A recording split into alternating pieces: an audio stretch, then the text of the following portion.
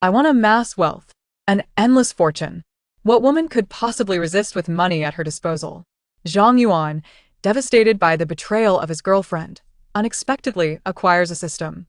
However, he must spend 100 million on the opposite sex to activate it. Where can this impoverished young man procure such startup capital? A predictive message from the system offers him a glimmer of hope. Borrowing from a junior, selling his ancestral home, resorting to online loans. He resolves to wager all his assets in a grand gamble. If he wins, he can embark on a life of unrestrained luxury. If he loses, he will say farewell atop the rooftop in the next life. Chapter 1. This system has its threshold in a Starbucks CAF in Longhai City. How about it, Zhang Yuan? Am I being unreasonable? My brother still needs about 400,000 for a house. It's not an exorbitant amount. Besides, we'll be family soon, so why quibble over such trifles? The speaker, Zhao Xiaolin, is his girlfriend of over a year. Though they are in a romantic relationship, their interactions have been limited to holding hands, devoid of any further intimacy. 400,000 for Zhang Yuan, who graduated 3 years ago and lacks a stable job. This sum is astronomical. You profess your love for me, yet you balk at such a modest sum? Zhang Yuan inhaled deeply, slowly responding, Xiaolin, where am I supposed to find 400,000? Upon hearing this, Zhang Yuan froze. The house in the county was the only inheritance left by his parents, his final refuge. Zhao Xiaolin's patience had worn thin, her tone turning sharp. It seems you don't regard my brother as family at all. Do you know how many suitors I have? I chose you, Zhang Yuan. You have disappointed me greatly. At that moment, a phone rang from Zhao Xiaolin's bag. She hurriedly retrieved her phone and stepped into a corner to take the call. Unbeknownst to her, a folded A4 paper slipped from her bag, gently drifting to the floor. Zhang Yuan picked up the paper and placed it on the small round table. Initially, he did not intend to examine its contents, but a corner of the paper revealed the word hospital. His curiosity piqued. He fully unfolded the paper. Longhai City Maternal and Child Health Hospital Test Report. Zhao Xiaolin, female, 27 years old. Test items: progesterone 18 and GML. Serum human chorionic gonadotropin. HCG, 4220 MIUML. Diagnosis: 4 weeks pregnant. Zhang Yuan could not comprehend the technical terms, but the final word struck him like a thunderbolt. Zhao Xiaolin was pregnant, the girl who would scarcely allow him to touch her, who would flee like a startled rabbit at the slightest contact, had evidently been intimate with another. Zhang Yuan felt a wave of green rage wash over him. How dare she? It was as if he had been cast in the role of a fool, expected to sell his house to fund her brother's needs. What audacity! His anger surged, his body trembling uncontrollably. During their time together, he had worked multiple jobs, toiling endlessly. He had spent the majority of his meager salary on Zhao Xiaolin. Each month, he barely retained 500 yuan for himself, subsisting on steamed buns and pickled vegetables. What was it all for? To ensure the woman he adored lived better? And this was the outcome he received. I will ask you one last time. Her voice faltered as she noticed the test report on the table, a flicker of panic crossing her eyes as she quickly stowed it away. Zhang Yuan coldly demanded, "What explanation do you have for me?" After the initial shock subsided, Zhao Xiaolin regained her composure. "Since you've seen it, I won't hide it any longer. Yes, I am pregnant. May I inquire why? Was I not good enough for you? I acknowledge your kindness, but you have no idea what I truly desire." Seemingly recalling the times Zhang Yuan had lavished her with gifts, her tone softened slightly. "I believe that those who genuinely love each other would not dwell on one another's past. Let's focus on building a future together, shall we?" The past. Was this merely a matter of the past? Zhang Yuan found himself admiring Zhao Xiaolin's audacity. She had cheated during their relationship and now carried another's child. And she expected him not to care? How could such shameless words ever escape her lips? Zhang Yuan let out a derisive laugh. "Do you think I am addicted to being a doormat?" This was the first time Zhao Xiaolin had heard such a tone from him, her previously softened demeanor erupting once more.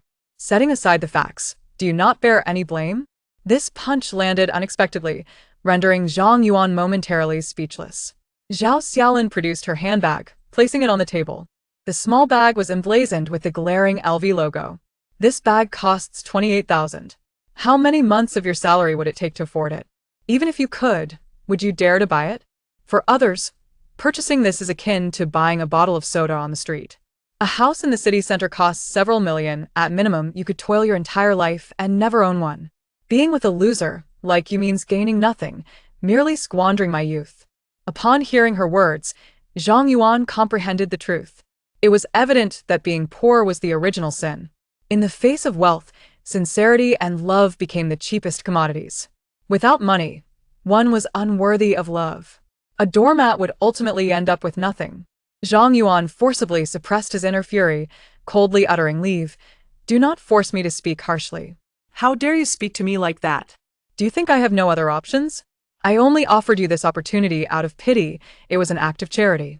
Did you truly believe I harbored feelings for you? Humph. Look at your pitiful state. A poor wretch will remain a poor wretch no matter how hard you strive.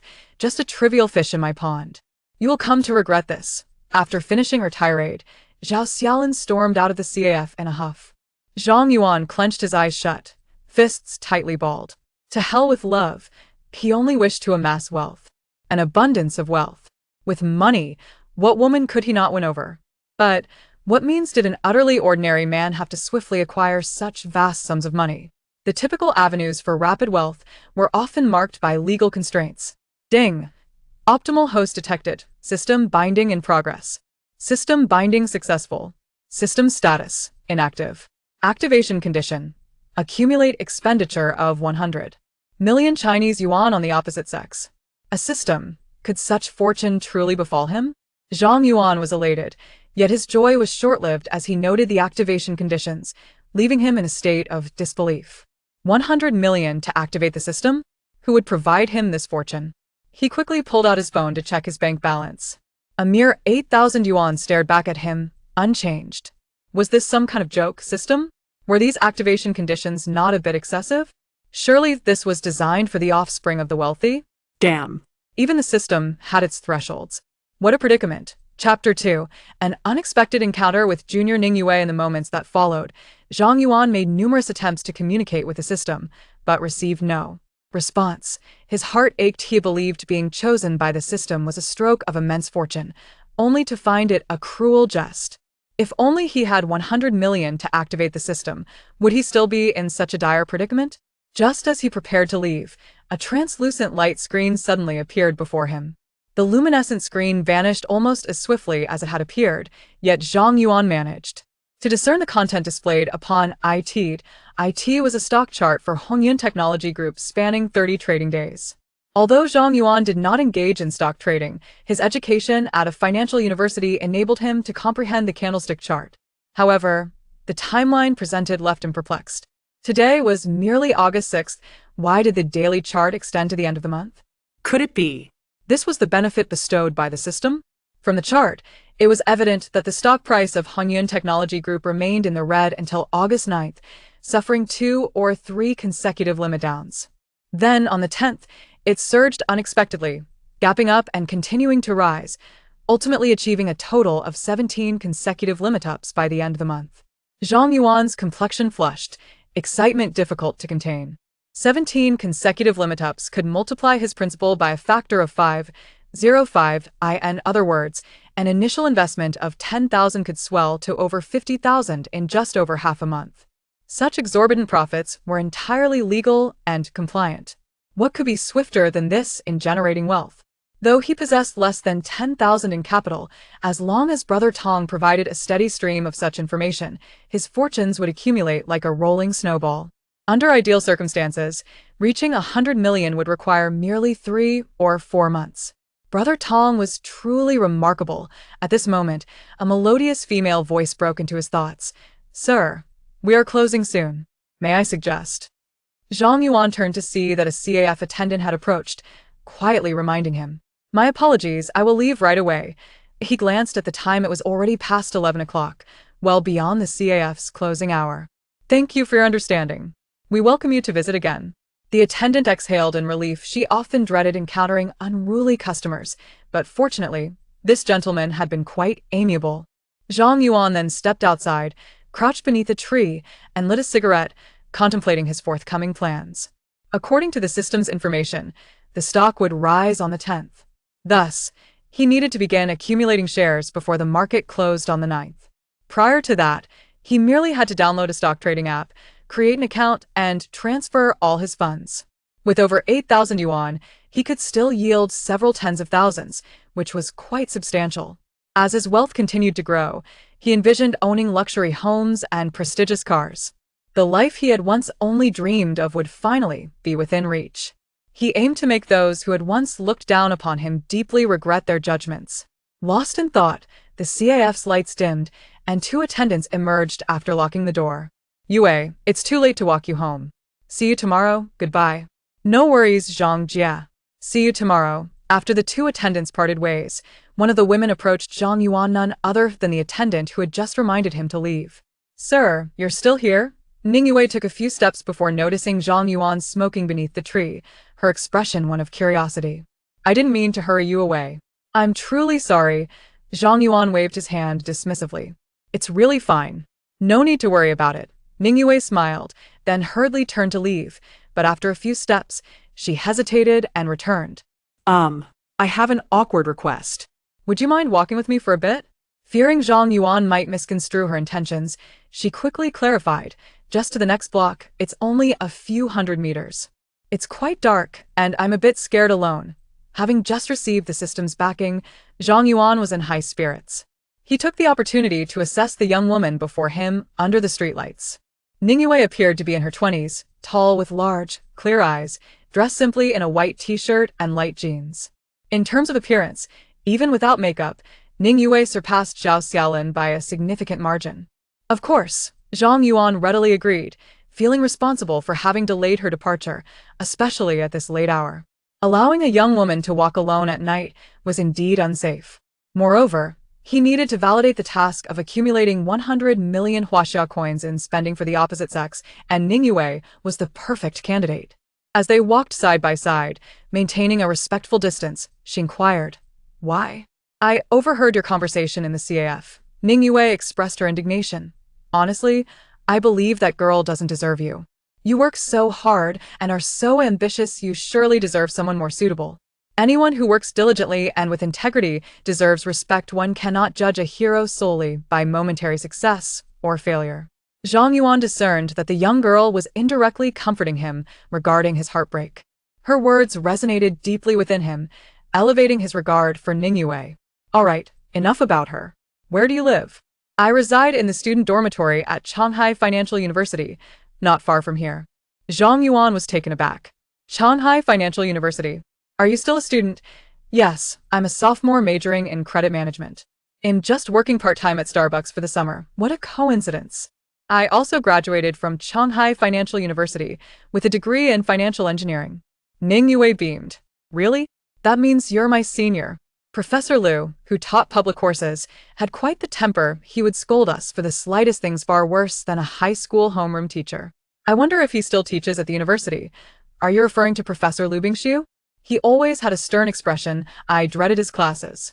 With this shared connection, the distance between them seemed to diminish significantly. Ningyue felt entirely at ease, engaging Zhang Yuan in discussions about various amusing anecdotes from school life. Before long, they arrived at the bustling night market near the university. Few places could rival the vibrancy of the street food scene just outside the campus. Regardless of the hour, nearly every establishment was filled to capacity. However, during the summer break, the foot traffic had dwindled considerably. "We've just arrived. How about I treat you to a late-night snack before you head back?" At this, Ningyue paused momentarily. She had turned down countless similar awkward invitations at school. Had it not been for the earlier scene in the CAF still lingering in her mind, she would have likely perceived Zhang Yuan as someone with ulterior motives. Looking into Zhang Yuan's sincere eyes, she attempted to respond gently, "I'm truly sorry, senior. It's too late today, I have work tomorrow." Zhang Yuan recognized that his invitation had been somewhat abrupt, considering they had only just met. It was indeed late, and he didn't want to cause any misunderstandings. "Then we can arrange for another time. I'll buy a pack of cigarettes and walk you to the school gate." "That's not necessary, just getting to this point is fine." Before Ningyue could finish her sentence, Zhang Yuan had already entered a convenience store. "Here you go. Let's go." Zhang Yuan handed her a bottle of water, and as she accepted it, he silently thought. Open the panel. A translucent screen reappeared. Accumulated spending for the opposite sex. 2 yuan activation conditions not met. Chapter 3 Senior, could you lend me some money? Upon noticing the shift in the information displayed on the screen, Zhang Yuan felt a wave of relief wash over him. This led him to deduce that the predictions regarding the stock's trajectory were indeed credible. As they reached the school gate, Ning Yue said, "This is far enough. Thank you once again, Senior. It's just a minor matter. No need for formality," Zhang Yuan replied. Just as he was about to depart, Ning Yue called out to him, softly adding, "Don't be disheartened, Senior. Keep pushing forward. Opportunities often come but once. Missing out would be your loss." Zhang Yuan's thoughts abruptly halted, her words resonating within him. His heart was tumultuous, unable to find tranquility. An opportunity exists only once. Could it be that the system's predicted stock market information is also a singular chance? If so, his entire fortune of over 8,000 yuan would merely augment to 40,000. What could one do with such a meager sum? Zhang Yuan speculated that the stock predicted by the system might be akin to a one-time beginner's gift. If he could not continuously acquire future information, he would never meet the conditions required to activate the system in his lifetime. Should he test the waters and see if the system continues to provide predictions next month? Or should he seize this opportunity and take a substantial gamble? Zhang Yuan found himself in a quandary, but soon made a decision.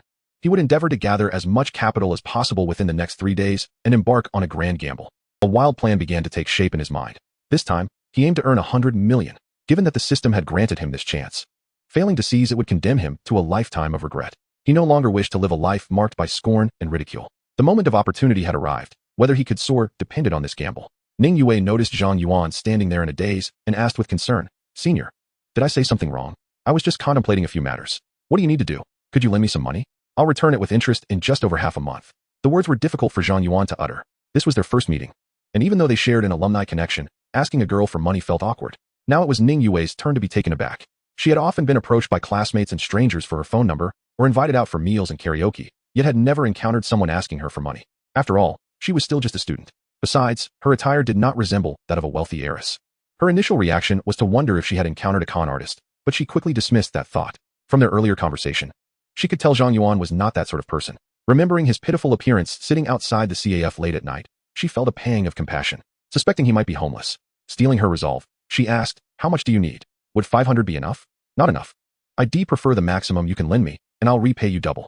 Zhang Yuan realized that once the conversation had started, the awkwardness was not as palpable as he had imagined. He felt much more assertive about borrowing money. "May I ask what you intend to do with it? I'm not concerned about being deceived. I simply don't have much myself." Ning Yue seemed to have made up her mind. "I'm sorry, Senior. I can't help you with this." Zhang Yuan was not surprised by her refusal. Even close friends would deliberate over borrowing money, let alone a mere stranger. "It's fine.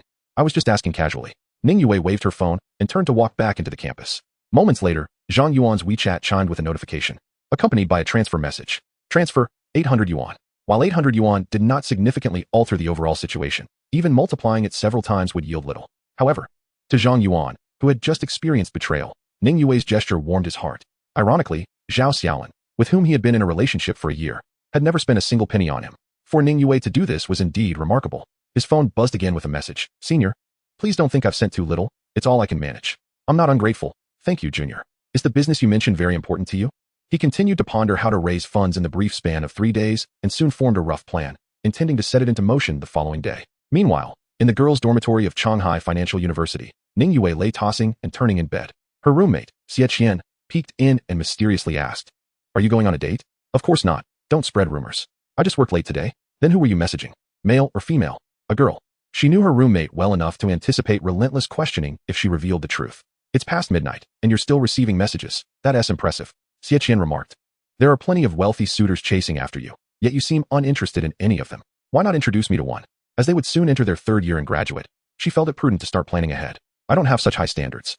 I'd be satisfied with any guy who has a bit of money, even if he is not that good looking. Once you've snagged a wealthy partner, who needs to work? Laboring away for scant pay is exhausting." To be fair, Xie Qian was quite attractive. Although she might not rival Ning Yue, she was still a rare beauty. The next morning, Zhang Yuan rubbed the sleep from his eyes. The first thing he did was check his phone. The screen displayed an unread message sent shortly after 4 in the morning. "Transfer, 800 yuan. Senior, I believe in you. Wishing you success." Zhang Yuan found it difficult to articulate his feelings at that moment. The sensation of being unreservedly trusted by someone was one he had not felt in a long time. Ning Yue was truly a pure-hearted and kind girl. It was evident that her family background was modest. This likely constituted her entire savings. Zhang Yuan silently vowed to repay her 1,000-fold in the future. After a moment's contemplation, he dialed another number. "Uncle, it's me." A deep voice came through the phone. "Is that you, Xiao Yuan? What brings you to call today?" "I want to sell the house my parents left me. Chapter 4 Selling the only inheritance left by his parents Anzhou County is adjacent to Shanghai City, merely over 100 kilometers apart.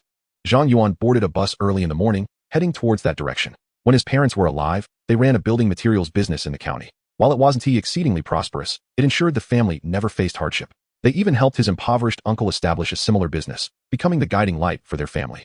However, during Zhang Yuan's senior year, his parents tragically passed away in a car accident, and within just a few months, he experienced the harshness of human nature. His uncle, Zhang Yuan, transformed from a kind-hearted figure into a stranger, treating Zhang Yuan as if he were an outsider.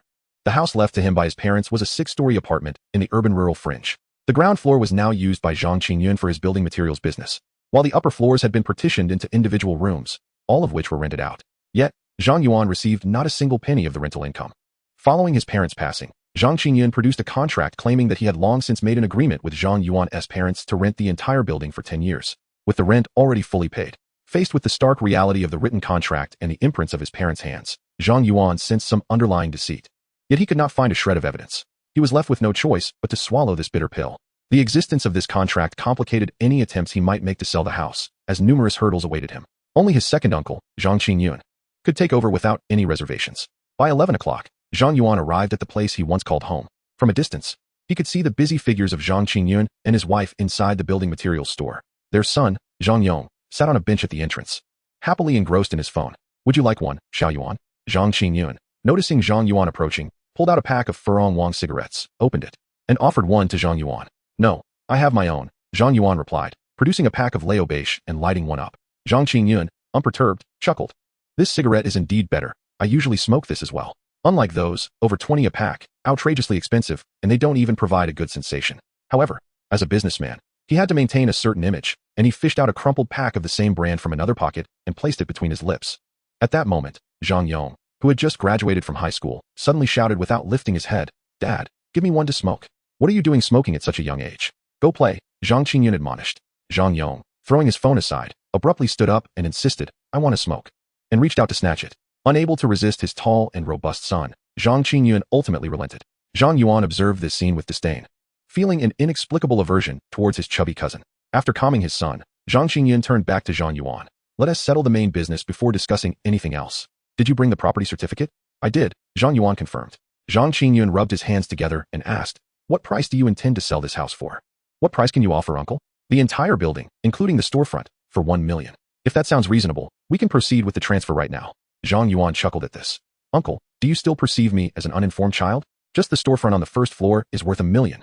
Not to mention the 5 residential floors above, each valued at around 300,000. This is not even considering the highest transaction prices. You think 1 million could buy the entire building?" These figures were not mere conjectures. Zhang Yuan had consulted nearby real estate agencies before coming here.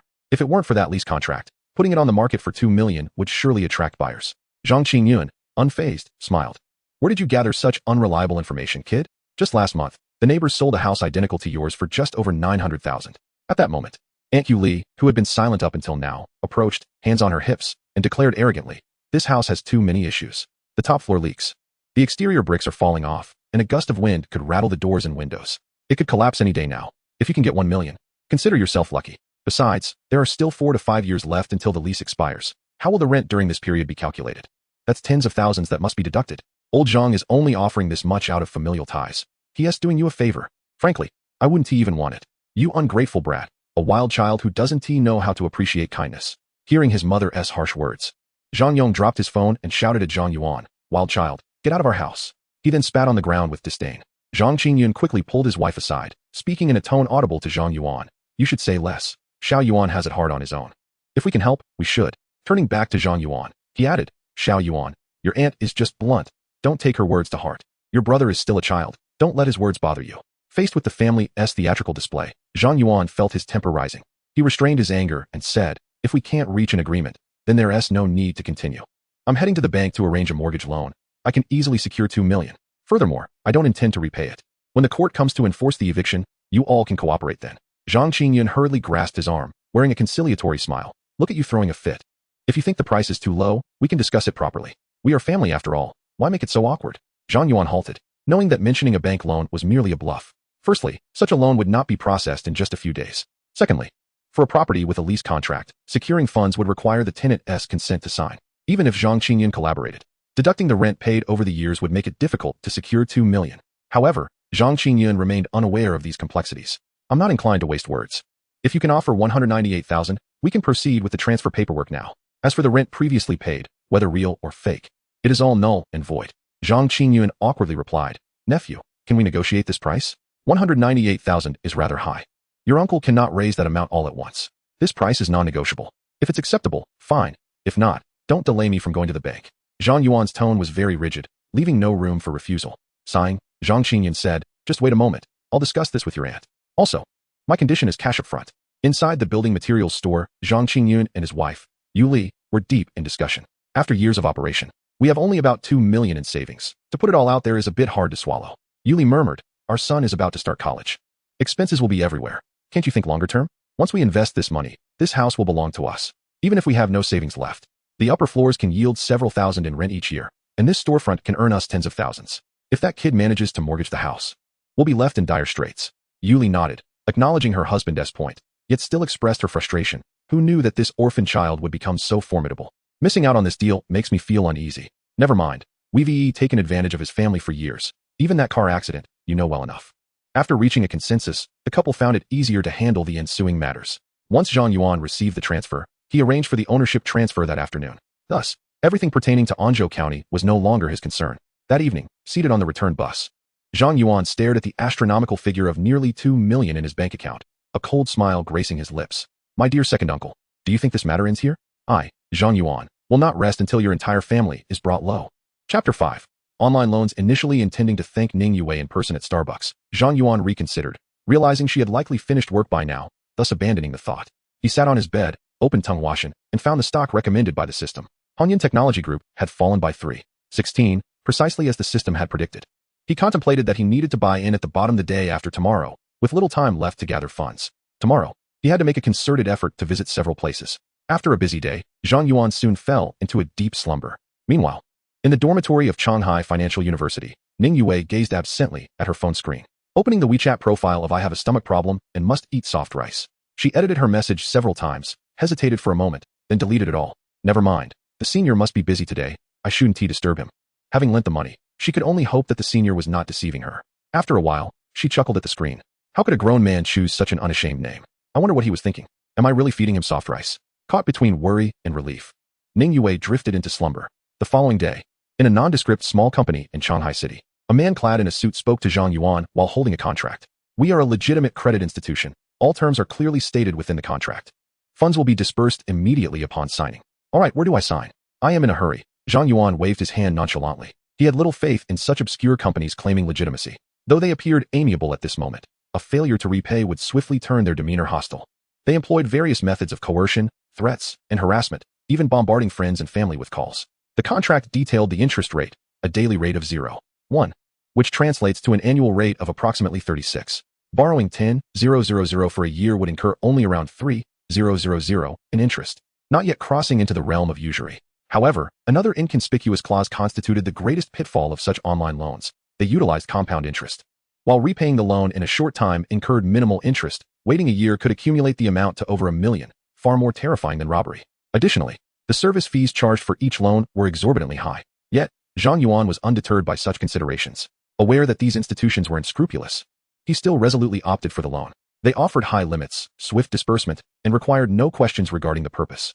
He could receive funds on the same day, without any collateral. After signing, he smiled at the sight of over 30,000 yuan credited to his bank card. Leaving the institution, Zhang Yuan hurried to another one. While on the move, he busily applied for multiple online loans on his phone. He registered, filled out forms, and swiftly signed contracts, executing the entire process with remarkable fluidity. As darkness enveloped the sky, Zhang Yuan traversed the entire Shanghai city, borrowing from numerous credit institutions. He couldn't help but self-mockingly think that he had likely landed on the black list of these entities. Fortunately, he had amassed a substantial sum, totaling around 400,000 yuan in loans. His card balance had reached 2.45 million. With such principle, he believed it would suffice, and even if it fell short, he had no other means to borrow money. Since graduating, he had lost contact with high school and university classmates. As for relatives, he had none. Lying in his rented room, he contemplated his plans for tomorrow. Whether he could transform this over 2 million into 100 million depended on finding a suitable off-market financing company the following day. At 10 o'clock that evening, at the Starbucks on Xinhua Road, Ning Yue locked the door and walked towards the financial university with another staff member. Yue, has manager Lu still not approved your shift change request? It's fine.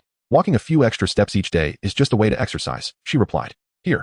The older woman paused before adding, I might resign in a few days. I fear I won't be able to accompany you anymore. Is something wrong? Actually, it's nothing serious. My son is entering 6th grade next semester, and I want to spend more time helping him with his homework, she sighed. After much contemplation, I decided it's best to quit. The salary isn't substantial anyway. That's true. Family should come first. I actually don't recommend you keep this part-time job. I can somewhat guess the reason your shift change request hasn't been approved. Leaning closer to Ning Yue, she whispered, Manager Lu isn't a good person. You should be cautious. Ning Yue nodded, well aware of Lu Wei's intentions towards her. However, compared to the job at the nearby milk tea shop, the pay here was considerably better. Moreover, since lending her savings to Zhang Yuan, she was left with nothing. I understand, Sister Zhang. Just then, a new BMW 5 Series cruised alongside them. Lowering the window, a balding middle-aged man leaned out. Yue, are you heading back? I'm also going to the financial university. Let me give you a ride. No, Manager Lu, we can walk back. It's not far, Ning Yue declined. Lu Wei opened the passenger door, insisting, oh, it's unsafe at this hour. Hurry up and get in, don't be modest. Faced with his imposing demeanor, Ning Yue was unsure how to politely refuse. But Sister Zhang was less restrained. Yue's boyfriend is waiting for her ahead. There's no need to trouble you. Lu Wei, unfazed, replied, oh, Yue has a boyfriend? I'm curious to see which talented young man has won her affection. Sister Zhang scoffed, ruthlessly taunting, you're not her father. What business is it of yours whom she dates? Yue, let us go. Inside the car, Lu Wei's grip tightened on the steering wheel, his expression dark and foreboding. As the CAF owner, he rarely visited the shop, but since discovering Ning Yue worked there, he had been prowling the vicinity nearly every night around 10, seeking an opportunity to seduce her. In his view, no woman could resist the allure of money. Gazing at Ning Yue's youthful, exquisite figure and long legs, he suppressed his rising desire. You cannot escape my grasp. Chapter 6. Hurry and call him to repay. Reflecting on the earlier encounter with Lu Wei, Ning Yue felt a pang of fear. This time, Sister Zhang was there to intervene, but what about next time? She couldn't possibly accompany her forever. Entering her junior year next semester, would she end up as a mere office worker post-graduation? Harassment from superiors could happen anywhere. Who would come to her rescue then? At that moment, Ning Yue felt a void within her. Although the senior was in a precarious situation, the sense of security he provided far surpassed what Sister Zhang could offer. In her eyes, Zhang Yuan was a devoted man, striving tirelessly for the sake of his shameless girlfriend, genuinely considering her well-being. A man of such character could not possibly be a villain. There was also an aspect Ning Yue perhaps unconsciously overlooked. Despite the hardships Zhang Yuan faced, he was not unattractive. In fact, he had a certain charm. Standing at 1.8 meters tall, with sharp facial features, deep-set eyes, and a robust physique, he was quite appealing. As fellow alumni of the financial university, they had an endless array of topics to discuss along the way. Ning Yue's first impression of him was indeed very favorable. Otherwise, she wouldn't have been willing to lend him her hard-earned salary upon their first meeting. No one would admit to being hypocritical, typically, in situations like Zhang Yuan's. If he were unattractive, it would be deemed as simping, and he would deserve the outcome. However, if he were handsome, it would be seen as loyalty, which was commendable. Just as Ning Yue was lost in thought, her phone screen lit up. I have a bad stomach and need to eat soft rice. Inviting you to a voice call. Ning Yue's heart leapt with joy, and she hurriedly answered. Hello, senior. No worries. I'm happy to help you. She held the phone carefully, speaking cheerfully. So, how is business going for you? Really? I look forward to that day. Do you have any wishes? Ning Yue pondered for a moment before responding. A wish? If I say I want to see a concert by Jay Cho, would you laugh at me? How could I laugh at you? I've never been to one either. Zhang Yuan's tone was lighthearted as he asked, which of Jay Cho's albums do you like best? I might have a rather niche taste. I like still fantasy. What a coincidence, so do I. I think the song Quiet is the best. Not much of a coincidence. That essay track on the fantasy album. Senior, you're a fake fan. Their conversation continued for over an hour until the sound of a door unlocking in her dorm forced Ning Yue to hastily end the call. As soon as Xie Qian entered the room, she fixed her gaze on Ning Yue with a suspicious expression. Wait, who are you talking to? Ning Yue quickly concealed her phone behind her back, replying, no, I wasn't talking. Do you take me for a fool? I could hear your laughter from afar. Xie Qian, clad in red high heels, approached with a determined stride, her palm extended. Confess, and you may be treated leniently. Resist, and you shall face severe consequences. I really didn't say anything. You must have misheard, Ning Yue protested. Oh, come on, your lies are so transparent. Look at how red your face is. We've been friends for so long, yet you still hide things from me. Just come clean. Have you gotten yourself a boyfriend? Xie Qian pressed on. So is he wealthy? Is he handsome? What does he do? Is he the owner of that CAF of yours? Knowing she could no longer evade the questions, Ning Yue recounted everything under Xie Qian's relentless interrogation. When Xie Qian learned that Ning Yue had lent Zhang Yuan 10,000 yuan, she nearly fainted in disbelief. No way. Wait, have you lost your mind? You barely know this stranger, yet you dare to lend him money? And he might not even be a decent person. How can you be so naive? You've worked hard for 2 years to save that little amount. Your tuition for the next semester is in there. What if he is a fraud? Call him and demand your money back. Faced with Xie Qian's barrage of questions, Ning Yue quietly defended herself. Senior isn't that kind of person. Xie Qian, exasperated, retorted, stubborn, and deluded. I can't manage your affairs any longer. As the campus belle of the finance school, can't you maintain a bit of dignity? You've turned down so many wealthy suitors, only to be deceived by a penniless boy. It doesn't matter how good-looking he is. He has a ridiculous name that suggests he relies on others for sustenance. He is nothing but a freeloader. Ning Yue chose not to argue further, as she believed time would reveal the truth. After a moment of silence, Xie Qian pulled out 1,000 yuan from her bag and placed it in Ning Yue's hand. You must be running low on money for food. Spend it wisely. It wasn't easy for me to con some cash from a rich guy. As for your tuition, I'll think of a way later. Don't be too upset. Consider it a lesson learned. Just be more cautious in the future. You're so kind, Xie Qian. Stop it. There is no need for gratitude. I'm not your mother and can't take care of you forever. Xie Qian kicked off her high heels haphazardly, lounging on the bed while scrolling through her WeChat, contemplating which target to pursue next in her quest for wealth.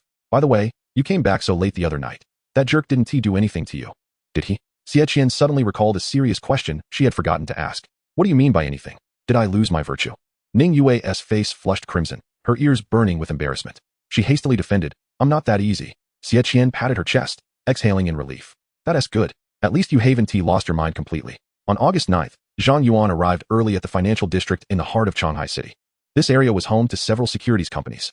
Though most people had grown accustomed to trading stocks online, the business of these firms remained quite prosperous. Zhang Yuan was not there to open an account. The formal securities companies had certain thresholds for margin trading, requiring a minimum capital of 500,000 yuan and over 6 months of trading experience. While he might manage to meet the latter requirement through connections, that was not what he sought. Ordinary margin trading could at most provide a 1 leverage, doubling his capital of 245 million yuan to less than 5 million.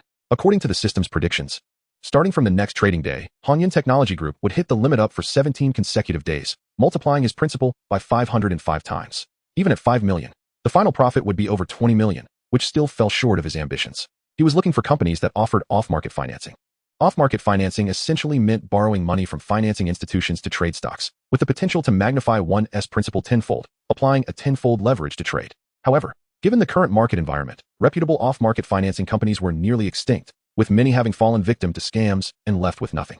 Zhang Yuan lingered at the entrance of a securities firm, waiting for someone to approach him with business propositions. He knew well that 99 of the financing companies advertised online were frauds. To attract attention, he had invested significantly in his appearance, spending thousands to don an outfit that would mimic a wealthy heir. Chapter 7. Underestimating the complexity of the situation. Hey there, I'm from the High-Run Innovative Financing Platform. Do you need financial support? As soon as Zhang Yuan arrived at the financial street, a salesperson approached him. How does the fee work? The salesperson, dressed in a sharp suit and tie, held a briefcase in hand. Upon hearing his question, she promptly retrieved a brochure from her bag. You can take a look. We're a legitimate platform with a daily interest rate of 0.3 and a 1-month interest-free period. Just download our app and follow the instructions step by step. It's convenient and straightforward. Zhang Yuan took the brochure and began to read. He had already suspected that this platform might not be entirely legitimate. A 0.3 interest rate and a 1-month grace period. Did they think they were running a charity? Flipping to the next page, he found a promotional slogan that made him chuckle. Receive 1,888 yuan and an additional 5,000 yuan in real trading funds. Regardless of whether this was a gimmick, there was no need for further verification. It was undoubtedly a scam. His understanding of the intricate schemes was largely due to the influence of his roommates in college who had a penchant for stock trading. Absorbing their knowledge over 4 years, he had accumulated a greater understanding of the stock market than the average person.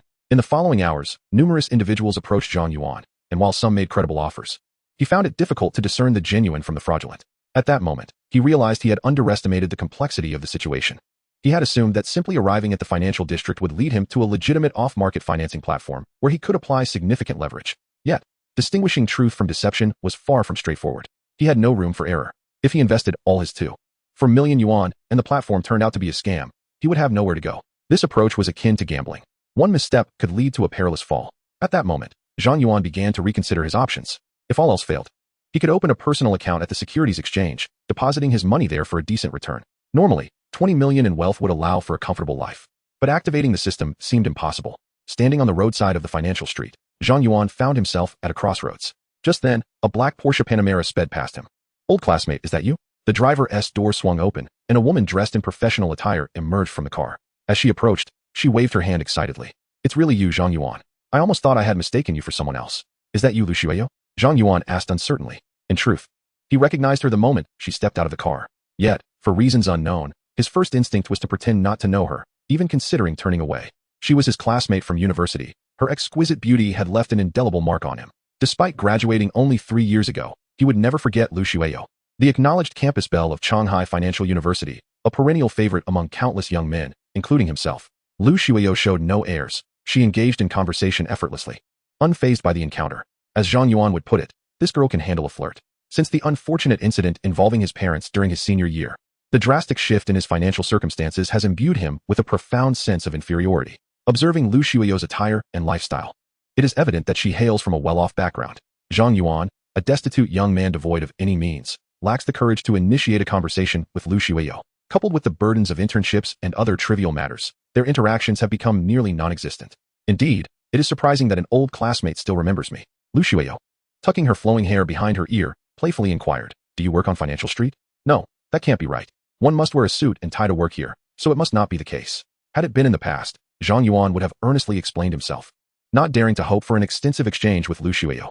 However, the system has granted him newfound confidence. Regardless of how he proceeds, in half a month's time, he will undoubtedly become a millionaire, surpassing 99 of people in the world.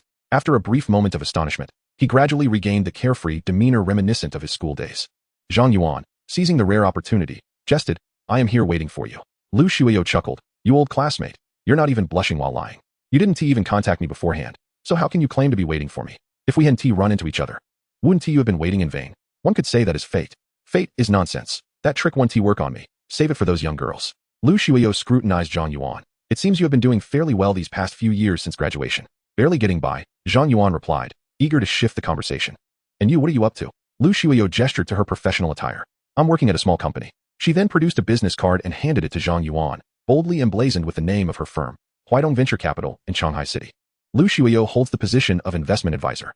Zhang Yuan felt a flicker of excitement. "May I ask, do you know of any legitimate off-market financing institutions?" Lu Shuiyo's eyes narrowed. "What is this about? Are you looking to invest in stocks?" "Yes, I've been eyeing a stock with a promising trend. I'd like to give it a shot." Lu Shuiyo refrained from questioning why he didn't go through a securities company for financing. To her, the requirement of 500,000 yuan would deter most individuals. Zhang Yuan, elated upon hearing this, urgently asked, "What is the address, and what is it called? I need to check it out." "Why the rush? The market is closed now. You can only go in the afternoon anyway." "That is true." Lu Shuiyo's sparkling eyes danced as she remarked, "If I share this information with you, shouldn't you express your gratitude?" Zhang Yuan chuckled awkwardly. "If I make a profit, I'll share the dividends with you." "Does that work?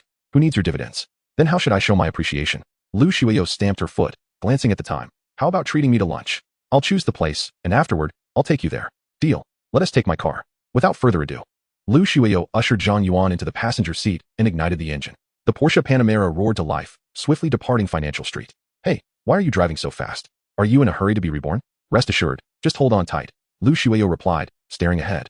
"I've wanted to go there for a long time, but never found the time. Lucky for you, I've recruited you as my companion. Where are we going? Is it far?" "Oh, don't ask too many questions. You'll find out when we arrive." "All right then, I'll accompany you at the risk of my life. Just don't sell me out." 20 minutes later, to Zhang Yuan's astonishment, the vehicle came to a halt at a food street near Financial University, right outside a stall named Sanmao de Peidang.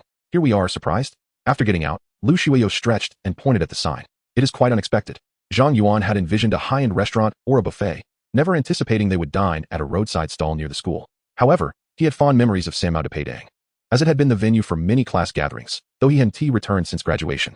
"Are you sure they're open for lunch at this hour?" Lu Shuiyo pulled Zhang Yuan inside, saying, "If the doors are open, they're definitely serving. The ingredients might not be complete, but we'll make do." "All right then." Meanwhile, inside Financial University's dormitory, "Vivi, I'm hungry. Let us go grab a bite," Xie said, putting down her makeup mirror. "Shall we head to the cafeteria? The cafeteria food is terrible. Let us venture out and see what is good. I have to go to my part-time job at 2 p.m. It's better to eat something at school. What is the rush? We have over 2 hours, plenty of time. Come on, I'll treat you." In the Depeidang, Zhang Yuan and Lu Shuiyo settled at a middle table. The entire establishment was devoid of customers apart from them. "You might have to wait a bit. You can start with some cold dishes," the owner explained. "The charcoal needs a little time to ignite." Lu Shuiyo teased, "Just bring us 2 bottles of beer and a plate of peanuts. This guy won't get drunk even if he has 1 peanut." "All right, I'll take care of that." Soon, chilled beer, still emitting wisps of steam, was served at their table. Lu Shuiyo opened a bottle and poured Zhang Yuan a glass. "Aren't you having any?" "I can't. I still have to drive later. Besides, I can hardly handle any alcohol." Zhang Yuan laughed. "That is true. I remember when we first entered school, you could barely handle a couple of beers before turning beet red and stumbling out. even falling once. Lu Shuiyo clenched her little fist. How dare you bring that up? Come on, it wasn't just me. The whole class was there. As they chatted over their meal, the skewers finally arrived at their table. Lu Shuiyo hardly touched her food, her beautiful eyes fixed intently on Zhang Yuan as he devoured skewer after skewer. With a few beers in, the sense of distance built over the years faded away. Zhang Yuan's words flowed more freely. Looking back, university life is truly worth reminiscing about. Although it has only been 3 years since graduation, it feels like a lifetime ago. Lu Shuiyo tore off a small piece of meat from a skewer, savoring it. Indeed, no matter how expensive the food may be in the future, it will never match the taste of this place. When I was in France, I craved it so much. After graduation, you went to France? Zhang Yuan remarked. No wonder you vanished for years. You went all the way there. At this point, Lu Shuiyo gazed at Zhang Yuan, a hint of wistfulness in her eyes. My WeChat number hasn't changed. It's not that you couldn't reach me. You didn't delete me, did you? Of course not. I wouldn't delete anyone. Especially not you. I hardly keep in touch with my former classmates. Lu Shuiyo felt somewhat relieved, muttering, I haven't been in touch with anyone else either. So, how is life in France? Not easy. The cultural differences are too vast. I couldn't adapt to some of their habits. From the sounds of it, your French must be quite good. Is French difficult to learn? It is challenging. Even after spending a few years there, I can only manage simple conversations. Not fluent by any means. Lu Shuiyo perked up, holding her cup, then say something. Old 5 said old 4's old 3 has become old 2. Tell me. With such profound words, would foreigners comprehend it? Puffed Lu Shuiyo, mid-sip, sprayed her mouth full of water all over Zhang Yuan's face. You're not too shabby yourself. You got it in a heartbeat, didn't you? Still as charming as ever. Lu Shuiyo pouted. Charming? That depends on who is doing the charming. Had it been someone else saying such things, she would have slapped them long ago. Over the past few months since returning to the country, she had not lacked opportunities to visit this Taipei. It was just that she had not encountered someone she wished to accompany her. She still remembers the night of her first year at university when she was alone in the vicinity and was cornered by a group of ruffians. At that time, Zhang Yuan was enjoying a late-night snack here, holding a brick in front of her. The words he spoke then remained vividly etched in her memory. You should run. I can handle this. It wasn't until the next day that she saw Zhang Yuan, bruised and battered, appear in class. They were unfamiliar with each other back then, and she lacked the courage to even thank him. Yet, the seeds of affection were sown at that moment. She had planned to confess her feelings to Zhang Yuan as graduation approached, but then she heard that something unfortunate had happened in his family. Lu Shuiyo was at a loss for how to comfort him, waiting passively for him to reach out. Consequently, they drifted apart. Later, when her parents arranged for her to study abroad, her lingering feelings were completely severed. 3 years felt interminable. She believed she shouldn't hold back such an outstanding young man. Observing Zhang Yuan, who spoke so eloquently before her, Lu Shuiyo sighed quietly, estimating he had long forgotten about that incident. At that moment, Zhang Yuan was unaware of Lu Shuiyo's thoughts and continued to jest. You seem to understand quickly. You wouldn't happen to have had 5 or 6 boyfriends, would you? And if I did? Lu Shuiyo bit her lip tightly. Zhang Yuan, you scoundrel. Zhang Yuan realized he had gone too far with his jest and quickly apologized. Don't be angry, I misspoke. Here, let me drink 3 cups as penance. Fine, I forgive you. After a pause, Lu Shuiyo murmured, I've never had a boyfriend. Really? Strangely, Zhang Yuan felt a surge of delight upon hearing this. Would I have any reason to deceive you? He inquired. By the way, you seem hesitant, which is unlike your character. Forget it, it's nothing. In truth, Lu Shuiyo yearned to ask Zhang Yuan if he had settled down, but she feared the unfavorable answer. It was better not to ask and to learn gradually in the future. Once she set aside her worries, they resumed their conversation, and Lu Shuiyo's melodious laughter could be heard even from outside the diner. After a while, she recalled something and said, It's been so long since we last met. Would you mind if I took a photo with you? What is there to mind? Go ahead. Lu Shuiyo glanced around and realized her bag was left in the car. I'll go get my phone from the car. Just then, Ning Yue and Xie Qian arrived at the food street. Wow, a 911. With options, it cost nearly 3 million. From a distance, Xie Qian spotted Lu Shuiyo's Porsche and exclaimed. Ning Yue reacted nonchalantly. Is that so? I don't know much about cars. I just know it looks expensive. Xie Qian immediately switched to teaching mode, chattering away, you don't know? The same model can vary in price by over double, depending on the configuration. Most people buy the standard version for just over $1 million, merely to maintain appearances. Those who buy the top version are usually affluent. Who knows how many high-end sports cars they have at home? Come on, let us go take a look. Please take a nice photo for me to post on social media. I'm really worried about you. It's not your car. What if the owner sees us and mocks us behind our backs? It's fine. People with money wouldn't be dining here. Maybe they parked here to meet some girls from our school. All right, just one photo. Ning Yue couldn't refuse Xie Qian and reluctantly agreed. Just as they approached, the Porsche's headlights suddenly flickered. Lu Shuiyo, with a bright smile, exited the diner, colliding with Ning Yue and Xie Qian. Wow, what a beautiful sister. Is this your car? Xie Qian, ever the extrovert, struck up a conversation with Lu Shuiyo. Lu Shuiyo assessed the 2 girls before inexplicably saying, it's my boyfriend's. When someone occupies a space in your heart, you unconsciously wish to elevate them in any context. After all, Zhang Yuan would never know. That sister's boyfriend must be quite handsome. He is indeed quite handsome and very responsible. Lu Shuio inquired. Are you both students at the finance university? Yes. Did the sister graduate from here too? Xie Qian, having correctly guessed, became even more enthusiastic. So you're a senior. May I sit in the car and take a few photos? Of course, feel free. With permission granted, Xie Qian joyfully hopped into the driver's seat, eagerly pulling out her phone. Hey, Wei, aren't you coming up? At that moment, Ning Yue felt an urge to complain. Her roommate typically presented a frosty demeanor around boys and had navigated numerous male encounters without incident. Yet, in this different scenario, she transformed. Sister, this is truly embarrassing. Ning Yue wished she could disappear into the ground. Fortunately, it wasn't too long before Xie Qian finished taking her photos and exited the vehicle. Thank you, senior. Goodbye. Why did you take so long? The car is right at the door. Upon returning to their seats, Zhang Yuan queried curiously. I ran into two amusing junior classmates and chatted for a bit. You wouldn't believe it. The girls from our alma mater are quite impressive. Those two are rare beauties. Zhang Yuan nodded, recalling Ning Yue's appearance. She is indeed beautiful. It seems this old classmate has visited the finance university recently and may even know a certain junior. Lu Shuio didn't press further and sat beside Zhang Yuan, pulling out her camera. Come on, let us take a group photo. I don't understand why you girls love taking pictures so much. If you don't understand, you don't have to. Come on, cooperate a bit and move closer. Outside the diner, beneath the trees, Xie Qian tugged on Ning Yue, watching from a distance. What are we still doing here? Aren't we supposed to be eating? I'm just curious what a guy who can afford the top version of a Porsche looks like. He could very well be a balding, greasy old man, keeping a mistress. Ning Yue shot her a disapproving look. You really shouldn't make such malicious assumptions. We just borrowed his car for photos. You can't generalize. Based on that senior's looks, she must have snagged a wealthy guy. Here he comes. Xie Qian whispered. Wow, he looks young. And his figure seems quite good. Unfortunately, we can only see his back. I can't tell if he is handsome. Ning Yue, who had initially been disinterested, turned her gaze at Xie Qian's words. That glance left her frozen, as if struck by lightning. How could that silhouette resemble that of my senior? Although she had only met Zhang Yuan once, his back view in the CAF had been indelibly etched in her memory. It must be him. There's no mistaking it. In that moment, she felt an intense urge to dash into the diner and confirm. Yet, her remaining rationality held her back. Even if it is my senior, what does it matter? He is clearly wealthy, yet he borrowed 10,000 from me. He has a luxury car, but pretends to be a poor boy in front of me. Should I call him a fraud or accuse him of being fickle? What right do I have to judge when we have no real connection? Was I wrong to trust him? Ning Yue's emotions were tumultuous as tears streamed down her cheeks. She felt as if she might collapse. Xie Qian hurriedly supported her, concerned. Yue, what's wrong? With her keen perception, Xie Qian had already inferred the underlying situation from Ning Yue's reaction. She refrained from saying much and let out a long sigh. Meanwhile, Zhang Yuan, absorbed in taking photos, remained blissfully unaware of the events unfolding outside. Don't worry, it's not tragic.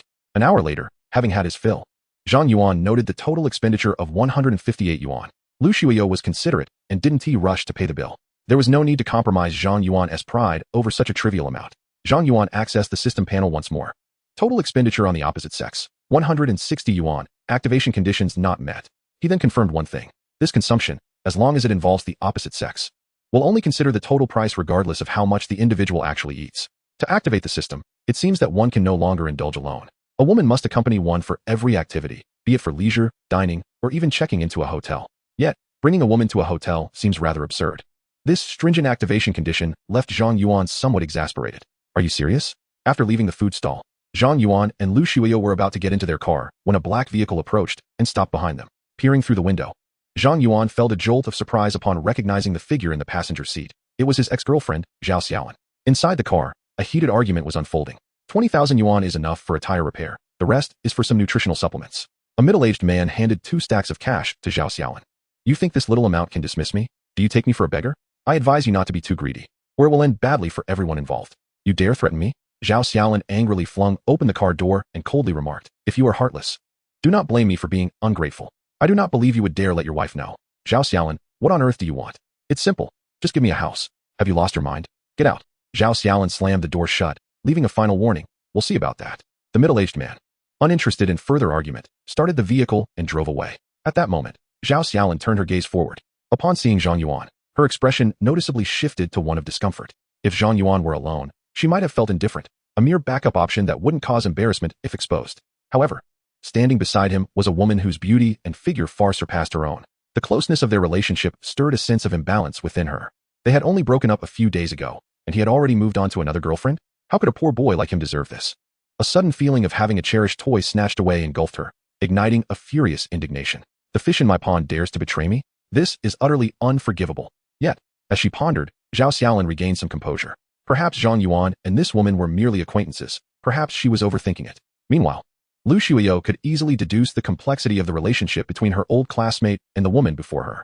At that moment, an absurd idea struck her. There's a master here. Lu Shuyo made a bold decision. She tiptoed and kissed Zhang Yuan on the cheek, then linked her arm with his, speaking softly, "Darling, let us not linger here. Let us go." Chapter 10. The windy little cotton jacket. Zhang Yuan was momentarily taken aback. In truth, his initial shock was not due to lingering feelings. His heart had been shattered long ago during that day at the CF. However, seeing Zhao Xiaolin again stirred a twinge of sympathy within him. But women like Zhao Xiaolin were hardly deserving of any compassion. She had brought this upon herself. This encounter only solidified Zhang Yuan's resolve to become wealthy, immensely wealthy. He yearned for a life that would evoke envy in others. "I didn't mean to take advantage. I simply found that woman displeasing and wanted to provoke her," he explained as Lu Shuyo drove, cautiously probing. "You're not upset with me for meddling, are you?" "I'm furious. Zhang Yuan, don't act innocent after getting a free ride. What do you want? You can go to hell. Look, can't handle it anymore." The car sped towards Financial Street, and Lu Shuyo refrained from inquiring about Zhang Yuan's relationship with Zhao Xiaolin. She sensed that the moment was not yet ripe. "Where are we going?" Lu Shuyo shot him a glance. "Aren't you looking for a financing company? Here we are. I almost forgot about the business. Let us hurry." Half an hour later, the vehicle halted in the underground parking lot of a skyscraper on Financial Street. Zhang Yuan followed Lu Shuyo into the elevator, ascending to the 21st floor. Upon the elevator doors opening, they were greeted by the sign, "Shanghai City Huitong Venture Capital Company, Limited." "What are we doing at your company?" Lu Shuyo led Zhang Yuan inside, explaining, "Did you not know that our company also engages in financing? A venture capital firm doing off-market financing? Your company certainly has a bold approach. Of course, we pursue any profitable venture. The commission for stock financing is quite lucrative, and the risks are relatively low. Why not?" This statement held merit. Off-market financing differs from the financing services offered by securities firms. The trading accounts for stock transactions are provided by the financing company, requiring one's personal capital to be deposited into their account, trading with their account. The financing company maintains absolute control over the account and sets a forced liquidation line based on the financing ratio. If the purchased stocks decline beyond a certain threshold, without additional funding, all stocks will be sold off, resulting in the loss of one's own capital, while the borrowed funds remain unaffected. As they entered the company, Lu Shuyo led Zhang Yuan into an office and inquired, "Do you prefer short-term or long-term trading?" "Short-term, within 20 days will suffice." "How much financing do you require?" "I can muster over 2 million yuan. Let us go with a tenfold financing." "Are you joking? 2 million won-t, even buy a decent apartment in the city center. How is that considered substantial?" "It's not insignificant."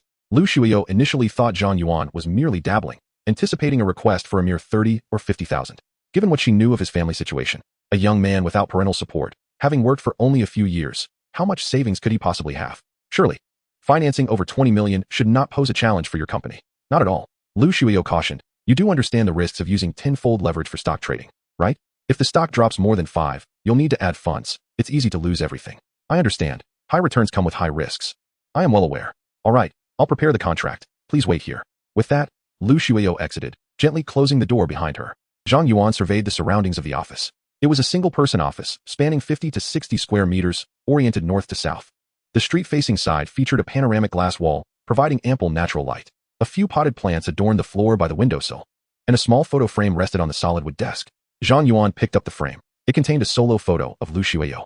In the picture, she wore a down jacket, her hair tied in a high ponytail, her expressive eyes seemingly speaking volumes. Zhang Yuan unconsciously touched his cheek, the spot where Lu Shuyo had kissed him, a smile appearing on his face. After leaving, Lu Shuyo did not seek anyone to draft the contract. Instead, she pulled out her phone and dialed a number. The phone rang once before being answered. "Dad, send me your stock account username and password." "What's up, girl?" "Why do you ask? Are you planning to trade stocks?" "Oh, just send it to my phone. It's for my own purposes." After a moment's thought, Lu Shuyo added, "By the way, Dad, does the account still have funds? What cash could be left? It's all tied up in the stock market." Lu Shuyo didn't bother with pleasantries. Although stocks were subject to a 1-to-1 rule, the funds from stocks sold on that day could not be withdrawn, but could be used to purchase other stocks. "Hey, what exactly are you planning to do?" "Don't do anything reckless. It's been 6 months. Not a single deal has been made. If the company is run by people like you, it will go bankrupt soon."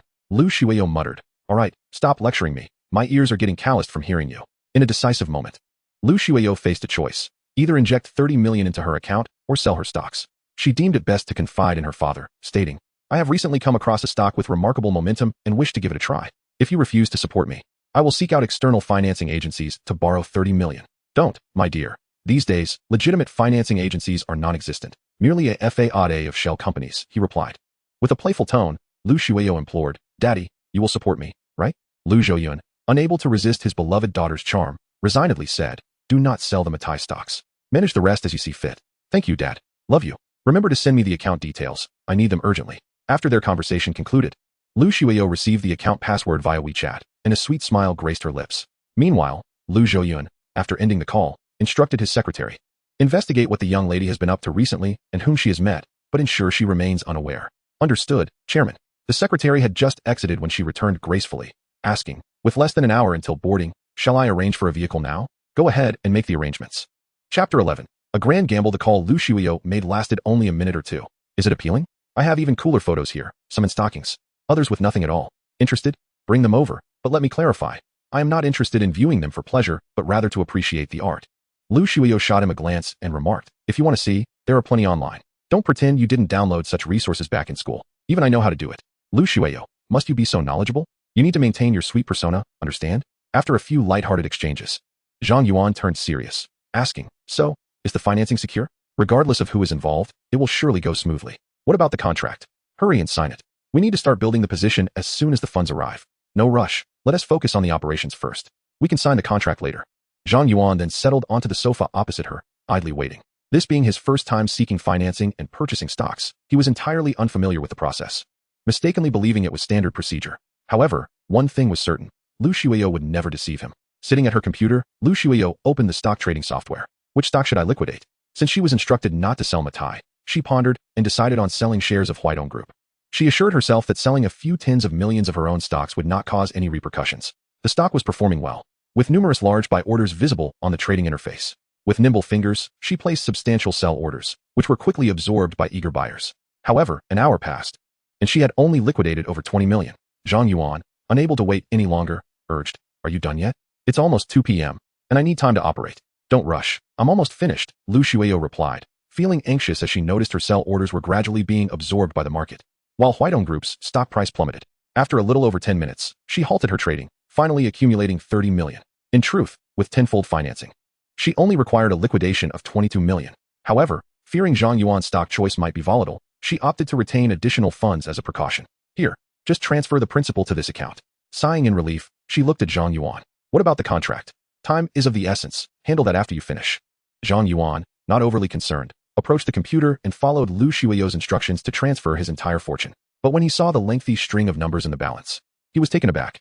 300 million and 245,000. Unaware that this was a result of Lu Shuiyo's miscalculation, he marveled. I had no idea your company possessed such formidable financial resources, allowing 300 million in cash to rest in an account. Upon hearing this, Lu Shuiyo's heart sank. She quickly inquired, what do you mean 300 million? The 300 million in the account, what else could it be? Peering closely, Lu Shuiyo gasped in shock. I miscounted a zero. Oh no, I think I've made a grave mistake. With no other options, she divulged everything. Initially, she had refrained from revealing her identity to Zhang Yuan to avoid placing any psychological burden on him. What should I do? If my father finds out, he will surely scold me. Zhang Yuan shook his head. No, this will lead to your ruin. What can be done? He furrowed his brow, staring at the astronomical figure on the screen, when suddenly a daring thought crossed his mind. Previously, he had no choice but to scrape together a meager 200,000. Now, with 300 million at his disposal, why not take a gamble with Lu Shuiyo on a larger scale? In the world of stocks, one must seize opportunities when they arise. Once a thought takes root, it can consume one's remaining rationality. Zhang Yuan instinctively grasped Lu Shuiyo's delicate hand and solemnly asked, do you trust me? At that moment, Lu Shuiyo felt a flutter of anxiety, unaware of her hand being tightly held. Her innate trust in Zhang Yuan quelled any thoughts of refusal. Yes, she nodded gently. Very well, allow me to handle this capital, I will double it. Zhang Yuan swiftly opened the stock interface for Yuan Technology Group. Currently, the stock had already fallen by 9 points, nearing a halt in trading. Zhang Yuan was not one to hesitate. Once he made a decision, he executed it without reservation. Seizing the opportunity while he still could, he hurriedly placed every sell order without even glancing at the prices. Due to Yuan Technology Group's recent dismal performance, there were almost no buy orders, while sellers were rapidly exiting the market. Unlike Huaidong Group, Yuan Technology Group was a large-cap stock with a market value exceeding 100 billion. Although 300 million seemed substantial, it would not significantly influence the overall trend, allowing Zhang Yuan to acquire the stocks with remarkable ease. According to the system's predictions, Yuan Technology Group was set to hit a trading halt today. Clearly, the funds Zhang Yuan invested would only delay this outcome without altering the final result. Is this the stock you favor? Do you have a misunderstanding about its potential? Lu Shuiyo remarked. Now is the perfect time to buy at the bottom. Refrain from speaking. It disrupts my operation. Lu Shuiyo pouted, feeling wronged. Clearly, it's your slow reflexes. Why blame me? Absurd. My reflexes are swifter than cat Takako's. Lu Shuiyo was not one to let such comments slide, finding that remark beyond her comprehension. At 2:55 p.m., Zhang Yuan completed the transactions just before the market closed. He left his seat, releasing a long sigh. His funds had been entirely utilized, and Hanyun Technology Group ultimately hit the trading halt, ceasing transactions. Over 300 million in funds could potentially transform into 1.5 billion after 17 trading days. Robbing a bank wouldn't yield such swift returns. All right, task accomplished. We can pop the champagne now. Lu Shuio muttered. How can you be so certain this stock will soar? It's based on my years of experience. It's infallible. By then, you'll be using Saks to collect your money. What if it incurs losses? That is impossible. If it does, I will compensate you. I'll be your servant if needed. Lu Shuio whispered. Who needs you as a servant? At that moment, she found herself strangely hoping for a loss in this stock. Chapter 12. Buying instant noodles in a Porsche. Meanwhile, Lu Zhoyun, on a plane, remained blissfully unaware of how thoroughly his beloved daughter had been swindled. After Zhang Yuan found himself with some leisure time, Lu Shuio inquired, Where are you headed later? Would you like to wait for me to finish work so we can grab a bite together? Very well, he replied. Although Lu Shuio felt a tinge of disappointment upon hearing this, she chose not to show it. I will come back tomorrow morning. Really? You are coming back tomorrow? Of course. I have invested over 2 million in this. What if you sell it all while I'm not watching? You said it yourself, if I'm even a minute late. You will sell everything without leaving a share. At least one share will remain. What do you mean? In response to Lu Shuio's puzzled gaze, Zhang Yuan glanced at her lower body and silently mouthed, I'll spank you. Lu Shuio stuck out her tongue and made a face. So that's what you meant. Just as Zhang Yuan was about to leave, Lu Shuio picked up a small photo frame from the table and handed it to him. Wait, this is for you. What do you want to give this to me for? Aren't you afraid I might use it for something else? Dressed so thickly. It's not like I can do much anyway. Just be obedient, and next time send me a few cooler pictures. Despite his feigned disdain, Zhang Yuan quickly accepted the frame. Clenching her small fist, Lu Shuio said fiercely, You naughty rogue. By the way, it's quite inconvenient to hail a cab around Financial Street. It's probably over 40 degrees outside right now. She then handed Zhang Yuan the keys to her Porsche. I live in a small apartment nearby, just a few steps away. Besides, I rarely drive. I might start the car once a month, so it just collects dust. Just consider it a favor. You can warm up the car when you have nothing to do. All right. Zhang Yuan accepted the keys without hesitation. As he was leaving, he said earnestly, Thank you for your trust, little rich girl. After Zhang Yuan departed, Lu Shuio gazed at the empty office and murmured to herself, What does this little trust even mean? Since I've met you, I won't let this opportunity slip away. In the basement, Zhang Yuan found Lu Shuio's Panamera, the sleek black body, flowing lines, and 21-inch rims paired with bright yellow calipers, while not a supercar, exuded a sporty essence. He settled into the driver's seat and started the engine. The resonant roar of the 408 twin-turbo engine filled him with anticipation, as if his very blood began to boil. Slowly driving out of the basement and onto the wide road, he dared to press the accelerator. Suddenly, a powerful sensation pressed him back into his seat as the Panamera shot forward like an arrow. It certainly pays to be wealthy, Zhang Yuan mused, realizing that the driving experience of the Panamera far surpassed his parents' Passat. However, he knew that it wouldn't be long before he would possess such luxuries himself. Casting a glance at the fuel gauge and seeing it full, he sighed in relief. Although he would become a billionaire in a matter of weeks, at present, his pockets were emptier than his face. After investing 45 million in the stock market, he was left with merely 200 yuan, enough to barely cover fuel. As for borrowing money, Zhang Yuan understood that if he approached Lu Shuio, she would undoubtedly lend it to him, without questions, in generous amounts. But he refused to do so. He could ask Ning Yue, whom he had met just once, for money, but he would not impose on this old classmate. This mindset could only be attributed to his inexplicable pride. At 4:30 p.m., Zhang Yuan arrived at his rental apartment. Just as he was about to exit the car, he realized something. The stocks wouldn't be liquidated for another 2 weeks. What would he eat during that time? He could scrounge a work meal at Lu Shuio's company for lunch, but what about dinner? What a blunder. If only I had kept 1,000 or so for living expenses. Shaking his head, he acknowledged that regretting now was futile. He restarted the vehicle and drove towards the nearby convenience store. Boss, I'll take 2 boxes of instant noodles and a pack of soft white cigarettes. That will be 196 yuan. Please pay here. After scanning the code, Zhang Yuan glanced at the mere 4 yuan left in his bank account, lost in thought. Could you please help me carry this to my car? Thank you. Of course. The convenience store clerk's expression turned peculiar when he spotted the brand new Porsche outside.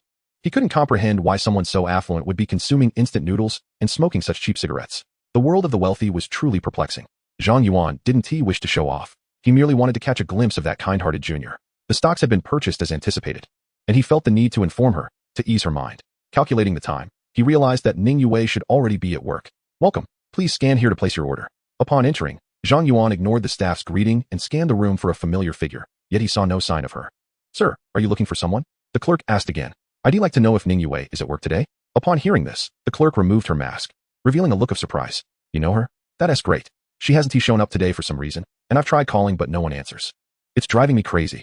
The clerk was none other than Zhang Jia, who Ning Yue often mentioned. Having been busy in the back that night, she hadn't recognized Zhang Yuan. She might be at her dormitory, I'll check there soon. Who are you? I'm a friend, here to see her. Noticing Zhang Yuan's youthful appearance and refined attire, along with his knowledge of Ning Yue's address, Zhang Jia relaxed her guard. At this hour, the CAF had few patrons, so she stepped outside the counter to chat with Zhang Yuan. You know, that girl Yue has had a tough life. She came from a rural background. Her father died early, and her mother, disinterested in her because she was a girl, paid her no mind. She has worked hard to cover all her university expenses, sacrificing her own life to save for tuition. She often skips dinner to save on food. Ironically, she is quite beautiful. Just last night, the owner here almost harassed her. And if I hadn't been there, who knows what could have happened. You should check on her. Sometimes, the pressures of life can be overwhelming. And if that last straw breaks, I fear she might do something foolish. After expressing his gratitude, Zhang Yuan hurried off to the university. Chapter 13. A forceful kiss for Ning Yue. Beep beep. Sorry, the number you dialed is currently unavailable. Please try again later. Throughout the journey, Zhang Yuan attempted to call Ning Yue multiple times, but to no avail. He pondered, recalling their lengthy conversation the night before. She had seemed perfectly fine. This was unusual. Instinctively, he accelerated, racing towards the university. 5 minutes later, he arrived at the entrance of Financial University. Hey, no entry for vehicles without a pass. An elderly guard exclaimed, spitting as he spoke. You young folks, I know why you're here even without you saying. Hurry along, don't block the way. Zhang Yuan rolled down his window and handed him a cigarette, smiling. Old Wang, don't tell me you don't recognize me after just a few years? You are? The guard smacked his forehead, finally recalling. Zhang Yuan, it's you, kid.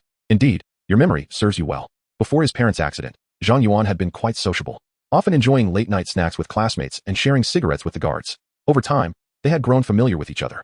What brings you here today? Looks like you're doing well. Old Wang observed the Porsche Panamera with admiration. I'm just here to find someone. I'll be out in a moment. Please make an exception. The campus of Financial University sprawls over a considerable area, with a walk from the entrance to the dormitory taking about 20 minutes. With no shuttle service available during the summer break, Zhang Yuan could only hope Old Wang would let him through. All right, just hurry up. Elder Wang ignited a cigarette. Muttering a few words, still as frugal as before, I wonder if he can manage to procure some decent tobacco. After receiving permission, Zhang Yuan hurriedly made his way to the girls' dormitory area. From their conversation that evening, he already knew that Ning Yue resided in room 508 of dormitory 3. The campus during the summer break was indeed sparsely populated. By dusk, the couples who once filled the paths were nowhere to be seen. Zhang Yuan parked his vehicle outside the dormitory, crouching as he stealthily moved inside. Seizing a moment when the dormitory supervisor was distracted, he dashed past her. After climbing to the 5th floor, he stood breathlessly outside room 508. He knocked a few more times and pressed his ear against the door, but heard nothing. Hello? Is anyone there? Ning Yue, are you in? If you don't open the door, I'll break it down. Ning Yue was indeed in the dormitory and had heard the knocking. However, the door lacked a peephole, leaving her uncertain of who was seeking her. Moreover, with Xie Qian absent, she was alone in the room. Even though it was not yet completely dark, she hesitated to open the door. It was only when she recognized that familiar voice that she felt compelled to respond. Upon opening the door, Zhang Yuan was struck by Ning Yue's slightly haggard appearance.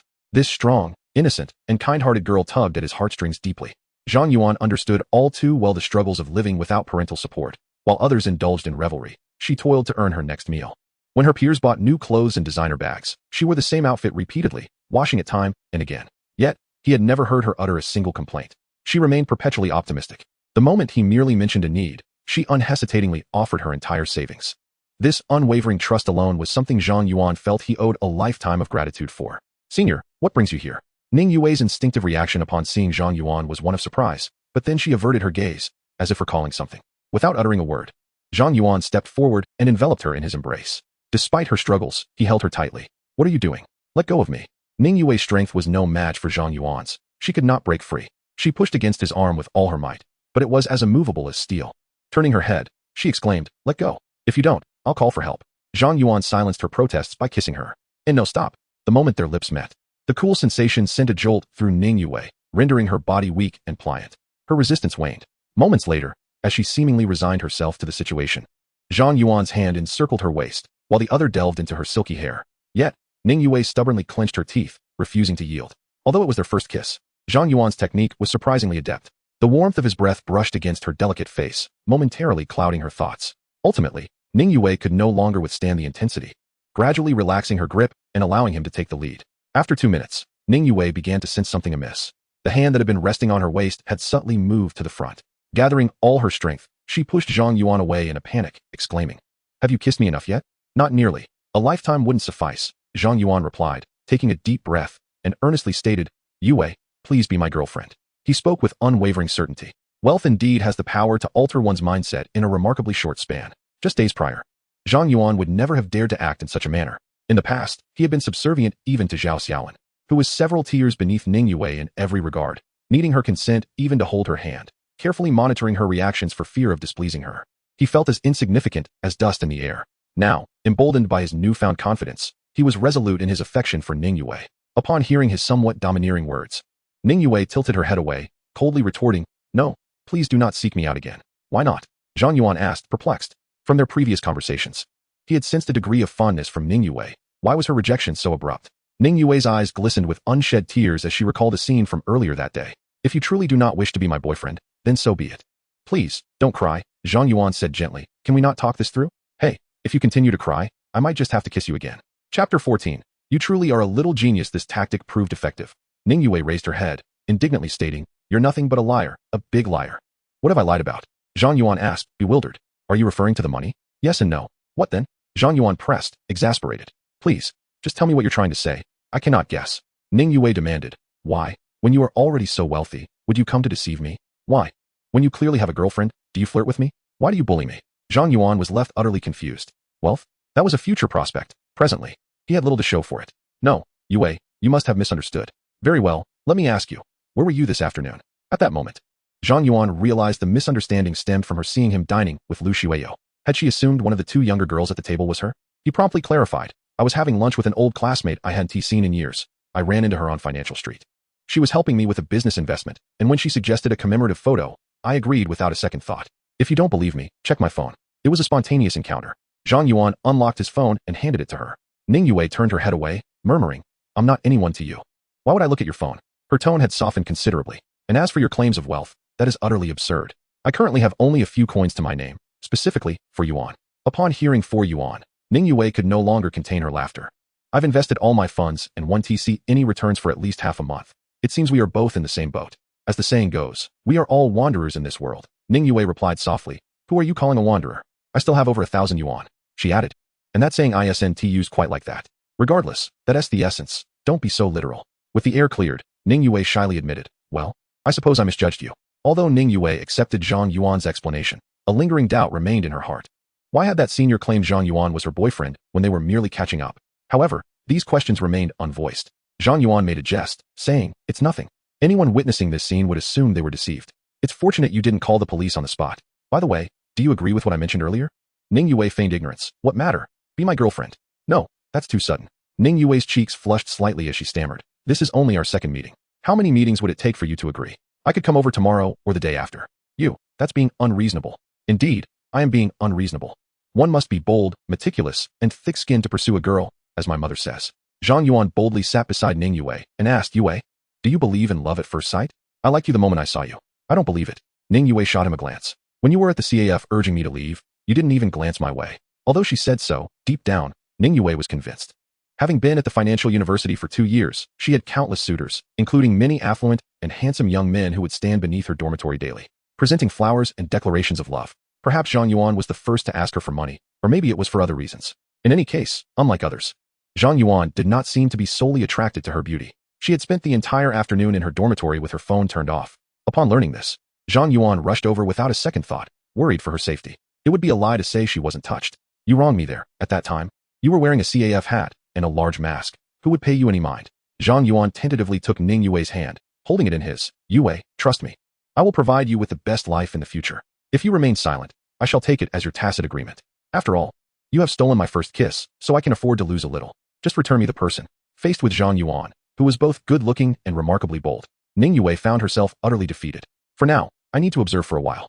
Then give me a kiss." "No, wait." This time, Ning Yue did not resist. She was entirely cooperative, savoring the pleasure that love brought. A few minutes later, Zhang Yuan's phone rang. "I believe so strongly that behind me is your unwavering support, always by my side, gazing upward as the sun rises." Damn, who is calling at this moment to ruin my good fortune? Zhang Yuan grumbled internally. Pulling out his phone, "Snowfall in the distance invites you to a voice call." At this moment, Zhang Yuan hesitated. Should he answer or not? After a moment of reflection, he realized that his relationship with Lu Xueyou was entirely innocent, merely some flirtatious banter. Yet, there lingered a sense of guilt. But now was not the time for hesitation.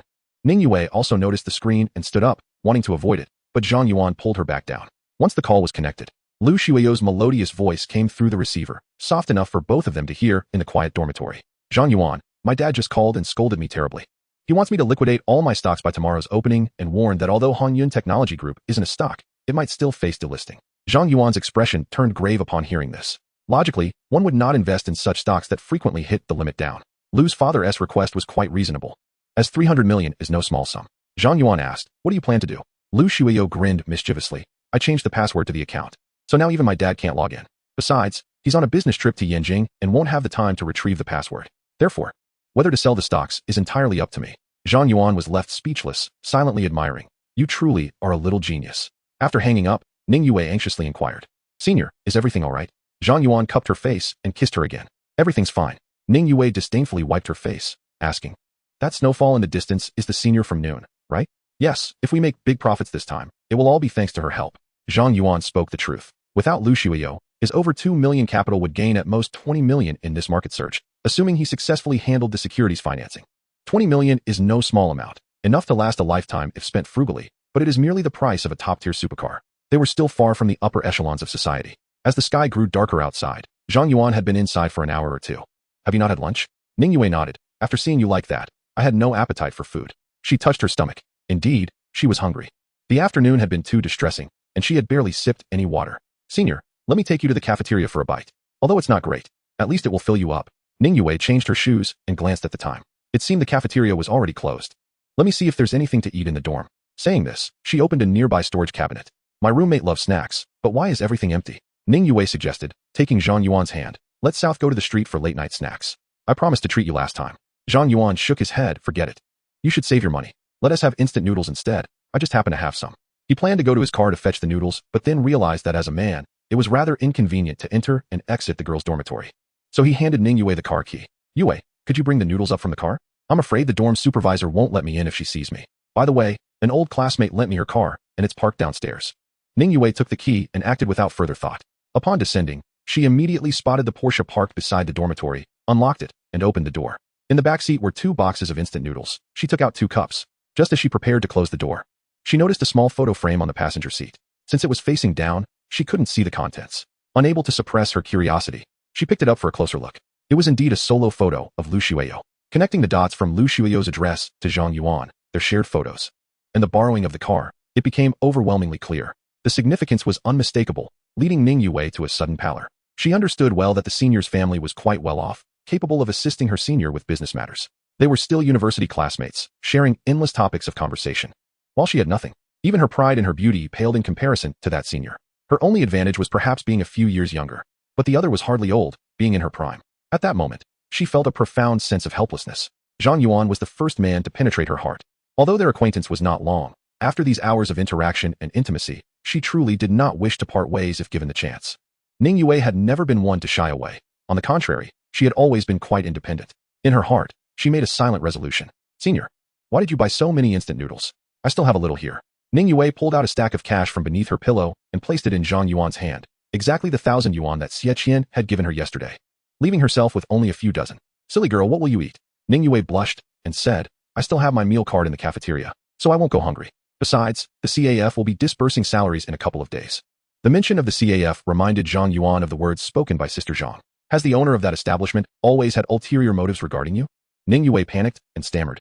"How do you know?" "It doesn't matter how I know, just promise me you won't go there again, regardless of the salary owed." Zhang Yuan's expression darkened as he declared, "I will ensure that scoundrel pays for his actions. I will listen to you. But how will I earn my tuition if I don't work? Leave that to me." Zhang Yuan gently caressed Ning Yue's cheek and solemnly stated, "Rest assured, no one will harass you again. I will provide you with the best life possible. As your boyfriend, it is my responsibility. I will help you fulfill all your unaccomplished wishes and make amends for any past regrets. All you need to do is focus on enjoying your university life. If you wish to pursue further studies, do so. If you wish to take it easy, then relax. At least, I can assure you that your material needs will be met. If anyone bullies you, just let me know, and I will take care of it." Ning Yue's eyes glistened, holding back tears. Having lacked paternal love since childhood, she felt a fatherly care in that moment. At that instant, she seemed to comprehend the reason behind Xie Qian's usual behavior. The feeling of being cherished by a boyfriend was indeed wonderful. Moments later, she suddenly laughed and said, "A man with only 4 yuan in his pocket thinks he can support me?" Zhang Yuan jumped up, exclaiming, Hey, don't bring up my shortcomings. 30 years of ups and downs. Don't underestimate the youth of today. At 26, you're no longer a youth, old man. Come here, my dear niece. Let me give you a kiss." After finishing their instant noodles, the two chatted, and before they knew it, it was nearly 10 o'clock. Ning Yue nudged Zhang Yuan, reluctantly saying, "You should go back. My roommate will be back soon. There are 4 beds in the dorm. It's not like we can't fit. You think too highly of yourself. Do you really want to spend the night here? Let me tell you, my roommate has a sharp tongue. If you don't mind being scolded by her, then don't leave. Is your roommate pretty?" "Pretty." Ning Yue pinched the soft flesh around Zhang Yuan's waist, threatening. "What does her looks have to do with you? Are you thinking of making a move on her? But even if I were, it would be futile. Her standards are exceedingly high, and she doesn't look at ordinary people." "I consider myself 1 in a million," he retorted. "Stop pinching me. I'll leave if you insist." Chapter 16. Lu Zhouyun's interrogation as they parted ways. It was Ning Yue who felt reluctant, escorting Zhang Yuan downstairs. Zhang Yuan stroked her silky hair and said, "I'm not disappearing. I'm quite familiar with this school, and I could find your dorm with my eyes closed." "How rude, saying it like that." "Well, I'll head back up." Zhang Yuan watched her retreating figure and sighed deeply. People die when compared. Goods are discarded when compared. I truly don't understand what my previous standards were. I've seen women before, yet I wasted a whole year on that Zhao Xiaolin. He pondered, here I am, chasing after a crooked tree while forsaking an entire forest. Both Ning Yue and Lu Shuiyo are infinitely superior to Zhao Xiaolin. In truth, this reflected a change in Zhang Yuan's subconscious. In the past, even upon encountering a girl like Ning Yue, he wouldn't dare entertain any thoughts, nor would he even look twice. His self-doubt and cowardice led him to believe he was unworthy of such a girl, making it impossible for him to act inappropriately. Glancing at a solo photograph on the passenger seat, Zhang Yuan fell into contemplation. What did Lu Shuiyo mean? He felt her kindness towards him was extraordinarily abnormal, surpassing that of a typical classmate. Did she harbor feelings for him? Shaking his head, he dismissed the unfounded idea. She wasn't blind. How could a wealthy heiress possibly be interested in him? Furthermore, with so many opportunities during their 4 years at university, she had shown no inclination.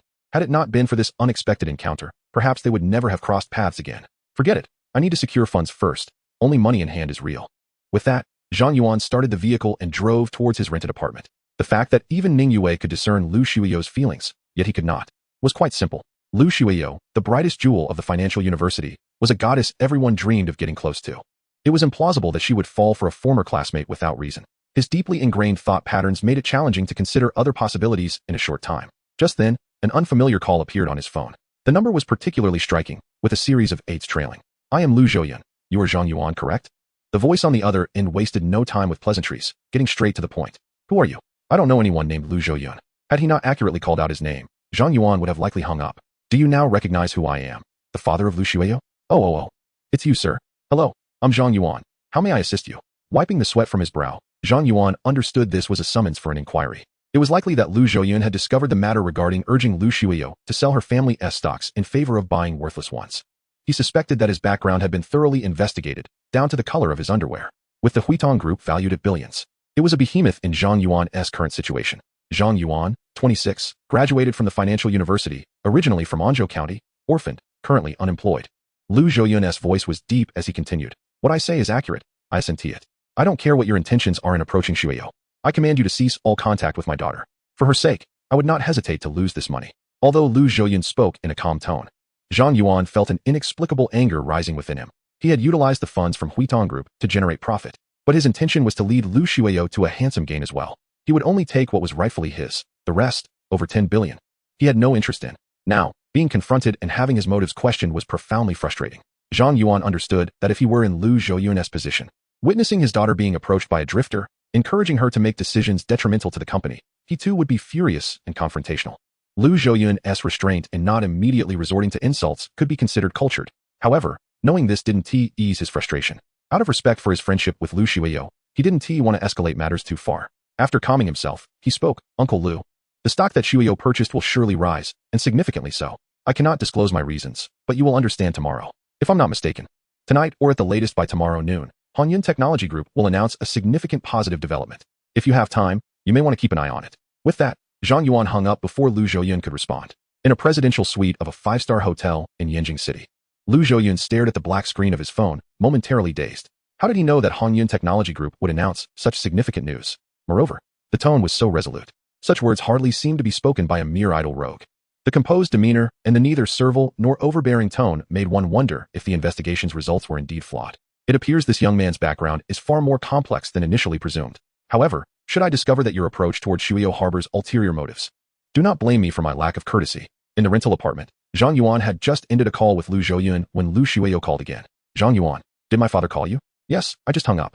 "Did he say anything unpleasant?" Lu Shuiyo's voice trembled slightly. I'm so sorry. I didn't expect this to happen.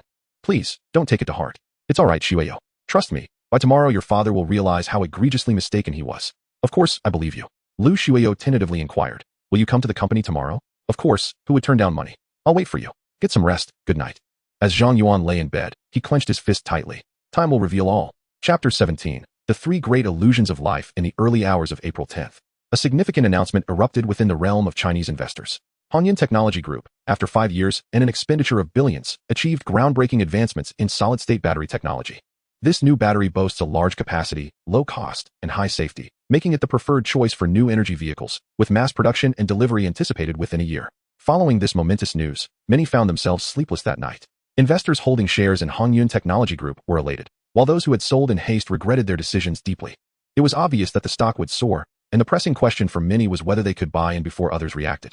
However, this proved difficult. With such news, no fool would sell their shares, and those looking to buy would find it impossible. Yet, none of this concerned Zhang Yuan, for he had already invested heavily and awaited the fruits of his labor. He was unaware of the specifics of Hongyan Technology Group and had no intention of learning. His earlier conversation with Lu Zhouyun was merely conjecture. Stocks do not rise inexplicably. The consecutive 17 price increases of Hongyan Technology Group must have been driven by some favorable news. Otherwise, it defies explanation. At that moment, Lu Zhouyun pondered deeply at the information displayed on his phone.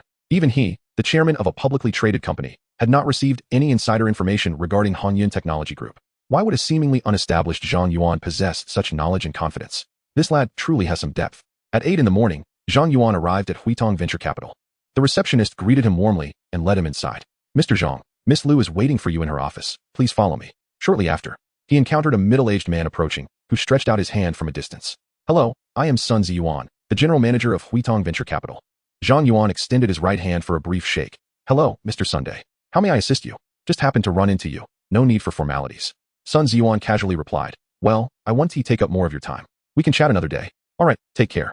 Observing this exchange, Zhang Yuan understood that Mr. Sun sought to establish a good rapport, perhaps due to his proximity to Lu Shuiyo.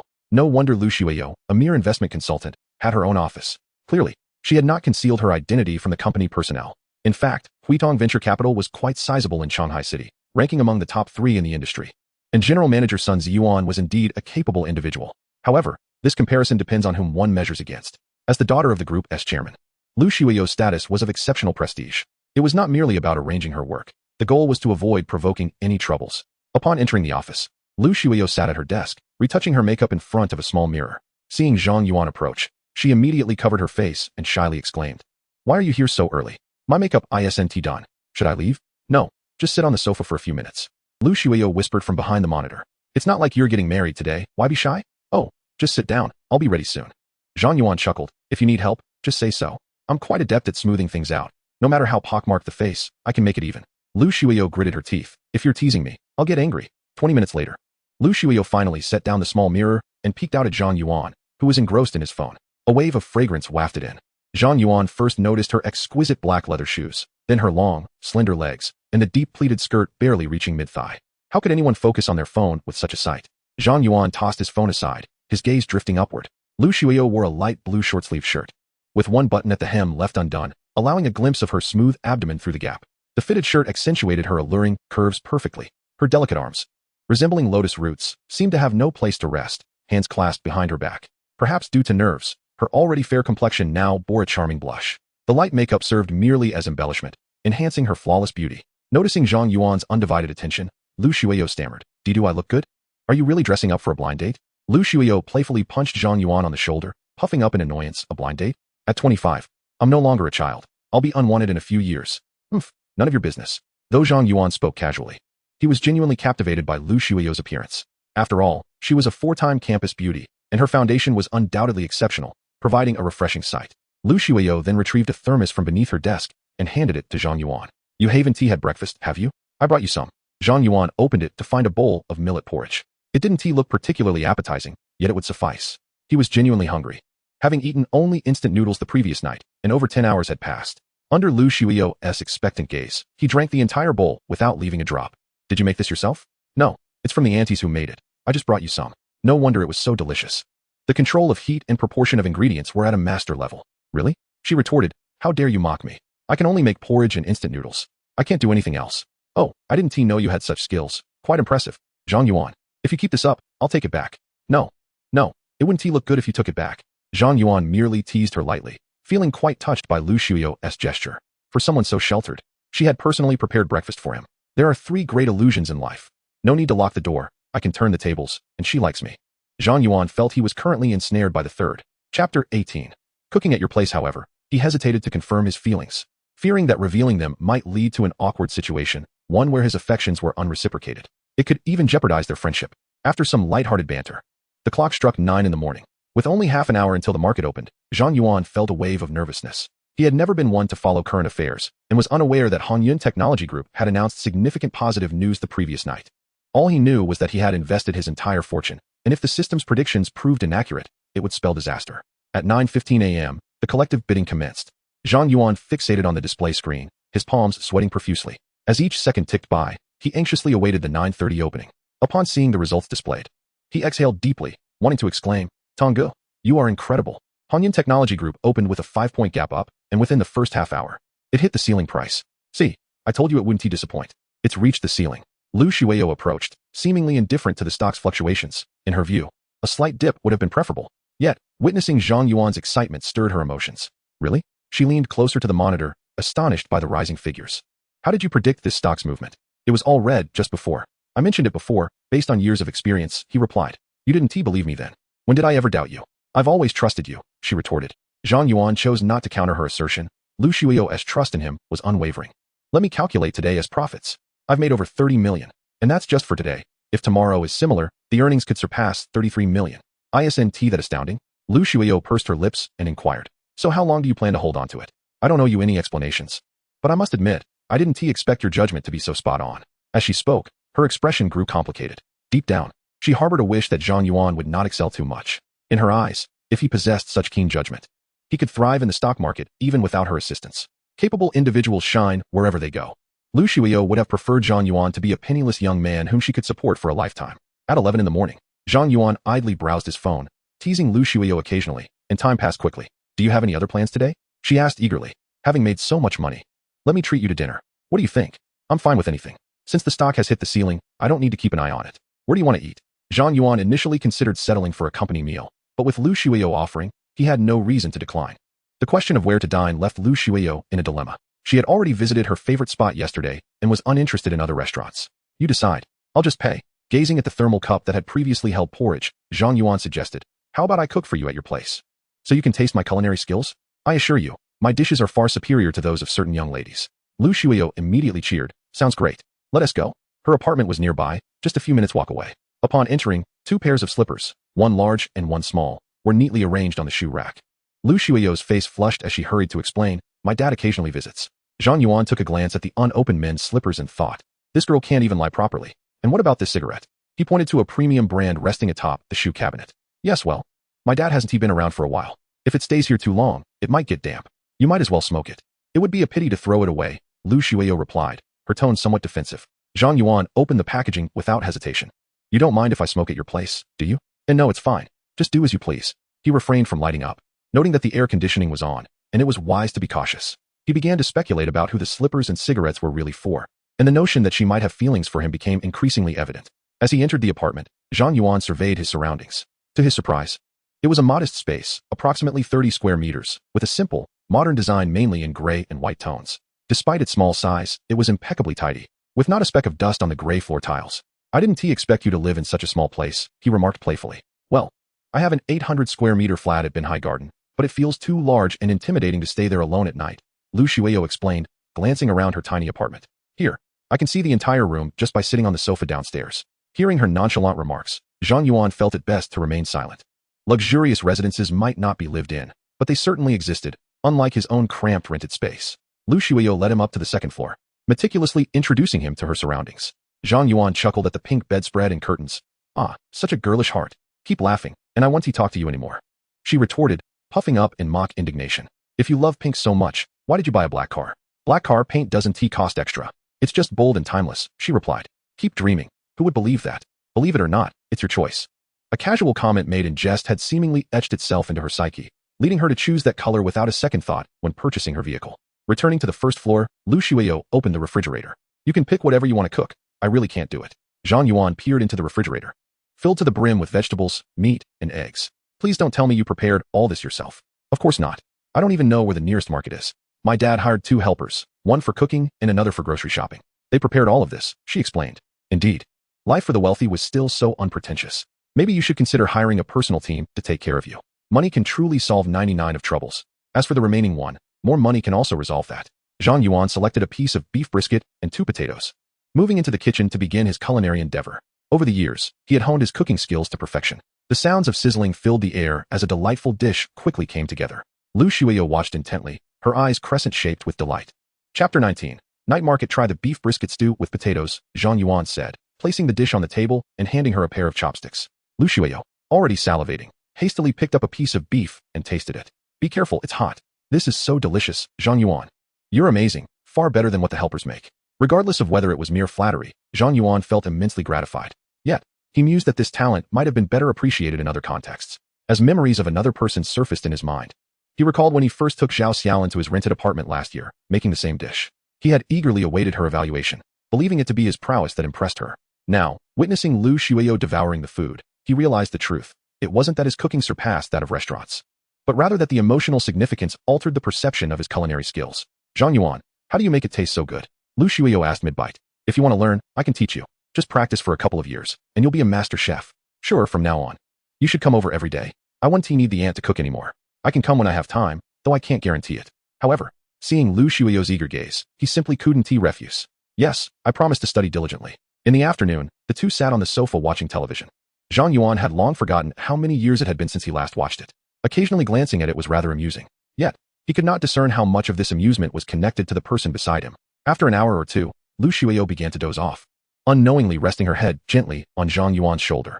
The fragrant scent of her hair wafted over, stirring his thoughts and causing them to drift farther away. At that moment, he could almost confirm one thing. Her affection for him was not a mere illusion.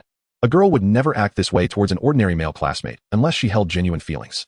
The phrase "a woman beautifies herself for the one she admires" echoed in his mind, along with the coincidental presence of the gentleman's slippers and cigarettes. All these elements intertwined, rendering the conclusion glaringly obvious. It would be a falsehood to claim that Zhang Yuan harbored no feelings for Lu Shuiyo. After all, she was once the object of his dreams. It was impossible not to find her alluring. Moreover, Lu Shuiyo was stunningly beautiful, to the point of being irresistible. Gazing at her charming face so near, Zhang Yuan felt an overwhelming urge to kiss her. Although Lu Shuiyo hailed from a privileged background, she bore none of the airs typical of a wealthy young lady. Their interactions felt devoid of any pressure. However, Ning Yue was no less remarkable. Just yesterday, he had fervently discussed future aspirations with her. Now, to seek out another woman felt somewhat disloyal. For a fleeting moment, Zhang Yuan entertained the thought of wanting both, believing this would spare him any regrets. Yet, he quickly dismissed it. Both Ning Yue and Lu Shuiyo were rare gems. Acquiring either would be a monumental achievement, let alone both, unless he managed to keep them in the dark, posing as a master of time management, which would ultimately make him a scoundrel. With utmost care, Zhang Yuan gently laid Lu Shuiyo down and retrieved a light blanket to cover her. Regardless of whether she could hear him, he whispered softly, "I'll take my leave now. See you tomorrow." Then he tiptoed out of the apartment. Upon hearing the door click, Lu Shuiyo opened her eyes and stared vacantly in the direction Zhang Yuan had departed. Around 6 in the evening, Zhang Yuan drove to the financial university. "You're back again, aren't you?" When Wang Dage noticed the 2 bags of snacks in his hands, his tone shifted immediately. "I'll tell you, my nephew works at the logistics department. In a few days, I'll get you a pass, and you can come in any time." Zhang Yuan chuckled, "Thank you, Dage." Upon reaching the base of dormitory 3, Zhang Yuan dialed a number. "Yue, what are you up to?" "I'm studying in the dormitory." "What about you, senior?" He could hear a hint of excitement in Ning Yue's voice. "You haven't had dinner yet, have you?" "No, it's too hot. And I don't feel like eating anything." "Come downstairs, I'll take you out to eat." "Ah, you're at school? You'll find out when you come down." In less than a minute, he saw Ning Yue hurriedly jog down, beads of sweat glistening on her forehead. "Why are you running?" "I'm not going anywhere." Zhang Yuan took out a tissue and wiped the sweat from her face before opening the passenger door. After a brief moment of hesitation, Ning Yue climbed into the brand new sports car. "Where are we going?" "Anywhere you want to eat." After pondering for a moment, she suggested, "How about the Honda night market? I've heard it's lively at night. I've wanted to check it out for a while." "All right, let us go there." The evening rush hour in Shanghai City was excruciatingly congested. Despite being less than 10 kilometers, it took over half an hour to navigate. It perfectly illustrated the essence of urban driving, where all vehicles were equal. Upon arriving at the night market, finding a parking space proved to be another challenge. The roadside spots were already filled, leaving no room to spare. However, near a spicy hot pot stall at the entrance, Zhang Yuan spotted a potential parking space.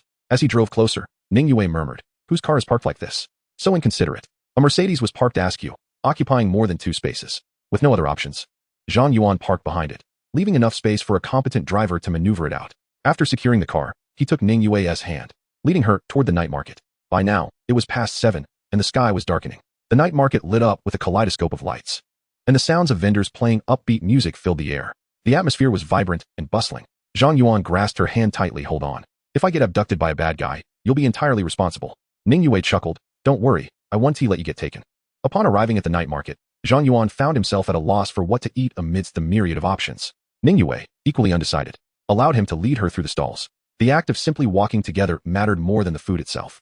This sensation of holding hands in a crowd reminded her of a line from poetry, holding your hand, growing old together. Just as she was lost in this delightful feeling, Zhang Yuan dampened the mood with a question, did you bring money? You know, I can't even afford 6 yuan for a hot pot. I brought it all. Ning Yue replied, clearly unfamiliar with the 6 yuan hot pot reference. Nonetheless, she seized upon the mention of hot pot and suggested, Senior, how about we go for hot pot? I've heard it's delicious and not expensive. Upon hearing her suggestion, Zhang Yuan felt a pang of sympathy for her. It seemed she hadn't even tried the affordable food that college students often consumed. All right, let us go. Yue, where's your hometown? It's from Nanzhou County. A small place you probably haven't heard of. How could I not know? It's about 1,000 kilometers west. It's a bit far, but with today's convenient transportation, it's not so bad. Ning Yue nodded, then quickly shook her head. I don't want to talk about it. That day, Zhang Yuan had gleaned some understanding of Ning Yue's family situation from Sister Zhang at the CAF. Her father had passed away, and her mother was indifferent to her. Yet, even while discussing this, he didn't see any resentment in her eyes. Ning Yue was the type to excel in her studies from a young age. At merely 19, what girl in her flower season wouldn't miss home? Thank you, Senior. I'm your boyfriend. It's only natural. Moments later, the proprietor brought 2 bowls of hot pot to their table. I don't like eating meat. Senior, you eat more, don't let it go to waste. Ning Yue pushed the meat in her bowl over to Zhang Yuan, opting for just vegetables and noodles for herself. Senior, I'll go get some water. She took 2 disposable cups and walked aside, accidentally spilling some water that splashed onto a person's clothes. Watch where you're going. Are you blind? Do you know how expensive this outfit is? I'm so sorry. It was unintentional. Ning Yue apologized profusely. The person, upon recognizing Ning Yue, sneered, Oh, isn't this our school, Ning Yue? What brings you out to eat today? Care to discuss how much you'll compensate? The woman, clinging to a burly man's arm, displayed an arrogant demeanor. Ching, what do you want? It was just a little splash of water. No need to be unreasonable. The woman named Ching incessantly exclaimed. What do you mean I'm being unreasonable? It's clearly your own carelessness. And you think a mere apology will suffice? Is this the boyfriend you chose? He doesn't seem like much, just a pretty face, and quite handsome at that. If you're short on cash, why not have your boyfriend compensate? But seeing his appearance, he probably can't afford much. Spending only a few coins on a street snack is just pathetic. If you're broke, why even bother shopping? Wouldn't it be better to stay in your rented room? Ning Yue retorted coldly. Do not push your luck. Over the line. Where exactly is the line? Am I not speaking the truth? Ching spat disdainfully. You put on such airs, yet in the end, you still rely on a man. Who are you trying to impress? At that moment, Zhang Yuan, who had remained silent until now, set down his chopsticks. He slowly rose and positioned himself in front of Ning Yue, casting a cold gaze upon Ching. Get lost. So what if it was intentional? Go ahead, bark again. Zhang Yuan stood tall at nearly 6 feet, and although not immensely muscular, his presence was imposing. His stern demeanor and piercing glare momentarily intimidated Ching, who dared not speak further. However, she was unwilling to retreat so easily. The thought of being scared off by Ning Yue's boyfriend would ruin her reputation at school. She glanced at the man beside her and said, Lu Yang, have you gone mute? Lu Yang was not particularly tall, around 5'9", but his physique was muscular, a stark contrast to Zhang Yuan. After hearing Ching's words, he stepped forward, glaring ferociously at Zhang Yuan. What did you say? Do you want me to teach you a lesson? My boyfriend is on the city sports team. Taking down someone like you would be no challenge at all. Ching raised her chin defiantly. You two can come and beg me, and I might let this slide. Not making you pay is already quite generous. Ning Yue gently tugged at Zhang Yuan's sleeve, whispering, Senior, let it go. Don't stoop to their level. The owner of the food stall hurried over, saying, Let us all just talk this out. There's no need to disrupt the peace. We're all young. These are trivial matters, really. Night markets tend to attract crowds at the slightest commotion. Within a minute, onlookers had gathered around, chattering. What is going on? It looks like things might get physical. That scrawny guy seems in for trouble. Those two are clearly not on the same level. I doubt it will escalate. Wise men avoid needless conflict. These murmurs reached Zhang Yuan's ears. In the past, he might have chosen to endure such provocation, for his life had been fraught with challenges. But now, things were different.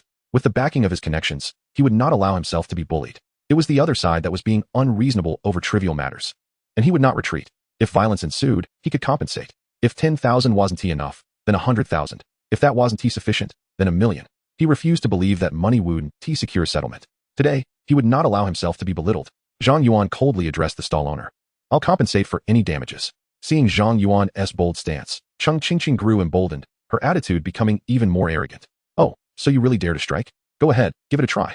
With a resounding slap, she was struck across the face. Ah! Cheng Qingqing was momentarily stunned, letting out a piercing scream. You dare hit me? I will kill you, she shrieked, lunging at Zhang Yuan like a wild animal. Another slap landed, leaving her dazed. The humiliation of being struck in front of an audience was overwhelming, and she crouched down, covering her face. Lu Yang was still in shock, unable to believe that Zhang Yuan had truly acted. Once he regained his composure, he glared at Zhang Yuan, seething. You're asking for it. Zhang Yuan picked up a beer bottle, pointing it threateningly at Lu Yang's head. Move, and I'll make sure your head is split open. Zhang Yuan had never been one to back down. Throughout high school and college, he had been in numerous fights. He understood that when confronting someone fierce, the only approach was to be even fiercer. If he chose to strike, it would be with an intensity that would leave his opponent questioning their very existence. At this moment, if Lu Yang dared to take another step forward, Zhang Yuan would not hesitate to bring the bottle crashing down. Intimidated by Zhang Yuan's fierce gaze, Lu Yang felt fear grip him. This man was formidable. He dared not even move, terrified that the bottle might come crashing down upon him. Though Lu Yang was robust, deep down he was quite timid. He often bullied the meek under the guise of being on the sports team, but when faced with true danger, he cowered. Raising his hands in surrender, he stammered, let us just talk this out. Cheng Qingqing's eyes widened in disbelief. You're actually afraid? Lu Yang, are you even a man? Lu Yang helped her to her feet and whispered, this guy is a thug. There's no need to escalate things. If provoked, he might use a knife. He's just a broke loser, capable of anything. It's not uncommon for such situations to escalate. It's better to endure for now and plan our next move. Gradually, Cheng Qingqing calmed down, casting a resentful glance at Zhang Yuan without further retort. Even though she had been slapped twice, it paled in comparison to her life. Should we call the police? What for? You started this, and besides, you haven't suffered any real harm, just a bruised ego. If the police come, it will only be a matter of mediation. It would be embarrassing. Do you think those slaps were for nothing? Absolutely not. Don't worry, I'll contact my friends to teach him a lesson. Upon hearing Lu Yang's words, Cheng Qingqing felt slightly reassured. Zhang Yuan listened to their incessant chatter and coldly declared, if you're too scared to fight, then get lost. Don't linger here and make me uncomfortable. Don't think I'm afraid of you, you'll see. After delivering his threat, Lu Yang pulled Cheng Qingqing away. Once they had retreated into the crowd, several meters away from Zhang Yuan, Cheng Qingqing couldn't contain her anger. She stopped and called out, Ning Yue. I can't believe you ended up with a broke loser. How embarrassing. After school starts, I will let everyone know about this. Let us see how you can show your face. Moments later, her voice rang out once more. Whose car is this? Who parked it and blocked my boyfriend's Benz? She emphasized the word Benz, hoping to impress upon the crowd her relationship with a luxury vehicle, contrasting it with Ning Yue's boyfriend, whom she deemed a mere lowlife. Whose car is it? They didn't even leave a contact number. How inconsiderate. Some bystanders couldn't help but interject, isn't it possible to back it out? It's not completely blocked. Exactly, there's plenty of space behind. Just back up, and I'll help guide you. It'll be easy. At this, Cheng Qingqing flared up again, hands on her hips, shouting, do you know how expensive my boyfriend's Benz is? If it gets damaged, who is going to pay for it? The onlookers merely chuckled awkwardly, choosing not to engage further. It was clear to anyone that the Benz was occupying 2 parking spots. And while the Porsche was parked poorly, it wasn't intentionally blocking her car. Why meddle in something that doesn't concern you? Hey, whose car is this? If the owner doesn't come forward, I'll smash it. Although Cheng Qingqing recognized the emblem of a Porsche, she was oblivious to the specific model and could not discern between high and low configurations. She mistakenly believed its price to be comparable to Lu Yang's Mercedes. Some keen observers cast disdainful glances her way, mocking her with remarks such as, the car you're about to smash is worth 3 million. Can you really afford to compensate for even a minor scratch with your mere 20 or 30,000 entry-level vehicle? Why bother worrying? Perhaps they have the means to cover it. Another chimed in, indeed, I have never seen such an expensive car vandalized. The onlookers had witnessed the entire confrontation. And though Cheng Qingqing received a couple of slaps, she garnered not a shred of sympathy from the crowd. Clearly, her trivial issue had escalated unnecessarily, and those with a bit of wealth were deemed deserving of such treatment. Consequently, the crowd's ridicule was merciless, relishing the spectacle without regard for the consequences. Upon hearing their comments, Cheng Qingqing's earlier bravado about vandalizing the car dissipated instantly. A 3 million yuan vehicle could not be easily damaged without incurring costs far beyond her means. To own such a car, one must possess considerable wealth. Meanwhile, Zhang Yuan, after settling the bill, approached with Ning Yue.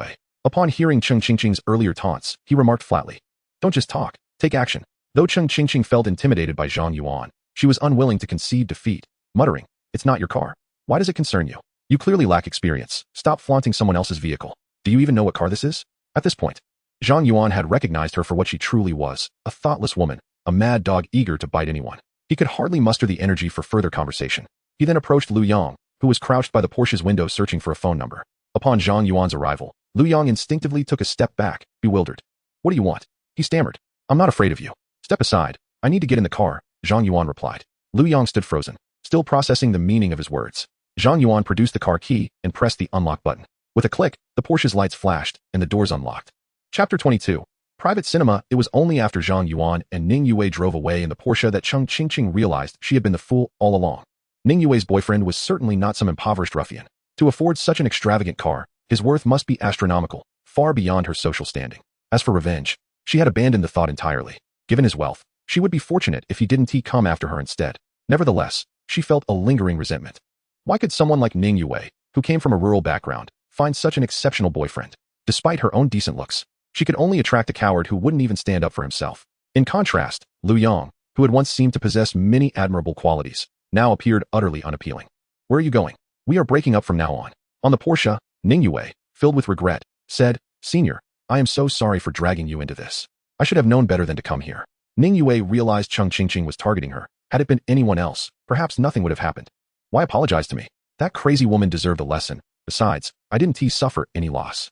Zhang Yuan, one hand on the wheel and the other resting on her thigh, asked, By the way, she hasn't bullied you before, has she? No. I've always had my roommate with me. When it comes to verbal sparring, my roommate is quite skilled and has never lost. Ning Yue sighed. I've never provoked her, so why does she insist on making my life difficult? Sweet girl, you can only blame your beauty for attracting envy. Not only do they envy you, but they also bully you because of your gentleness. Do not fear causing harm. I will always have your back. Just ensure you don't suffer any losses. If you are bullied, it hurts me. Why didn't you show up sooner, Senior? If I had come earlier, perhaps I wouldn't have met you. But it's not too late now. Ning Yue blushed and whispered, Then, Senior, could you please refrain from touching me and focus on driving? Oh, I got carried away and didn't notice. After aimlessly wandering the city for a while, Zhang Yuan spotted an empty parking space and decided to park the car, inviting Ning Yue for a stroll. What would you like to do next? Shall we shop or find a place to sit? Let us go watch a movie, Ning Yue suggested, taking his hand eagerly. I've never been to a cinema before. I've always been too busy. Sure, he replied, and she joyfully opened a group buying app to search for nearby theaters. Senior, why are some cinema tickets so expensive while others are so cheap? Zhang Yuan glanced at the app and saw a listing for a place called Hui2 Private Cinema, with an astonishing price of 398 yuan per screening.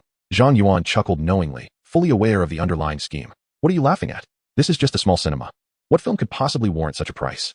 Isn't that robbery? Haha, haven't you seen that they offer viewing companions? They show all sorts of worthless films. But the expensive part is the girls accompanying you. Ning Yue still didn't understand, puzzled. But it shouldn't be that way. Why should they charge 400 for just 1 or 2 hours? Isn't it just a girl to chat with? What if the girl provides additional services?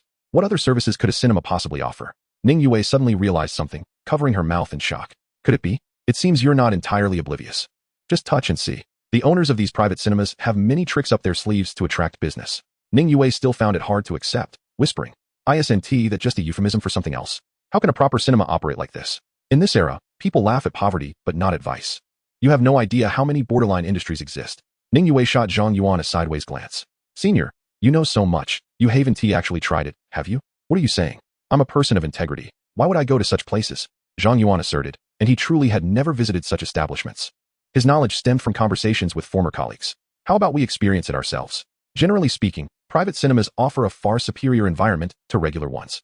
Plus, they provide greater privacy. Senior, Zhang Yuan tapped her forehead lightly. What are you thinking? I would, of course, take you to a legitimate private cinema.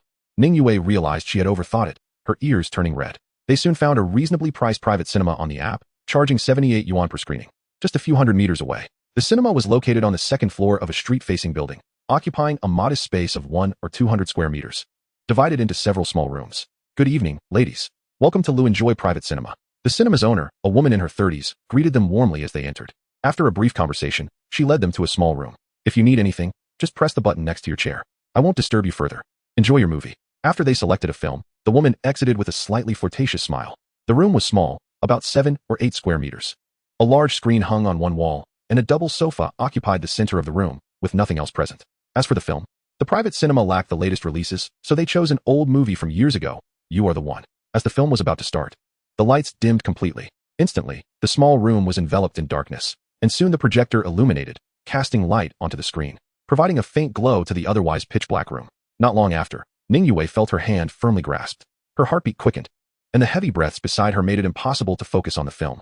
Zhang Yuan then wrapped his arms around her slender waist, the warmth of his touch causing her body to tremble involuntarily. Chapter 23. Senior, I love you too.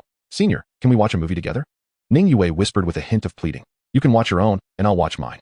Since we are here, it would be a shame just to watch a movie. Although Zhang Yuan had never experienced the subtle services of a private cinema, sharing a film with his girlfriend and engaging in intimate gestures felt perfectly reasonable. He leaned in for another kiss, her slightly tousled hair brushing against his face, tickling him. Senior, Although Ning Yue was enjoying the moment, she knew it was not the right time.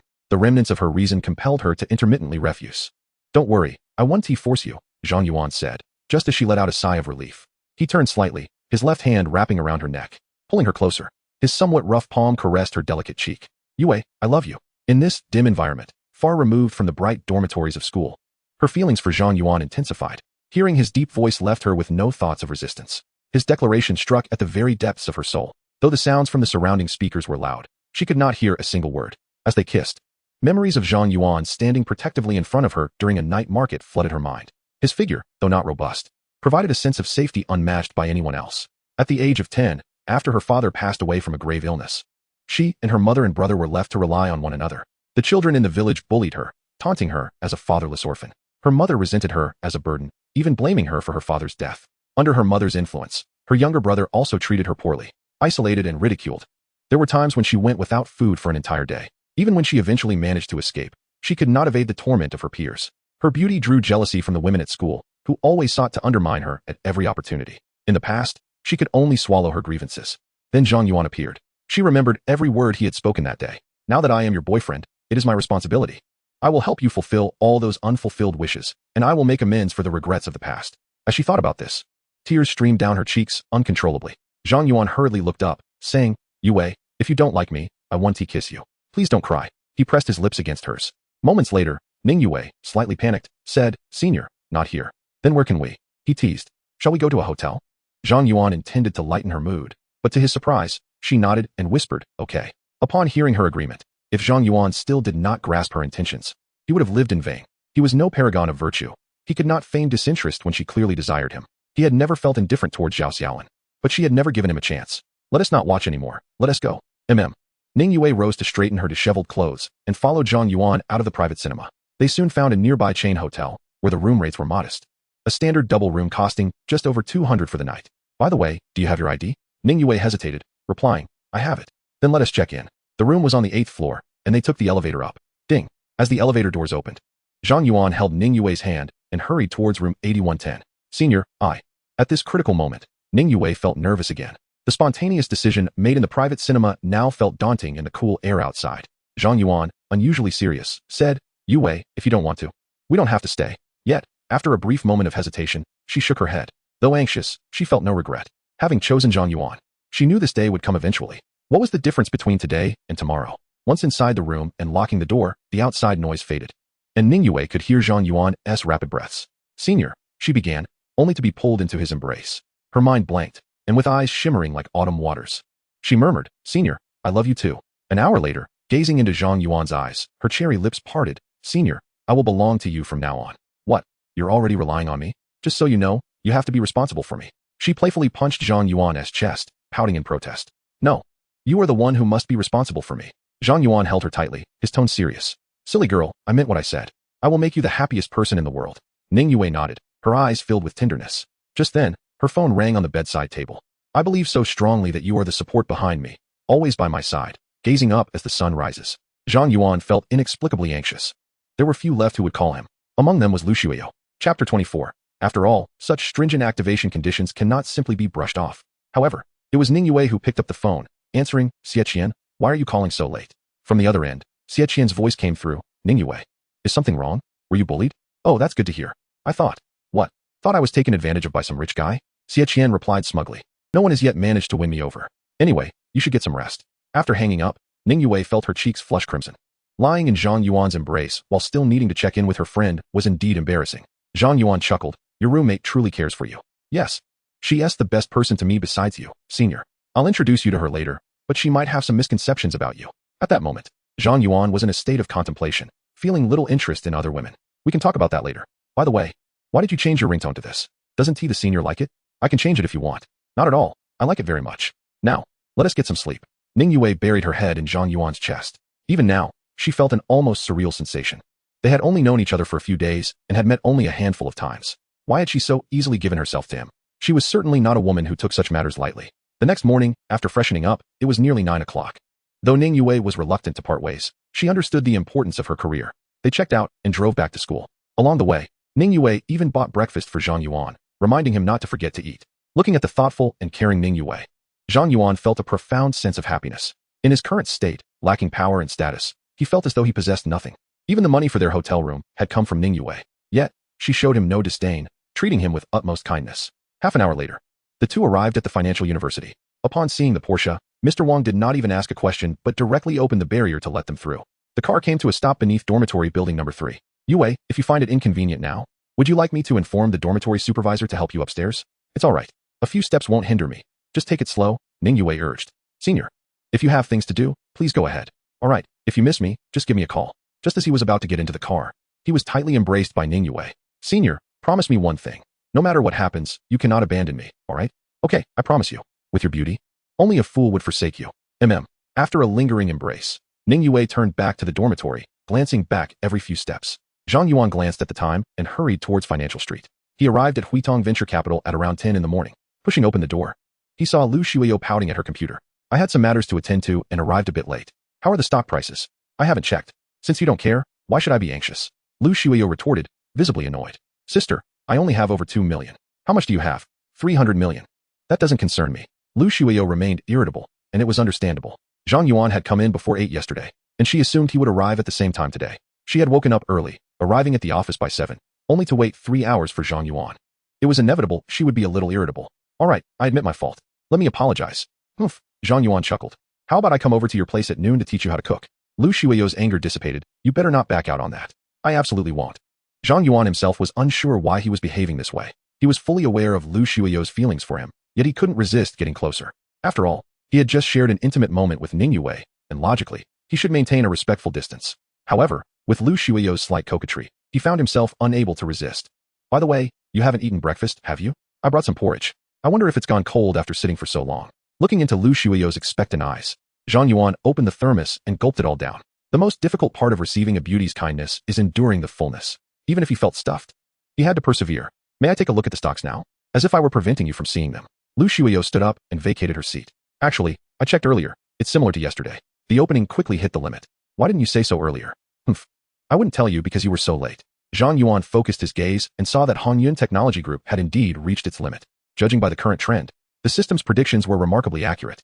Therefore, there was no need to monitor it daily. He only needed to strategize on how to utilize that 100 million. He was eagerly anticipating the surprises that activating the system would bring him, for such strict activation conditions could not be taken lightly. Chapter 25. Hand-in-hand cooking lessons. Seeing Zhang Yuan idling in the office, Lu Shuiyo suggested, shall we start now? It's still not even 11. That does sound reasonable. Although Zhang Yuan felt completely unprepared to eat, he nodded in agreement. However, when it came to practical cooking, he found himself at a loss. He didn't know how to choose ingredients, nor how to chop them, and he couldn't even recognize various vegetables. The vegetables that were supposed to be sliced ended up as clumps. Indeed, she was a young lady who had never touched water in her life. Can you cut them thinner? Make the cuts closer together. Look at these potato slices. Thrown at someone, they could knock them out like a baseball. I just didn't want to cut my hand. Oh, come on. Can't you be a bit gentler? All right, I concede to you. Zhang Yuan moved behind Lu Shuiyo, resting his head on her fragrant shoulder, wrapping his arms around hers from behind. Lu Shuiyo nodded, seemingly attentive, yet her thoughts seemed to drift elsewhere. What's the matter? Haven't you eaten? I've been doing all the work here. You need to pitch in too. Oh, the masculine aura wafting from his side enveloped her, sending shivers through her body, leaving Lu Shuiyo devoid of any inclination to cook. Just managing to hold the knife was an extraordinary feat. Gradually, Zhang Yuan began to sense something amiss. This extremely intimate posture, cradling a soft form, was becoming overwhelming. With summer attire being scant, he could feel her delicate skin through the thin fabric. Accompanied by her faint fragrance, Zhang Yuan felt his blood rush. He hastily stepped back, attempting to regain his composure. All right, just do as I instructed earlier. You can manage that, can't you? I can't. Lu Shuiyo boldly replied. It's my first time cooking. How can I perfect it immediately? That's true. There must be a learning curve. Next, let us try stir-frying. Thus, under Zhang Yuan's guidance, a dish of potato slices stir-fried with meat finally came out. Gazing at the lumpy potato slices and the dark meat, Zhang Yuan shook his head internally. Even a dog would turn its nose up at this. Seeing Lu Shuiyo's eager eyes, he reluctantly picked up a piece of potato and tasted it. After just a few bites, his jaw ached. Damn, it's not even cooked through. Lu Shuiyo looked at him expectantly. How is it? Is it tasty? Zhang Yuan didn't want to discourage this young lady who was cooking for the first time, so he replied perfunctorily, it's all right. For a first attempt, this is quite commendable. Keep it up. Really? Then you should eat more. My father has never tasted my cooking. After receiving praise, Lu Shuiyo rejoiced, continuously serving Zhang Yuan more food. What a trial, Zhang Yuan thought. Expressionless as he consumed the entire plate of potato slices stir-fried with meat, feeling that hope had evaporated from his life. As for Lu Shuiyo, perhaps due to the unappetizing appearance of the dish, she didn't sample a single bite throughout. After the meal, the two settled on the sofa to watch television. Suddenly, Lu Shuiyo asked, "Have you seen the messages in the group?" "I haven't looked. I usually set notifications to silent for common groups. Just now, a message was sent in the group about a class reunion happening early next month. Are you going?" Zhang Yuan was momentarily taken aback and asked, "Which class group?" Lu Shuiyo shot him a glance. "The group we both belong to. Which class group do you think it is?" "I'm not going. I've never been interested in such gatherings. Especially one initiated by Lu Qingji. In truth, these university reunions occurred annually at the beginning of each new semester. Zhang Yuan had eagerly attended the first one after graduation, only to have a disappointing experience. Those classmates who had stepped out into the world seemed to have completely transformed. It was all about flaunting jobs or incomes, even parading girlfriends as trophies. What should have been a pleasant reunion devolved into a competition of one-upmanship, leaving Zhang Yuan, who was struggling at the bottom of society, feeling utterly disheartened. Especially Lu Qingji, the former class leader, whom he despised deeply for his tendencies to belittle others to showcase his own success. Thus, after that, Zhang Yuan pretended not to know about the subsequent two gatherings and never participated again. At that moment, Lu Shuiyo inched closer, nudging Zhang Yuan with her elbow. "What is the matter? Do you want to go?" Lu Shuiyo nodded, saying, "I couldn't attend the previous gatherings because I was abroad. You have no idea how envious I was of you all, being able to meet and chat with previous classmates. This time, I finally have the chance, and I truly want to go. Will you accompany me?" Zhang Yuan didn't want to dampen her spirits with the reality of the gathering. However, upon reflection, a beautiful girl like Lu Shuiyo, with her affluent background, would undoubtedly become the center of attention and the most dazzling focus if she attended. "Why don't you just go on your own? It's not like you don't know anyone." Lu Shuiyo intertwined her arm with Zhang Yuan's, gently swaying. "Come along with me. It won't take much time," she implored. "If you're not there, my going would hold little significance." Zhang Yuan could hardly resist such endearing persuasion, especially since he was particularly susceptible to a girl's playful charm. "All right, I will go," he conceded. Lu Shuiyo's face lit up with joy as she exclaimed, "That's wonderful. I will call you when the day arrives." Zhang Yuan pondered for a moment. Times had indeed changed. By then, he would have already liquidated his stocks, amassing a fortune in the billions. Among his classmates, who could rival his wealth, save for Lu Shuiyo? This thought stirred a flicker of anticipation within him. Despite his initial disinterest, as they continued to watch television, Lu Shuiyo found her mind wandering, preoccupied with the upcoming class reunion. If only their relationship could be defined before that day. Yet, doubts crept in. Despite her obvious hints, why did Zhang Yuan remain unresponsive? Could it be that he was already married? However, their recent interactions suggested otherwise. "Zhang Yuan, may I ask you something?" Just as Lu Shuiyo was about to inquire, Zhang Yuan's phone rang. "I'll take this call," he said, instinctively moving to the kitchen before answering. This action sparked a hint of suspicion in Lu Shuiyo's heart. Dimming her expression slightly, "Senior, have you had lunch yet?" she inquired. "Yes, just finished. What about you? What did you have for lunch?" Zhang Yuan, wary of Ning Yue's potential questions about his dining companions, swiftly diverted the conversation. He wished to avoid deceiving this innocent girl. From her tone, he could tell Ning Yue was in good spirits, chatting animatedly. "You won't believe what happened yesterday. I still haven't told her. I was so afraid she'd discover my injury that I didn't dare leave my bed all morning. I seized the moment while she was in the bathroom to call you. I miss you." Zhang Yuan discerned the underlying message in her last statement. The thought of her discovering his flirtation with another woman filled him with guilt. It was clear he could not continue this way. A decision had to be made. "I'll come find you soon. You have no plans this afternoon, do you?" "I just don't know if Xie Qian will go out." Ning Yue admitted shyly. "If you come, I fear she might scold you." Zhang Yuan chuckled. "What does our relationship have to do with her? If she wants to scold, let her. I'll do what I please. If she can't handle it, she'll leave." "You remain as irreverent as ever," Ning Yue teased. "Just wait for me." After ending the call, Zhang Yuan noticed Lu Shuiyo gazing at him. Lost in thought, he steeled himself. "Shuiyo, I have an urgent matter to attend to. I must leave now. Please rest at home." Lu Shuiyo bit her lip. "Will you come back tomorrow?" "Not necessarily. Whether I watch the stocks or not, it makes no difference. I'll come when I have the time. Please take care of yourself." In that moment, Zhang Yuan's heart softened, but he knew he had to clarify things today. "Actually, I have a girlfriend, the girl you saw outside the food stall that day. I'm sorry, Shuiyo, I cannot betray her." "I know," she replied, a bittersweet smile gracing her lips. "I saw her picture when your phone rang. She is quite beautiful. If I hadn't met her, would you have liked me?" He mused. "Yes. All right, you should go now. Don't keep her waiting." Zhang Yuan handed over the keys to his Porsche, but Lu Shuiyo did not take them. "Even if you have a girlfriend, we can still see each other, right? I have no use for the car. You keep it for now." Seeing that Lu Shuiyo appeared relatively unfazed, Zhang Yuan felt a slight relief. "All right, Shuiyo, it's fine. Just go." He hesitated, sighing softly before departing the apartment. At 2 p.m., he returned to the financial university, once again ascending to the 5th floor. Zhang Yuan resolved that once he liquidated his assets, the first thing he would do is buy Ning Yue a home. This would not only provide convenience, but also count towards his accumulated spending, helping him meet the activation criteria sooner. Gently pushing open the door to room 508. He found Ning Yue engrossed in a book on her bed. "Senior, you're here so quickly," she exclaimed with delight upon seeing him. Zhang Yuan sat beside her and took her small hand in his. "I hurried here because I missed you." Ning Yue was swept away by his words. And in an impulsive moment, she leaped into his embrace. "By the way, what about your roommate? Is she out again?" Ning Yue phrased it delicately. According to Xie Qian, she was off to pursue flirtations. Hearing this, Zhang Yuan rose to lock the dorm room door, a mischievous smile playing on his lips. "Then let us have our date here. We can enjoy our time together. Let us just chat and read," she protested. "Reading can wait. Let us take a nap first." Without further ado, Zhang Yuan slipped into Ning Yue's bed. "Come on, I want to hold you while we sleep." Oh, though she initially intended to refuse. The thought of lying in bed with the man she adored filled her with an inexplicable sense of anticipation. He pulled her close, and they lay together. The dormitory bed was narrow, just about a meter wide, making it a snug fit for two. Ning Yue turned on her side, attempting to give Zhang Yuan ample space. Yet, each time she retreated, he inched closer until her back was pressed against the wall, leaving no room to escape. In his embrace, Zhang Yuan inhaled Ning Yue's faint fragrance, savoring the unique atmosphere of a girl-less dormitory. Back in his student days, he often fantasized about spending a night in such a setting. Although it was midday, he felt he had achieved that long-held dream. As he breathed softly against her delicate face, he whispered, "Yue, do you like me?" Embarrassed, she nodded, "Yes, I do." 10 minutes later, Ning Yue fell into a deep slumber. Zhang Yuan felt refreshed, free of distractions, holding her close. Gazing at her exquisite features, he mused that if he were truly a deceiver, Ning Yue would not only have been cheated of money, but of her very heart as well. They awoke languidly around 6 in the evening. "Oh, is it already this late?" "Late is fine. We have no pressing matters." The dormitory was equipped with air conditioning, making it a pleasant escape from the sweltering heat outside. Especially with Ning Yue beside him, the experience was undeniably delightful. "Senior, wake up. Let us hurry to the cafeteria before it closes." All right. After freshening up, they headed downstairs toward the cafeteria. During summer vacation, only one of the 6 cafeterias at the Financial University remained open, located at the campus entrance, quite a distance from Ning Yue's dormitory. "Let us walk.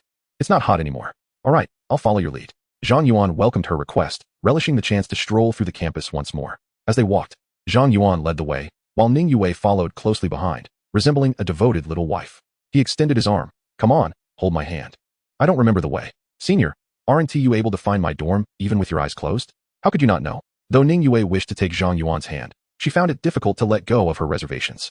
The relationship between the two, no matter how intimate, remains confined within the private sphere. Now, they were in school, and it would be quite embarrassing if any classmates happened to see them. She glanced around and noticed only a few students wandering about, none of whom seemed to pay them any mind. Taking a bold step, she linked her arm with Zhang Yuan's.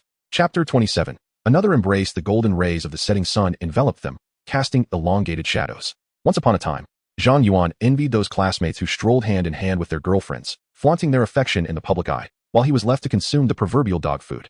Yet now, he found himself among them, basking in the envy and jealousy reflected in the gazes of a few younger students, a sense of satisfaction swelling within him. After walking for a few minutes, Ning Yue gradually grew accustomed to this new dynamic, excitedly pointing out various interesting aspects of the school while chatting with Zhang Yuan. As they passed by an artificial lake, Zhang Yuan remarked, "Have you ever heard strange noises coming from the woods by Xiuyu Lake when you pass by at night?" "No. What strange sounds?"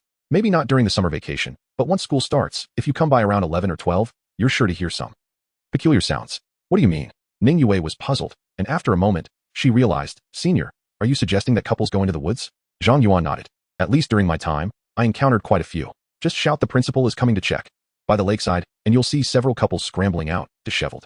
Ning Yue felt her worldview shaken, shaking her head in disbelief. "But it's dirty in there, and full of mosquitoes. How can they?" "Students are all about that thrill-seeking vibe. It's not unusual," Zhang Yuan replied with a mischievous grin. "Absolutely not. I'd rather stick to the dormitory. I have no interest in wild escapades." 20 minutes later, they finally arrived at the cafeteria. Just as Ning Yue was about to get her meal, a voice called out to her. "Yue, haven't you eaten yet?" A girl in a short-sleeved shirt and jeans, with a short ponytail, greeted her with a smile. Noticing Zhang Yuan beside her, she asked, "This brother looks unfamiliar. Yue, care to introduce?" Caught off guard by the recognition, Ning Yue blushed and stammered, "This is my boyfriend, Zhang Yuan." Upon hearing boyfriend, Su Yun exclaimed incredulously, "Wow, you actually have a boyfriend? Is the sun rising from the west?" "Stop teasing. I met him by chance." "All right, I won't joke anymore." Su Yun turned to Zhang Yuan, extending her right hand with a smile. "Hello, senior. I'm Su Yun, your junior." Zhang Yuan shook her hand lightly, replying, "Hello?" Su Yun didn't linger for long. After a brief chat with Ning Yue, she took her leave. The meal soon arrived, 2 meat dishes and a vegetable quite generous in portion for less than 20 yuan. After tasting it, Zhang Yuan remarked, as expected. It still tastes as terrible as before. Just be grateful there is something to eat. Don't be so picky. Ning Yue replied quietly. I used to often go hungry. Yue, can you cook? Yes. Great. I look forward to tasting your cooking. Sure. I started learning to cook when I was young, and I can assure you, my dishes are quite palatable. Zhang Yuan sensed her modesty. Perhaps her culinary skills surpassed his own. He indeed wanted to try, but there was no kitchen in the dormitory to utilize. After their meal, they wandered aimlessly around the school until darkness enveloped them, before finally heading back to the dormitory. Upon reaching the ground floor, Ning Yue saw the lights on in room 508 and said, All right, I'm not unreasonable. I'll listen to you. You're so kind. Senior. To be honest, Zhang Yuan wished to stay overnight in Ning Yue's dorm, especially after hearing about her beautiful roommate. The thrill of secrecy was enticing. If he were to insist, he felt Ning Yue would likely agree. However, he didn't want to put her in a difficult position. After all, opportunities would arise again. As they spoke, the girl named Su Yun, whom they had just encountered in the cafeteria, approached them. Zhang Yuan noted, Well, I'll take my leave now. See you tomorrow. With a playful tone, Su Yun said, Senior, aren't you coming up for a visit? I must tell you, Yue has many admirers at our school. You must keep a close watch on her. Of course. All right, you two head up and rest early. Senior, please stay safe. Text me when you get home. As the two girls turned to leave, Zhang Yuan pressed the button to unlock his car. Suddenly, a knock sounded on the window. He turned to find Su Yun standing by the car. As he rolled down the window, she extended her delicate hand. Senior, let us get acquainted again. I'm Su Yun. Instinctively, Zhang Yuan reached out to shake her hand. I know. Is there something you need? No. I'm just going up to keep you company. You go ahead and stay busy. Let us keep in touch. She made a phone gesture before turning and running back inside. Zhang Yuan was left momentarily bewildered. Did Su Yun rush over just to exchange a few trivial words? Then, he opened his palm to discover a small piece of paper. Written on it was a phone number. Understanding dawned on him, and he murmured, Interesting. It seems the younger generation at this school has quite a bold approach. Ning Yue, do you realize you've been pursued by your classmates? However, thinking of Su Yun's youthful and vibrant figure, Zhang Yuan felt a different sensation rise within him. He knew that dialing this number could lead to a warm companion for the night. This was something he would never have dared to contemplate before, let alone dream of. All because he drove a nice car, and now young women were eagerly throwing themselves at him. How very pragmatic they were. Yet, with Lu Xueyo still on his mind, he realized that handling another one was simply beyond him. Still, he didn't discard the note. Instead, he instinctively tucked it into the glove compartment. Chapter 28. Reaping the fruits of victory. Enough about that. I encountered a rather forward guy who kept hinting at wanting to take me to a hotel while we were eating. Xie fumed. He ought to take a good look at himself. Not only is he unattractive, but he also barely has any money. I feel like your approach is problematic. It seems deceptive. Why can't you just find a genuinely nice boyfriend who treats you well? Nice sentiments don't fill the stomach. If I met a handsome and wealthy guy, I'd gladly accept being spoiled. Xie sighed. But quality men with both those traits are scarcer than pandas. Suddenly, she seemed to recollect something, asking suspiciously, By the way, whose car is that luxury model parked downstairs? Ning Yue tensed. I don't know. Oh, I know you better than your own mother. You stutter when you lie. Are you seeing that guy again? Though I don't remember the license plate. There aren't many top-tier luxury cars like that in Longhai City. What are the odds you just happen to run into one? Ning Yue, Alright. I won't scold you. As long as he treats you well and is willing to spend on you, there's nothing wrong with dating him. Just be cautious. Don't let yourself be easily deceived. Once a man gets what he wants, he won't cherish it. Ning Yue pouted, choosing not to respond further. Having done everything twice already, could she be considered to have already been taken? This was her first time handing a note directly to a man, and it was even to her classmate's boyfriend. Uncertain of the senior's understanding of his own intentions, she couldn't help but reflect on the fact that any man capable of winning the heart of the university's belle must possess considerable prowess. Both good looks and wealth are indispensable attributes. Once an opportunity is lost, it may never present itself again. Rarely does one encounter such a suitable partner. Thus, one must seize the moment. After a moment of contemplation, Su Yun resolved to visit room 508 to gauge the situation, at the very least.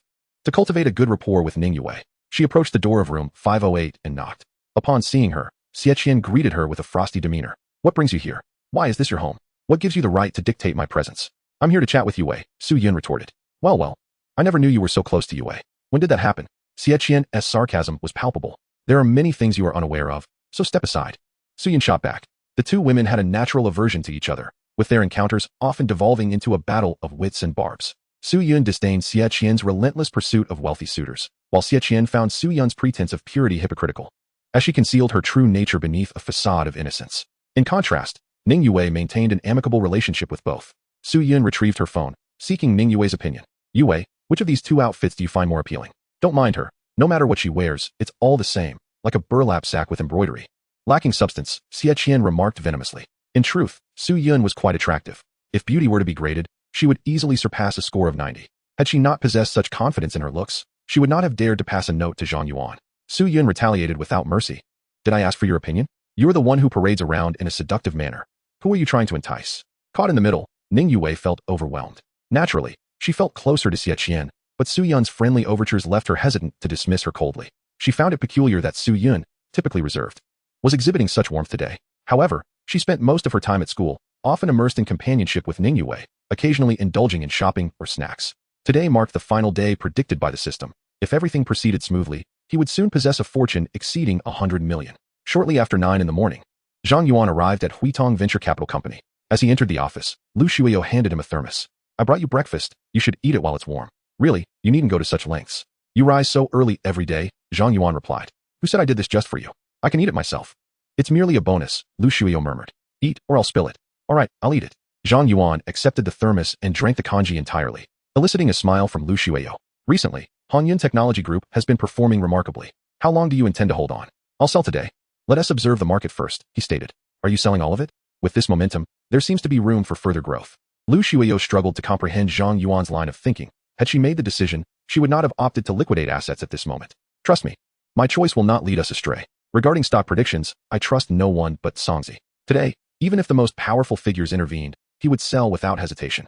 If Hanyun Technology Group were to crash later, he would have nowhere to lament his losses. This scenario was quite plausible, otherwise there would be no reason for the system to predict only until today. Lu Shuiyo nodded. Whatever decision you make, I trust you. Haven't you known that all along? Listening to her slightly melancholic tone, Zhang Yuan dared not meet her gaze, aware that the very thing she desired was beyond his reach. He then opened his computer and focused on the screen. Hanyun Technology Group opened with slight gains. Although it occasionally dipped, the upward trend remained evident. By 2 o'clock in the afternoon, Hanyun Technology Group had surged over 9 points, nearing its limit. Before the market closed, the stock reached its peak, signaling it was time to sell. Although executing the transaction half an hour early would yield a minor loss, relative to the total profits accrued over the past few days, it was negligible. Regardless of whether Hanyun Technology Group rose or fell tomorrow, it would no longer concern Zhang Yuan post-sale. It was time to reap the fruits of victory. Having made his decision, Zhang Yuan promptly initiated the transaction. As the mouse moved, sell orders piled up, and the funds in his account swelled. Gazing at the lengthy string of numbers, Zhang Yuan felt as if he were dreaming. Over 300 million had entered his account, quintupled within a mere 17 trading days. When the last share was sold, the funds amounted to over 1.5 billion. Zhang Yuan rubbed his eyes, astonished by the vast sum. Trading stocks incurs no personal income tax, only brokerage fees and the government's stamp duty, which are modest. For 1.5 billion, it would only be a little over 100,000. Though she was not particularly sensitive to money, it was her first encounter with such an impressive figure. I promised I wouldn't let you lose. I meant it, Zhang Yuan asserted. Moreover, without your assistance, I wouldn't have achieved these gains. Especially considering the immense pressure you've taken on to help me. Feeling a bit embarrassed by his words, Lu Shuiyo murmured, it was merely a small favor. Here, I'll give you my account number. Once you withdraw tomorrow, just transfer 100 million to me, and the rest is yours. Upon hearing this, Lu Shuiyo's expression fell. What do you mean? Nothing. I'm simply taking what I'm entitled to. I don't want anything more. What do you mean by entitled? To my mind. Aside from my father's 300 million principal, the rest truly belongs to you. With tears welling in her eyes, Lu Shuiyo replied, I never helped you for the money. What do you take me for? With that, she stormed out of the office, leaving Zhang Yuan in stunned silence. He had witnessed disputes over unequal distributions before, but never one sparked by an excess. When he chased after her, her figure had vanished, and her phone was left behind, rendering him unable to call her. Minutes later, he arrived at her small apartment to find the door unlocked. Inside, he discovered Lu Shuiyo curled up on the sofa, softly sobbing. What do you want now? She asked, glancing up with irritation. Zhang Yuan sat beside her. You forgot your phone. I brought it back. Mind your own business. If you want me to mind my own business, then I'll leave. Just as Zhang Yuan stood to depart, she suddenly wrapped her arms tightly around him, her slender frame surprisingly strong. Don't go. Zhang Yuan gently patted her hand. All right, just loosen your grip. I'm not leaving, but I can't breathe. He carefully pried her arms away and settled back on the sofa. You can ask me anything. Fine, I'll ask. Do you like me? Hurry up and say it. No lying. I like you. No buts. Before he could finish speaking, Lu Shuiyo had straddled his lap and pressed her lips against his, kissing him fervently. This was his immediate thought. He was being forcefully kissed. Inhaling the faint fragrance of her hair and gazing at her stunning visage so close, Zhang Yuan realized that given his level of resolve, he could not refuse. He simply could not bring himself to push her away. Although he had yet to contemplate how their relationship would develop, at that moment, all he desired was to savor the sweetness of her lips. In such circumstances, it was evident that no normal man could withstand the trial. All rational thought was cast aside. Zhang Yuan initially embraced Lu Shuiyo from behind, gradually shifting his arms to her slender waist. Suddenly, Lu Shuiyo awakened, startled like a frightened deer. I have to go, she stammered. Zhang Yuan, now alert, felt a pang of regret and self-reproach. Why couldn't I control myself? He pondered. Xueyo, I believe we need to have a serious discussion. Lu Xueyo, sitting beside him, responded obediently. What do you wish to discuss? I already have a girlfriend. I am aware, but you kissed me and touched me, he replied. I will not betray her. I understand, but you kissed me and touched me, she reiterated. Clenching her fist, Lu Xueyo declared fiercely. Are you implying that you can take advantage of me and then deny it? That was never my intention, he replied. I must ask, why did you choose me? With your looks and figure, you could attract any man. There is no particular reason. I simply like you. Even if you had a girlfriend or were married, I wouldn't give you up, she confessed. Zhang Yuan, already harboring feelings for Lu Xueyo, found it difficult to turn her down. That kiss had left him in turmoil. Listen, I must clarify. I will not break up with Ningyue. If you can accept that. Zhang Yuan trailed off, finding it hard to voice such callous words. He brushed her forehead gently. Are you sure you're not feverish? How can you agree to such an absurd request? Lu Xueyo sighed. What is so surprising? I've seen this situation many times, even my father. Zhang Yuan interjected. While I wish to have you all to myself, I know that is impossible. You're successful and will attract countless admirers. I've tried to stop thinking about you, but I realize it's impossible. You're infuriating. Why did you have to be so boastful back in school? She lamented. Since I can't let go, I must force myself to accept this. No matter how many women are around you in the future, you must always have a place for me in your heart. Having reached this point in their conversation, any further refusal would seem disingenuous. Zhang Yuan drew her into his embrace, holding her quietly. In truth, any man would yearn for such an arrangement. But the key lies in managing the ensuing complexities. Rest assured, I will treat you well, he promised. Lu Xueyo shifted closer, wrapping her arms around his neck and kissing him fervently. Yet, merely 2 minutes later, she fled in panic. Zhang Yuan shook his head helplessly. You ignite the flames without knowing how to extinguish them, he remarked. Lu Xueyo laughed heartily. Who said I can't extinguish fires? I'm far more experienced than Ningyue. Communication with you is much easier. Noticing his expression, she chuckled. And you said you wouldn't? Zhang Yuan, flustered and indignant, retorted. I was clearly refusing from the start. Chapter 30. A bold encounter for dinner. Zhang Yuan personally cooked a few simple dishes. Following the deepening of their relationship, Lu Xueyo lost interest in learning to cook. Her earlier insistence was merely a desire to spend more time together. Zhang Yuan had no objections. After all, her family was affluent, and they would never go hungry. At the dining table, Lu Xueyo continued to discuss investing profits in the stock market, saying, I could manage up to 200 million. You can give the rest to your father or keep it for yourself. I certainly want to ask for more. Lu Xueyo nodded. All right, I'll save it for now. When your money runs out, I'll lend you some. By the way, I'll give you that car as a small token of gratitude. Even though you're not short on money, I want to see you driving the car I gifted you. Does that mean I can never buy a car again? He queried. Of course not. Regardless of whether you drive it, it must remain in your possession. Suddenly realizing something, Lu Xueyo added. But you can't give it to another woman. She can only sit in it. Fine, he agreed. Lu Xueyo mischievously smiled. This way, I can buy another car. If you want a car, then buy one. A person can own more than one vehicle. After a brief pause, Lu Xueyo sighed. Zhang Yuan, I actually wish you had nothing, that you weren't so exceptional. Then I could keep you firmly by my side. Zhang Yuan chuckled softly, recognizing that such naive thoughts were unique to Lu Xueyo. If he were incapable, not only would they not be together, but his very existence might be at risk. If he drew too close, he might vanish unexpectedly. With Lu Xiyun's influence, achieving this would be effortless. Within half a month, he had profited over $1 billion from the stock market, and Lu Xiyun was undoubtedly aware of these gains. Therefore, he had yet to receive another call from her. Regardless of his character, it was clear that he had earned Lu Xiyun's acknowledgement in the realm of finance. By 9 in the evening, the two were curled up on the sofa, watching television. Zhang Yuan felt that leaving so soon after solidifying their relationship was inappropriate. Besides, he didn't wish to depart. Having a delicate beauty by his side was delightful. I'll call you Wei. We haven't spoken all day. All right, she replied, although it sounded somewhat melancholic. Lu Xueyo said nothing further. Having accepted Zhang Yuan, she had anticipated this. Just as Zhang Yuan was about to dial, his phone rang. Senior, where are you? Ningyue's voice was tense. Can you come to pick me up? What happened? He asked, concern etched in his voice. I'm at the CAF, and it seems the owner, Lu, has taken an interest in me. I'm too afraid to go out. Wait for me. I'll be there shortly. After hanging up, Lu Xueyo urgently inquired, do you need my help? No, I can handle it myself. Xueyo, I might not be able to stay with you tonight. Please rest at home. Understanding and sensible, Lu Xueyo nodded lightly. Just be careful and call me if anything happens. Okay. Zhang Yuan hurriedly left the apartment, heading straight for the Starbucks CAF. After calling Zhang Yuan, Ningyue felt considerably more at ease. To her, no matter how grave the situation, the arrival of her senior would make everything manageable. She had come to the CAF to collect her wages, having worked there for over half a month without payment. It seemed they would not settle her dues until she physically left, leaving her with no choice but to seek Zhang Yuan's assistance. Though there were few customers in the CAF, the ample lighting and numerous surveillance cameras ensured that Lu Wei wouldn't dare to act recklessly. Sister Zhang, can you check if he has left? Ningyue asked. We have no concrete evidence for the police, All we have are suspicions. Sister Zhang shook her head. It's all right. My boyfriend will be here soon. As long as he arrives, everything will be fine. Sister Zhang sighed. All right, as long as you stay inside the CAF. You should be safe. 20 minutes later, a woman with chestnut curls, around 40 years old, hurried into the CAF, exclaiming, "Who is Ning Yue?" "I am," she replied. "So it's you. This vixen who has seduced my husband." Ning Yue was taken aback and received a harsh slap. The blow was so forceful that her cheek instantly turned crimson. After striking her, the woman continued to berate her. "Let me tell you, vixen, if you ever try to entice my husband again, I will scar your face. How can a university student be so shameless? Instead of studying, you choose to be a mistress. I will report you to your school's administration and have you expelled." This woman, Sister Zhang recognized, was none other than the CAF's owner, Li Chunhua. "Hey, what gives you the right to hit her? Are you out of your mind? Don't you know what kind of person your husband is?" Sister Zhang shouted protectively, standing in front of Ning Yue. "I don't care what he is like. A vixen deserves to be punished. You think you can openly destroy someone as family and get away with it?" The situation was utterly incomprehensible. Ning Yue had never acknowledged her husband, yet he was waiting outside in the car. "Why not call him in to clarify?" Li Chunhua coldly retorted. "Humph, so you dare to defend this shameless woman? If I hadn't received any news, how could I have come here?" Turning on her heel, she stepped outside and shouted, "Lu Wei, come here this instant."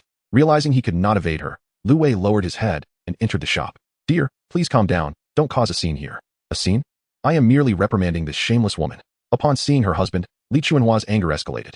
"This vixen is pregnant. If I don't address this now, she might give birth without me knowing. I swear I will make her pay." "That's not it. You've misunderstood. Can we discuss this back home? There's no way I could be mistaken." Noticing Lu Wei's anxious demeanor, Li Chunhua smirked. "Ah, so you thought you could deceive me? Do you really believe I am that easily fooled? Even now, you wish to protect this vixen. I will ensure she remembers this day." Ning Yue covered her cheek, angrily protesting. "Who are you calling a vixen? How dare you slander me? Are you out of your mind? How dare you talk back?" Li Chunhua was enraged. "You deserve a lesson. Today, I will show you my might." In her furious state, Li Chunhua had lost all reason, unwilling to hear any explanations.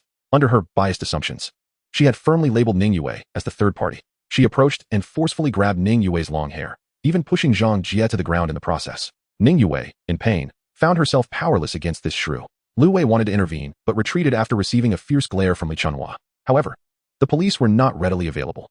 Only Zhang Yuan could arrive in time. Just then, a blinding light from outside pierced through the CAF. The headlights of a car raced closer within mere seconds, showing no sign of stopping as it hurtled towards the CAF's glass faade. Bang!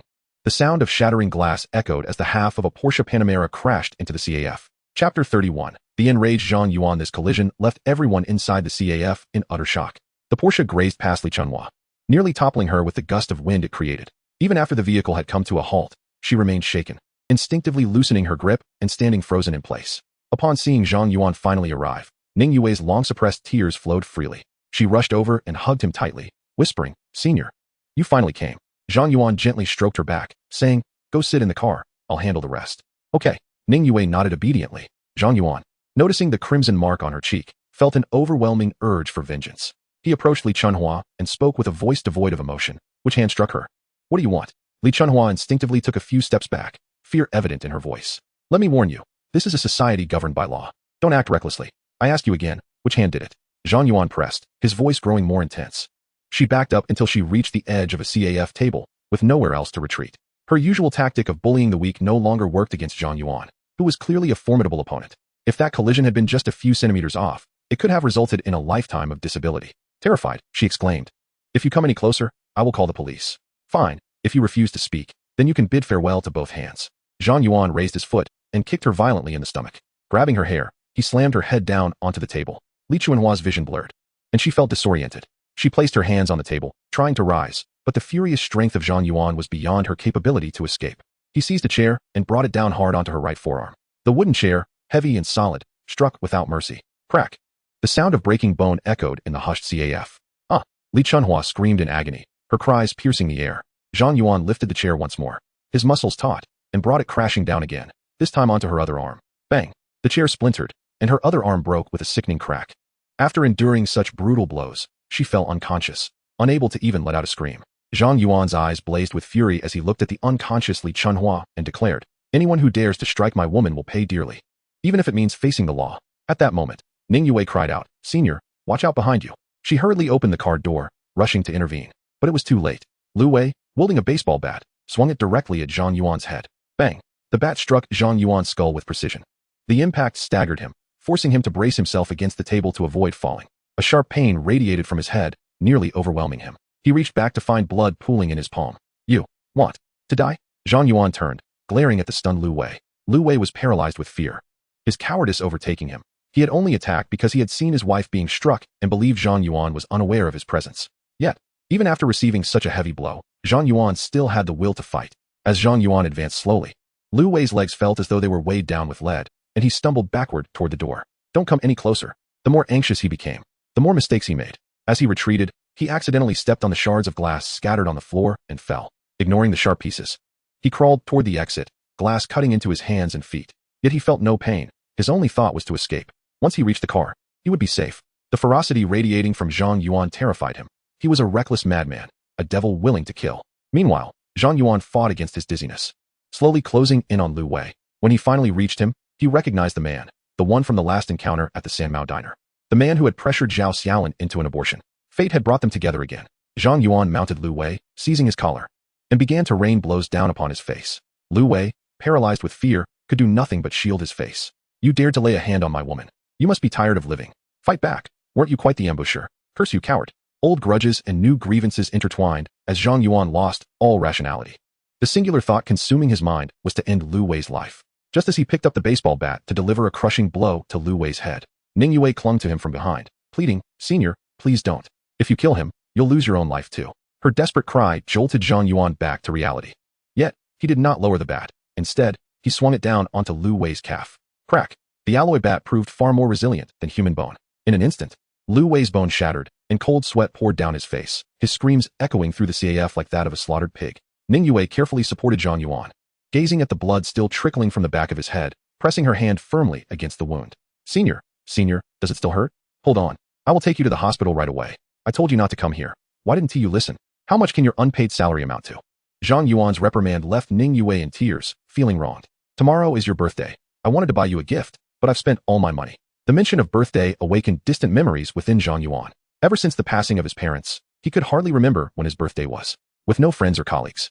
And Zhao Xiaolin completely unaware of his special day. It was only during their last outing that Ning Yue had caught a glimpse of his ID and committed the date to memory. Zhang Yuan's heart softened once more. Forget it, I won't blame you. Ning Yue helped him to sit on a nearby chair and whispered, I'm sorry, Senior. I promise I will be obedient from now on. At that moment, a police siren blared outside, and a police car halted in front of the CAF. Zhang Yuan took out his phone and dialed a number. Shuiyo, I've hit someone. Please help me find a lawyer. After uttering those words, a wave of intense dizziness washed over him. Until now, he had been holding on, but at that moment, everything went dark as he collapsed into Ning Yue's arms. On the other end, Lu Shuiyo exclaimed with urgency, What? Where are you? I'm coming right now. Hello, Zhang Yuan, are you still there? Ning Yue took the phone. Senior sister, we are at the Starbucks on Xinhua Road. Please, I beg you to help him, as long as he is okay. I will agree to any request. Just wait, I will be there soon. The next morning, Zhang Yuan finally opened his eyes. His head was bandaged, and sharp pains occasionally shot from the back of his head. He found himself in a single patient room, with Lu Shuiyo seated on a chair beside him, her upper body resting on his bed. Zhang Yuan instinctively moved his hand, startling Lu Shuiyo awake. You're awake? That is wonderful. You have no idea how worried I was. Lu Shuiyo waved her hand in front of his face. Do you know who I am? Quickly, say my name. Lu Shuiyo. Is it me, or you who got hit on the head? Can't you speak normally? It seemed he was all right. Lu Shuiyo patted her chest, saying, The doctor mentioned you might suffer from memory loss or a concussion. In the worst-case scenario, you could end up in a vegetative state. Zhang Yuan chuckled softly. It can't be that serious. I've been in much worse fights before and came out fine. You're still laughing. I'm extremely worried. For that little sister of yours, you actually went so far as to drive into the CAF, as if filming a movie. I care about you too. I feel pain when you're hurt. As Lu Shuiyo spoke, tears began to fall. What would I do if you never woke up? Have you considered me? You jerk. Zhang Yuan tightly grasped her small hand. If it were you being bullied, I would do the same. Stop it. You're making me cry. Lu Shuiyo did not doubt the sincerity of his words. She had known Zhang Yuan to be this kind of person long ago. He had once stepped up to defend her, despite knowing he would be outmatched, resulting in severe injuries. Given their current relationship, she believed he would risk his life for her without hesitation. By the way, how was everything handled afterward? The police are waiting for you to give a statement. But I've already hired a lawyer, who should be arriving soon to guide you through it. I've informed Lawyer Zhang of your situation. It should be manageable. Thankfully, you didn't seriously injure anyone, or it would have been much worse. Just some compensation, and it should be fine. You really need to be less impulsive next time. Zhang Yuan sighed in relief, eager to promise. All right, I will listen to you from now on. Lu Shuiyo nodded in satisfaction. What about Yue? Suddenly, Lu Shuiyo remarked. Do you know what she said to me yesterday? Upon hearing this, Zhang Yuan realized a serious issue. His two women had met the day before. Lu Shuiyo was fine since she was already aware of his situation, but Ning Yue remained oblivious. Zhang Yuan, feeling anxious, asked, "What did she say? Did you tell her about, our relationship?" "I did." Zhang Yuan's expression changed dramatically. "How could you say that? She is such a naive girl. How could she possibly accept it?" Lu Shuyo chuckled. "Look at you, so nervous. Did you really think she noticed nothing? She just chose not to say anything. Yesterday, Yue came to me and said that as long as it meant you wouldn't go to jail, she could step aside and let me be your girlfriend. She was crying, saying she would give up everything just to see you happy from afar. I could tell she was sincere. What do you want me to say? Such a wonderful girl, and you still want to stir things up?" After Lu Shuyo finished speaking, Zhang Yuan felt a wave of guilt wash over him. Managing time between them was no easy feat. He had spent significant time with Lu Shuyo lately. Sometimes, when he called Ning Yue, he stumbled over his words, afraid of revealing the truth. Ning Yue was innocent but not foolish. She could sense that his relationship with Lu Shuyo was not ordinary. Yet, she said nothing and remained compliant. "I told you, you have several girlfriends. One more or one less doesn't matter, as long as she doesn't mind. What is the big deal?" Zhang Yuan countered, raising his voice. "Why are you slandering me? Besides her, I clearly only have you as my girlfriend. If possible." Zhang Yuan desperately wanted to avoid hurting Ning Yue. However, with Lu Shuyo, they had already gone through everything except the final step. Unless he was heartless enough to abandon her, this confrontation was inevitable. Zhang Yuan felt as if he were awaiting judgment, his emotions in turmoil. Lu Shuyo dropped her playful demeanor, looking serious. She said she could accept it. You can ask her why later. After all, you're just an unashamed scoundrel. Upon hearing this, Zhang Yuan felt a sense of relief. Regardless of how things unfolded, as long as Ning Yue was willing to stay by his side, everything could be negotiated. What he had initially thought to be an insurmountable problem had resolved itself effortlessly. He had to admit, Lu Shuyo had played a significant role in this. "Shuyo, thank you." Lu Shuyo huffed. "No need to thank me. It's not like I didn't choose you. That scoundrel. If we're discussing order, I'm still the later one. Thankfully, your little sister is decent and easy to get along with. Now that I've solved your troubles, how will you thank me?" Zhang Yuan chuckled. "Anything you desire for gratitude is fine. I wouldn't flinch at any challenge. About you and Ning Yue, is there anything else?" Zhang Yuan instantly understood her implication, exasperatedly replying, "Why are you asking this? I'm just curious. It's not like I can't ask. We've done everything that should be done. Is that enough? I didn't expect to be one step late." Lu Shuyo clenched her small fist. "Then I want it too." Zhang Yuan glanced at her and asked, "Are you sure you can handle it?" "I don't care. By the time you're discharged, it will probably be too late." Zhang Yuan had no valid reason to refuse her request and nodded. "All right. Let us get you discharged now." Knock, knock, knock. There was a knock on the door. "Come in." A person stepped forward, introducing himself to Lu Shuyo. "Hello, Miss Lu. I am the attorney Zhang Shan from the firm. I will be handling Mr. Zhang's case." Zhang Yuan glanced at the lawyer, who stood tall, almost 6 feet tall. Wearing a pair of black-framed glasses, he appeared cultured and refined, though it remained uncertain whether he possessed genuine talent or knowledge. Nevertheless, as the legal representative for the headquarters of the Huitong Group, he must possess considerable skill. Chapter 33. The greatest trouble has been resolved. Let us now proceed to the crux of the matter. Zhang Shan wasted no time and stated, "I have reviewed the surveillance footage from the CAF. Mr. Zhang, could you please provide a detailed account of the events that transpired?" After Zhang Yuan recounted every minute detail, Zhang Shan fell into contemplation. After a brief moment, he remarked, "I have also examined the hospital's diagnostic report. The individual involved, Li Chunhua, has sustained fractures in both arms, while Lu Wei has a fractured calf and multiple soft tissue injuries to the face. Both have undergone surgery and are recovering well, with no significant long-term effects anticipated. As for the assessment, it will likely be classified as a minor injury. However, Mr. Zhang, your head injury is more serious. If you continue to experience dizziness and instability without a clear cause, it may well be classified as a serious injury."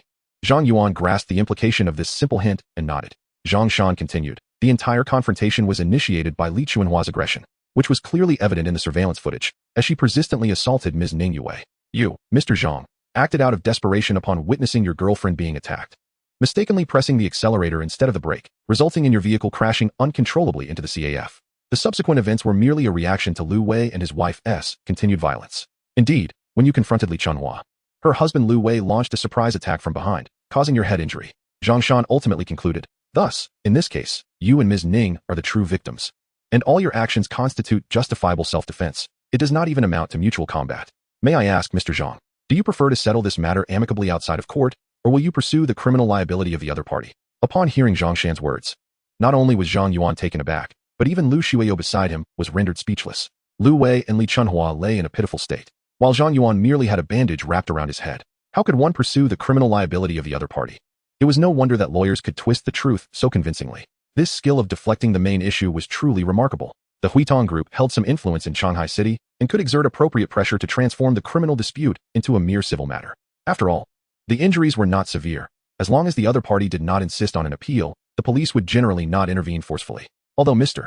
Zhang might not be interested in a compensation of several hundred thousand. It was best to avoid escalating matters further. Zhang Shan looked at them and said slowly, "Do you both understand my meaning? Then let us heed Lawyer Zhang's advice. But will they comply willingly?" A rare smile appeared on Zhang Shan's face. The other party has also engaged a lawyer, but that individual was once my student. Soon after, the police officers arrived at the hospital to take statements. Once the officers had departed, Ning Yue entered the room carrying breakfast. Upon seeing Zhang Yuan awake, she disregarded Lu Shuiyo and rushed into his arms. "Senior, I was so worried about you." Lu Shuiyo, observing the scene, rolled her eyes and stepped outside to give them space. "That Yue, it was my fault. I shouldn't have do not say that. Senior is a good person. I can the words failed to escape her lips, yet Zhang Yuan understood her sentiment. Ning Yue choked back tears. "I fear I may never encounter someone willing to fight for me as you have, Senior. Although I despise your fickleness and your secrecy regarding other women, I cannot imagine life without you. If you were not here, it would feel as if the sky had fallen. Why are you so kind to me?" Zhang Yuan simply held her tightly, letting out a soft sigh. A moment later, Ning Yue picked up a bowl of millet porridge and tested its temperature. "Senior, are you hungry? Let me feed you breakfast." "I am not particularly hungry, though I am somewhat thirsty." "Then I shall fetch some water." As Ning Yue began to rise, Zhang Yuan gently pulled her back down and pointed to her red lips. "What I desire is this. Senior, you are in this condition and still want today is my birthday, and I do not wish for any other gifts. A kiss is not too much to ask, is it?" Ning Yue nodded softly and then leaned in to kiss him. Zhang Yuan savored the moment, content that he had emerged unscathed from the altercation, with two women steadfastly by his side. Could there be anything more splendid than this? Meanwhile, the atmosphere in another hospital room was far from amicable. Lu Wei lay with his calf encased in a cast, his face bandaged in several places, presenting a most pitiable sight. His wife, Li Chunhua, was not faring much better, her hands also immobilized by casts, forcing her to lie flat on the bed. Even the slightest movement brought excruciating pain. "I will ensure he pays for this." "Lawyer Qian, what did the police say? Has that little wretch been apprehended?" This Lawyer Qian, known as Qian Wan, was clad in a sharply tailored suit, perusing through a notebook. "I fear this case may not be as optimistic as you both hope. Please prepare yourselves mentally." Before he could finish, Li Chunhua interrupted sharply. "What mental preparation? We were nearly beaten to death, and he shouldn't face criminal charges? Moreover, that scoundrel deliberately ran me over. Are you blind? If you are incapable, then find someone else. I refuse to believe that after being beaten so severely, we cannot see justice served." Qian cast a disdainful glance at Li Chunhua. Were it not for his mentor's insistence that he take on this case, he would never have waded into such murky waters. One's quality of character is often revealed in their speech. Such a person deserves their fate. "I can responsibly inform you both that the current situation is not about you initiating a lawsuit against Mr. Zhang for assault, but rather, it would be prudent to hope he does not press charges against you." "What?" Lu Wei exclaimed angrily. "On what grounds? Do you not see the state I am in?" Qian Wen replied expressionlessly. "While you both appear to be more seriously injured, at most it will be classified as minor injuries. However, your assault on Mr. Zhang resulted in him remaining unconscious. Should he suffer any irreversible complications, it could be classified as a serious injury, warranting imprisonment. Furthermore, according to the defense lawyer's statement, you are also suspected of sexual harassment and attempted kidnapping of Ms. Ning, with witnesses available to testify against you. The cumulative charges could lead to several years of imprisonment." Upon hearing this, Lu Wei's face drained of color. He was acutely aware of the force behind his sneak attack, and his intentions towards Ning Yue had never been concealed. Nearly all the CAF staff were aware of the situation, and even the chat records could serve as corroborative evidence. In a subsequent exchange, Qian Wen addressed Li Chunhua, "And you, Ms. Li, instigated this conflict. Regardless of how events unfolded thereafter, you will bear the primary responsibility. A sentence of 3 to 5 years is not out of the question. Were it not for your injuries, you would already be in custody. Do you understand?" Li Chunhua fell silent, her previous arrogance dissipating. The mere mention of imprisonment instilled a deep-seated fear within her. Observing the terror on their faces, Qian Wen allowed a subtle smile to escape. "If you two believe I am unfit for this defense, then by all means seek another counsel. However, I doubt there exists a law firm in all of Shanghai willing to take on such a hopeless case." Chapter 34. Truly a responsible and capable lawyer, both husband and wife, lacking in education, held no doubts about the severity of Qian Wen's words. The world operates on the principle that the aggressor bears the consequences. Once again, Zhang Yuan was gravely injured, yet both he and his companion were merely bruised. Their injuries not severe. Lu Wei was gripped by a terrifying thought. If he were to inadvertently kill Zhang Yuan, would he have to pay with his life? He held an unwavering belief in Qian Wen's words. "No, Lawyer Qian, how could we not trust you? What we said earlier was merely out of anger. Please do not take it to heart." Li Chunhua chimed in. "Indeed, your firm is the most renowned law office in Shanghai City, and Lawyer Qian's reputation is well established. What must we do to avert disaster?" Qian Wen closed his notebook and replied earnestly. "Very well, I shall speak plainly. You must understand that to avoid prosecution, the key lies in obtaining Mr. Zhang's forgiveness. Otherwise, no words will suffice. But he is still unconscious. How can we obtain his forgiveness? If Mr. Zhang does not awaken soon, we shall have to seek the forgiveness of his family. Family? Li Chunhua recoiled at the thought of having to apologize to that insignificant student, feeling it beneath her dignity as a woman of the upper class. Even though she had struck the wrong person, she felt no remorse. Lu Wei, however, was resolute. I will express my apologies in person. As long as I don't go to jail, I will do whatever it takes. Qianwen continued. Additionally, the other party will certainly demand compensation. The amount will depend on the severity of the injuries, but given the current situation, it is unavoidable. Of course, if their demands are exorbitant, I will advocate for your interests, so you need not worry. He then excused himself to consult with the attending physician. The couple put on their best smiles. Thank you, Lawyer Qian. Please keep us informed of any developments. Once Qianwen exited the ward, they marveled at having found such a responsible lawyer. After a brief turn, Qianwen approached Zhang Yuan.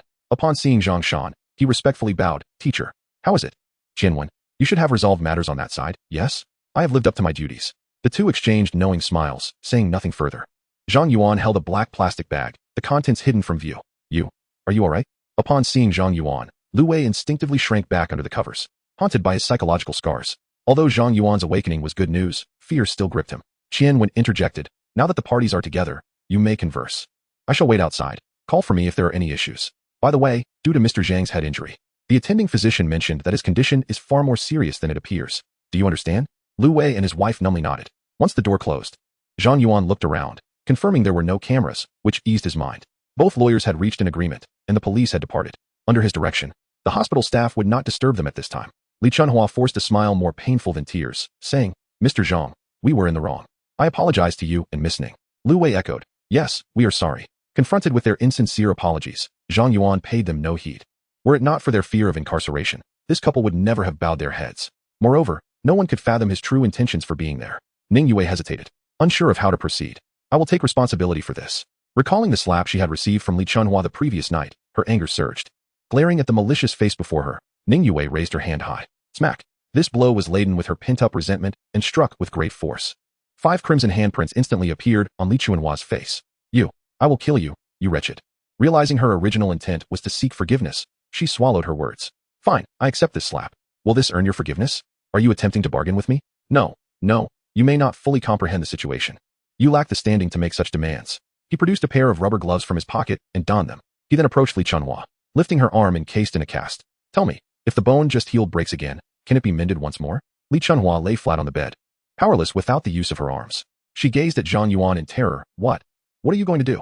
I warn you. Haha, you will find out shortly. As he spoke, Zhang Yuan suddenly exerted force, slamming her arm onto the bed. The cast shattered, debris scattering everywhere. A wretched cry escaped Li Chunhua's lips. The bone, which had only just healed, fractured anew. The excruciating pain caused her temples to bulge, her eyes bulging from their sockets. I warned you I would ruin your hand. Did you think I was jesting? If you can heal it once, I can break it again. Believe me, I can do it.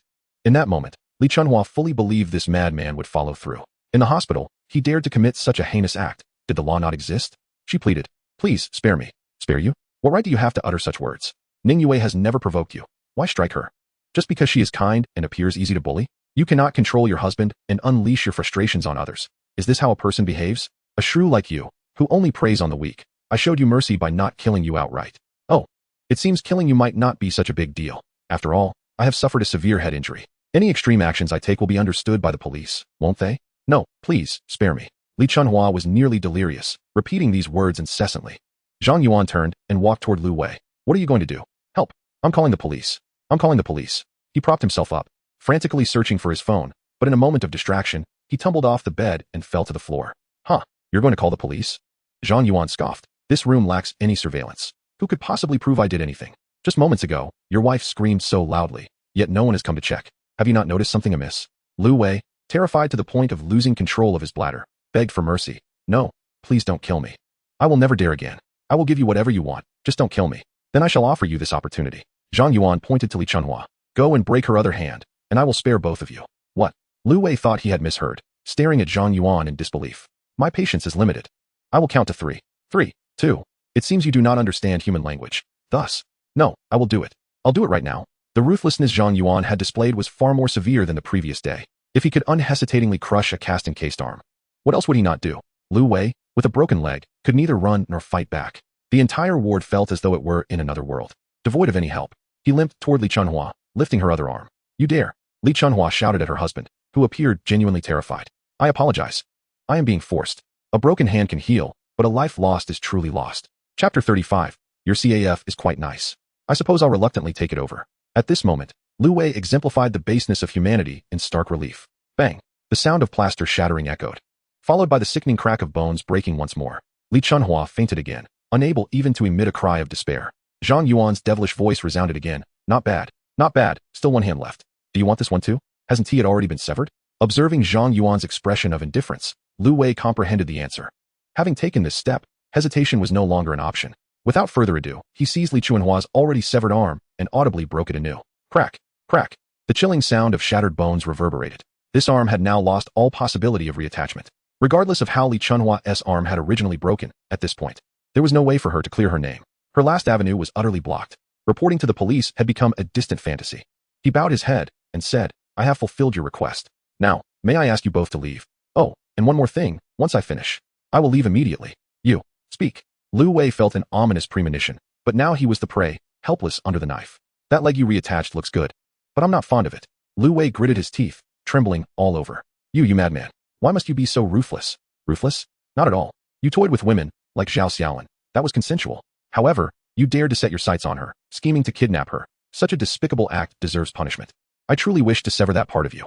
Upon hearing this, Lu Wei instinctively covered his groin. Do it yourself. If I were to intervene, it would not simply be a leg. Boss Lu, you wouldn't want this video to become public knowledge, would you? As he spoke, Zhang Yuan retrieved a baseball bat from the plastic bag he had brought, handing it to Lu Wei. Upon closer inspection, it was the same bat he had used for his ambush the previous night. Looking at Zhang Yuan, who was clad in rubber gloves, Lu Wei managed a bitter smile. You are quite well prepared. At this juncture, Lu Wei found himself with no choice. He collapsed onto the ground and swung the bat down with all his might. Another resounding bang echoed. The plaster shattered, and the bone in his lower leg splintered.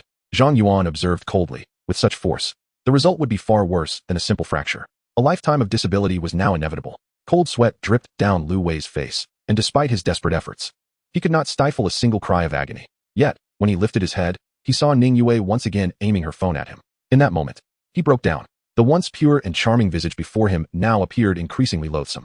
Is this what they mean by not a family, not entering the same door? He bore the excruciating pain and asked, Mr. Zhang, may I leave now? Of course, Zhang Yuan replied, slapping his forehead. Ah, I seem to have forgotten about compensation. After all, I am the victim, aren't I? What more do you want?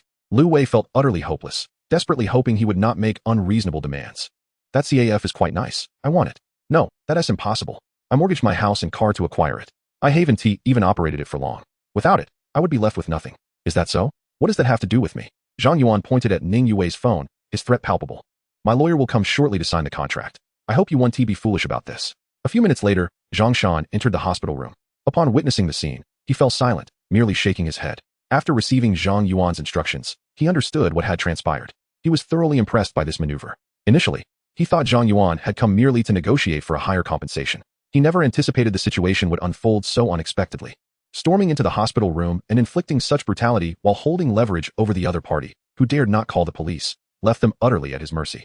Words like cruel and insidious could scarcely capture his character. Direct confrontation is easy. The unseen, however, is difficult to guard against. Some matters in this world cannot be resolved through legal means. Zhang Shan reminded himself that with a person like Zhang Yuan, one could only be a friend, never an enemy. Meanwhile, Lu Wei had become numb, hastily signing the transfer contract without even reading it thoroughly. Thus, the CAF changed hands. Yet, whether he read it or not was inconsequential. He had lost the right to negotiate any terms Zhang Yuan might stipulate. After Zhang Shan departed, he painfully crawled to Li Chunhua's bedside. It took him a while to awaken her. Don't kill me, please don't. As Li Chunhua opened her eyes and beheld Lu Wei's face, she curled up in terror, murmuring, Chunhua, what's the matter? Wake up, don't kill me. No matter how Lu Wei called out, Li Chunhua continuously repeated those words. At that moment, he realized that his wife, under such immense pressure, had lost her sanity. Yet, this brought him a semblance of relief. If she insisted on calling the police, that would have been the true disaster. The bond of decades of marriage paled in comparison to the threat of imprisonment. Subsequently, Lu Wei made a phone call to a few close friends, arranging for a hasty exit from the hospital to another city. Tragically, he couldn't even disclose the truth to them. Instead, he remained in constant fear, dreading the arrival of the police to arrest him. All this turmoil stemmed from his ill-fated intentions.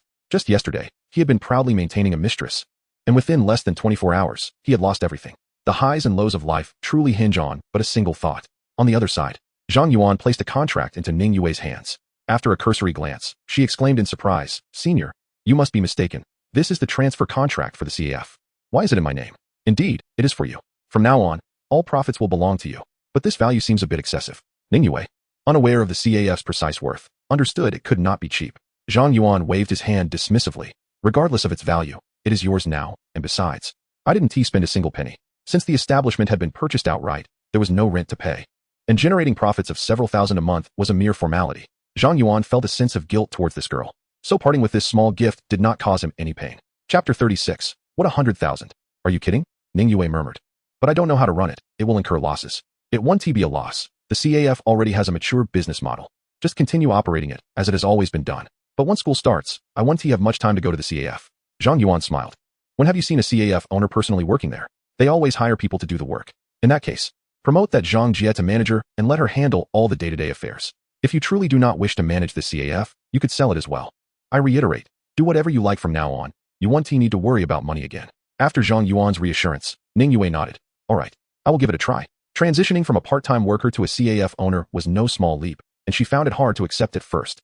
Zhang Yuan held her hand and said, Yue, I promise to give you a happy life. Although I may not be the best in matters of the heart, I will ensure you never lack for material comforts. Zhang Yuan's head was still bandaged, lending a somewhat comical air to his solemn demeanor.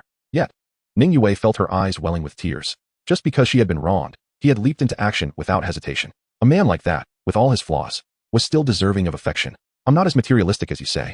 Senior, you may have nothing, but I am still willing to follow you. She tightly embraced Zhang Yuan, murmuring, Senior, you have been so kind to me.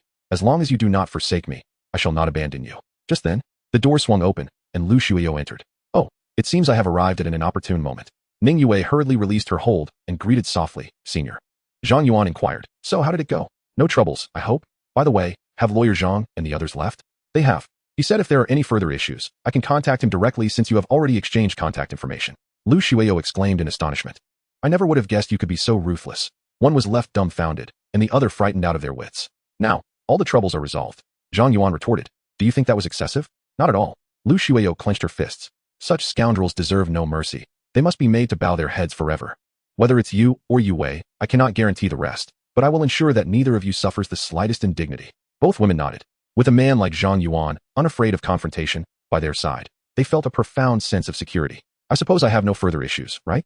How long until I can be discharged? Very well then.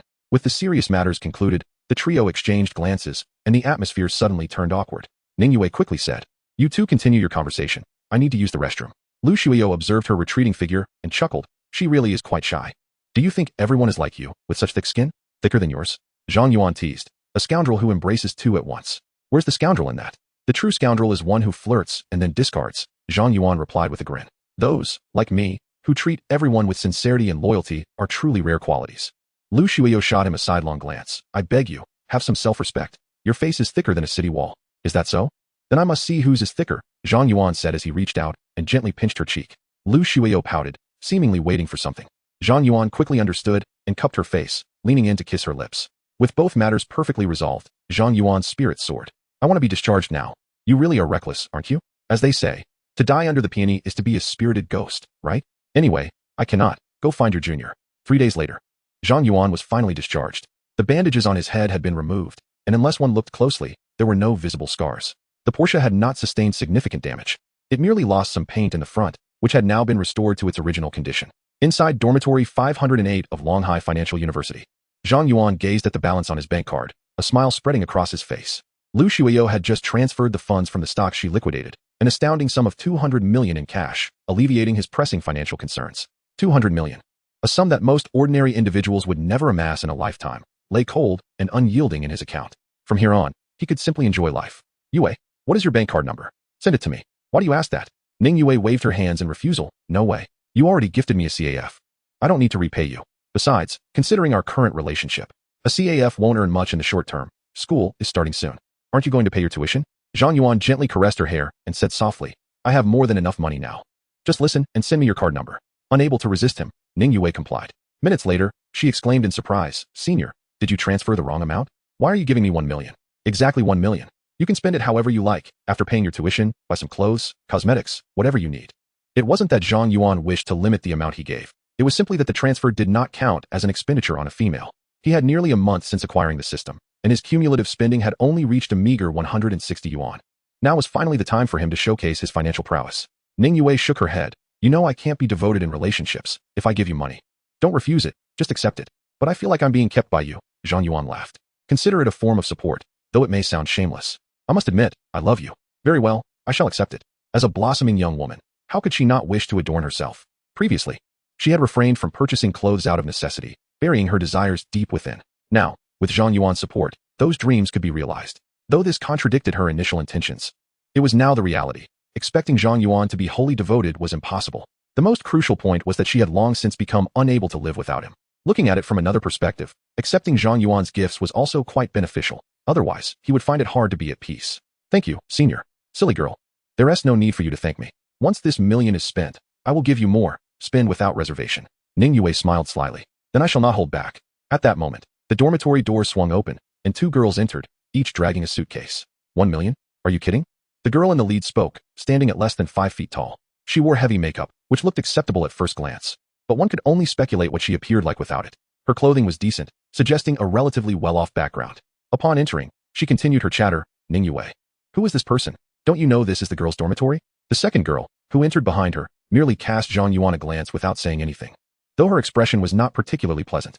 Wuna, this is my boyfriend. He will leave shortly. What of it? How dare you bring him into our dormitory? Hurry and make him leave. Zhang Yuan initially had no intention of engaging, but the girl's incessant prattle was too much to ignore. It was quite common for boys to assist with luggage during the start of the semester. Even the dormitory manager typically overlooked such occurrences. Do you have some sort of illness? Is this dormitory solely yours? Zhang Yuan scoffed. Who are you to tell me to leave? Hearing this, Wuna exploded, shouting. How can you be so unreasonable? This is a girl's dormitory. How can I have any privacy with you here? I can't even hang up my clothes. I have no interest in you whatsoever. You might want to spend more time in front of the mirror instead of inflating your self-worth. You shameless. Ning Yue, well aware of Zhang Yuan's temper, feared he might resort to violence. The consequences of fighting at school were far too severe. She hastily intervened. Senior, don't pay her any mind. Let's go shopping. All right, as you wish. Where to? Ning Yue pondered for a moment and replied, let's go to Longhai. I've always wanted to check it out, and today I finally have the time. After Wu Na's entrance, Zhang Yuan had no desire to remain there any longer. Arguing with a woman was embarrassing, regardless of the outcome. Ning Yue's suggestion perfectly aligned with his thoughts, as he had long wished to explore and could seize the opportunity to make some purchases, killing two birds with one stone. However, Wu Na lacked the insight to realize this and assumed Zhang Yuan was intimidated, taunting. Oh, I never expected you, Ning Yue, to know about that place. All the goods there are imported luxury brands. Can you afford even one item? By the way, I heard someone mention giving away 1 million upon entering. What a laugh. Zhang Yuan merely smirked disdainfully and led Ning Yue out. Noticing that he completely disregarded her, Wu Na became even angrier. Qianqian, let's go take a look too, she said to the girl who followed her in. Zhou Qianqian looked up and asked, are you really thinking of chasing after them just to make fun? Is that necessary? Not quite, came the reply. Last semester, I had my eye on a watch that costs over 8,000. I've never had the funds to buy it. But now I finally do. Will you accompany me? I'll treat you to coffee afterward. How does that sound? Wu Na scoffed. What if we run into Ning Yue and her loser boyfriend? It would be amusing to witness. All right then, Zhou Qianqian acquiesced. The two of them stepped out and, in the corridor, they happened to encounter Su Yun. Where are you two headed? Is Yue inside? She went out with her boyfriend, Wu Na casually responded. By the way, are you coming? You might just see them. Upon hearing about Ning Yue's boyfriend, Su Yun immediately envisioned that youthful and handsome face. Although she was unaware of why Zhang Yuan had not contacted her in the past 20 days, she had not given up hope. From her perspective, a wealthy young heir like him could easily forget someone. Su Yun took pride in her appearance and thought it would be nice to make an impression if given the chance. The three of them then hailed a ride-sharing vehicle and headed towards Shanghai. On the way, Wu Na said, Su Yun, I have a joke for you. Ning Yue's boyfriend claimed to have given her 1 million, saying if that's not enough, he would give her more. Is that in renminbi? How absurd. If money were that easy to earn, there wouldn't be so many impoverished people in the world. Su Yun, however, could not laugh at this. A hint of bitterness lingered in her heart. She firmly believed that this had to be true. After all, someone who could afford a top-tier Panamera wouldn't joke about such matters. At the same time, an inexplicable feeling of jealousy arose within her. How wonderful it would be if Zhang Yuan's girlfriend were me. Shanghai was not far from the financial university, merely a 20-minute drive. After parking in the underground garage, Zhang Yuan led Ning Yue upstairs. Upon arriving at the clothing section, they casually entered a store. The sales associate, Zhou Yan, approached them promptly. Hello, welcome. In reality, luxury boutiques often required customers to queue for entry. A single sales associate could not cater to multiple customers simultaneously, ostensibly to enhance the shopping experience. Though whether this was merely a marketing gimmick remained uncertain. Let us take a look at the women's clothing, Zhang Yuan suggested, gesturing towards Ning Yue. Zhou Yan did not display any impatience due to Ning Yue's plain attire. Instead, she enthusiastically stated, Certainly, madam, please follow me. Your fair complexion and tall figure would look splendid in a fitted top paired with a long skirt, which would accentuate your waistline and create a better silhouette. She presented a dark long skirt and a short-sleeved shirt to Ning Yue. You might want to try this. It should look fantastic. This was Ning Yue's first visit to such a luxury store, and she felt a bit awkward. It was only after Zhang Yuan encouraged her to try it on that she agreed. After a while, the fitting room door finally opened. Her cheeks flushed, she stepped out. The sight almost made Zhang Yuan's eyes pop out. He could hardly look away. Ning Yue's tall figure, dressed this way, appeared even more elongated. The low-cut shirt hinted at her curves, while her slender waist complemented the flowing long skirt, perfectly shaping her silhouette. With a pair of high heels, it would be nothing short of perfection. Senior, how does it look? Is it beautiful? It's stunning. This is the one. But I feel it might be too mature for a student. She hesitated. No worries, you can wear this when going out. And we can buy a few other outfits for school. Ning Yue had never worn anything so extravagant, always opting for the most ordinary attire. In her memory, only those who adored dressing up wore such clothing. Although she genuinely liked this outfit, she still shook her head. Senior, let us try something else. This is too expensive. Do you like it? I do, but... Zhang Yuan chuckled and called the sales associate over. What is the price of this set? Zhou Yan cautiously replied, Mr. Zhang, both pieces are new releases from Prada this year. The long skirt is 12,000 yuan, and the shirt is 9,800 yuan. The price is a bit steep, but it's definitely worth it. Just look at how lovely it looks on your girlfriend. I'm envious. Zhang Yuan interrupted. All right, we'll take this set. Let us select a few more, and by the way, recommend a pair of high heels. Chapter 38. Spending like water. It was at this moment that Zhou Yan realized this young man named Zhang was, in fact, a wealthy heir. As a sales associate in a luxury store, she had encountered numerous customers who would bolt upon hearing the prices. There were also those who seemed affluent but were miserly. Though the pieces were undeniably beautiful, they would nitpick and refuse to buy. Yet Zhang Yuan made his decision without batting an eye. Spending over 20,000 yuan on clothing was no small sum. He was quite the hidden gem. Seeing that he wanted to select more items, Zhou Yan became even more enthusiastic, eager not to lose this valuable customer. All right, Mr. Zhang, let me take your girlfriend to pick out some shoes. Please, have a seat here. Though Ning Yue felt it was exceedingly extravagant, she would not refuse what Zhang Yuan had decided. She tried on several different styles, and Zhang Yuan nodded in approval each time. Indeed, a beautiful appearance made everything look good. Zhang Yuan wasted no time, even neglecting to inquire about the prices, and instructed the associate to package the items. In the end, they purchased 4 or 5 outfits and 2 pairs of high heels, spending around 200,000 in total. Watching the amount on the system panel, which had stagnated for nearly a month, surge dramatically, he felt quite pleased. However, even with such lavish spending, this figure was still a long way from his goal of 100 million. Ning Yue murmured, Senior, this is really enough? I can't take any more. Although she adored the clothes, she still felt a pang of concern for Zhang Yuan. 200,000. She had never spent so much money in her life. Not even half of that amount, and it vanished in less than half an hour. All right, let us take a look at some other items. Really, no more.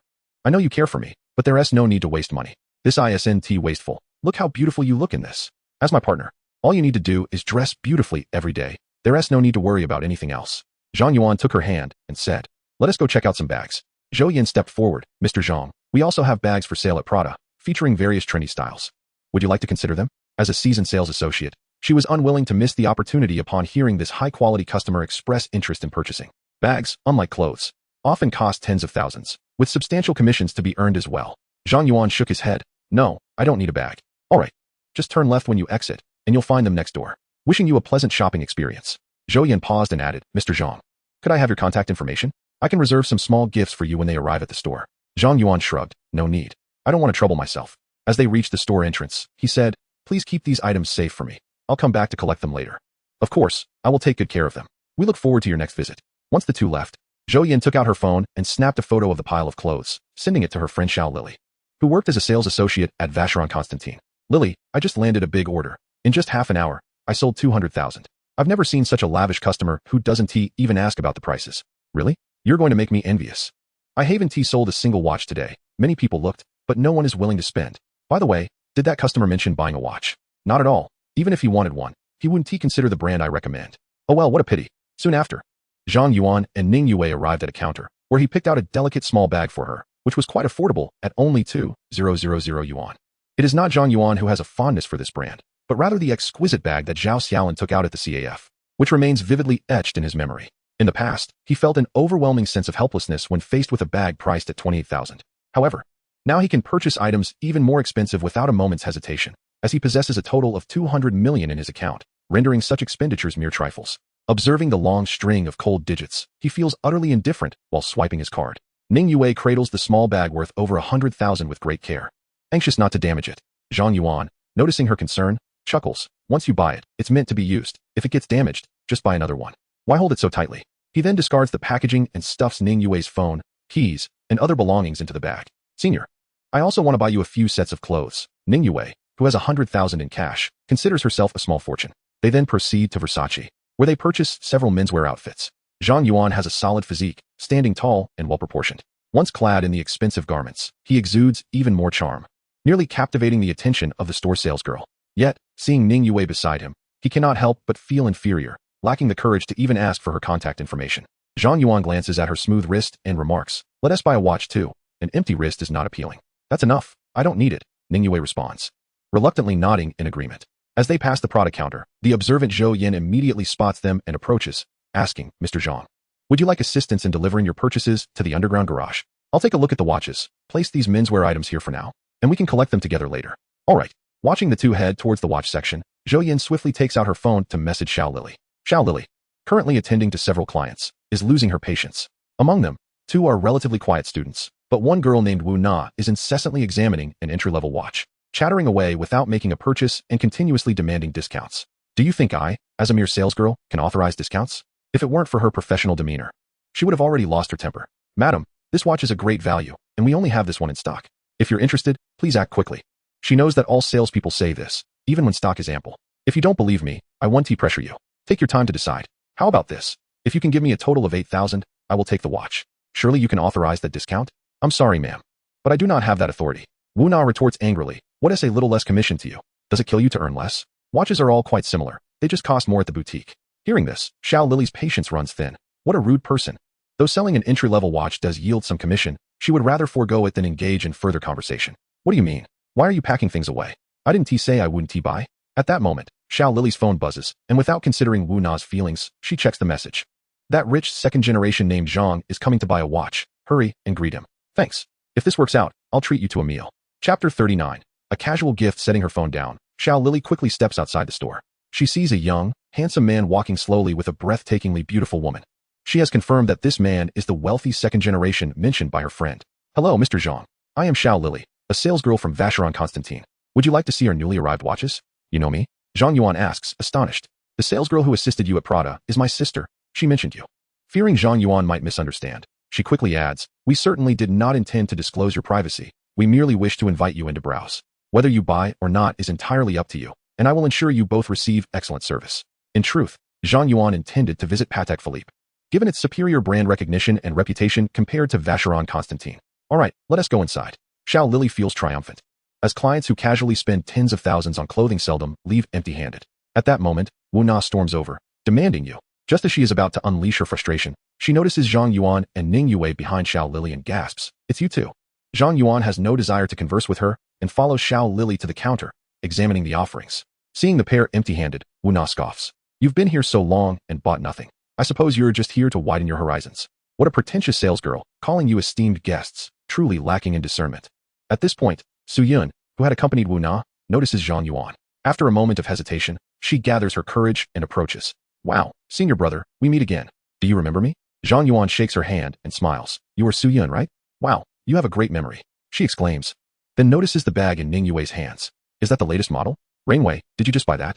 "Yes, senior brother bought it for me. That bag is not cheap. Before coming here, we checked at the boutique, and it was around over 100,000. Can I touch it?" "Of course." Ning Yue hands the bag over, and Su Yun plays with it affectionately. Zhang Yuan observes her with a knowing look. During their handshake, she had daringly brushed her fingertip against his palm. Her audacity continues to grow. At that moment, an unkind voice interrupts. Wu Na looks at the bag with disdain and says, "It's just a high imitation. It clearly looks like a cheap market knockoff. This bag retails for 158,000. Do they seem like the kind of people who can afford it? Using such items to save face is truly shameless." Su Yun retorts, "How can you speak like that? This is clearly authentic. You just don't know quality." Her relationship with Wu Na is merely mediocre. They typically only greet each other. This outing to Shanghai is purely coincidental. "What do you mean I don't know quality? This fake item is obvious. You can't be mistaken." Claiming to have 100,000 yet opting for a counterfeit, unwilling to spend a penny while out shopping. "Hey Ning Yue, what kind of boyfriend have you found? Don't mention us in the future. I'd be embarrassed." Just as Ning Yue is about to respond, Zhang Yuan pulls her back. He smiles. "By your logic, not buying anything while shopping is shameful. So tell me, what have you purchased?" In response, Wu Na turns to Xiao Lily and shouts, "Who said I didn't buy anything? Wrap up that watch from earlier. I'll take it. Can you afford an $8,000 watch just like that?" "Humph. Being poor is one thing, but pretending to be wealthy is another." Although Xiao Lily is reluctant to sell to Wu Na, she cannot refuse a customer. With a sigh, She retrieves the payment machine and says, "Please swipe your card." Having just resolved to buy, Wu Na hesitates, holding her card with uncertainty. Beep.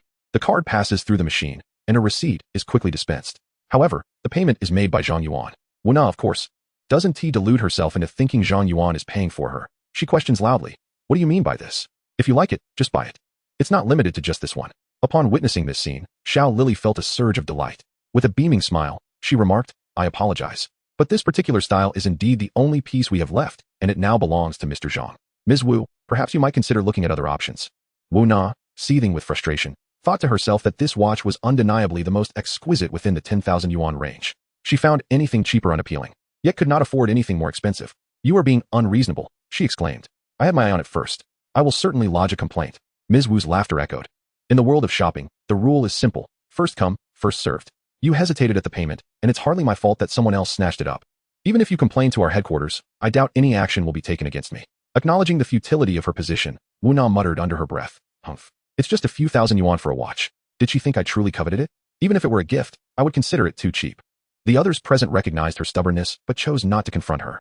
Initially, she had feigned immense interest, but her tone shifted dramatically. Addressing Ning Yue once more, she taunted, "Hey, your boyfriend must be pretending to be affluent. He may have just spent several months' salary on that swipe. Aren't you worried?"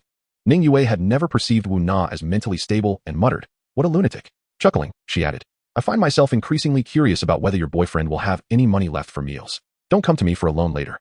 Xiao Lily respectfully presented the watch to Zhang Yuan. "Mr. Zhang, the watch is beautifully wrapped. Is there anything else you require?" Upon receiving the watch, Zhang Yuan did not place it on Ning Yue's wrist, but instead handed it to Su Yun, whispering to Ning Yue, "It's too inexpensive for me. I thought I might as well gift it. I will buy you something of better quality shortly." Ning Yue nodded slightly, having grown quite close to Su Yun over recent times. Moreover, given that Su Yun had just defended her, gifting her a watch seemed quite reasonable. Having spent hundreds of thousands prior, Ning Yue's perspective had shifted, and a few thousand for a watch no longer seemed significant. "Senior, are you truly giving me this watch?" Su Yun exclaimed, overwhelmed with joy, fearing Zhang Yuan might have misspoken. Over 8,000 yuan was undoubtedly a fortune for a university student. With no prior connection, such a gift was unexpected. Zhang Yuan waved dismissively, "Yes, it's for you. If you want it, take it. If not, discard it. I want it. I want it." Su Yun eagerly accepted the watch, feeling as though she were in a dream. Were it not for Ning Yue's presence, she would have leapt into Zhang Yuan's arms. Chapter 40. The watch. Witnessing this scene, Wu Na turned pale with envy. After saving for several months, and even asking her parents for money, she had finally managed to purchase the watch she had longed for. Yet Zhang Yuan had simply given it away without a second thought. If Su Yun were his girlfriend, it would be one thing, but the fact that she was not only fueled her frustration, inciting a desire to vomit blood. Meanwhile, Zhou Qianqian, who had remained silent until now, stood up, her eyes wide as she gazed at Zhang Yuan. At this moment, it became clear to her that Zhang Yuan was far from a poor individual. He was, in fact, an exceedingly wealthy tycoon. She then noticed the car keys hanging from his pocket and was further shocked to realize that the Porsche parked beneath the dormitory belonged to him. In her heart, she felt a surge of the same emotions as Su Yun. Why isn't he my boyfriend? I too would love that watch. Zhang Yuan, indifferent to the expressions of those around him, stated once more, "Please select a finer watch for me, one for my girlfriend." "Certainly," Xiao Lily replied, gazing enviously at Ning Yue, wondering how blissful she must be with such a financially capable partner. She retrieved a refined watch, suggesting, "You might like to try this one. The Yiling Goddess 800-500-0498. This watch features a diameter of 37 millimeters, a thickness of 10.8 millimeters, and is crafted from 18K pink gold, adorned with 58 round diamonds encircling the bezel. The crown is set with a curved moonstone, and the lustrous silver dial harmonizes beautifully with the pleated texture, complemented by the off-center moon phase display in the upper right corner, exuding an air of elegance and sophistication." Upon hearing about the diamonds, Ning Yue lost the courage to even try it on. "Senior, perhaps we should consider a less expensive option." Xiao Lily reassured her, "Ms. Ning, you need not worry. This watch is quite affordable at merely a few thousand yuan, not significantly more than your handbag." Zhang Yuan examined the watch closely, acknowledging its exquisite craftsmanship, befitting its price tag. Although adorned with numerous diamonds, it did not appear cluttered. Rather, it was a sight to behold, perfectly aligning with Ning Yue's overall elegance. "Please help her try it on," he requested. Of course, to their astonishment, the watch looked even more striking when worn. The dazzling dial sparkled on Ning Yue's wrist, complementing her smooth, delicate skin and accentuating her noble and graceful demeanor. The strap resembled a radiant ribbon encircling her arm, light, lively, yet exuding elegance. Zhang Yuan decided instantly, "This is the one."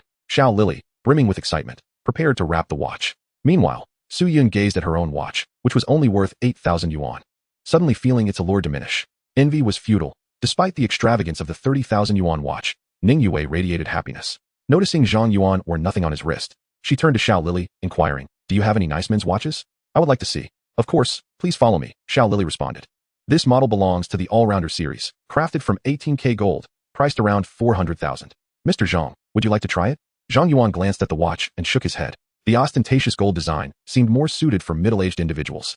Xiao Lily quickly noted his reaction and presented another option. However, Zhang Yuan continued to search, finding nothing that caught his eye until he arrived at a standalone display in the center of the boutique. Inside a glass case lay a men's watch. Xiao Lily introduced it. "Mr. Zhang, this is the Vacheron Constantine Heritage Series 000-9495. This timepiece is equipped with a manual mechanical movement, and its case is made from 950 platinum, the most expensive metal currently used in watchmaking. Additionally, it features a date, day, month display, perpetual calendar, tourbillon, and skeleton functions, with a waterproof depth of up to 30 meters, both practical and magnificent. Due to its exorbitant price, we only have this single piece available. The retail price is over 5 million yuan, and with purchase, you will receive complimentary lifetime maintenance, making it an exceptional value." Upon hearing the staggering price, everyone present gasped in astonishment. Zhou Qianqian and Su Yun stared at the watch, utterly speechless. A price like that was beyond their wildest dreams. Conversely, Wu Na, while recognizing Zhang Yuan's wealth, found it hard to believe he would truly buy such an expensive watch. The difference between hundreds of thousands and millions was monumental. Spending that much on a watch seemed utterly irrational. Ning Yue discreetly tugged at Zhang Yuan's sleeve, her cheeks flushing. "Senior, if you buy this, I want to have enough money." "Silly girl, why would I let you pay? I'll take care of it myself." He turned to the saleswoman.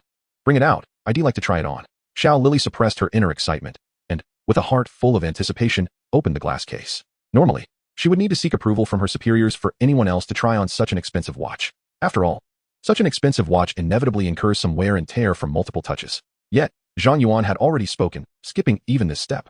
For individuals of such wealth, the mere desire to try it on signifies a strong intention to purchase. As for the price, Xiao Lily noted that it posed no obstacle for Zhang Yuan.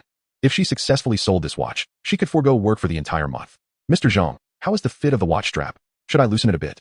Xiao Lily leaned closely to Zhang Yuan's hand, meticulously adjusting the comfort of the watch with unwavering attention. From a service perspective, she exhibited no flaws whatsoever.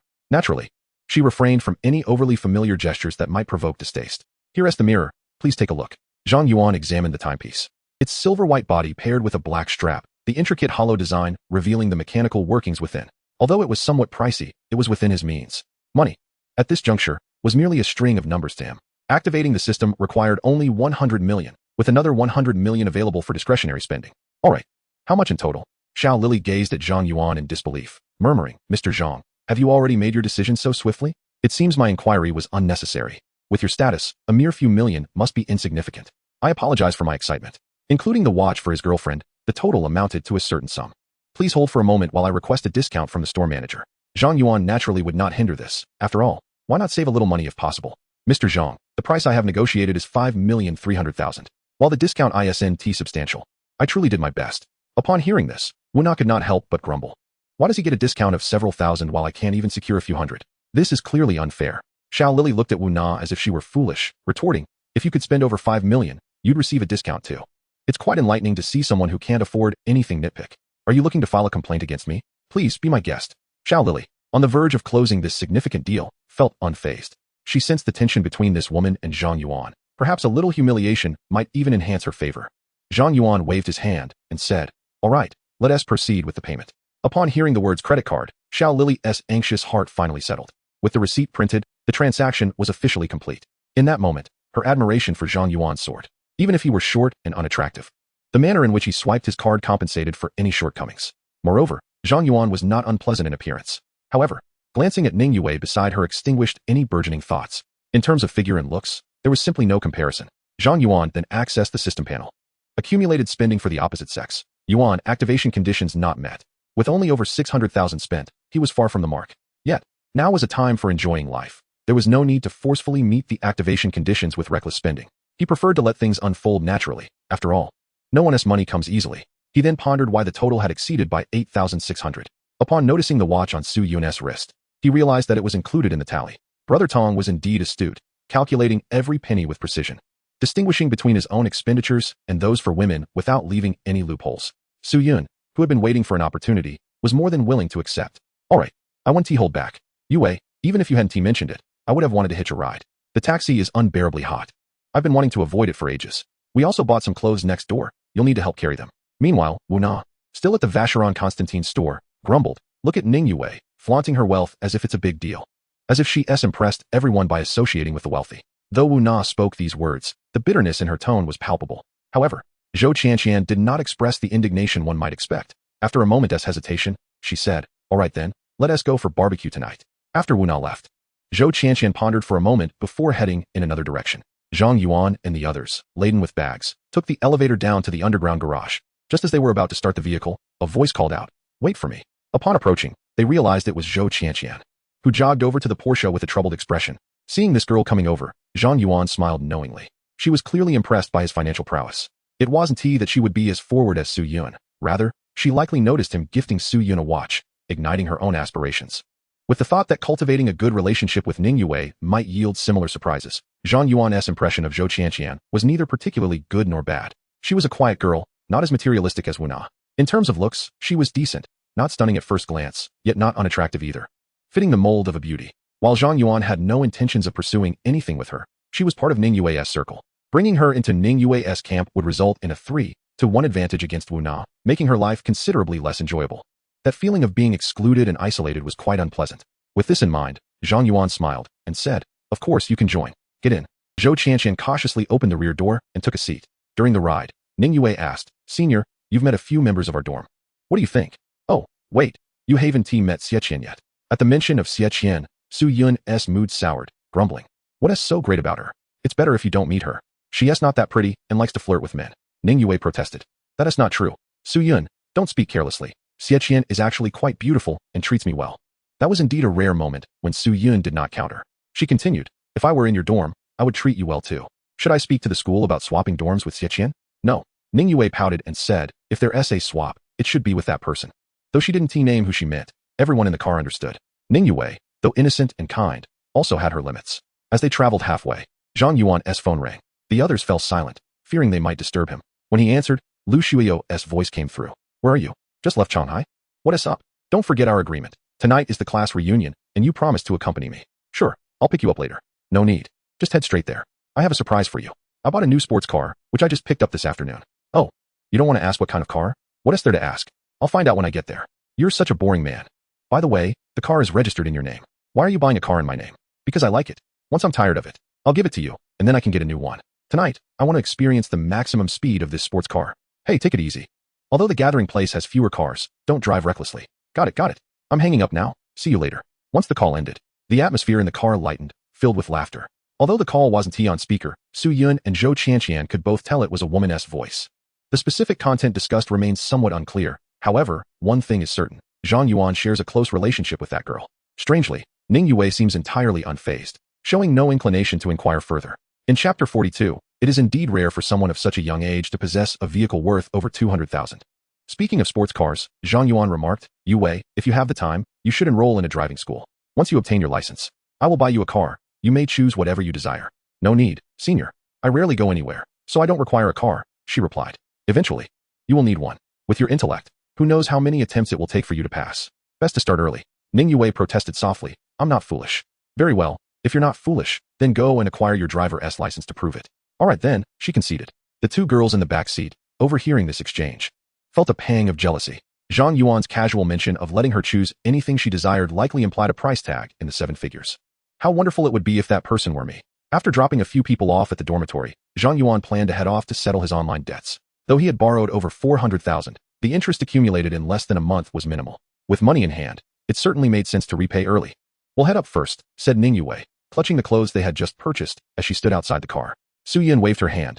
Thank you, senior, for the watch. I really like it. You're welcome. If I have the chance, I'll visit the school again. Next time, you can invite me to your dormitory. It surely won't be filled with unpleasant individuals.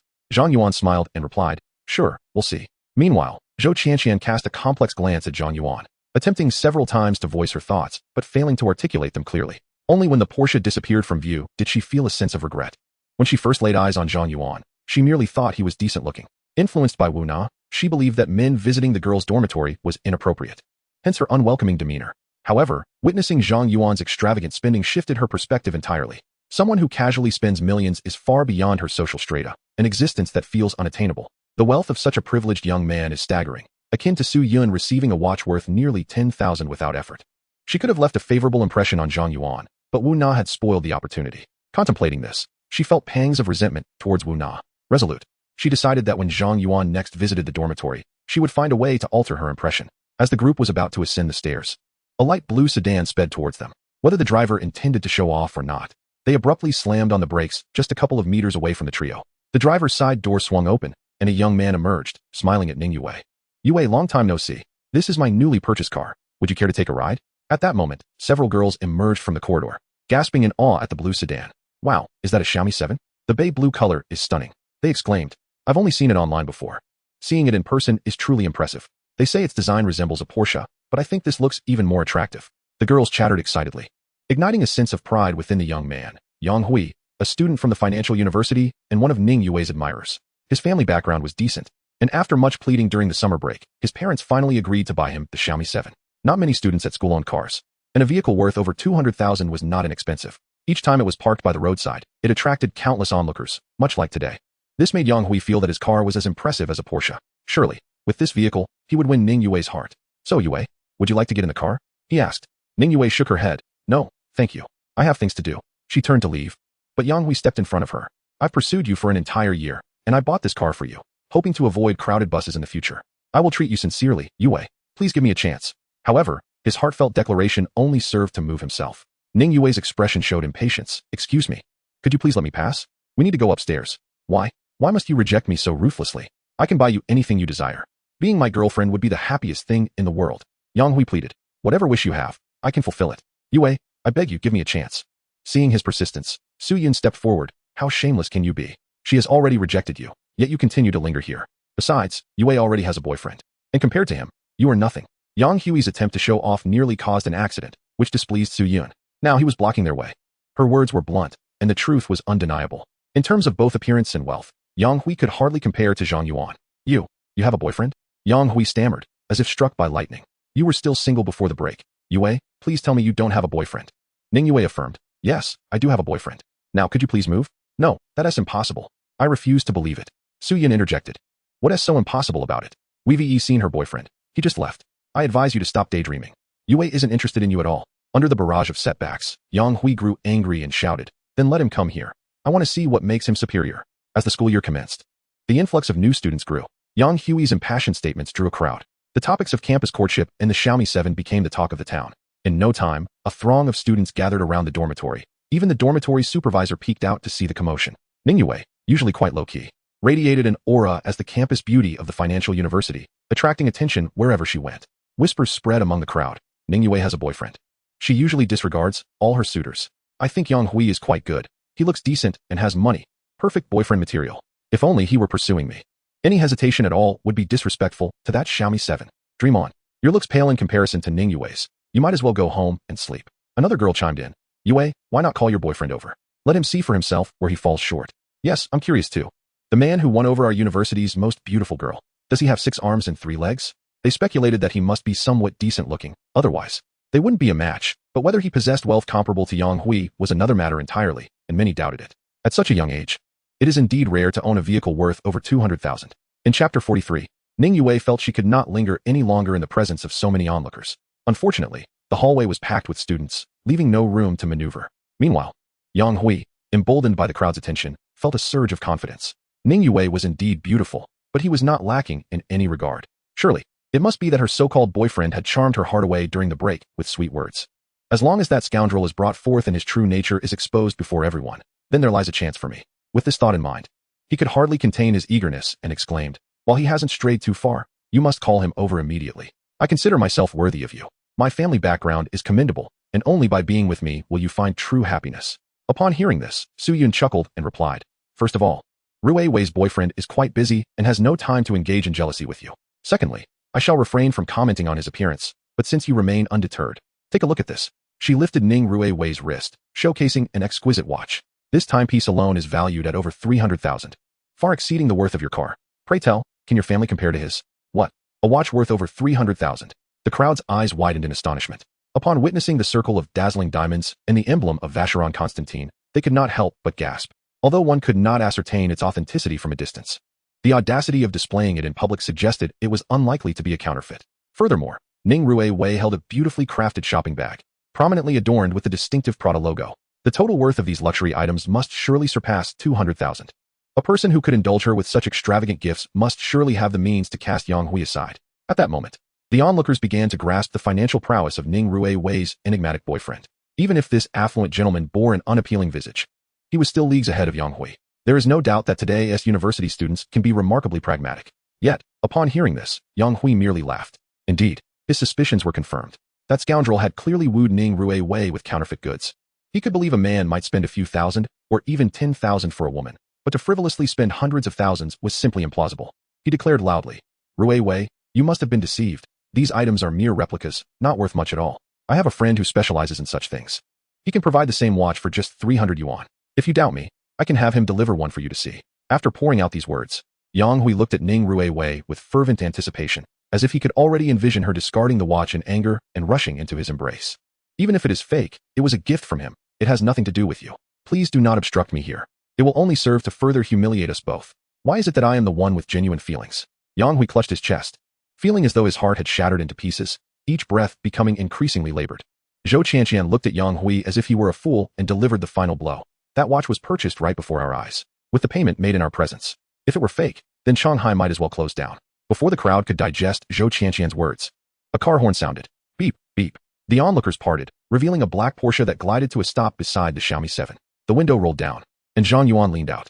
Rui Wei, I believe my bank card is in your bag. Could you hand it to me? Upon seeing Zhang Yuan's return, Ning Rui Wei's face blossomed with a radiant smile. Yet, to Yang Hui, her joy felt like a death knell. Even the sky seemed to dim to a shade of gray. Such smiles and expressions had only graced his dreams. Why was this person not him? Ning Rui Wei hurried to the car, retrieving the bank card from her bag and handing it over. Senior, it seems to be with me. After accepting the card, Zhang Yuan inquired, what happened? Why are so many people gathered here? Nothing much, just the influx of students at the start of the semester causing a bit of congestion. All right then, I shall take my leave. If you miss me, just call. You can do so anytime, understood? Ning Rui Wei obediently nodded. Yes, I understand. Please go ahead. Senior.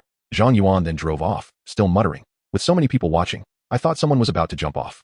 As for Yang Hui, he had not garnered the slightest bit of attention from Zhang Yuan. Not even a glance was spared. Su Yun and Zhou Qianqian exchanged glances, nearly bursting into laughter at his expense. Perhaps no one had considered jumping off before, but with Zhang Yuan's grand entrance, it was likely that someone's heart was shattered irreparably. As for the Xiaomi 7, which had initially seemed an appealing vehicle, suddenly appeared rather lackluster in comparison to the nearly 3 million Porsche. The disparity was glaring. While some online jested that the Xiaomi 7 could rival the Porsche in both performance and aesthetics, when placed side by side for selection, even a fool would know how to choose. Upon seeing Zhang Yuan, or more accurately, his car, the crowd reached a consensus regarding that watch and other luxury items. There was no question of their authenticity. A person who could afford such an extravagant vehicle would certainly not resort to deceit with replicas. Additionally, the new handbag in Ning Rui Wei's possession carried a price tag that was astronomical. Envy and resentment filled the eyes of those around her. Why must all the good fortune in the world be monopolized by her? A wealthy boyfriend was one thing, but he was also strikingly handsome. Could she not leave a sliver of hope for others? Once one's horizons have been broadened, it becomes increasingly difficult to settle for anything less. Yang Hui was merely a mere chestnut. Even the girl who had initially claimed he was quite appealing fell silent now, regarding him with the disdain reserved for a jester. It was no wonder Ning Rui Wei found him unworthy. I too would not look twice at him. This farce ultimately concluded with Zhang Yuan's departure. Upon entering, she was greeted by an outstretched hand, palm open. Repay me. Chapter 44. Forming small groups. Ning Rui Wei laughed. All right, I will return it to you shortly. But may I first set my things down? She rummaged through the shopping bag and sighed. Rui Wei, that guy treats you exceptionally well. Just look at all this. I've never encountered someone so wealthy. He's not as terrible as you make him out to be. He's my boyfriend, after all. All right, whatever you say. I have a friend who is curious. Does your senior have any brothers or younger siblings? None. Xie Qian was not deterred and continued. If none, then perhaps a sister or two would suffice. We can make do with that. Ning Rui Wei looked exasperated. There are none. Oh, Xie Qian. Can you be serious for once? Xie Qian once again extended her hand. Now pay up.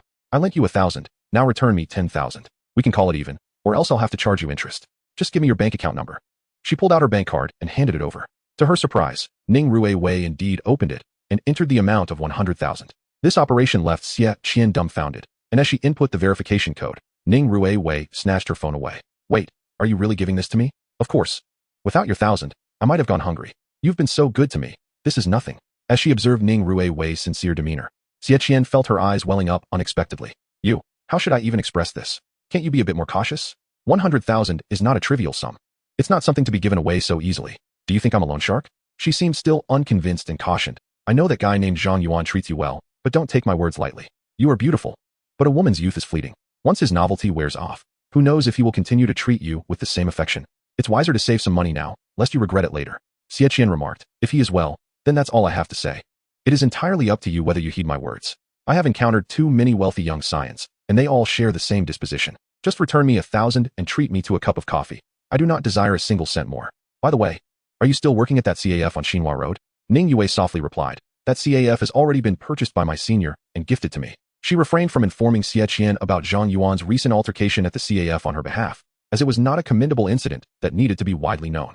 Thus, she opted for an alternative explanation, as the outcome remained unchanged. What? Xie Qian exclaimed, her expression one of disbelief. That CAF must be worth several million.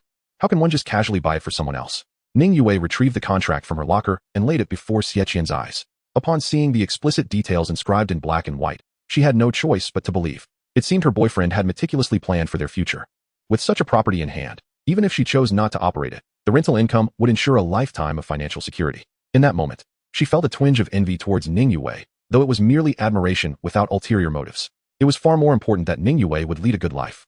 Come, take me to your CAF. I want to indulge until you are bankrupt. I intend to sample every one of the most expensive items on the menu. Just be sure you aren't afraid of gaining weight, she said playfully. Ning Yue tilted her head and asked, Qianqian, would you like to join us? Upon returning to the dormitory, Zhou Qianqian quietly sat on her bed, seemingly engrossed in her phone while actually eavesdropping on their conversation. Learning that Zhang Yuan had gifted the CAF to Ning Yue only solidified her resolve. Zhou Qianqian lifted her head and asked, somewhat surprised, can I go too? Of course. We are dorm mates, was the response. In their 4-person dormitory, the only person Zhou Qianqian truly disliked was Wu Na. Although she often socialized with Wu Na, she had never put her in an awkward position. Hence, she was more than willing to strengthen their camaraderie. Xie Qian promptly took hold of both of them and urged, let us move quickly. After coffee, we'll head to the food street for a meal. Today, we must thoroughly enjoy ourselves at the expense of this little rich girl. Ning Yue added, this is our dorm's first gathering since the semester began. Qianqian, you must join us. All right then, Zhou Qianqian acquiesced, standing at the door. However, she merely gave Xie Qian a glance without responding further. Wu Na, oblivious to the underlying tension, continued, could you help me tidy up my bed? I still have many things in my suitcase that I haven't taken out yet. Once we're done, I'll treat you to something to eat. At that moment, Xie Qian grew impatient. Hey, could you move aside? How are we supposed to get out with you blocking the door? Why can't we leave? I know some people are as large as pigs. It's no wonder they can't get through. Qianqian, don't you agree with me? Wu Na was known for her acerbic nature, but Xie Qian was no pushover. She had expected Zhou Qianqian to side with her against Wu Na, thereby gaining some advantage in their verbal sparring. However, the situation took an unexpected turn. Zhou Qianqian furrowed her brow and spoke with disdain. Wu Na? It's really quite unrefined of you to speak about others in that manner. What? You actually? Wu Na's eyes widened in disbelief, momentarily speechless. Indeed, I truly wonder how such an uncouth person managed to enroll in our school, Xie Qian chimed in. Forget it, let us not stoop to her level. Let us go. The three of them pushed past Wu Na and exited without a second glance. Wu Na remained behind, still puzzled as to why the dynamics had shifted so drastically. Roommates in college often become the closest companions, even more so than classmates. However, being excluded from a small group was an unbearable feeling. The class reunion was scheduled to take place at the CG Huahai Resort Hotel, located about 20 kilometers east of Shanghai City. At 6 o'clock in the evening, Zhang Yuan finally repaid all his online loans and set the navigation to head towards the resort. Meanwhile, inside a private dining room at the hotel, class monitor Lu Qingji raised his glass and addressed the crowd. It's about time. Those who haven't arrived likely won't be showing up. So let us not wait any longer. Immediately, someone at the table concurred, the monitor is right. It's a yearly gathering. And it's already impressive that so many of our old classmates could attend. This is all thanks to the monitor's strong influence. If someone else had organized it, we might not have even half the attendance. Feeling a swell of pride at his peers' acknowledgement, Lu Qingji maintained a composed demeanor. He continued, coincidentally, our department's director Li is dining here as well, so I took the liberty of inviting him. I hope no one minds. Although posed as a question, it was clear it was not up for discussion, as Director Li Jinwen was already seated at the head of the table. It would be impossible to voice dissent in his presence. Lu Qingji had always been one to curry favor with school officials, and it appeared he had not outgrown that habit. This approach drew some discontent among his classmates, but they could only endure in silence. Lu Qingji surveyed the room and, upon noticing everyone's tacit approval, declared, since no one has any objections, I shall call for the dishes to be served. Wait, Lu Shuyo interjected. I recall that we still have half an hour before the meal is scheduled to begin. Why the rush? Lu Qingji was momentarily taken aback. If someone else had pressed the issue, he could have easily fobbed them off with any excuse. But this was Lu Shuyo, who had been crowned campus belle for 4 consecutive years. Her influence among the classmates was profound, especially among the male students. whose gazes unconsciously gravitated towards her. Caught between admiration and trepidation, even Lu Qingji himself had harbored unrealistic fantasies about her. He attempted to explain, Shueyo, as students, even after leaving campus, we should still uphold respect for our teachers. We can't keep directly waiting.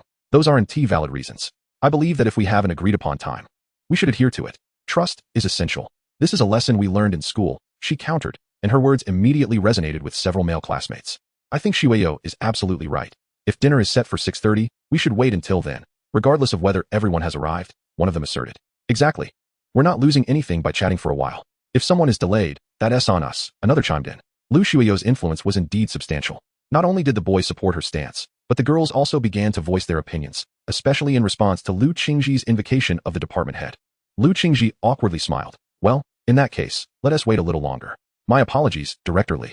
I regret making you wait during your busy schedule to join our small gathering. Director Li Jinwen adjusted his gold-rimmed glasses and wore a warm smile. No need for such formalities. It is a pleasure to spend time with you vibrant young individuals. His words, though grandiloquent, concealed his true feelings, which remained a mystery to all. This incident undoubtedly embarrassed him in front of his peers. However, Lu Shueyo was unconcerned about Director Li's thoughts. After all this time post-graduation, there was no need to be beholden to the whims of former educators. In terms of social standing, the head of the finance department at Shanghai University was unworthy of her regard. A mere whisper from her in the right ears could jeopardize his position. The chairman of a company valued in the billions wields an undeniable influence. Removing Li Jinwen from his position is as simple as drinking water. Lu Shueyo sat in her chair, sulking with her lips pursed in annoyance. If it were someone else who arrived, she would have paid no mind. Yet, it was Zhang Yuan who was absent. This rascal, does he not understand the importance of punctuality? After a trivial interlude, the atmosphere in the private room became lively once more. A girl named Su Qing, seated to Lu Shueyo's right, remarked, I knew it. Not even a shadow is visible. After studying abroad for several years, his aura and image are simply beyond someone like me, a housewife. You're married, aren't you? Su Qing nodded, confirming, yes. I got married last year. How about you? Are you married? Do you have a boyfriend? Without hesitation, Lu Shueyo replied, I do. With your excellence. Your boyfriend must be quite handsome, right? Haha, I'm just asking casually, no other intentions. He is indeed very handsome, and you know him too. Just as the two women were engrossed in their conversation, Lu Qingji suddenly approached and took the vacant seat to Lu Shueyo's left. I noticed this seat was empty, so I thought I'd join you. Shueyo, Su Qing, what are you two so happily discussing? Lu Shueyo cast a disdainful glance his way. This seat was meant for Zhang Yuan. However, with him still absent, she refrained from voicing her thoughts. Su Qing continued the conversation, class monitor. I was asking Shueyo if she has a boyfriend. Are you interested in hearing? Lu Qingji feigned interest, of course. Why would a grown man want to know such things? He joked, you underestimate men as curiosity. Su Qing's eyes sparkled mischievously. Then you go first. Do you have a girlfriend? Once you answer, I'll share mine. When posed with this question, Lu Qingji hesitated for a moment before responding. No. Really? I thought I saw a photo of you with a girl on social media. Isn't she your girlfriend? Of course not. That's my cousin. I took her out during the summer, and it was just a casual snapshot. This excuse allowed him to evade the situation, and he felt a sigh of relief within. His reasoning was simple. Lu Shueyo was on an entirely different level than his current girlfriend, both in physique and appearance. She overshadowed her in every aspect. If there were even the slightest chance to win Lu Shueyo's affection, he would seize it. As for his current relationship, if it ended, it was no great loss. Chapter 46. I don't mind, you can sit. After Lu Qingji finished speaking, an attentive male classmate chimed in. Class monitor, now that's not the truth. You brought your girlfriend to the gathering last year. Was I not there? Lu Qingji retorted, Wang Qing, what nonsense are you spouting? That was my ex-girlfriend. We broke up long ago. He wished he could silence Wang Qing for revealing his past. Couldn't he simply keep quiet? Lu Qingji turned to Su Qing. All right. I've laid out my situation. Can you tell me yours now?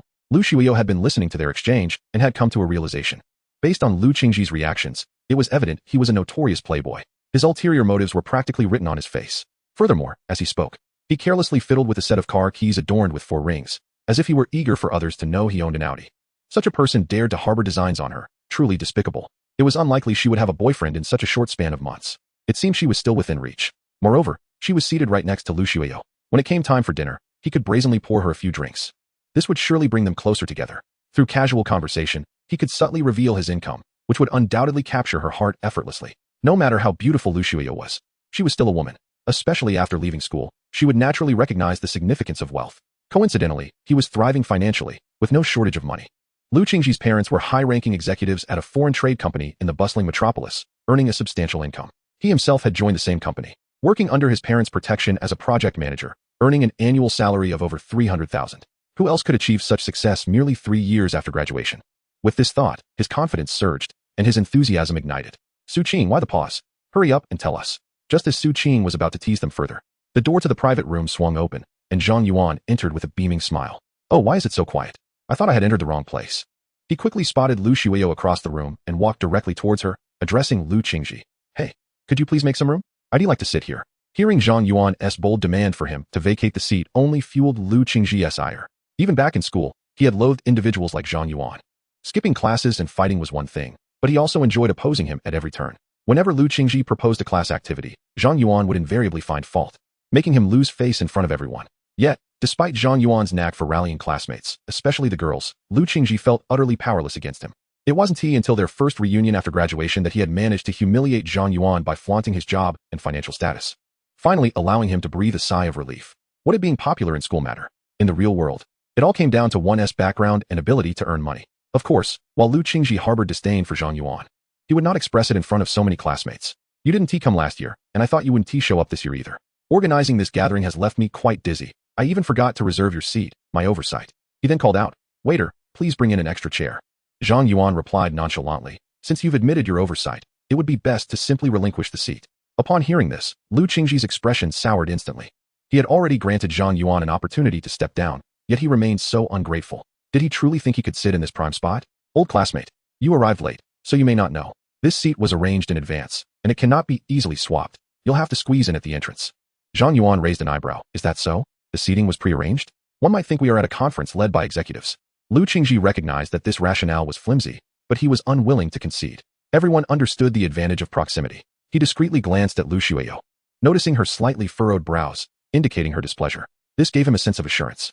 It appeared she, too, did not want Zhang Yuan sitting beside her. This provided him with a valid reason. Zhang Yuan, let me be frank. It was Lu Xueyo who invited me to sit here.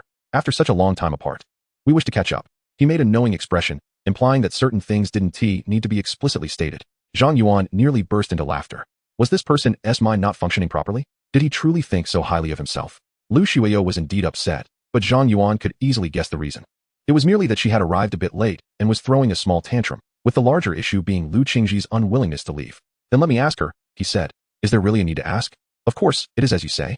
However, before he could finish, he was interrupted by Zhang Yuan. Lu Xueyo, do you mind if I sit here? Lu Qingji cast a pleading glance towards Lu Xueyo.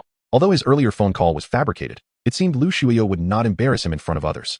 What could a petty thug like Zhang Yuan possibly compare to him?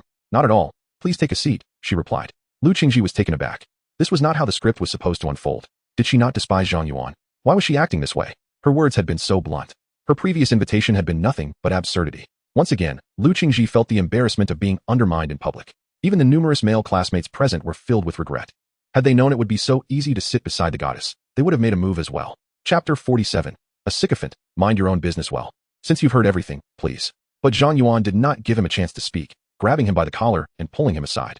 Faced with such a brutish act, Lu Qingji had no strength to resist. He awkwardly adjusted his clothing, realizing that standing there was even more uncomfortable. After glancing around, he could only retreat to a small stool just brought in by the waiter. The stool was slightly lower than the regular chairs, making him appear even shorter among his classmates. Once Zhang Yuan sat down, he discreetly took Lu Xueyo's delicate hand in his. Traffic was heavy. I'm a bit late. You're not mad, are you? I even saved a seat for you. Had I known, I wouldn't have spoken up for you. Let us see how you'll handle this. Zhang Yuan grinned. You treat me so well. You certainly wouldn't be upset, she retorted, though her tone was feigned irritation. After he sat down, she subtly extended her leg under the table, resting it on Zhang Yuan's foot.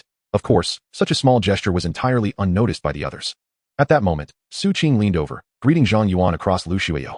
Zhang Yuan, it's been a while. Indeed, it's been a year or two. I heard you got married last year, right? I was so busy at the time that I couldn't attend your wedding. I understand. Old classmates are often quite busy. I was just pretending to be busy. In truth, I had little to do, but saying I was busy is a bit of an exaggeration, she chuckled. You're still as witty as ever. Let us not chat too long. I'll invite you over to my place another day. Sure, let us talk then.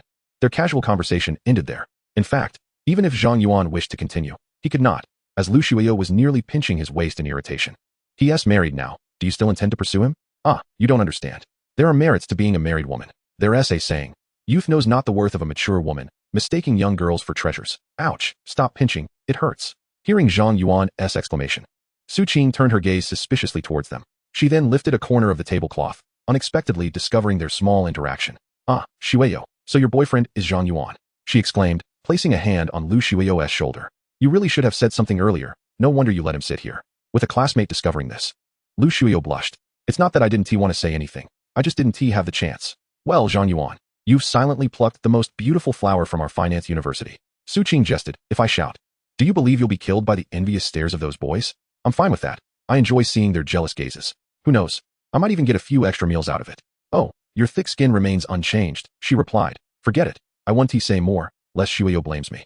Due to Zhang Yuan's arrival, the gathering was delayed, and it was already past 6:30. Everyone's stomachs were rumbling, and they ceased to pursue the topic of Lu Shuyo's relationship status. Waiters began to bring in various dishes, with over 20 classmates seated around a large dining table.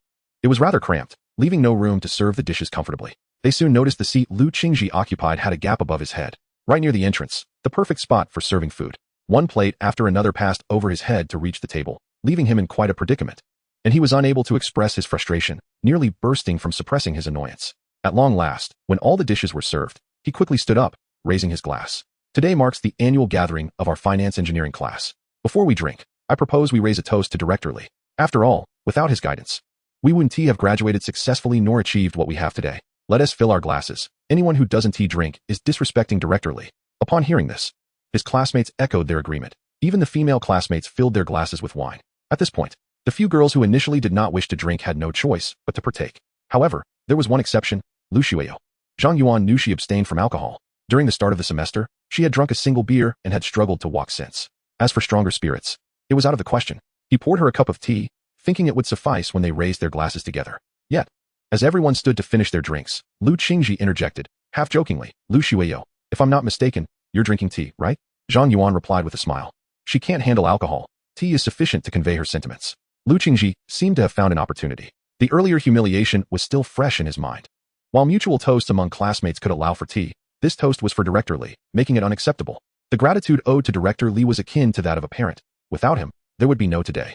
Even someone who abstained from alcohol should raise a glass in respect. Quick, switch to white wine. Can't you see everyone else is drinking? Zhang Yuan, already short-tempered, was provoked further by Lu Qingji's preachy tone. Anger surged within him. What is the matter with you? Whether she drinks tea or alcohol has nothing to do with you. If you want a toast, you can down an entire bottle by yourself. But why drag others into this? Such meddling. Lu Qingji shouted back. How can you speak like that? Shouldn't tea students behave this way? A sycophant, mind your own business. He retorted, showing blatant disrespect for authority. It was utterly unreasonable. At that moment, Director Li Jinwen, seated at the head of the table, glanced over. His eyes, concealed behind gold-rimmed glasses, reflected clear displeasure. Earlier, it was Lu Shuyo who refused to allow the food to be served until the time was right. Now, while the other classmates were drinking, she alone held a cup of tea. Her actions clearly indicated a lack of regard for him. Clearing his throat, he spoke, Qingji. Let it go. Some individuals, once they leave school, may no longer recognize me as their director. Chapter 48. You know you're disturbing our joy. So why not leave now? Seeing everyone's attention drawn towards them, Director Li continued. The true quality of a person only reveals itself in society. If everyone respected their teachers like Lu Qingji, it would be wonderful. There is no need to force anyone. The main purpose of your gathering is to enjoy yourselves and drink merrily. I am merely intruding upon your joy. You needn't mind this old man. Observing the exuberance of the youth before him brought a flicker of joy to Li Jinwen. He casually indulged in some food while engaging in conversation, planning to depart shortly. However, Zhang Yuan's anger surged to its zenith upon hearing Li Jinwen's sardonic remarks. With a cold demeanor, he raised his hand and pointed at Li Jinwen, stating, You acknowledge that you've disrupted our enjoyment. Why not take your leave now? This gathering is for our class, and it is none of your concern. It is already presumptuous of you to attend, yet you persist in your incessant chatter, truly overestimating your significance. Following Zhang Yuan's words, a profound silence enveloped the private room. The sound of a pin dropping could be perceived. The initial reaction among the attendees was one of exhilaration. The rebuke was rather satisfying. Although such invective was neither morally nor logically justified, Li Jinwen's behavior had indeed been excessive. For someone who abstained from alcohol, substituting tea for spirits sufficed as a gesture of goodwill. Yet, he chose to ally himself with Lu Qingji, a sycophant, incessantly berating Zhang Yuan and Lu Shuyo for their perceived lack of decorum and respect towards their elders. Who could endure such treatment?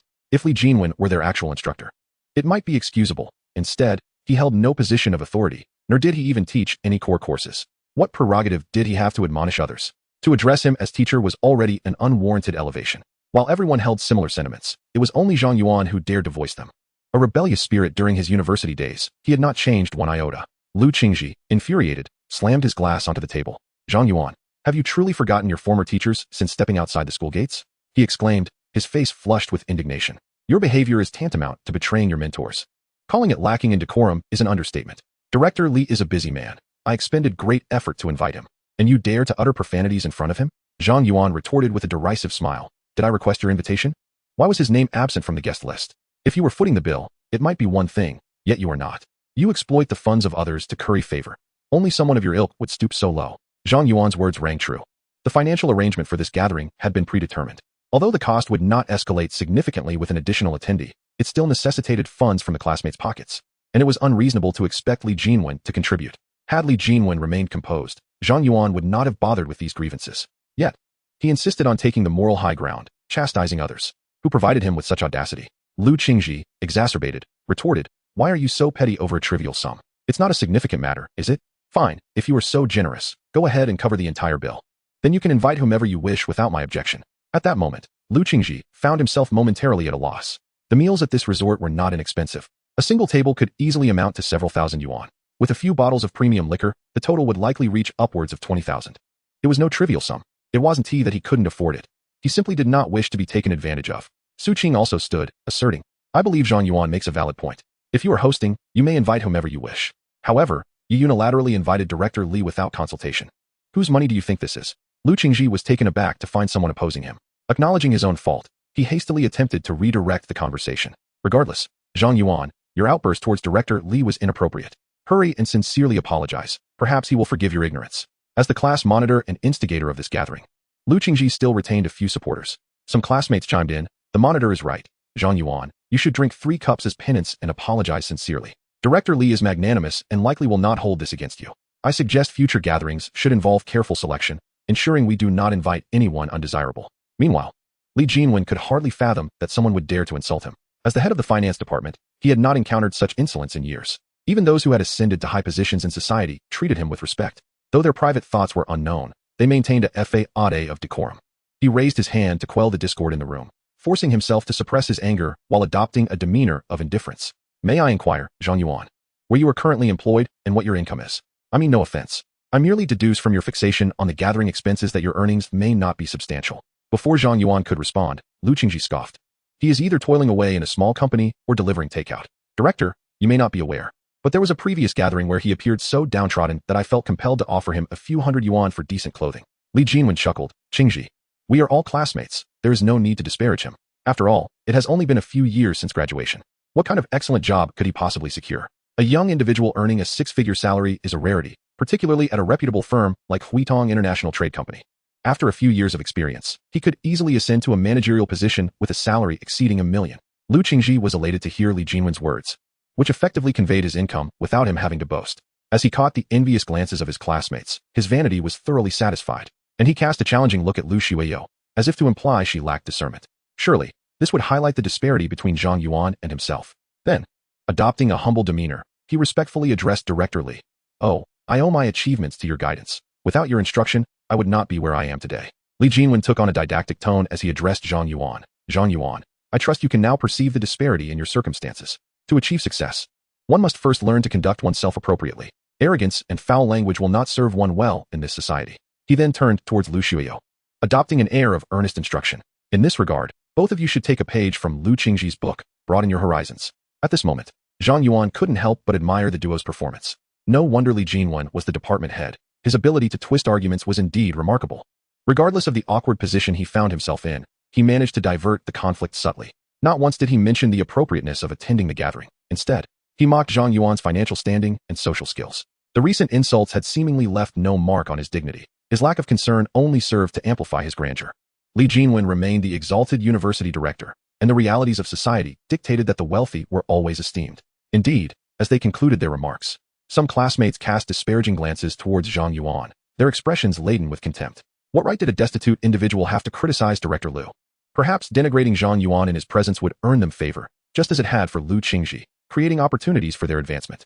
"Zhang Yuan, it is evident that Director Lu's assessment of your arrogance is spot on. The traditional virtue of respecting one's teachers and elders is utterly absent in you. You should leave. You are not welcome at this gathering, nor should you expect to attend future ones. Indeed, dining alongside Director Lu is an opportunity we should all cherish," echoed another voice. Hearing such remarks, Zhang Yuan maintained his composure and coolly inquired, "If one must first learn to conduct oneself appropriately in order to succeed, then I presume you are what is deemed a successful individual. Pray tell, what is your income? Surely, you earn at least 10,000 a month with ease." Zhang Yuan subtly remarked. It seems that university professors enjoy quite a generous salary. The young man hastily responded, you've oversimplified the matter. My income does not solely rely on a fixed salary. Even with a high salary, the school only pays a few thousand a month. Director Li chuckled and continued. At my level of social standing, numerous enterprises invite me to conduct lectures and train new employees. That is where the substantial income lies. Lu Qingji interjected appropriately, coincidentally. Our company has established a long-term collaboration with Director Li. The remuneration for a single lecture is quite considerable. You know, what is your interest in this? Are you considering reporting Director Li for corruption? Let me assure you, everything is entirely legal. Zhang Yuan chose not to respond, instead turning to Lu Xueyo and asking, is that trade company related to your family? Yes, she replied. Then let them go. Lu Xueyo nodded. She had been contemplating this action even before Zhang Yuan spoke. What sort of class reunion was this? With someone as opportunistic as Lu Qingji present, how could they possibly enjoy themselves? No wonder Zhang Yuan had initially been reluctant to attend. Meanwhile, Li Jinwen observed the two whispering to each other, feeling a sense of smug satisfaction. Such a high monthly income was likely unattainable for a naive young man like him for a lifetime. Now, you two understand the need to strive harder, right? It's all right for young people to stray off the path, but the key is to not persist in error. He then added, let us consider what I said earlier as mere words spoken without intent. Please take your seats, and let us continue. Lu Qingji exclaimed once more. The teacher truly embodies profound wisdom. Just this level of magnanimity is worthy of my lifelong admiration. I would never let them off so easily. You too. Refill the glasses and sincerely apologize to Director Li. Zhang Yuan merely smirked disdainfully, choosing not to respond. However, Lu Xueyo could no longer contain herself and spoke up. I hadn't intended to discourage you, thinking we could enjoy some nostalgia among classmates. But at this point, to remain silent would be wrong on my part. Do you all know how much Zhang Yuan has earned in the past month? The crowd looked at Lu Xueyo with puzzled expressions. She slowly continued. If we calculate based on Director Li's annual income of 2 million, at this rate, it would take merely 600 years. 600 years. What does that even mean? Some classmates even took out their phones to calculate. The resulting figure left them astounded. 12 billion. A sum they could scarcely dream of. Indeed. I can believe in tens of millions, but 12 billion is evidently unrealistic. Is it possible she isn't referring to the Chinese currency? It was clear that the group was skeptical of her words. Only Su Qing cast a thoughtful glance. During their university days, she and Lu Xueyo shared a dorm, and she had some understanding of Lu Xueyo's affluent background. Everything she possessed was of the highest quality. Once, she inadvertently caught a glimpse of Lu Xueyo's bank balance via a text message, leaving her utterly speechless. The balance was shockingly in the 8 figures. It was then she realized her roommate was indeed a bona fide heiress. Given this perspective, Lu Xueyo's emphatic claims might very well be true. At this moment, her gaze towards Zhang Yuan was imbued with a hint of eagerness. This old classmate, so unassuming, who knew he possessed such financial prowess. Had she known, she might have delayed marrying so soon. Lu Qingji, with a sarcastic grin, remarked, it seems you know Zhang Yuan quite well. How do you know he has earned such a fortune? He emphasized the words huge fortune with a tone dripping with ridicule. Lu Xueyo smiled gracefully, then stood and linked her arm with Zhang Yuan's. Of course, I know, because he is my boyfriend. The crowd was once again left in shock. This revelation was even more staggering than the earlier mention of 12 billion. While wealth in the billions could be dismissed as mere exaggeration, the boyfriend declaration was irrefutably true. She had made this announcement in front of everyone. No one would dare to jest about such a matter. It was over, unexpectedly. The goddess of their dreams had been claimed by another. The pain was palpable. Although the male classmates felt a sense of regret, they did not act out in excess. At most, they cast a few envious glances toward Zhang Yuan. Lu Qingji, however, was different. With the revelation of Zhang Yuan and Lu Xueyo's relationship, his earlier monopolization of seats now seemed foolish. He felt the stares of the girls across from him, their expressions a mix of amusement and disbelief, leaving him utterly embarrassed. He could now completely abandon any unrealistic fantasies about Lu Xueyo, replaced only with resentment. Ha! Lu Qingji laughed loudly. No wonder you defend him so fiercely. It turns out he is your boyfriend. That makes sense, but I suggest you refrain from making such jokes. I can hardly eat my meal from laughing so much. He, earning over 10 billion? I'd say it's more likely to be ghost money. Even if you're flattering someone, there should be a limit. Do you understand? Li Jinwen's expression was one of disbelief. Qingji, why bring up ghost money at a pleasant class reunion? It sounds so ominous. Yes, Director, your admonition is noted. I apologize to everyone. As the two began their banter anew, Lu Xueyo smiled sweetly and said, is that so? What I'm about to say next may leave you unable to laugh. Lu Qingji, I can inform you that starting tomorrow, you need not come to work anymore. To this, he remained unfazed, sneering coldly. Oh, so you're implying that the company is going to fire me? Do you know what company I work for? It's a subsidiary of the Huaidong Group. Do you really think you can influence their decisions? Lu Xueyo, I think you've lost your mind. It's one thing to associate with a small-time thug like Zhang Yuan, but to start spouting nonsense? How ridiculous. Lu Xueyo raised a finger and spoke slowly. If this news isn't conveyed to you within 10 minutes, I will share your surname. Ha! Lu Qingji laughed heartily. What an audacious statement. Who do you think you are? I'll just wait here and see if the company actually fires me. The old classmates present had heard of the Huaidong Group's reputation. Its various subsidiaries were involved in finance, and being graduates of a finance university, they were quite knowledgeable on the subject. The Huaidong Group was certainly an entity to be looked up to. Not to mention, there was an investment company ranked among the top 3 in the industry located in Shanghai City. Lu Shuiyo was indeed beautiful and came from a good family. But to think she could influence the decisions of the Huaidong Group seemed unlikely. Having made such bold claims, she might soon find herself in a compromising position. Just as everyone was holding their breath in anticipation of the outcome, a server entered the room and quietly asked, "Is there a black Porsche parked outside? If so, could you please move it? Another guest's car is blocked." Upon hearing black Porsche, Zhang Yuan promptly retrieved the car keys and tossed them to the server. "Just find a spot to park it. I can't be bothered." However, the server hesitated, wanting to express that the car looked quite expensive and he was reluctant to move it for fear of causing damage. But he could not overly disturb the guests. So he nodded reluctantly, "All right." Yet, this seemingly trivial action by Zhang Yuan ignited a flurry of speculation among his classmates. The mere mention of Porsche spoke volumes. Even the least expensive model costs several $100,000. And here was Zhang Yuan, who clearly did not fit the mold of someone struggling at the bottom of society. Could it be that Lu Shuiyo's claim of earning over 10 billion was indeed true? Among those with the most dismal expressions were Lu Qingji and Li Jinwen. Just moments ago, they had been mocking Zhang Yuan for his arrogance, but now they found themselves thoroughly humbled. In contrast, Su Qing had already sensed Zhang Yuan's true capabilities and felt no surprise at the unfolding events. To ease the tension, she remarked, "Zhang Yuan, you're quite impressive. Being able to afford such an expensive car. How about letting me take it for a spin one day?" "Absolutely, anytime," he replied. Some classmates, either consciously or unconsciously, attempted to strike up conversations with Zhang Yuan, which only irked Lu Qingji further. He muttered, "Humph, it's just a Porsche. What is so remarkable about it? As if anyone couldn't afford it. A bunch of unsophisticated bumpkins." A minute later, the door to the private room swung open once more, and the same waiter returned. Looking rather sheepish. "I'm sorry, sir, but it seems that car isn't yours." I stood by it and pressed the key, but it didn't respond. As soon as the waiter finished speaking, Lu Qingji spat out his drink in disbelief. "Ha ha ha, Zhang Yuan, is that so-called car key actually a lighter? Truly remarkable. Using a lighter to show off. How shameful to be exposed like this." He had never witnessed such a comical scene before. It was enlightening. The others, similarly taken aback, glanced at Zhang Yuan with disdain after hearing Lu Qingji's words. And he claims to have earned 12 billion? What a joke. If he wanted to show off, he could have just rented a luxury car. Just as several male classmates were about to ridicule him, the hotel manager hurried over, bowing slightly to the group. "Ladies and gentlemen, I sincerely apologize. We just reviewed the surveillance footage, and it turns out that this gentleman's Panamera is parked perfectly and does not block anyone." The manager turned to Lu Shuiyo and said, "It's this lady's Porsche 918 that needs to be moved a bit." Upon hearing the name Porsche 918, everyone in the private room was left stunned. This level of automobile belonged to the realm of exorbitantly priced luxury cars, ranking among the very best. Only 918 units had ever been produced globally. As a limited edition, it had long been discontinued, with its market price now soaring to nearly 20 million.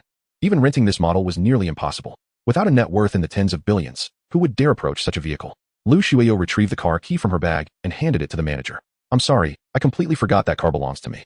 Could you please move it?"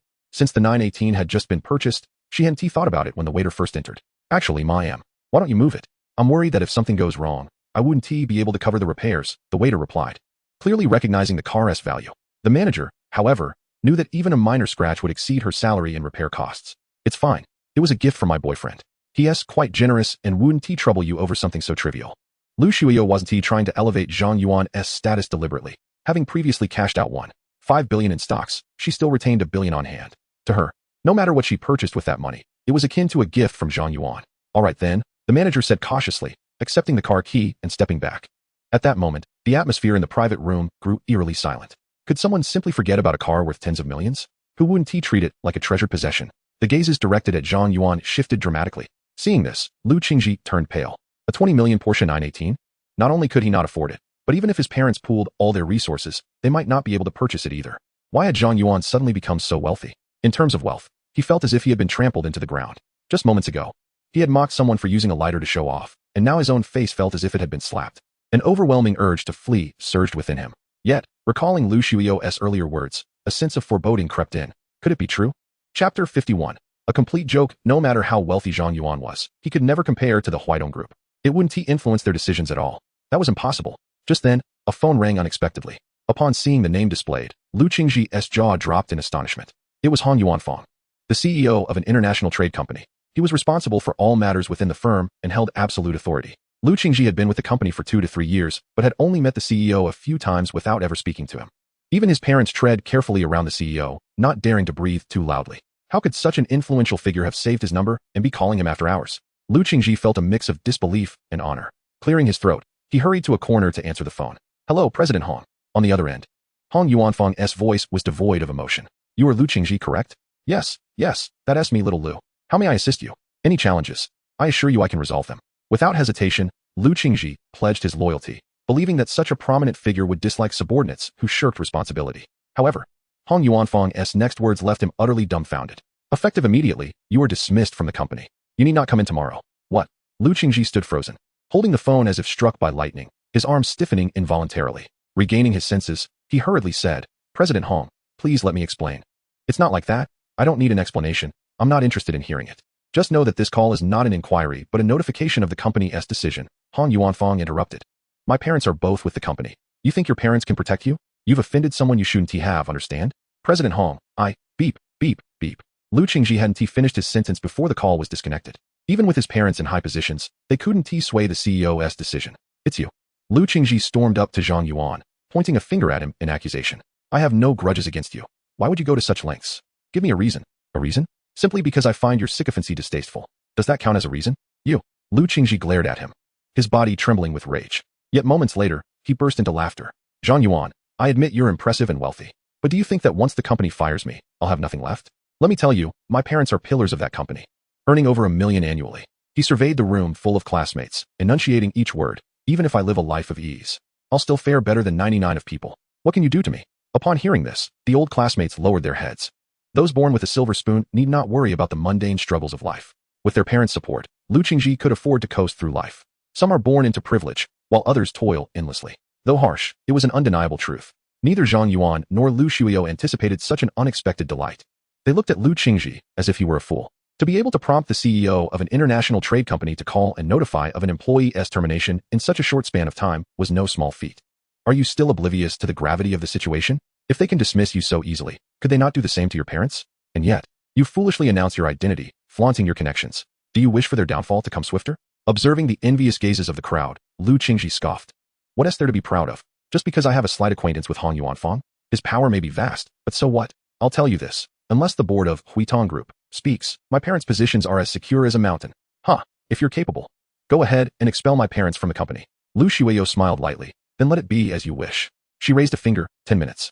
If I don't receive this news, I'll still bear your surname. Upon her utterance, the atmosphere in the private room fell eerily silent once more. The casual mention of dismissing two esteemed figures from a listed company sounded like a jest, yet those who had witnessed the earlier scene could not muster a smile. Lu Qingji sneered. Lu Shuiyo, do you think being associated with a wealthy individual makes you remarkable? There are many things in this world that money alone cannot accomplish. Do you know who my parents are? They share a rapport with the chairman of the group. Before you boast next time, ensure you're prepared, otherwise, you'll only make a fool of yourself. Is that so? Zhang Yuan said with a knowing smile. Then do you know the surname of your group as chairman? Lu Qingji momentarily failed to grasp the implication of this question. His first reaction was to wonder if Lu Shuiyo happened to know the chairman. If that were the case, it would indeed pose a problem. But that was all. His parents had been with the company for over a decade, and their relationship with the chairman was surely closer than Lu Shuiyo's. Several classmates seemed to have realized something, gazing at Lu Shuiyo in astonishment. The classmate named Wang Qing pointed at his phone, exclaiming, I know. The surname is Lu, full name Lu Zhouyun. You can find the information online. He then glanced at Lu Shuiyo, muttering, You can't possibly be. Wang Qing swallowed hard, unable to finish his sentence. Yet everyone present understood. She was indeed the daughter of Chairman Lu of Huitong Group, a bona fide heiress, hidden within their school for 4 years without anyone noticing. How extraordinarily low-key. Ironically, Lu Qingji's entire family worked at her family's subsidiary. Not only was he not clinging to this powerful connection, but he also had the audacity to boast to her. One would need to have a serious lapse in judgment to behave so recklessly. If they were to expel anyone, who else could it be but them? Truly, they had brought this upon themselves. His once respectable family background was now a mere joke compared to Lu Shuiyo's. With a mere flick of her finger, she could cast his entire family into the depths of despair. Chapter 52. If you cannot keep pace with the times, then it is best to retreat and rest. Coming back to reality, Lu Qingji's face was a canvas of disbelief. Meanwhile, another voice within him kept insisting that it was merely a coincidence of shared surnames. Such coincidences could not exist in this world. He murmured to himself, No, it cannot be true. Whether it is true or not, you shall soon find out, Lu Shuiyo stated. As her words fell, his phone rang once more, this time displaying his father's name. He hesitated for a long moment before daring to answer. Hello, Dad. You wretch, what have you done? Lu Jun's voice on the other end was a barrage of accusations. Your mother and I have just been dismissed by the group. Do you understand? And it was a decision personally made by the chairman. Why did you have to provoke his daughter? She is someone even President Hong must treat with utmost respect. Lu Qingji meekly defended himself. Dad, I truly didn't mean to. Had I known her identity in advance, I would never have acted this way. His words only fueled Lu Jun's anger. How many times have I told you to be more discreet in your actions? Just because you have a bit of money doesn't mean you can flaunt it. If you had heeded even a single word, we wouldn't be in this predicament today. After hanging up, Lu Qingji felt as though his heart had turned to stone. Without so much as a farewell, he stumbled out of the private room. On the surface, his family appeared prosperous. In reality, they had borrowed heavily to purchase their home in the metropolis. Once the entire family lost their jobs, how could they possibly repay the nearly 100,000 monthly mortgage? The thought of living in rented accommodations was unbearable to even contemplate. He would certainly bow and scrape before those two influential figures. Yet, reality would never grant him the opportunity for regret. Once Lu Qingji departed, the atmosphere in the private room became lively once again. Everyone gathered around Zhang Yuan, laughing and chatting, their faces practically beaming with flattery. However, one individual remained visibly uneasy. Li Jinwen wished to slip away unnoticed, even if it meant losing a bit of face. But he was acutely aware of the words he had spoken earlier. If he left without mending relations, his future would surely be troublesome. Not to mention, the collaboration with Huitong Foreign Trade Company would undoubtedly be terminated. That would represent a significant loss of income. With this thought in mind, he approached with a smile, raising his glass. I never expected our financial university to be filled with hidden talents. Zhang Yuan's ability to generate wealth is astounding, truly setting a commendable example for many students. Lu Shuiyo's impressive background, coupled with her humility, is equally worthy of admiration. Upon hearing this, Lu Shuiyo chuckled. It seems Director Li has broadened his perspective. At this remark, Li Jinwen's eyes twitched involuntarily. He dared not rebut even a single word. Yet, to bow his head and admit fault was equally challenging at his age. He could not afford to lose face. After contemplating, he tentatively remarked, a person's views are not immutable. Upon witnessing the excellence of both students, I realized that my previous opinions have unwittingly become outdated. Truly, the youth are formidable. As the director of the financial university, for Li Jinwen to speak in such a manner was tantamount to a tacit admission of error. But Lu Shuiyo cared little for such nuances. She vividly recalled how this man had incessantly disparaged her and Zhang Yuan's lack of character. Having never endured such humiliation in her life, she was unwilling to let it slide. Li Jinwen, now visibly agitated, asked, Lu Shuiyo, what do you mean by that? Very simply, all future lectures and training sessions with Huitong Foreign Trade Company will be cancelled, and no enterprises in Shanghai City will invite you again.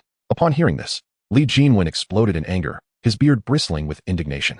His earlier attempt to humble himself was intended to salvage his employment, yet Lu Shuiyo showed him no mercy. Although conducting lectures for enterprises constituted a significant portion of his income, it was not as if he could not survive without it. The school's official salary was only 7,000 to 8,000, but with various allowances and performance bonuses, it totaled around 30,000 a month. He could always cut back on expenses if need be. Realizing this, he adopted a firmer tone. I advise you two young people not to be too ostentatious. You will inevitably face hardships in the future. One should leave a line of retreat for future encounters. I'm sure you've heard this saying. The future is unpredictable.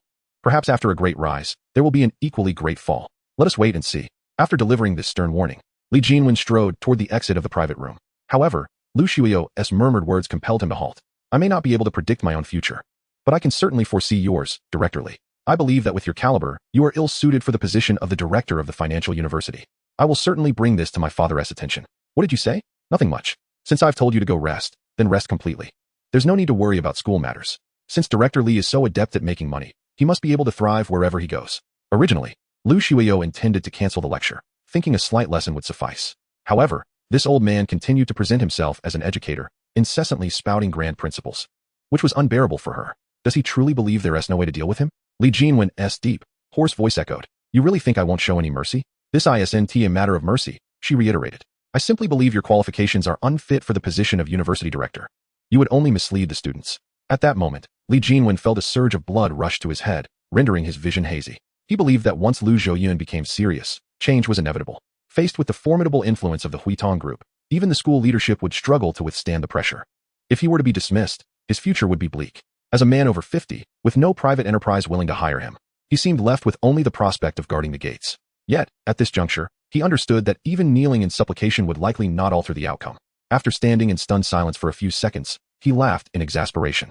After merely uttering 3 polite words, he stormed out. Once in the corridor, he could still hear the loud classmates in the private room exclaiming. It was clearly a gathering, yet they left without contributing a cent. With such conduct, how can they still be a director? They're worse than a dog. Upon hearing this, Li Jinwen could no longer maintain his composure. His vision blurred, and he collapsed to the ground. Chapter 53. This is how a gathering should be with the departure of Lu Qingji and Li Jinwen. Those who had initially supported their confrontation with Zhang Yuan felt their faces burning with shame. After sitting for a few minutes, they could no longer bear it and began to excuse themselves one by one.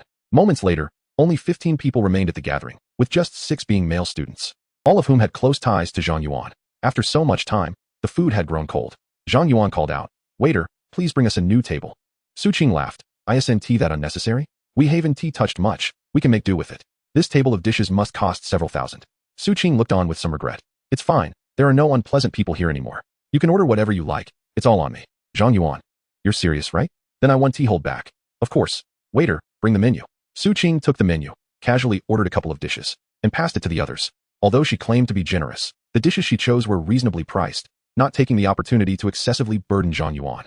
A few classmates browsed the menu, hesitating over what to order, eager to try something new but concerned about Zhang Yuan's reaction. After a long deliberation, they barely managed to settle on fewer than 10 dishes. Seeing this, Zhang Yuan directly called over the waiter and inquired, "What signature dishes do you have?" "Sir, our specialties include imperial golden soup with abalone fin, jade and white jade soup with dried scallops, truffle seared foie gras, and black truffle braised sea cucumber." Hearing the waiter rattle off the menu, Zhang Yuan waved his hand to interrupt. "Just bring those, about 10 or so will do." "Understood, sir." Listening to his grand words, the gazes of the others turned complex again. These dishes, just by name, were clearly beyond their means. Zhang Yuan didn't even bother to inquire about the prices, decisively waving his hand to finalize the order. After all, for someone of his stature, a meal costing tens of thousands might be akin to purchasing a bottle of drink from a roadside vendor. How wonderful it would be to be as carefree as him. Once the exquisite dishes were served, Zhang Yuan began to taste them first, prompting the others to finally pick up their chopsticks. After a few cups of wine, laughter and conversation filled the room once more, though the topics predominantly revolved around Zhang Yuan and Lu Xueyou. "Old classmate, could you reveal how you amassed over 10 billion in just a month? I reckon you'd need to rob several banks to achieve such a feat," Wang Qing exclaimed. "Come on, Wang Qing, stop prying. He surely has his own methods. It's not something he can easily disclose." Zhang Yuan chuckled, "There's nothing I can't share. It was earned from the stock market." Wang Qing gasped, "You must have bought shares in Hanyun Technology Group. I know that stock. It's been all over the financial news lately. That stock was on a roll, hitting the limit up for 17 consecutive times before suddenly crashing, causing its price to plummet. Those who bought at a high price are now trapped, regretting their decisions." Since Zhang Yuan had liquidated all his shares, he hadn't kept up with Hanyun Technology Group's developments. Only upon hearing their conversation did he realize that the group had encountered significant issues right after he cashed out. Fortunately, he hadn't been deceived by its upward trend and had made the decisive choice to exit.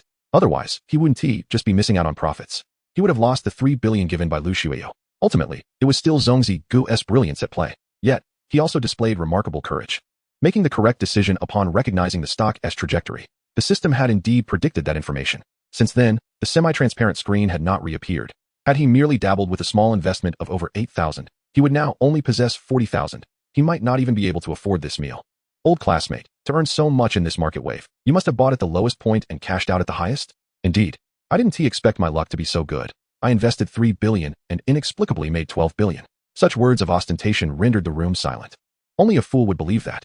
Without some insider information, who would dare to invest billions? "Old classmate, I genuinely admire you. Even if I had your luck, I wouldn't be able to come up with 3 billion as capital." Zhang Yuan laughed. That 3 billion was, to my shame, provided by Lu Xueyou. Once again, silence enveloped the group. Suddenly, the food they were consuming lost its flavor. So, it turns out that the two of them were in perfect harmony, raking in profits from the stock market while the rest of them were left with mere crumbs.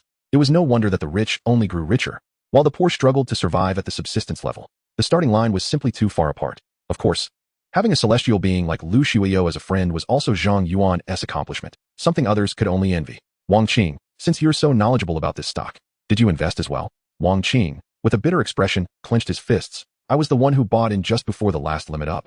And now I'm stuck. This stock is plummeting. Brother, you're my only hope. Help a poor brother out." At 9 o'clock sharp, Zhang Yuan and his party finished their meal and headed to the 3rd floor of the hotel, to a place named Huangshangshi. This luxurious private room could accommodate over 20 people and was exquisitely decorated. This gathering was not merely a dinner.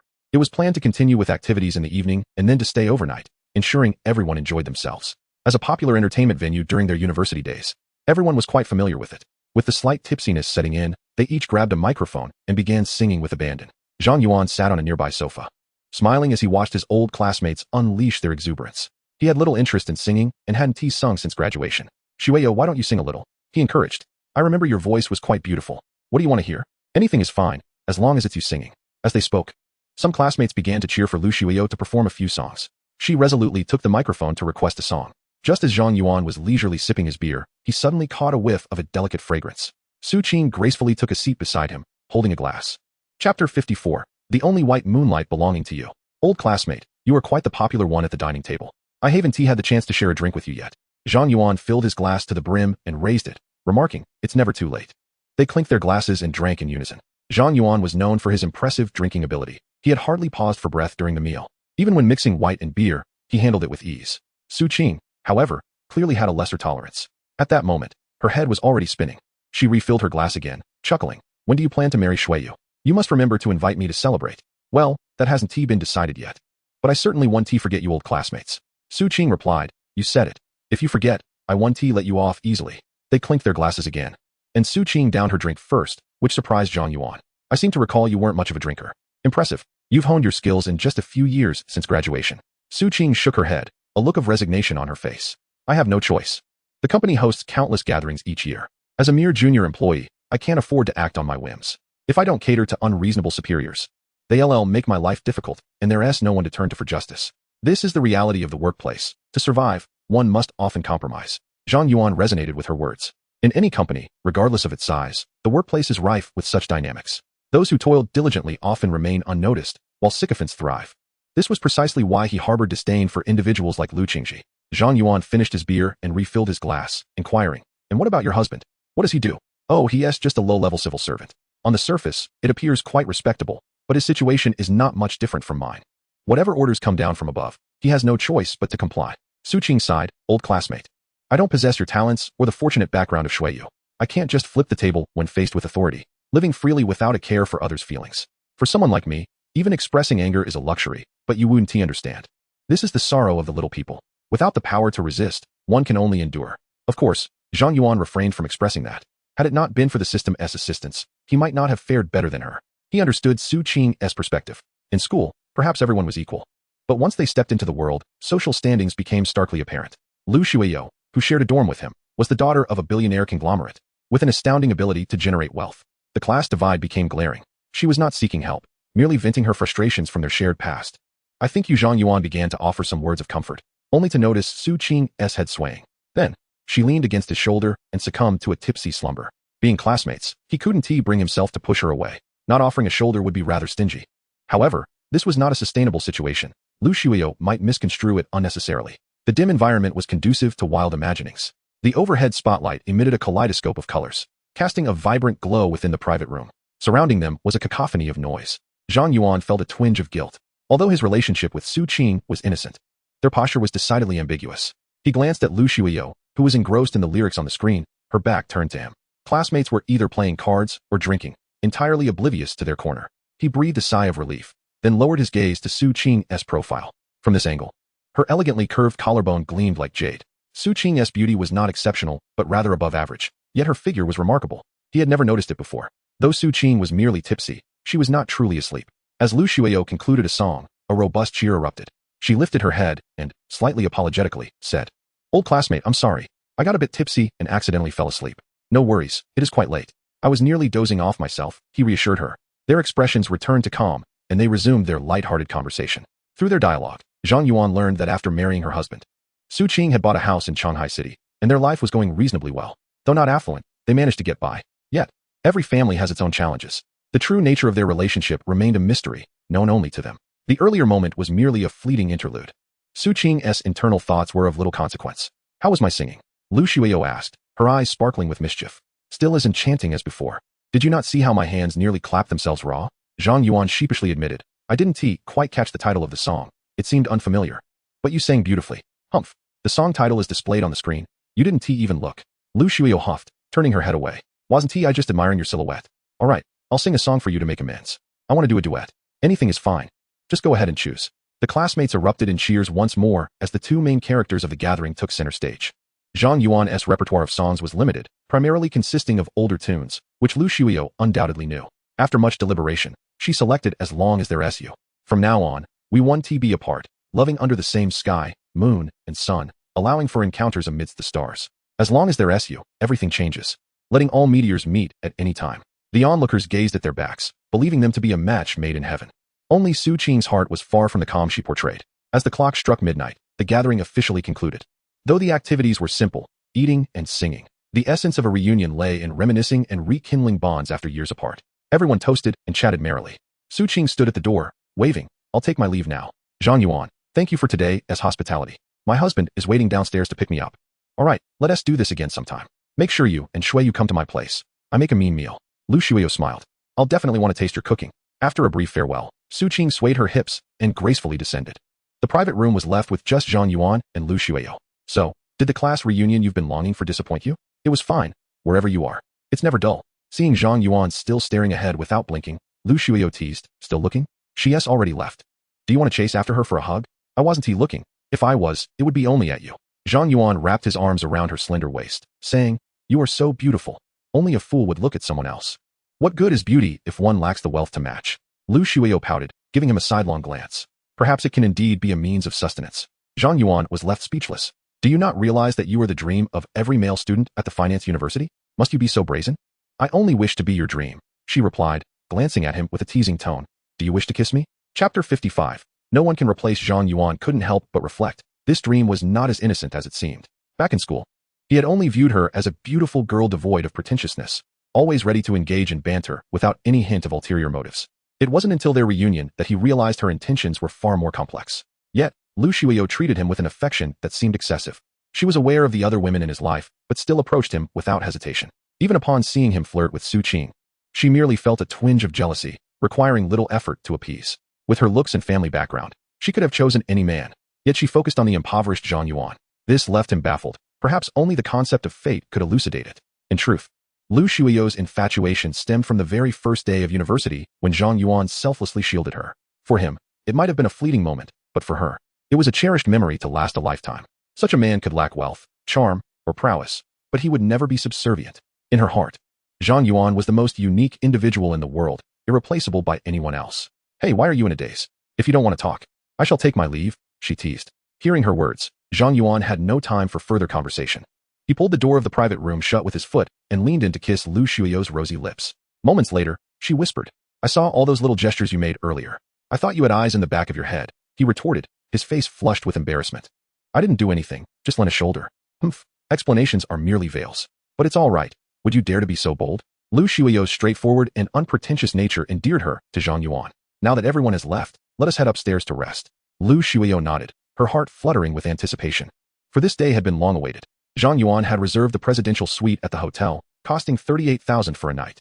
Though it was somewhat extravagant for him, the amount was merely a number. Upon entering the suite, they were greeted by a spacious and bright living room, elegantly furnished and bathed in soft light, creating a warm ambience. The suite included a private study, bedroom, and reception area. The bedroom featured a plush king-sized bed adorned with pristine linens. The deep blue curtains and various exquisite decorations on the walls cultivated a serene atmosphere. The entire suite was equipped with modern technological amenities, including surround sound and smart temperature control, alongside a 24-hour personal butler to attend to any needs. After locking the door, Zhang Yuan eagerly embraced Lu Shuiyo and kissed her again. She pushed him into the bathroom with a look of disdain. "You reek of alcohol. Go wash up first."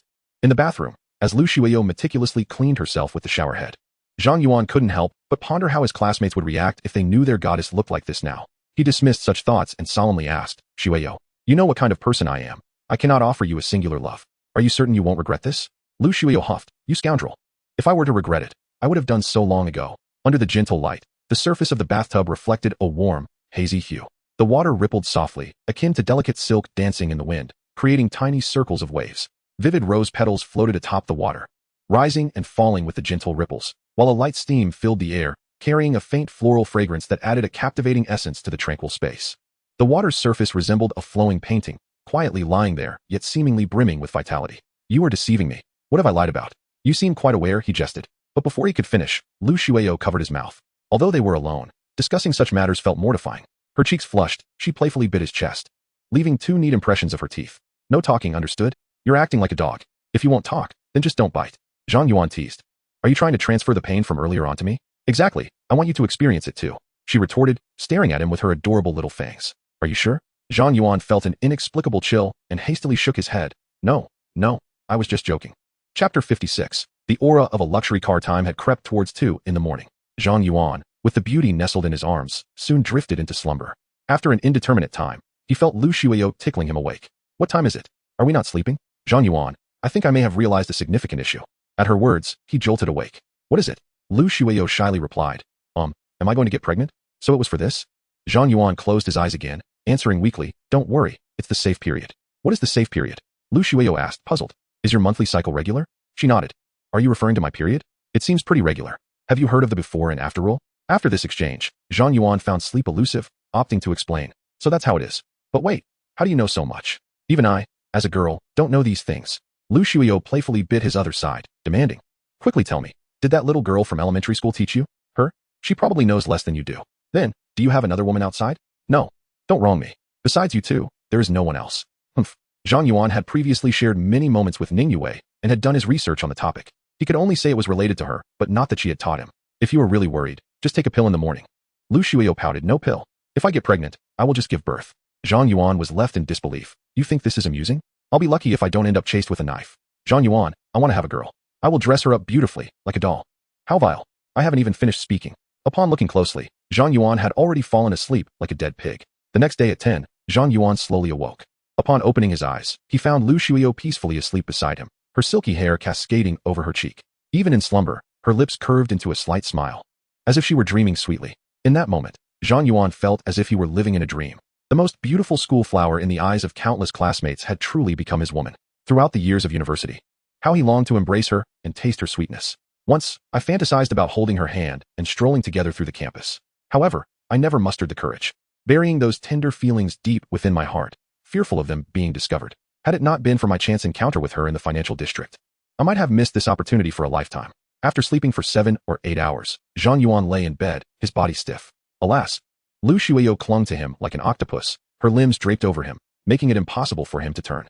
Zhang Yuan decided to let her rest a bit longer, enduring the discomfort of lying still, fully awake. The sensation of being awake, yet forcing oneself to remain motionless was truly unbearable. Soon, he could no longer contain himself. He reached out, playfully tugging at the ends of Lu Shuiyo's hair and teasing her cheek. Stop it. I still want to sleep. This series of small antics evidently roused her from slumber. Noticing the fervor in Zhang Yuan's gaze, Lu Shuiyo shot him a glance. Wait. I'll have the butler bring something up. After making a phone call, just 10 minutes later, a knock echoed from the living room. Zhang Yuan donned a bathrobe and hurried to the door. Good day, Mr. Zhang, the dedicated butler bowed. Here is the meal you ordered. Just place it inside. Zhang Yuan replied. After pushing the food cart into the room, the butler bowed once more. If you require anything else, do not hesitate to call.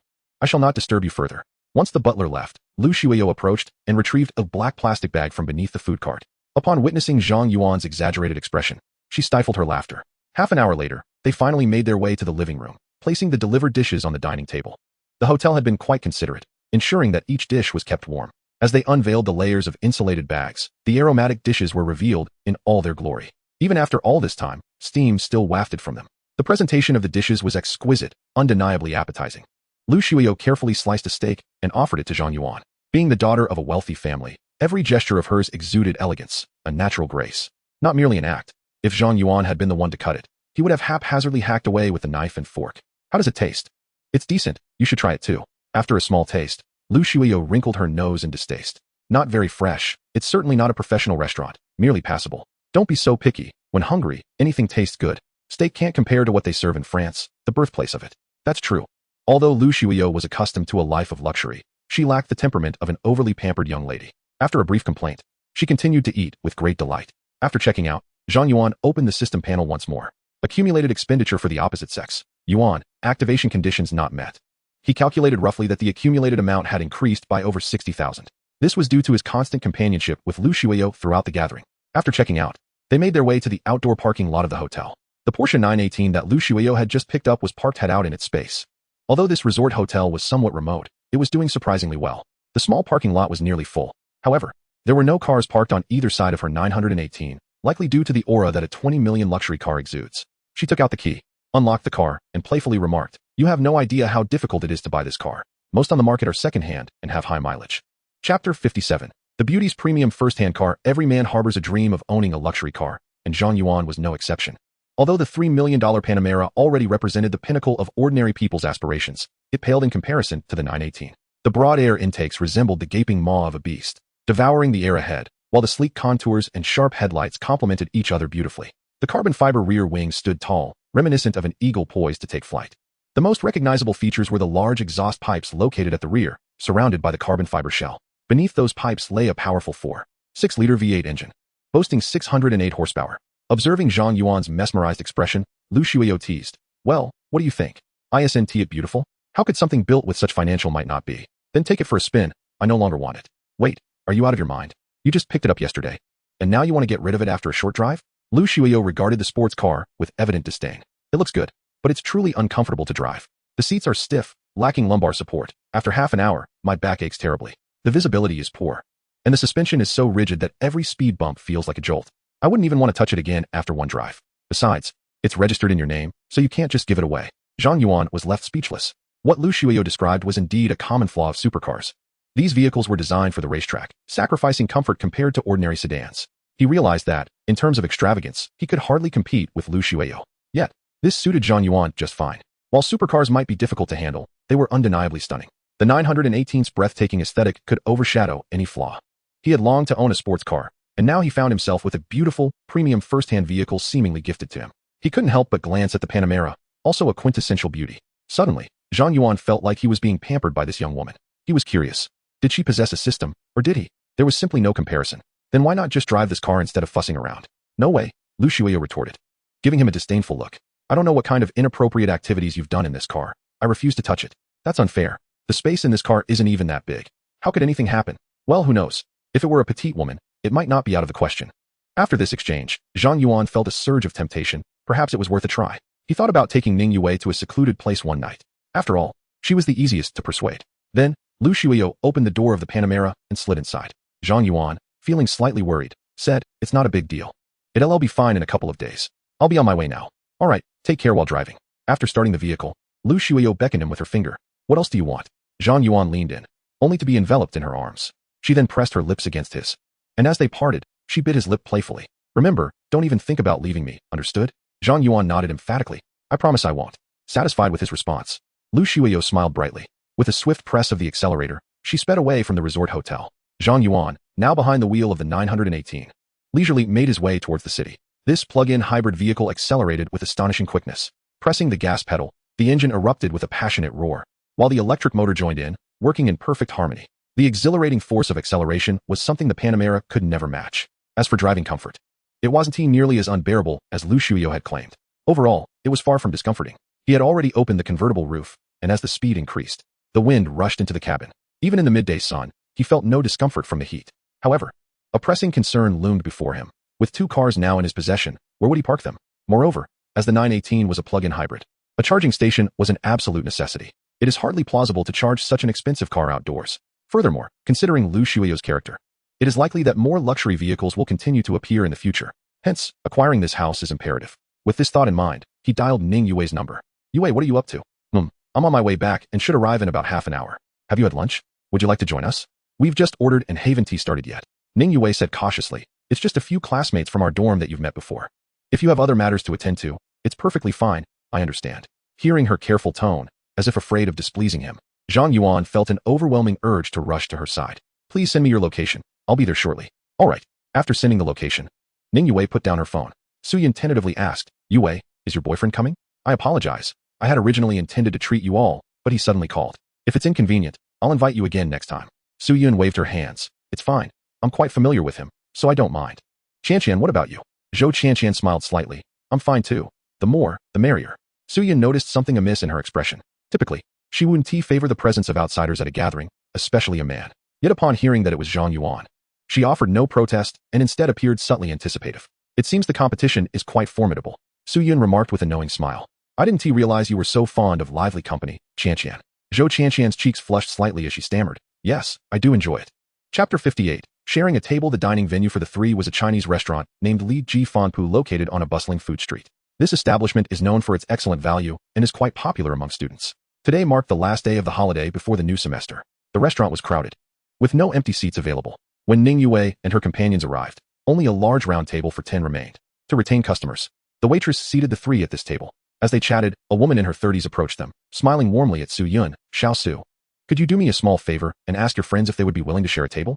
"Sister Lu, it's not that I don't want to help, but this meal is not on me, and I prefer not to share a table with strangers." This Sister Lu was the owner of the restaurant, and Su Yun had dined here often enough to have become familiar with her. While she would assist with smaller requests, she was understandably reluctant to share a table. Moreover, Zhang Yuan was expected shortly, and having an outsider present would be awkward. Sister Lu smiled. Look, this table has 2 rows of sofas. You can sit on one side, and the other side is quite far away, effectively creating 2 small booths. Besides, it's just one girl dining. It won't affect you much. Upon hearing it was merely one girl, the resistance from the 3 lessened considerably. The table was indeed large, and having ordered only a few dishes, it felt somewhat inappropriate to refuse. Ning Yue's first thought was whether Zhang Yuan would mind. If he disliked it, she would not insist. However, after a moment's contemplation, she concluded that Zhang Yuan would likely not mind an additional girl, and she nodded. All right then. Thank you for your understanding. I'll give you a discount later. Shortly thereafter, Sister Lu returned with a woman in her late 20s. You can sit across from them, she instructed. However, when the woman attempted to decline, Sister Lu interjected, Oh, Ting Ting, don't be picky. There are just too many people today. Just make do with it. I'll hurry up the kitchen to get your food out quickly. Ultimately, Zhang Tingting acquiesced. After seating herself, she glanced at Ning Yue and her friends and was instantly captivated. They all appeared to be students, and their looks were remarkable, each one a stunning beauty. A cut above the rest, especially the girl in the center, whose delicate features seemed flawless, her cheeks slightly flushed. She offered a shy smile as a greeting before quietly settling onto the sofa, her gaze fixed on the entrance of the restaurant. Meanwhile, Ning Yue and her friends were also assessing this unexpected guest. She was clad in a sharp business suit, with a silk scarf around her neck. A nameplate on her chest read, Zhang Tingting, New Century Real Estate Company. So, she was a real estate agent. Zhang Tingting was indeed striking, with elegantly arched brows and a pair of bright, clear eyes. Upon closer examination, a hint of sadness lingered in her expression, as if she had recently endured some profound sorrow. Such an air of melancholy often evokes a sense of tenderness in men. This made Su Yun wary. If Zhang Yuan were to see her, who knows what might transpire. However, since even Ning Yue said nothing, she felt she had no grounds to object. Besides, a woman of Zhang Tingting's age should have been married long ago, reducing her threat considerably, perhaps even less than Zhou Qianqian beside her. About 5 minutes later, a portly middle-aged man entered the restaurant. As he surveyed the bustling dining area, a frown creased his brow. Upon noticing, Zhang Tingting immediately stood and waved, Manager Wang. Over here. Wang Weiguo smiled at her, then, clutching his briefcase, ambled over. When he saw that Zhang Tingting was not alone at the table, his brows knitted together in displeasure. I apologize, Manager Wang. I'm a bit late, and there's really no space left. Let us just have a casual meal today. And I'll choose a better place next time. However, Wang Weiguo's frown did not ease. Instead, he reproached her. Is this how your New Century company treats clients? This is rather shabby. Do you know that those who wish to dine with me have reservations for a month from now? Were it not for your sincerity, I would have never agreed. Zhang Tingting quietly defended herself. Manager Wang, as a junior staff member, I cannot claim entertaining expenses, so I hope you understand. That is simply unacceptable. Initially, he intended to find fault, but then his gaze fell upon Ning Yue and her friends.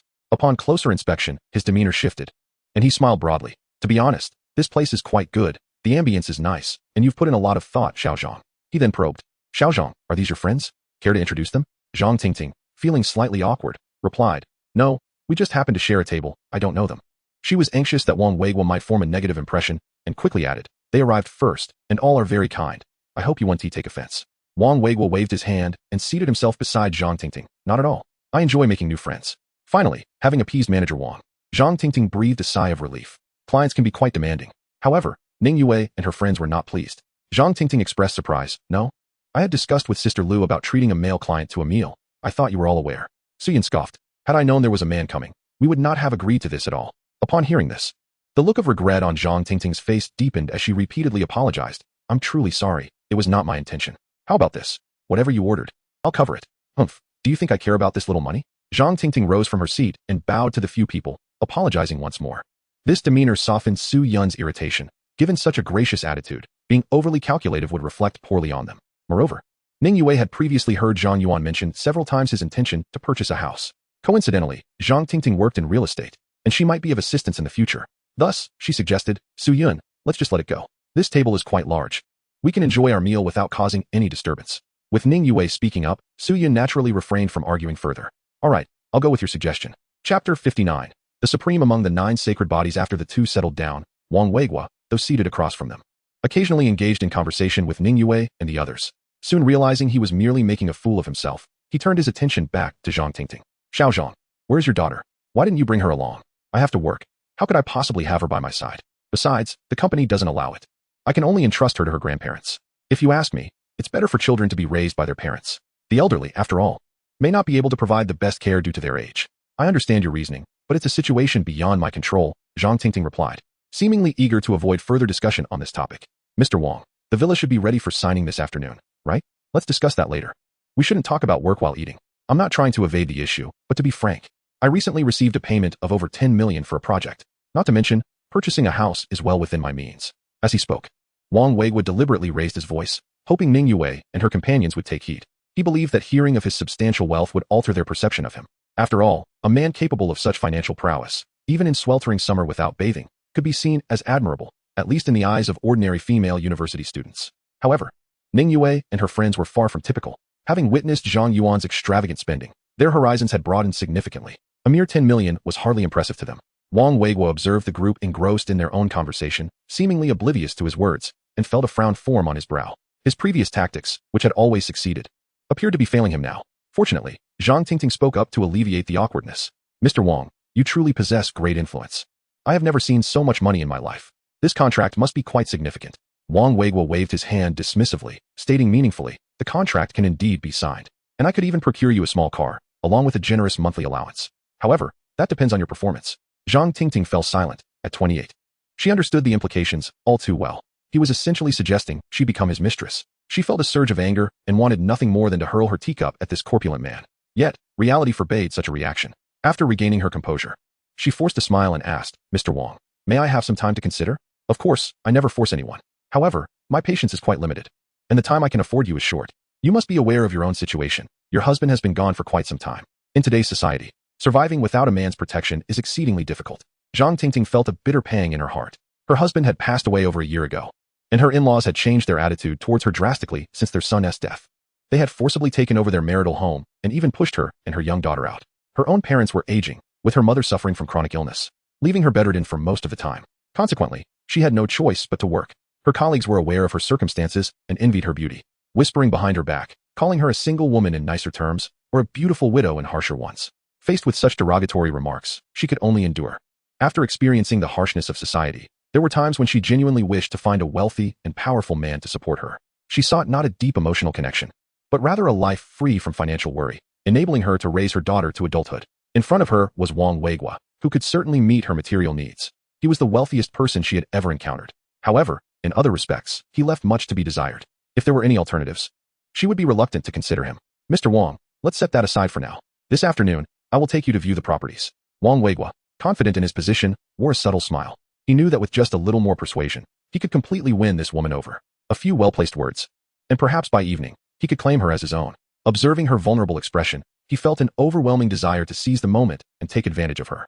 Their conversation was soft, yet Ning Yue and her friends managed to catch the gist of it. They looked at Wang Weiguo with disdain, thinking, with such an unappealing appearance, he dares to seek a mistress? He should take a good look in the mirror. Su Yun even mused that Zhang Tingting would be better off with Zhang Yuan than being involved with such an old man. At least that flower wound tea be planted in dung. Before long, the dishes ordered by Ning Yue and her companions were served. Yet none of the women touched their chopsticks, until a familiar voice broke the silence. Why aren't you eating? Senior, you've arrived. Upon seeing Zhang Yuan finally come in, the women stood up, allowing him to take a seat in the middle. To his left sat Su Yun. To his right was Ning Yue, while Zhou Qianqian occupied the innermost seat on the right. I've already eaten. You all should enjoy your meal without waiting for me. We promised to wait for you. So of course, we want to go back on our word. Zhang Yuan picked up his chopsticks and served Ning Yue several dishes she enjoyed. Then, beneath the table, he discreetly grasped her hand, whispering, you must be starving. Hurry and eat. Yes, although he had already eaten, the fact that he rushed over just because she casually mentioned it filled Ning Yue with immense happiness. By the way, who are these two? Sun Yun promptly explained the situation to him. Zhang Yuan had already intended to buy a house, and the coincidence of having a real estate agent present was rather fortunate. It was then that he took a proper look at Zhang Tingting across the table. This glance reminded him of a nonsensical term he had heard on Douyin, the supreme among the 9 sacred bodies, the celibate saint body. Coupled with the information he had just learned, it all seemed to fit together. It was a stroke of luck that her profession aligned with the notion of selling houses.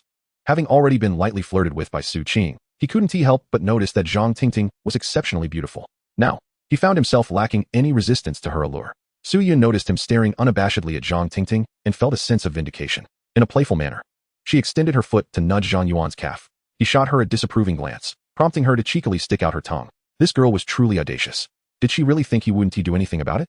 Zhang Yuan, in turn, couldn't help but pinch her lightly, to which Su Yun gently clasped his hand. Chapter 60. What fault does a girl have in merely wishing for a life of comfort?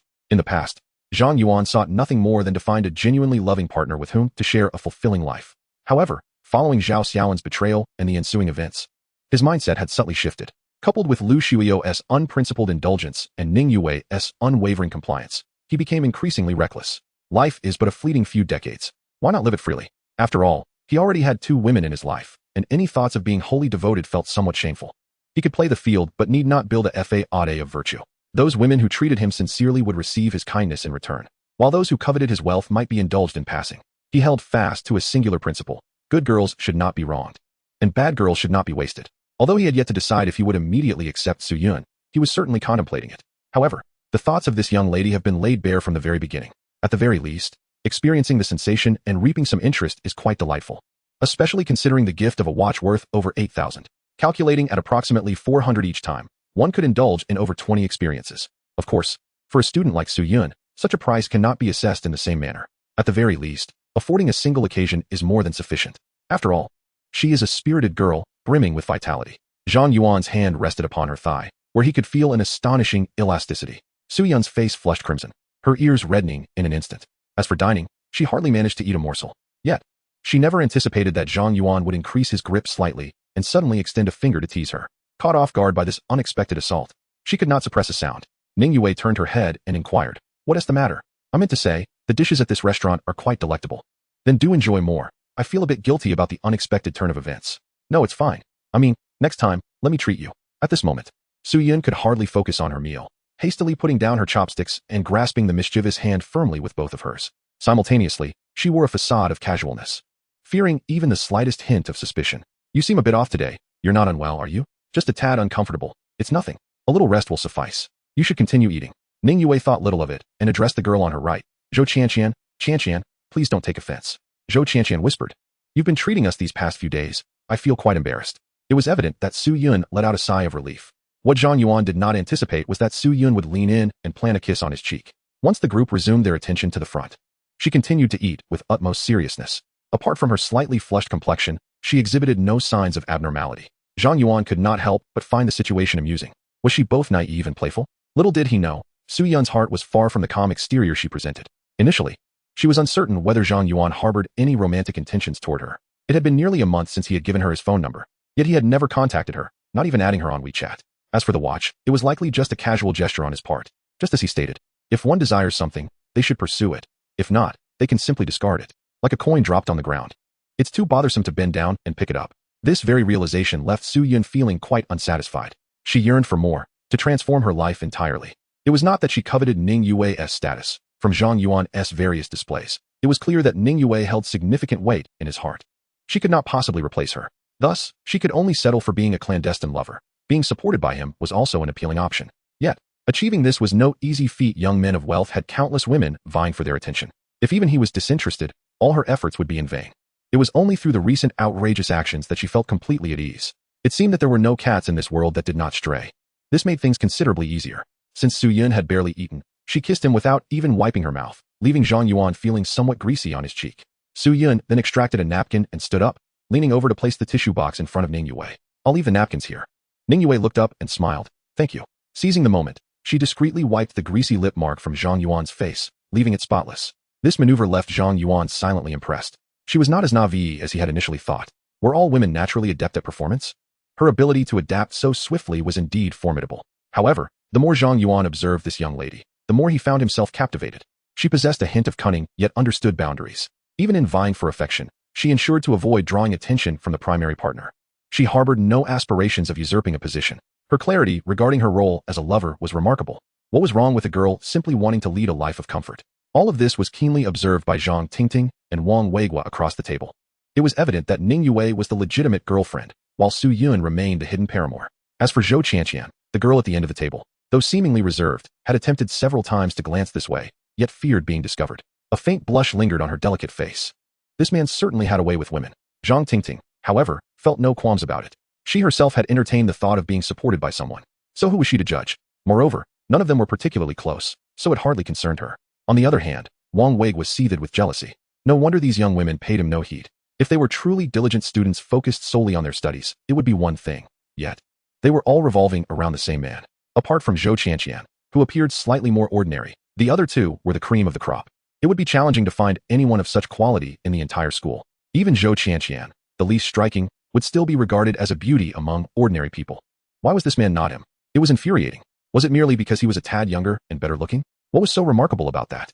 Could he possibly compare to the worth of a single hair on his leg?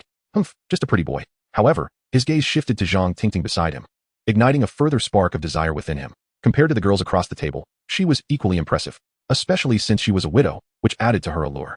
Even if he was older and less attractive, so what? He could still manage to bed such a beautiful woman. Chapter 61. Even merely resting a hand on her shoulder was unattainable. Contemplating Zhang Tingting's current indecisiveness, Wang Weiguo resolved to stoke the flames, aiding her in making a choice. No matter what, physical contact was the first step. Women often required a gentle push. Once the initial barrier was crossed, the defenses in their hearts would inevitably crumble. If one could accept holding hands, then surely they could easily accept more. Thus, he, like Zhang Yuan, subtly extended his hand to grasp her delicate, boneless fingers. However, Zhang Tingting was quite vigilant. Just as Wang Weiguo intended to make his move, she discreetly turned to the side, placing a piece of fish into his bowl. Mr. Wang, do try this base. It's the restaurant's signature dish. All right, I'll give it a try. Wang Weiguo reluctantly postponed his actions, picking up his chopsticks to sample the dish. Nodding in approval, he acknowledged, this restaurant is quite successful. They certainly possess some skill. He then shifted his body, preparing to rest his hand on Zhang Tingting's alluring shoulder. Yet, she suddenly stood up, taking the soup spoon from the table and stating, Mr. Wang, the chicken soup here is also very delicious. Allow me to serve you a bowl to taste. It's hot outside. Drinking some soup will help cool you down.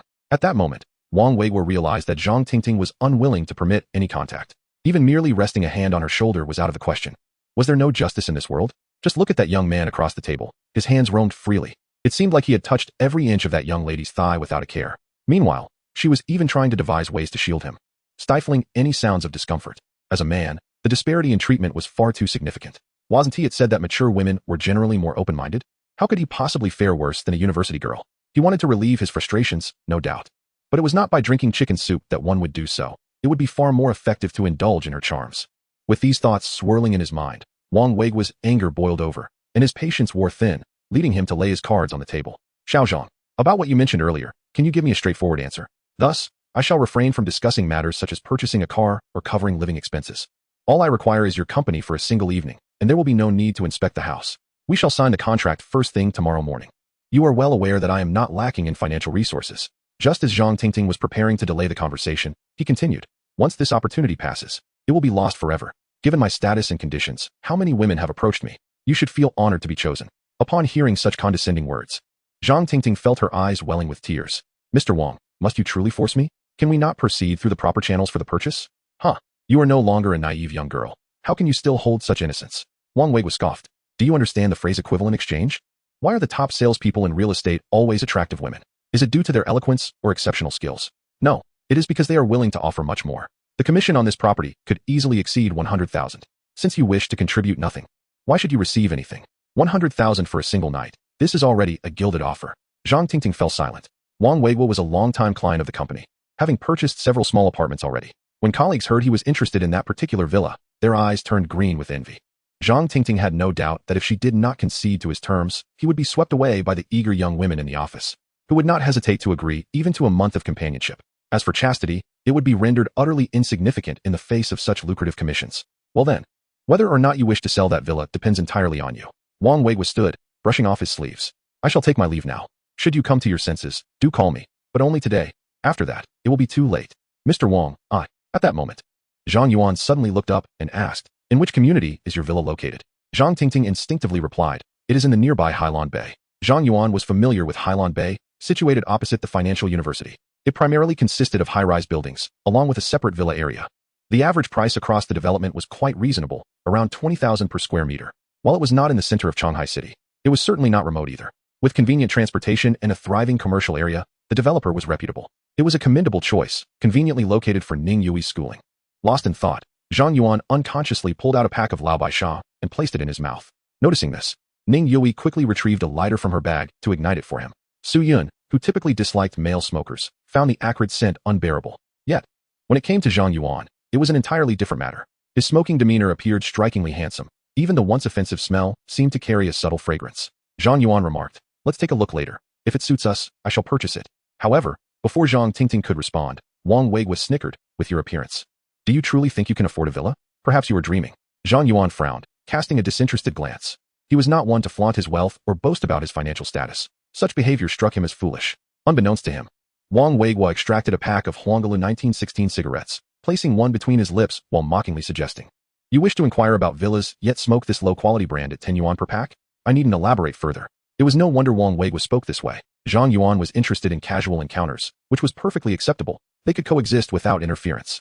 However, daring to set his sights on Zhang Tingting, who was his intended conquest, was unacceptable. He was confident that within a day or two, he could seduce the alluring widow, and he would not allow anyone to intrude. Unfortunately, this young man was handsome and youthful, and it was possible that Zhang Tingting might prefer him over financial gain. Zhang Yuan toyed with the cigarette box, watching Zhang Tingting with keen interest. The cigarettes gifted by Lu Shuiyo had long been consumed. It was not that he could not afford better, but rather that he was simply unaccustomed to them, finding them inferior to Lao Baisha. With his current wealth, he no longer needed to rely on expensive cigarettes to impress anyone. As for the villa in Hailan Bay, as long as the layout and quality were satisfactory, he would certainly make the purchase. It was akin to acquiring money for nothing, contingent solely upon this woman's perceptiveness. Should she exhibit the slightest hint of impatience, he would not utter another word. Money could buy property without question. Zhang Tingting's beauty had indeed piqued his interest, particularly the subtle hint of sorrow in her expression that evoked a sense of compassion. Yet, he was not desperate enough to pursue every beautiful widow he encountered, especially since he had recently been well fed. Chapter 62. I arrived on an electric bike as a real estate agent. Zhang Tingting possessed a fundamental level of professionalism, particularly as someone bearing immense life pressures, leading her to be cautious in all matters. She would never regard anyone with prejudice. Displaying a professional smile, she warmly stated, "Of course, sir. I will immediately take you and your girlfriend to see it." She then turned to Wang Weiguo, saying, "Mr. Wang, you are welcome to join us as well. After all, you only had a brief look last time and did not even get a clear view of the layout." Upon hearing this, Wang Weiguo's suspicions were aroused. It appeared that Zhang Tingting indeed had ulterior motives. She was exerting effort to bring this young man to view a property that was unlikely to be sold. It seemed necessary to take precautions to extinguish any hopes she harbored. Wang Weiguo sat back down and smiled. "Very well, I shall reluctantly accompany you once more." Su Yun, curious, asked, "Senior, are you really going to buy a villa?" "Indeed. Hailan Bay is conveniently close to the school, making it easier for Yui to commute. So, may I visit you there? I've never stayed in a villa before." "That depends on whether Yui agrees. After all, it is intended for her." Su Yun momentarily failed to comprehend the implication of intended for her. Was it meant for her stay, or was her name on the property deed? If it were the former, that would be acceptable, as she was the legitimate girlfriend and deserved that privilege. However, if it were the latter, she could hardly imagine how envious she would become. Likely to feel overwhelmed. "Can I join you?" she asked. "I have nothing planned for the afternoon." "You can, but my car may not accommodate everyone. The Porsche 918 only seats 2. Among those present, Zhang Yuan would never abandon Ning Yui. "No worries, Qian and I will take a taxi. It is only a few kilometers away, and we will arrive quickly. Right, Qian?" The prospect of witnessing Zhang Yuan's extravagant spending excited Zhou Qian. Even though the money was not being spent on her, observing others spend money was a delight in itself. She nodded, "Yes, we can take a taxi." Zhang Yuan secretly admired Su Yun for her understanding nature, which was genuinely heartwarming. She did not inquire about the seating issue, nor did she leverage his earlier actions to make any demands. If the opportunity presented itself, perhaps he would bestow upon her a small token of appreciation. "All right, you all go ahead. You know the way, right?" "We do." Wang Weiguo watched as they quickly made arrangements among themselves, as if the villa were already theirs to claim, and could not help but scoff. A car that could not seat 4 people. Was it not merely an electric bike? How could they even consider a villa worth over 10 million? The vehicle itself was the true indicator of a boss's financial strength. He then took out his car keys, flaunting them. "Ladies, I'm also heading that way. Why not ride with me? The back seat of my Maybach is quite spacious." The Mercedes Maybach, priced at over 2 million, is undoubtedly a symbol of luxury. How many young women yearn to ride in such a vehicle? It is rare to find anyone who remains indifferent. Upon hearing this, Su Yun furrowed her brow, her expression one of disdain as she declared, "We would rather take a taxi than endure the stench from your car. Qian, let us leave. Furthermore, at your age, you could easily be my father. Perhaps you should take a moment to reflect on your own shortcomings." "Bah, you insufferable man." Zhang Yuan found her increasingly amusing.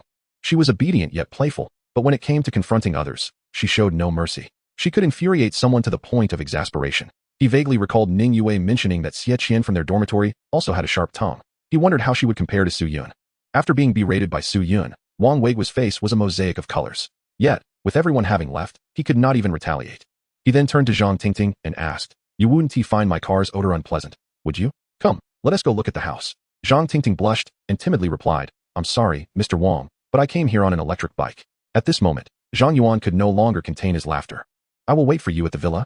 Hurry over." Among the 4 women present, not one was willing to ride in the esteemed Maybach, which left Wang Weiguo thoroughly humiliated. With a huff, he departed. Zhang Tingting pulled out her phone. Sir, let us add each other on WeChat. I will send you the villa's address. Sure. After they became friends, Zhang Tingting glanced at his WeChat nickname, struggling to suppress a smile. I have a weak stomach and need to eat soft food. That is rather blunt, isn't it?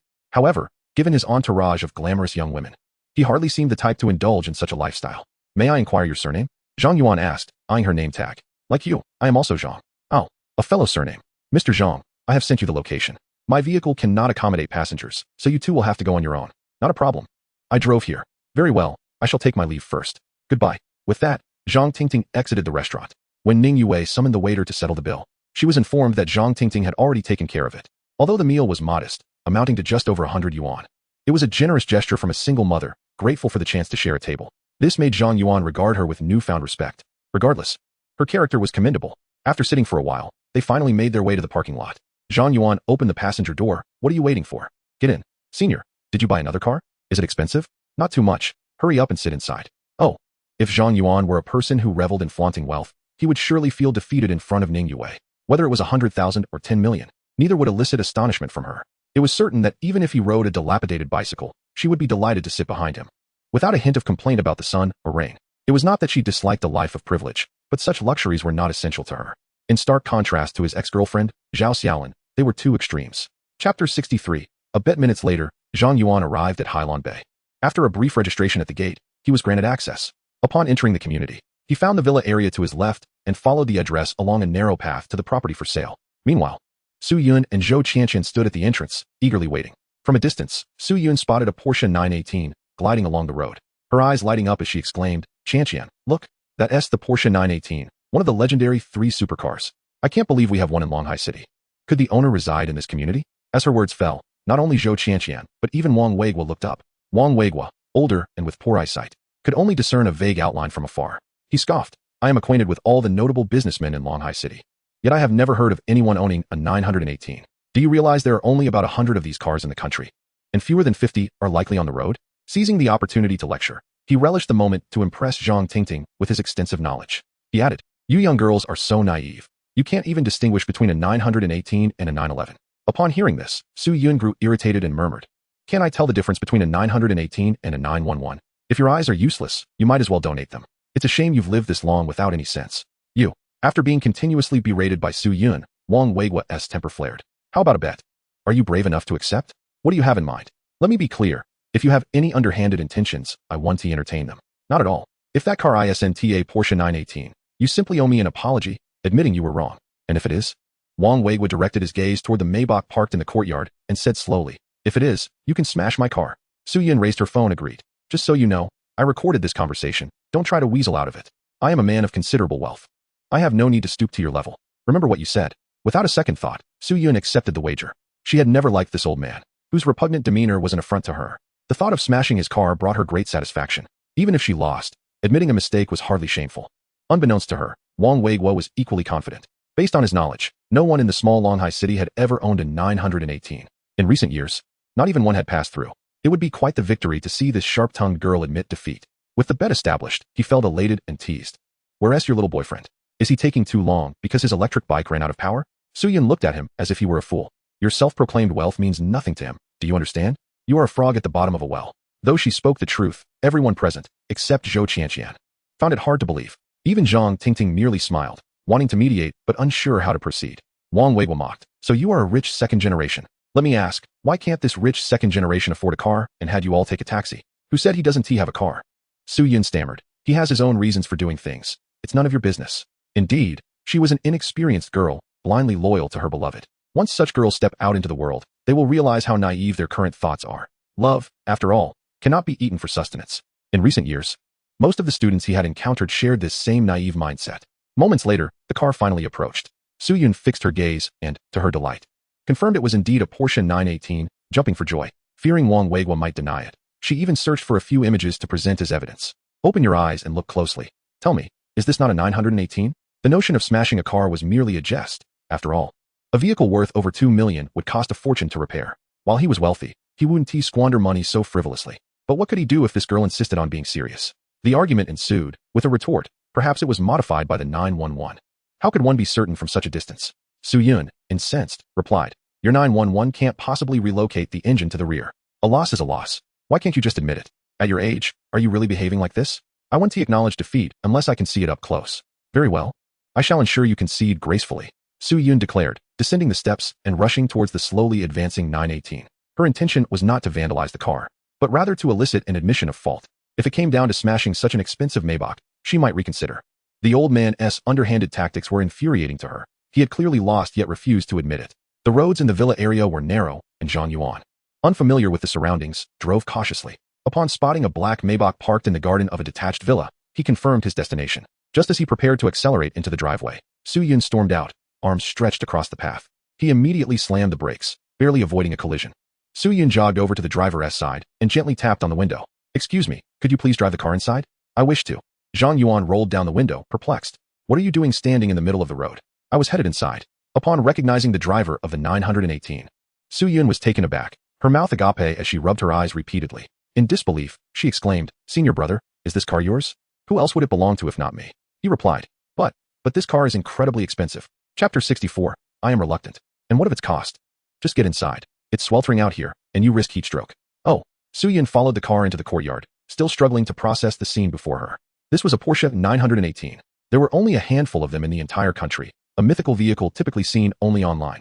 Yet here it was, alive and in front of her, owned by Zhang Yuan, the very person she had longed to be close to. What fortune must one possess to afford such a car? She realized her understanding of Zhang Yuan was superficial. His background could rival that of Principal Wang. However, he remained significantly more discreet. Wang Weiguo, observing Su Yun successfully ushering the car into the courtyard, felt his expression darken. It had merely been a jest. Why take it so seriously? What if he was being unreasonable? If she truly dared to damage the car, she would see consequences. A penniless girl, he thought, could not intimidate him. Yet, as the door of the Porsche 918 swung open, revealing the figure within, waves of shock surged through Wang Weiguo. How could it be this kid? He stammered, pointing at Zhang Yuan. "Weren't you riding an electric bike? How did you change to a Porsche? When did I ever say I rode an electric bike?" If your mind is muddled, seek medical attention instead of spouting nonsense here. Wang Weiguo found himself at a loss for words. However, he no longer dared to retort.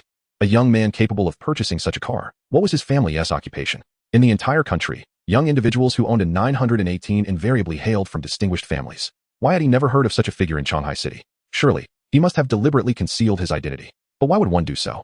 Could there be a hidden connection to a powerful background? In that instant, myriad thoughts raced through Wang Weiguo's mind. His apprehension towards Zhang Yuan had reached its zenith.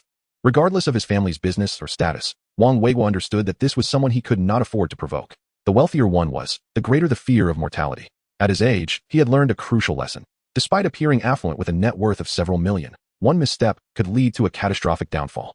The capabilities of those at the pinnacle of society were beyond the comprehension of ordinary individuals. If Zhang Yuan sought to pursue the widow, then let him. Risking one's life for lust was the most unworthy endeavor. The young man was right. It must be my mind that is unhinged. Recalling his earlier mockery at the restaurant, Wang Weiguo broke into a cold sweat. "I was inadvertently offensive. Please do not take it to heart." Fearing Zhang Yuan would harbor resentment, he hastily addressed Zhang Tingting. "Xiao Zhang, please disregard my previous comments. Let us show this young man the villa. He is certainly a potential buyer." Zhang Tingting, unaware of the Porsche 918's true value, was not particularly astonished by Zhang Yuan's arrival, considering it a common sports car. It was not unusual for families with some wealth to purchase a million-yuan sports car for their children. She quickly interjected, "Mr. Wang, are you not purchasing this house?" Wang Weiguo waved his hands dismissively. No, I'm not interested. Perhaps you could reconsider?" Zhang Tingting was on the verge of tears. The villa's price was exorbitant, and wealthy individuals were scarce in Shanghai City. It had been on the market for ages without a buyer. She desperately did not want to let this opportunity slip away. A commission of over 100,000 was crucial for her, especially as her mother's illness had persisted for too long. Contemplating this, she resolved to accede to Wang Weiguo's terms. After all, it was merely a matter of spending one night. She could endure it. At worst, she would just consider it a minor sacrifice. "Mr. Wang, I have made up my mind. If you can sign the contract, I will agree to that condition." This unexpected turn of events left Wang Weiguo bewildered. Was she truly bringing up that matter? The young man she was interested in was someone he would not dare to approach. "What are you agreeing to?" "I have not proposed anything," Zhang Tingting insisted. "I said I would be willing to accompany you for one night." Wang Weiguo shook his head vigorously, interrupting, "Stop right there. I am unwilling." "Mr. Wang." Zhang Tingting's face turned pale, bewildered by how the situation had spiraled. She wished she had been more decisive during dinner. Wang Weiguo, observing her expression, began to grasp the thoughts swirling in her mind. Since this mysterious young man had an interest in the widow, he might as well assist him. He sought no personal favor. He merely wished to avoid complications from their earlier encounter. Casually glancing at Zhang Yuan, who seemed oblivious to their exchange, he quietly remarked, "Xiao Zhang, You have a true gem before you, yet you choose to pursue a false idol, seeking far when the answer lies close. What do you mean by that? Zhang Tingting inquired. Wang Weiguo gestured toward the 918, which was valued at 20 million, a car that was nearly impossible to acquire. Thus, the young gentleman's prowess and background were surely evident to her. Upon hearing the figure of 20 million, Zhang Tingting's eyes widened in astonishment. A mere car. Yet it surpassed the value of the villa. While she could comprehend spending such a fortune on a house, considering its potential for appreciation, a vehicle was merely a consumable. How could one possess such wealth to squander so freely? Mr. Wang, are you certain? Of course. If I were uncertain, would I speak of it? At that moment, Wang Weiguo noticed the Audemars Piguet watch on Zhang Yuan's wrist and added, just look at that modest watch. It could purchase a spacious 200 square meter apartment. Zhang Tingting was so astonished she found herself speechless. By market standards, a 200 square meter residence would be valued at over 5 million. Was it possible that he wore the equivalent of a house on his wrist? She treats even a watch worth $500 with utmost care, let alone one costing 5 million. If it were to get scratched or damaged, wouldn't that cause her distress? The wealthiest person she has ever encountered is the man before her, Mr. Wang. If even he expresses admiration, one can only imagine the extent of his fortune. Zhang Tingting feels her imagination is sorely lacking. Now you understand why I don't dare, right? Wang Weiguo said meaningfully. Since this young master has taken a liking to you, do be sure to accompany him well. Whatever demands he makes, simply acquiesce. It will surely benefit you in the end, understood? Zhang Tingting, filled with self-doubt, replied softly, but I'm just a widow. With so many young and beautiful girls around him, would he even notice me? In Zhang Tingting's eyes, at 28 years old, and having been married with a 3-year-old daughter, how could she possibly compete with those vibrant young women? Wang Weiguo chuckled, you don't understand. Those wealthy young masters have diverse tastes. Age is merely a number. Even at 48, they may still be interested. The intricacies of high society are countless. Besides, you are quite beautiful. Unless they are mere portraits, they are bound to be intrigued by you. What if you're a widow? Many find that appealing, and it could even enhance your allure. Zhang Tingting felt her worldview being challenged. Since when did married individuals outshine those untouched by life's trials? However, given that this was the opinion of the worldly Mr. Wang, it must hold some truth. She discreetly observed Zhang Yuan again. His physique and appearance were impeccable, youthful and vibrant, a stark contrast to Wang Weiguo. Coupled with his mysterious background and immense wealth, if he were to take an interest in her, it would undoubtedly be the best outcome. Initially, she had strong reservations about being a kept woman, yet now those feelings had somewhat dissipated. All right, when the time comes, be proactive. I can only assist you so much. Wang Weiguo said, wearing a sycophantic smile. If you have the chance, kindly speak a few good words for me. Zhang Tingting numbly nodded. Then, Wang Weiguo approached Zhang Yuan with a lowly demeanor. Young master, if there is nothing else, I shall take my leave. At that moment, Zhang Yuan was engrossed in inspecting cars with Su Yun and waved him off. The rapid shift in Wang Weiguo's attitude led Zhang Yuan to suspect something was amiss. A car worth 20 million could ignite countless fantasies. It must be said, money can be quite persuasive. Though he detests such individuals, Wang Weiguo had not acted overtly aggressively. There was no reason to retaliate for a few light-hearted jabs. He was no brute. Planning to send Wang Weiguo on his way to resume exploring the villa, Zhang Yuan was met with Su Yun's displeasure. She pouted, senior brother, you must help me. Hearing this, Zhang Yuan's anger flared. Had Wang Weiguo bullied Su Yun in his absence? Although she was not yet his, it was certain she would be one day. After all, having touched her for so long, he had developed some affection. Other matters could be overlooked, but this was his bottom line. Zhang Yuan's expression darkened. What happened? Tell me everything. Rest assured, I will stand up for you. Wang Weiguo had not upheld his word, having lost a bet, yet resorting to trickery. Once Su Yun finished recounting the incident, Zhang Yuan, who had intended to confront Wang Weiguo, was taken aback. Is that all? Upon seeing Zhang Yuan's ominous expression, Wang Weiguo stammered, Miss, I was in the wrong. May I apologize? Su Yun, with her lips pursed, huffed, now you choose to apologize? Let me tell you. It's too late. What must I do for you to forgive me? She pointed at the luxurious Maybach. You know the rules of the bet. Now it's time to face the consequences. Su Yun felt that Zhang Yuan had a formidable background, and their relationship had grown closer. She had latched onto a significant advantage. Her tone reflected her growing confidence, and Wang Weiguo felt increasingly wary of her boldness. Fine, let us consider it a small loss to avoid greater trouble. He retrieved a golf club from his trunk, offering it to Su Yun. You may smash it as you wish, just ensure you feel vindicated. Yet, this submissive demeanor left Su Yun uncertain. She wasn't unreasonable. He had already admitted his faults, and there was no need for further conflict. She hesitated, then declined the club, saying, it's just a trivial matter. Next time, pay closer attention. Wang Weiguo was relieved. Being a boss himself, he didn't want the embarrassment of a damaged vehicle circulating. This sharp-tongued girl surprisingly had a good heart. He then said to Zhang Yuan, if you need renovations on your villa, do reach out. I've been in this business for decades and guarantee your satisfaction. Little did he know. This casual remark sparked an idea in Zhang Yuan. What exactly do you do? Is it commercial or residential? Both, Wang Weiguo replied. I manage hundreds of workers, handling various projects. Thinking Zhang Yuan was genuinely interested in his services, Wang Weiguo assured, you needn't worry. No matter how challenging the task, we can handle it. Zhang Yuan shook his head. I meant to ask, how familiar are you with Anzhou County? Familiar, Wang Weiguo replied. I built my fortune in Anzhou County before moving to Shanghai City a few years ago. I hold significant influence in the renovation industry there. Realizing he may have boasted too much, he quickly added, of course, I cannot compare to someone of your stature. All right, could you assist me with a small favor? Wang Weiguo's heart skipped a beat. A request from such a young master could not be trivial. However, considering Zhang Yuan's mysterious background, aligning with him might greatly benefit his future endeavors. He gritted his teeth. Absolutely, whatever you need. In the Jintang resettlement community of Anzhou County, there is a Yunli building materials store, Zhang Yuan stated slowly. Since you have influence there, it should be easy for you to diminish their business. Wang Weiguo looked up in disbelief. Is that it? It's too easy. Anzhou County is a small place, and with numerous workers under his command, it would take only a few to spread rumors about the store's subpar products. In less than a day, the entire industry would be aware. Although he didn't understand Zhang Yuan's motives for targeting that store, he knew better than to ask. As long as he executed the task flawlessly, that was all that mattered. He patted his chest. This minor task is guaranteed to be completed. Zhang Yuan nodded, choosing not to elaborate further. This Yunli building materials store belonged to his uncle. The memory of being insulted by his aunt when selling the house remained vivid. Now, the time for retribution had arrived. He would take his time, methodically pushing them into an abyss. And as for his rotund cousin, he would pay him a visit soon. An 18-year-old brat would soon be introduced to the world's allure. Surely, his parents would thank him for it. How delightful that would be. Chapter 66. What can be done? After finishing his explanation, Wang Weiguo hurriedly departed in his Maybach.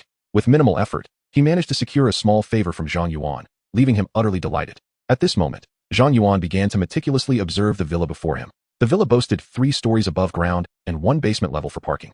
It featured a front and rear courtyard, with the front yard spanning approximately 200 square meters. The rear yard was slightly smaller, and the entire property was enclosed by a white wall, ensuring safety and privacy. As he approached the entrance, he noticed Zhang Tingting lost in thought. Aren't you going to let us in for a look? Did you forget the keys? He inquired. Yes, I have them. I apologize. I was just lost in thought, she stammered.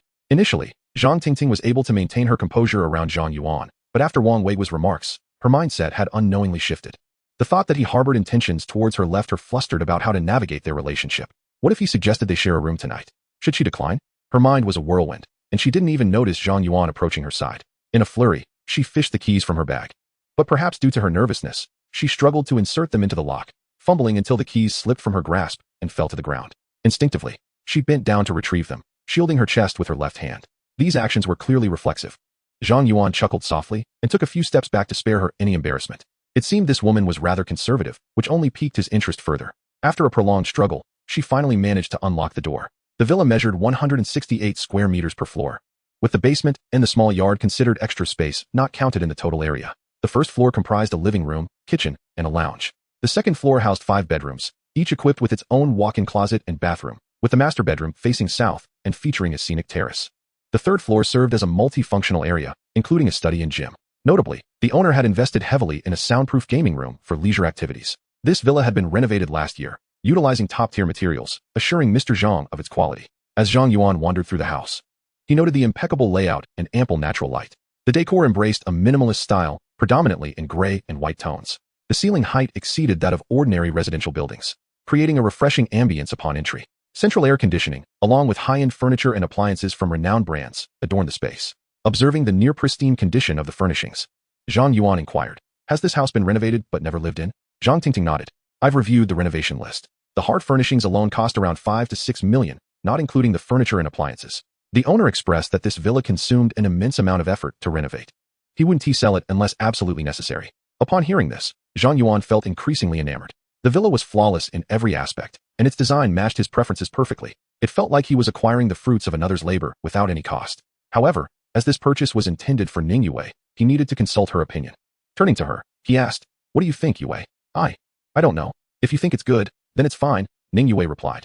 Having never encountered such a lavish villa before, it would be strange for her to express dissent. Meanwhile, Su Yun and Zhou Qianqian exchanged glances, their expressions revealing their satisfaction, though they remained silent, filled with envy. After inspecting the entire villa, including the basement, Zhang Yuan finally made up his mind. What is the price of this villa? Zhang Tingting knew the moment of truth had arrived. Countless prospective buyers had previously visited, and while the villa had many appealing qualities, the price had always been a sticking point. Mr. Zhang, due to its exquisite renovation and the fact that it has never been occupied, the price is slightly higher than the surrounding properties, she explained cautiously. The villa's total area is 504 square meters, originally purchased for 15 million. The owner intended to add 3 million to that price due to the extensive renovation costs. After Mr. Wang viewed the villa, I was instructed to negotiate multiple times. And eventually, the owner agreed to lower the price to 17 million. I believe this is the lowest offer available, given the current economic climate. Particularly in the real estate sector where many properties had depreciated significantly, High Blue Bay had remained relatively stable, neither rising nor falling dramatically. Had this villa been sold at its original price, it would have been snapped up long ago. However, the additional 2 million for the renovations and appliances deterred buyers despite the evident quality of the work. After sharing this information, Zhang Tingting gazed at Zhang Yuan with anticipation, fearing he might be deterred by the exorbitant price and walk away. Wang Weiguo may have sung his praises, but witnessing the wealth firsthand was another matter. Zhang Tingting's heart raced as she observed Zhang Yuan's silence upon hearing the price. Her anxiety heightened. This was her last lifeline, and she was determined to grasp it. Stealing a glance at Ning Yue and the others, who had energetically ascended to the second floor, she approached Zhang Yuan, summoning her courage.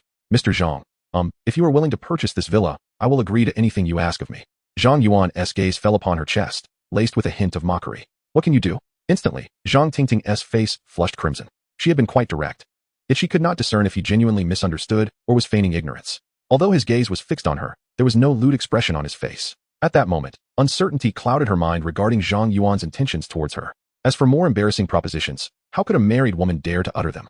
Recalling Wang Weiguo's advice to be more proactive, Zhang Tingting steeled herself. She straightened her posture, unabashedly allowing Zhang Yuan a clearer view. Biting her lip, she whispered in a voice barely above a murmur, I can accompany you to bed. Chapter 67. The scale in my heart. Her boldness surprised Zhang Yuan. It was indeed remarkable for a reserved woman to utter such delicate words, indicating she must have mustered considerable resolve. Observing her courageous demeanor, Zhang Yuan chuckled. The owner is still in the country, right? You should contact him. I'll take this villa. Ah. She hurried outside to make the call. Just then, Ning Yue and the others descended from the stairs. Su Yun exclaimed, Senior, are you really going to buy this villa? Yes, this house meets all my criteria. So why not purchase it? He replied simply. A straightforward statement like that left Su Yun with a complex expression. It was common knowledge that for 99 of people, earning 10 million in a lifetime was a monumental challenge. Yet here was Zhang Yuan, making a purchasing decision as casually as one might buy groceries. She refrained from speculating on his wealth, knowing she was already on board. With a bit more effort, she was confident her share would come in due time. Despite her internal musings, she voiced her thoughts. 17 million, and you're not even negotiating? You might have been able to get a better deal. Zhang Yuan shrugged nonchalantly. A few thousand less won't make a difference. I can't be bothered to haggle. After all, even someone as shrewd as Wang Weiguo could only negotiate to this point. I imagine this is the limit. Even if Zhang Tingting were to plead further, the best she could manage would be a few thousand off. It is merely the cost of a meal, not worth the expenditure of time.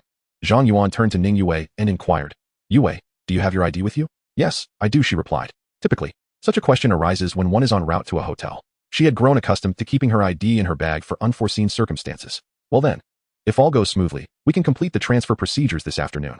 After acquiring some essentials, you can move in right away. It was only then that Ning Yue grasped Zhang Yuan's intent. This villa was to be registered in her name. She clutched his arm and exclaimed, Senior, are you truly buying this house for me? Of course it is for you.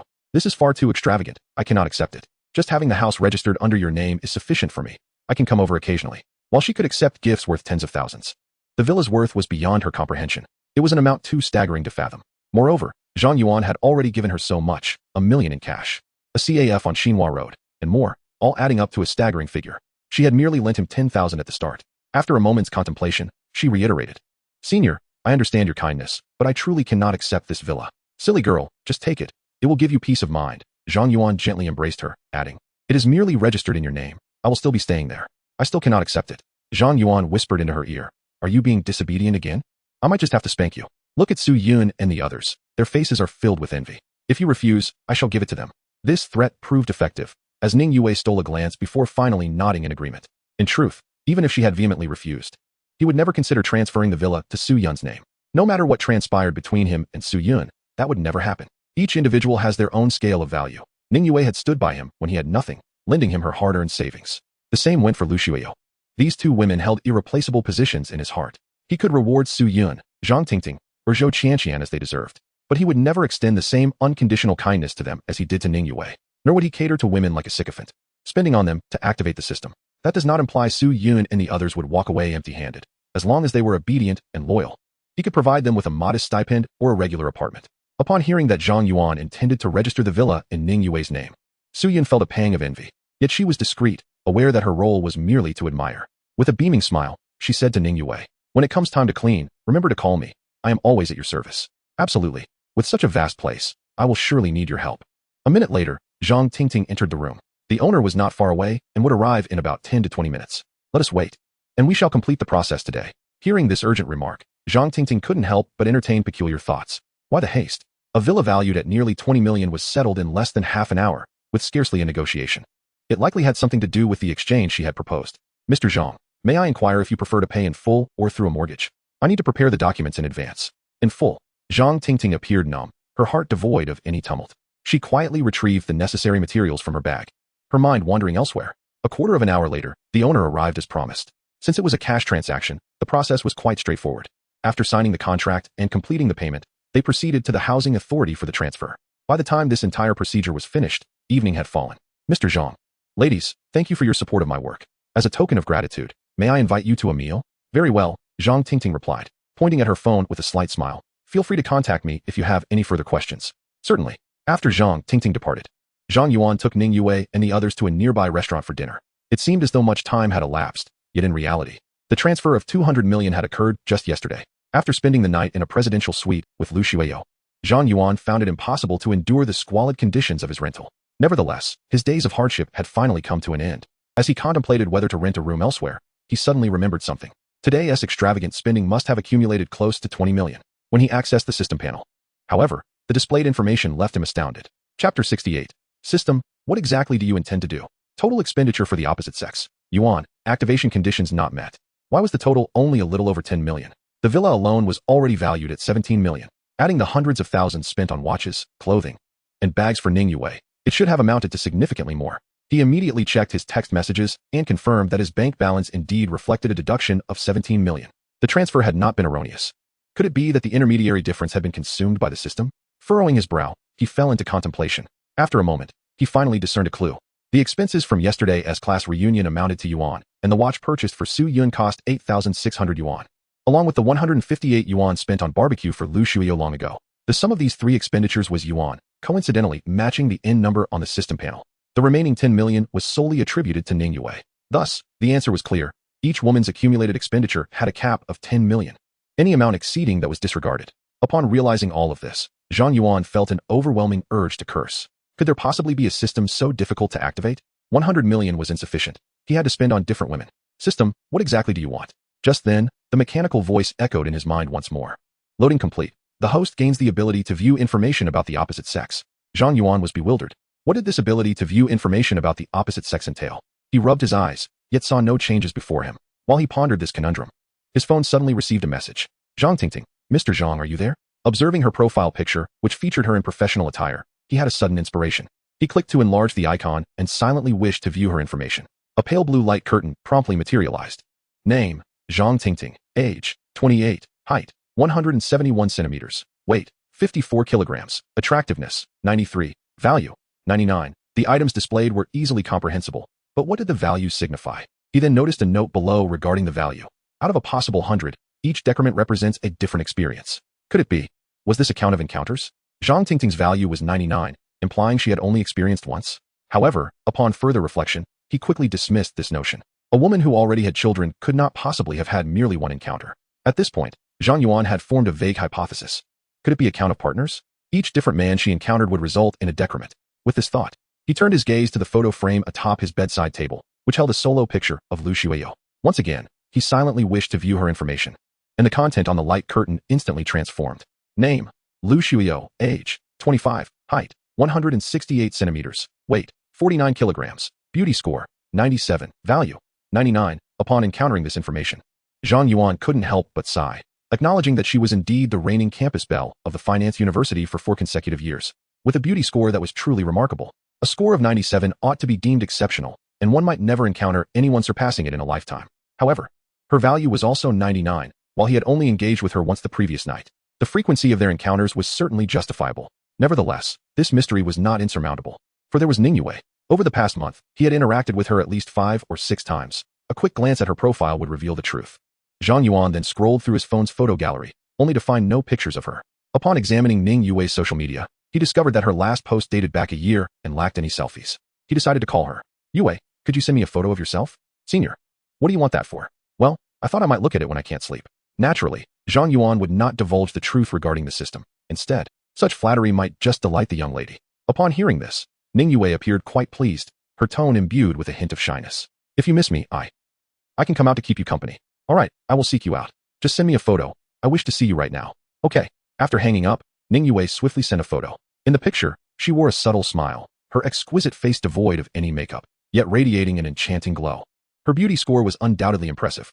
Name, Ning Yue, age, 19, height, 172 centimeters, weight, 50 kilograms, beauty score, 96, value, 99, as Zhang Yuan perused the details on the screen.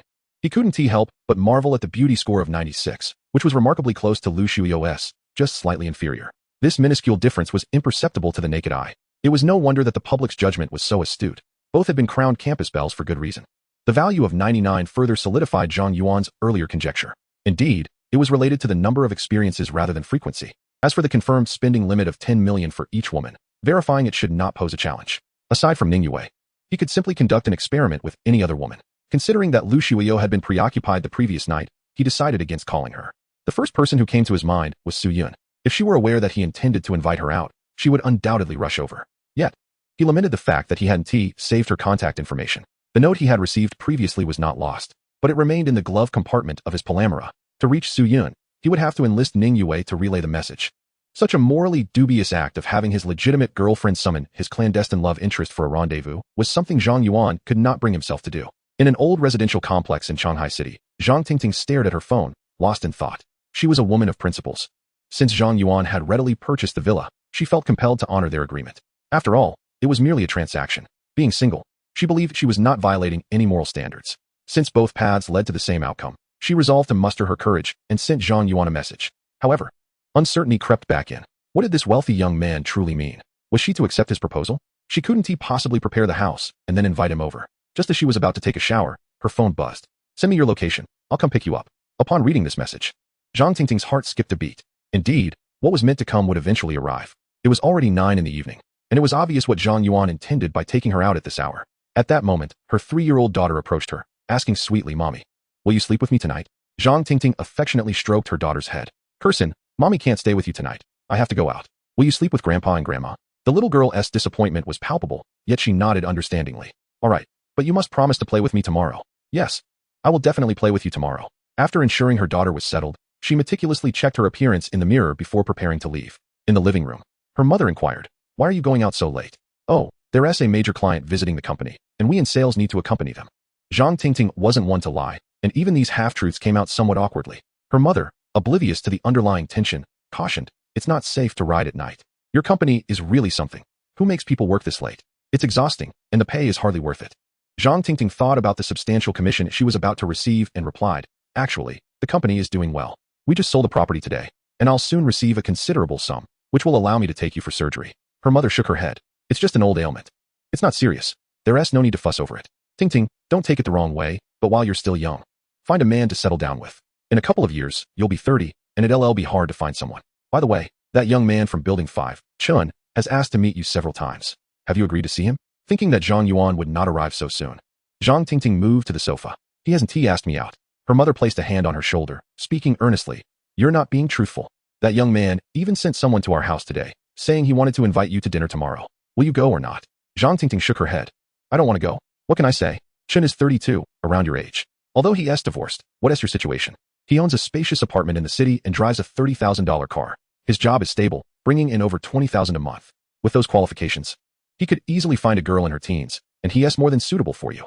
The matchmaker even mentioned he was willing to offer a dowry of 100,000 for you, and your father and I won't take a penny of it. It will all be yours." The fact that he can make such an offer speaks volumes of his sincerity. "Remember, you're also a divorcee. Why not accept?" Zhang Tingting fell silent. She had considered remarrying, but had yet to encounter someone suitable. She found Chen Gaoji, as described by her mother, quite unappealing. His messages had a flippant tone, often filled with cheesy lines that felt far too forward for their level of acquaintance. She had refrained from blocking him as a courtesy. Seeing that Zhang Tingting remained obstinate, her mother's expression clouded with displeasure. "I've already spoken to the matchmaker. You're going to meet him tomorrow. If you truly can't bear to look at him, I won't force you, all right?" Upon hearing this, Zhang Tingting's eyes glistened. Her mother's tone softened considerably. "Even if you wish to remain single for life, Curson cannot grow up without a father." Zhang Tingting eventually nodded slightly. "All right, I'll agree." Her mother then smiled. "The meeting place has been sent to you. Remember not to be late." "Okay, be safe." Subsequently, she arrived at the entrance of her community. Watching the bustling traffic pass by, a wave of confusion washed over her. A young couple strolled hand in hand past her, their sweet demeanor stirring a pang of melancholy within her as she contemplated the impending events. The warm breeze enveloped her, yet she felt no warmth, only a hint of chill. Beep. A Porsche 918 appeared before her, honking its horn. Zhang Yuan lowered the window and said, "Get in." Zhang Tingting cautiously opened the car door and took a seat. Where to? The moment the words escaped her lips, she regretted them. Where else could they go besides a hotel? Such a question made her feel somewhat ungrateful. Where do you wish to go? Zhang Tingting faltered for a moment before stammering. There's a decent and just ahead, and it's not too expensive. She quickly added, I was just concerned you wouldn't want to travel too far. Throughout this exchange, her gaze remained fixed ahead, sitting upright, her back not leaning against the seat.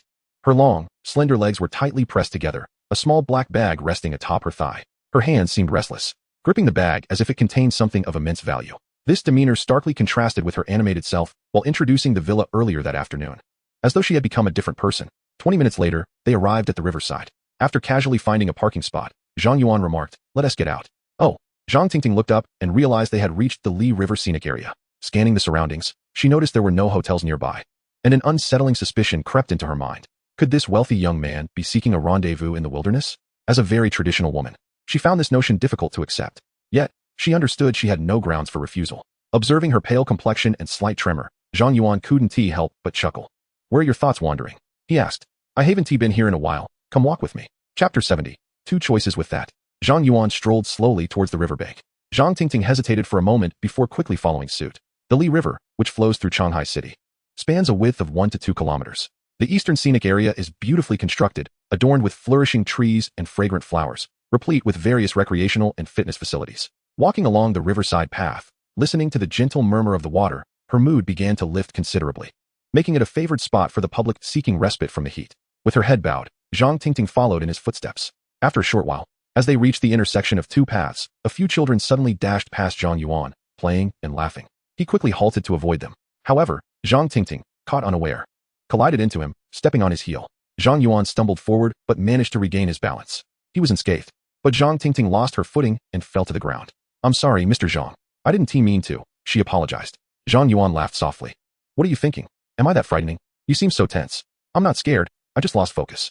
"I'm sorry." He then took her delicate hand to help her up. As their hands clasped, he distinctly felt her palm was slightly cold, and her hands were clammy with sweat. Her long legs, clad in black stockings, were slightly bent, enhancing her elegance. Sitting on the ground, her fitted skirt rode up a few inches, inviting endless speculation. "Are your feet all right? Can you walk?" Yes, I should be fine if I take it slow." "Good. Hold on to me, so you don't fall again." "Oh." Without hesitation, Zhang Tingting grasped his hand, and they continued their leisurely stroll towards the river. Throughout this time, her expression appeared serene, yet her trembling hand betrayed her true feelings. Apart from her late husband, this was the first time she had held a man's hand. The roughness of his palm and the size of his hand offered her an overwhelming sense of security, an emotion she had not experienced in ages. Initially, she feared the judgment of onlookers, worried they would cast strange glances at the sight of her, a married woman, holding hands with another man in public, as if she were committing an act of infidelity. However, she soon realized she was overthinking it. Countless couples strolled hand in hand along the Li River scenic area. Who had the time to notice her? Some were even brazenly kissing in crowded areas. What was her situation compared to that? Anticipating a more intimate encounter with Zhang Yuan later that night, she decided to acclimatize herself to the situation. With a deliberate effort, she cleared her mind and leaned in closer, wrapping her arm around his. As they walked side by side, they resembled a devoted couple from behind. Upon reaching the riverbank, Zhang Yuan leaned against the railing, gazing out at the water. The dark surface of the river resembled an ancient well, tranquil and profound. The expanse was devoid of vessels, save for the occasional boat breaking the stillness. He had been exceedingly busy lately, and this rare moment of leisure brought a sense of relief to his spirit. Meanwhile, the enchanting woman beside him gradually rested her head on his shoulder, inching closer.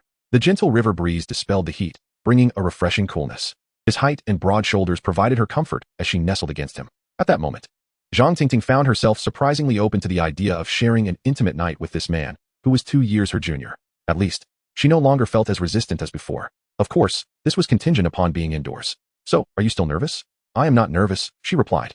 Zhang Yuan draped his arm gently around her waist, pulling her closer. Upon contact, he realized her waist bore no excess flesh. Despite the fabric between them, he could feel the soft, smooth texture beneath his touch. According to the information provided by the system, she stood at 171 centimeters and weighed only 54 kilograms. Even after having given birth, her figure remained remarkable. The moment his hand rested on her waist, Zhang Tingting's body visibly trembled. Zhang Yuan couldn't help but chuckle. How was this not nervousness? Her heart must have been racing. Though a mature woman, her reaction was more timid than Ning Yue's first encounter. At that moment, Zhang Yuan felt a playful impulse. He deliberately began to lightly tickle her waist.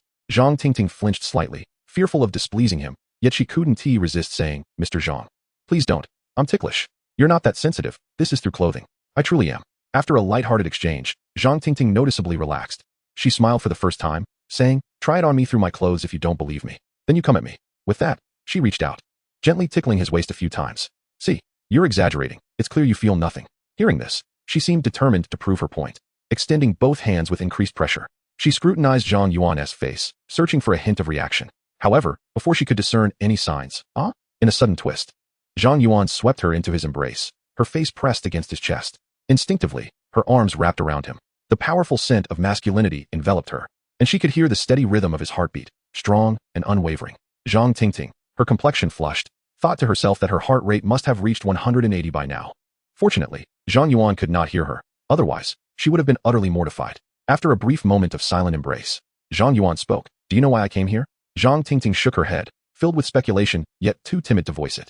Zhang Yuan gazed directly into her eyes and said, "You must not have seen the night scenery for a long time. Over the past year, burdened by the pressures of life, she had scarcely lived a day for herself. Rising early and toiling late, she earned a meager salary. As a salesperson, she had no fixed holidays. Even when she occasionally had a day off, it was filled to the brim with obligations. By the time she finished attending to everything, it was already late into the night. There was hardly any time to stroll outside." After a while, Zhang Yuan continued, "I do not like to force people into difficult situations, so I will give you two choices." Upon hearing this, Zhang Tingting's beautiful eyes widened, fixed intently upon him. As for the villa she purchased in the afternoon, she had made her decision and would not retract it or demand anything from him. Before she could finish her thought, Zhang Tingting quickly shook her head. "But this is something I promised from the beginning. Though I am a woman, I will not act in bad faith." "You have made a promise, but I have never agreed to anything," he countered. "As for the commission, no matter how much it is rightfully yours, as you have put in the necessary effort. Thus, you owe me nothing." Indeed, he had never mentioned any requirements for companionship. Everything had been self-imposed. Could it be that he had never harbored such intentions, and it was merely her one-sided desire? Reflecting on the few flamboyant young women, Zhang Tingting suddenly realized a possibility. She pressed her lips together, revealing a hint of bitterness. "Is it because I am divorced that you look down on me?" Zhang Yuan smiled and beckoned her closer. "If I looked down on you, would I go through the trouble of bringing you out here? Or do you think that no other woman would be willing to accompany me besides you?" His words left her feeling slightly embarrassed. From his previous actions, it was clear that this young master was indeed interested in her. She felt a surge of frustration at her own thoughtlessness during their conversation. Buying a house was merely a normal transaction. She had desired it and thus purchased it, with no other implications. To use it as leverage to coerce her into doing something against her will was beneath Zhang Yuan's dignity. Can you understand that? Zhang Tingting nodded slightly, yet ultimately found her worries to be unfounded. At that moment, she realized that while this young master was wealthy and powerful, he was not at all comparable to Wang Weigua, who also harbored intentions toward her. Had she heard such words before, she would have been elated, as receiving over 100,000 in commission without any cost was akin to finding a windfall. However, now she was reluctant to leave. "May I hear the second option?" "The second option is to be my woman. I will provide you with a monthly allowance of 50,000. If you need money urgently, I can pay you a year's worth in advance." Upon hearing the figure of 50,000, Zhang Tingting's eyes brightened. This was indeed a substantial amount, 600,000 a year. A 20-year-old girl in her company was also kept by a wealthy boss, earning less than 20,000 a month. That girl was blissfully unaware of how fortunate she was, only needing to serve her boss a few times each month, while enjoying her freedom otherwise.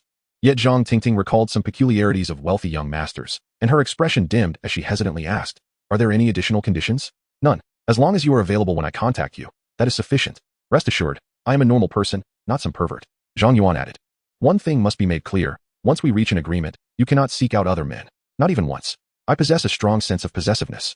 At this moment, Zhang Yuan realized the utility of the system's information-gathering capabilities. It was straightforward to discern whether his lover had strayed. He would never have to worry about being betrayed. What a cunning arrangement. It seemed the system anticipated the possibility of his women multiplying, hence the meticulous planning to ensure management would be manageable. How thoughtful of it. A flicker of anger crossed Zhang Tingting's face. "I am not as despicable as you suggest. Once I agree to your terms, I will remain steadfastly by your side for life."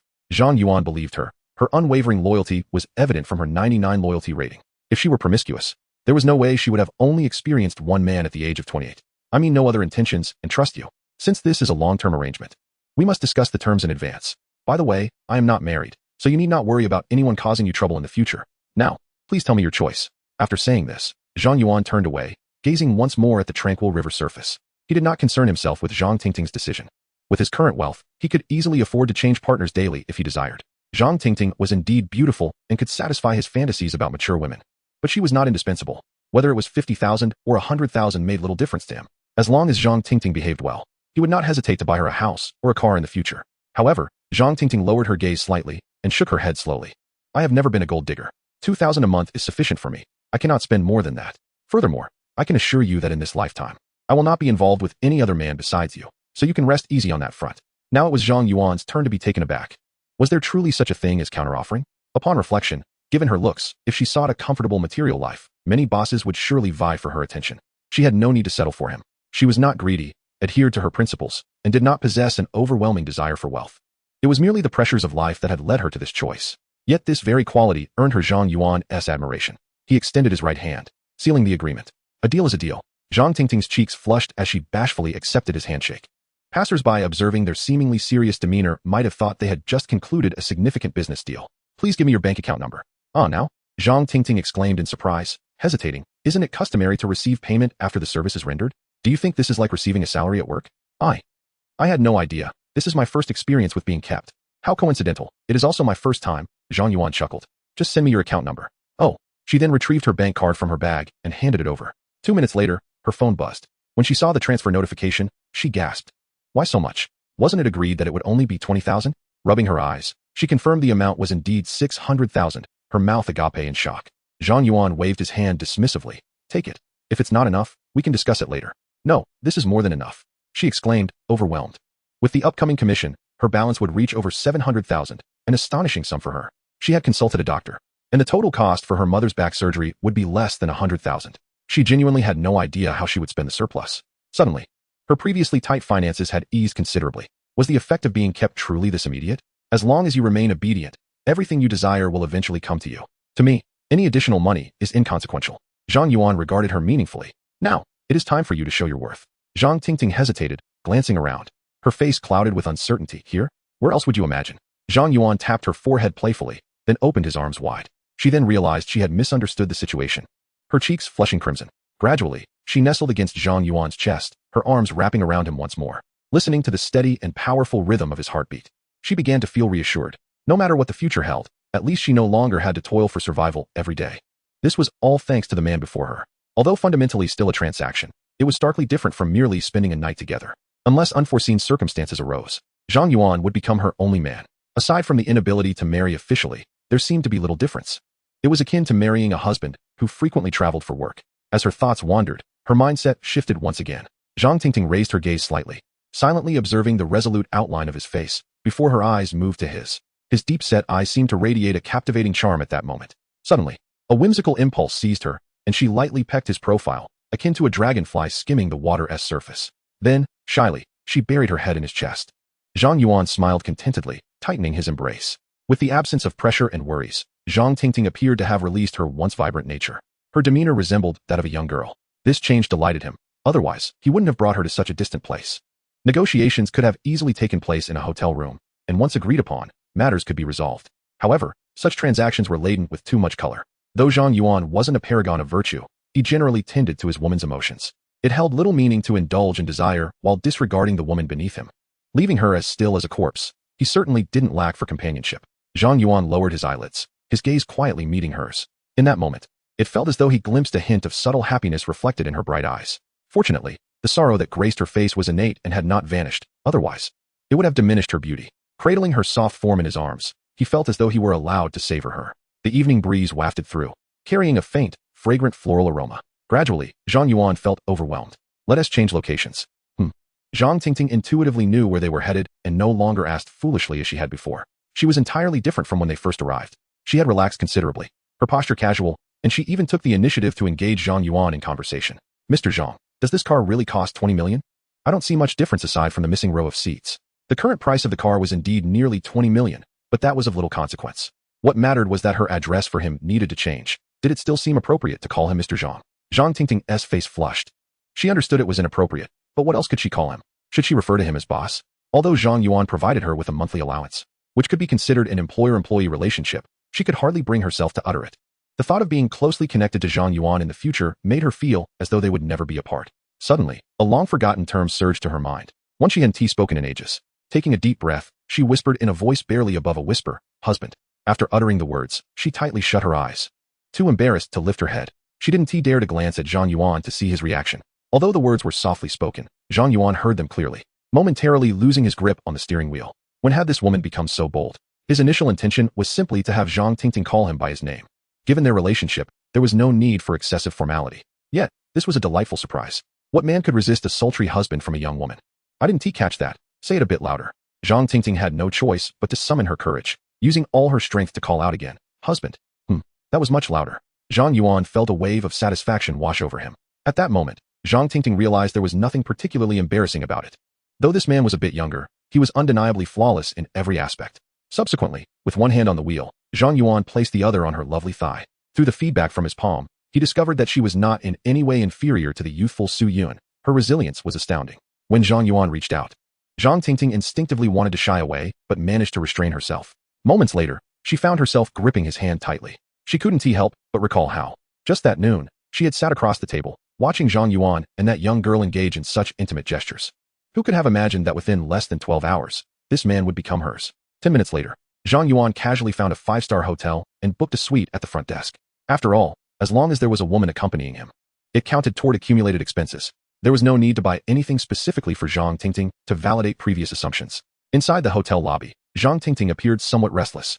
Zhang Yuan chuckled, "Why are you so nervous? You're single now. Even if someone sees you, it doesn't matter." "No, it's not that. I'm worried that with so many female friends of yours, if they see us, it could be problematic." "Don't worry, they wouldn't care about that." "So, your relationship with them is similar to what you have with me?" "Not quite. At least the one who sits on my right during meals is not." Zhang Tingting nodded.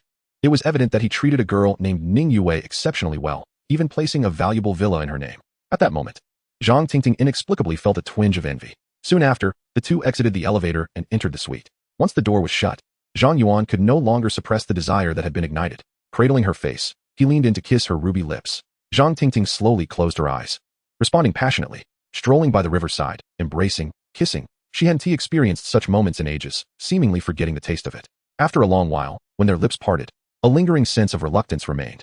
Having savored such exquisite sensations, she found herself oddly anticipating what would transpire next. How had their relationship escalated so quickly with a man she had known for less than a day? She felt no sense of repulsion. Was this still the same her? However, Zhang Yuan didn't allow her the luxury of self-doubt. He gradually became more restless. With gentle caresses, her gaze began to glaze over. Her arms wrapped around Zhang Yuan's solid chest, the reassuring sensation dispelling a year's worth of uncertainty and helplessness. Zhang Tingting lay on the pristine white bed as Zhang Yuan gazed at her intently, as though appreciating a piece of jade, though merely a gaze. It made her too shy to lift her head. She decided to bury her face in the pillow, simultaneously pondering whether this was the peculiarity of a wealthy young master. Chapter 73. At least, I like you a bit now. Just then, Zhang Tingting's phone rang. She glanced at it, and instantly felt a wave of anxiety. Zhang Yuan changed into slippers and headed to the bathroom. "I'll take a shower first." Once the bathroom door was completely closed, she dared to answer the call. "Mom, what's the matter at this late hour?" "I'm not the one looking for you, it's Kirsten. She can't sleep and insists on seeing you before she will." On the video call, her little daughter immediately climbed out of bed, exclaiming, "Okay, but you promised me several times that we would go to the amusement park. When are we going? If you go to sleep obediently, I'll take you tomorrow afternoon. Is that all right? Then I'll go to sleep right now."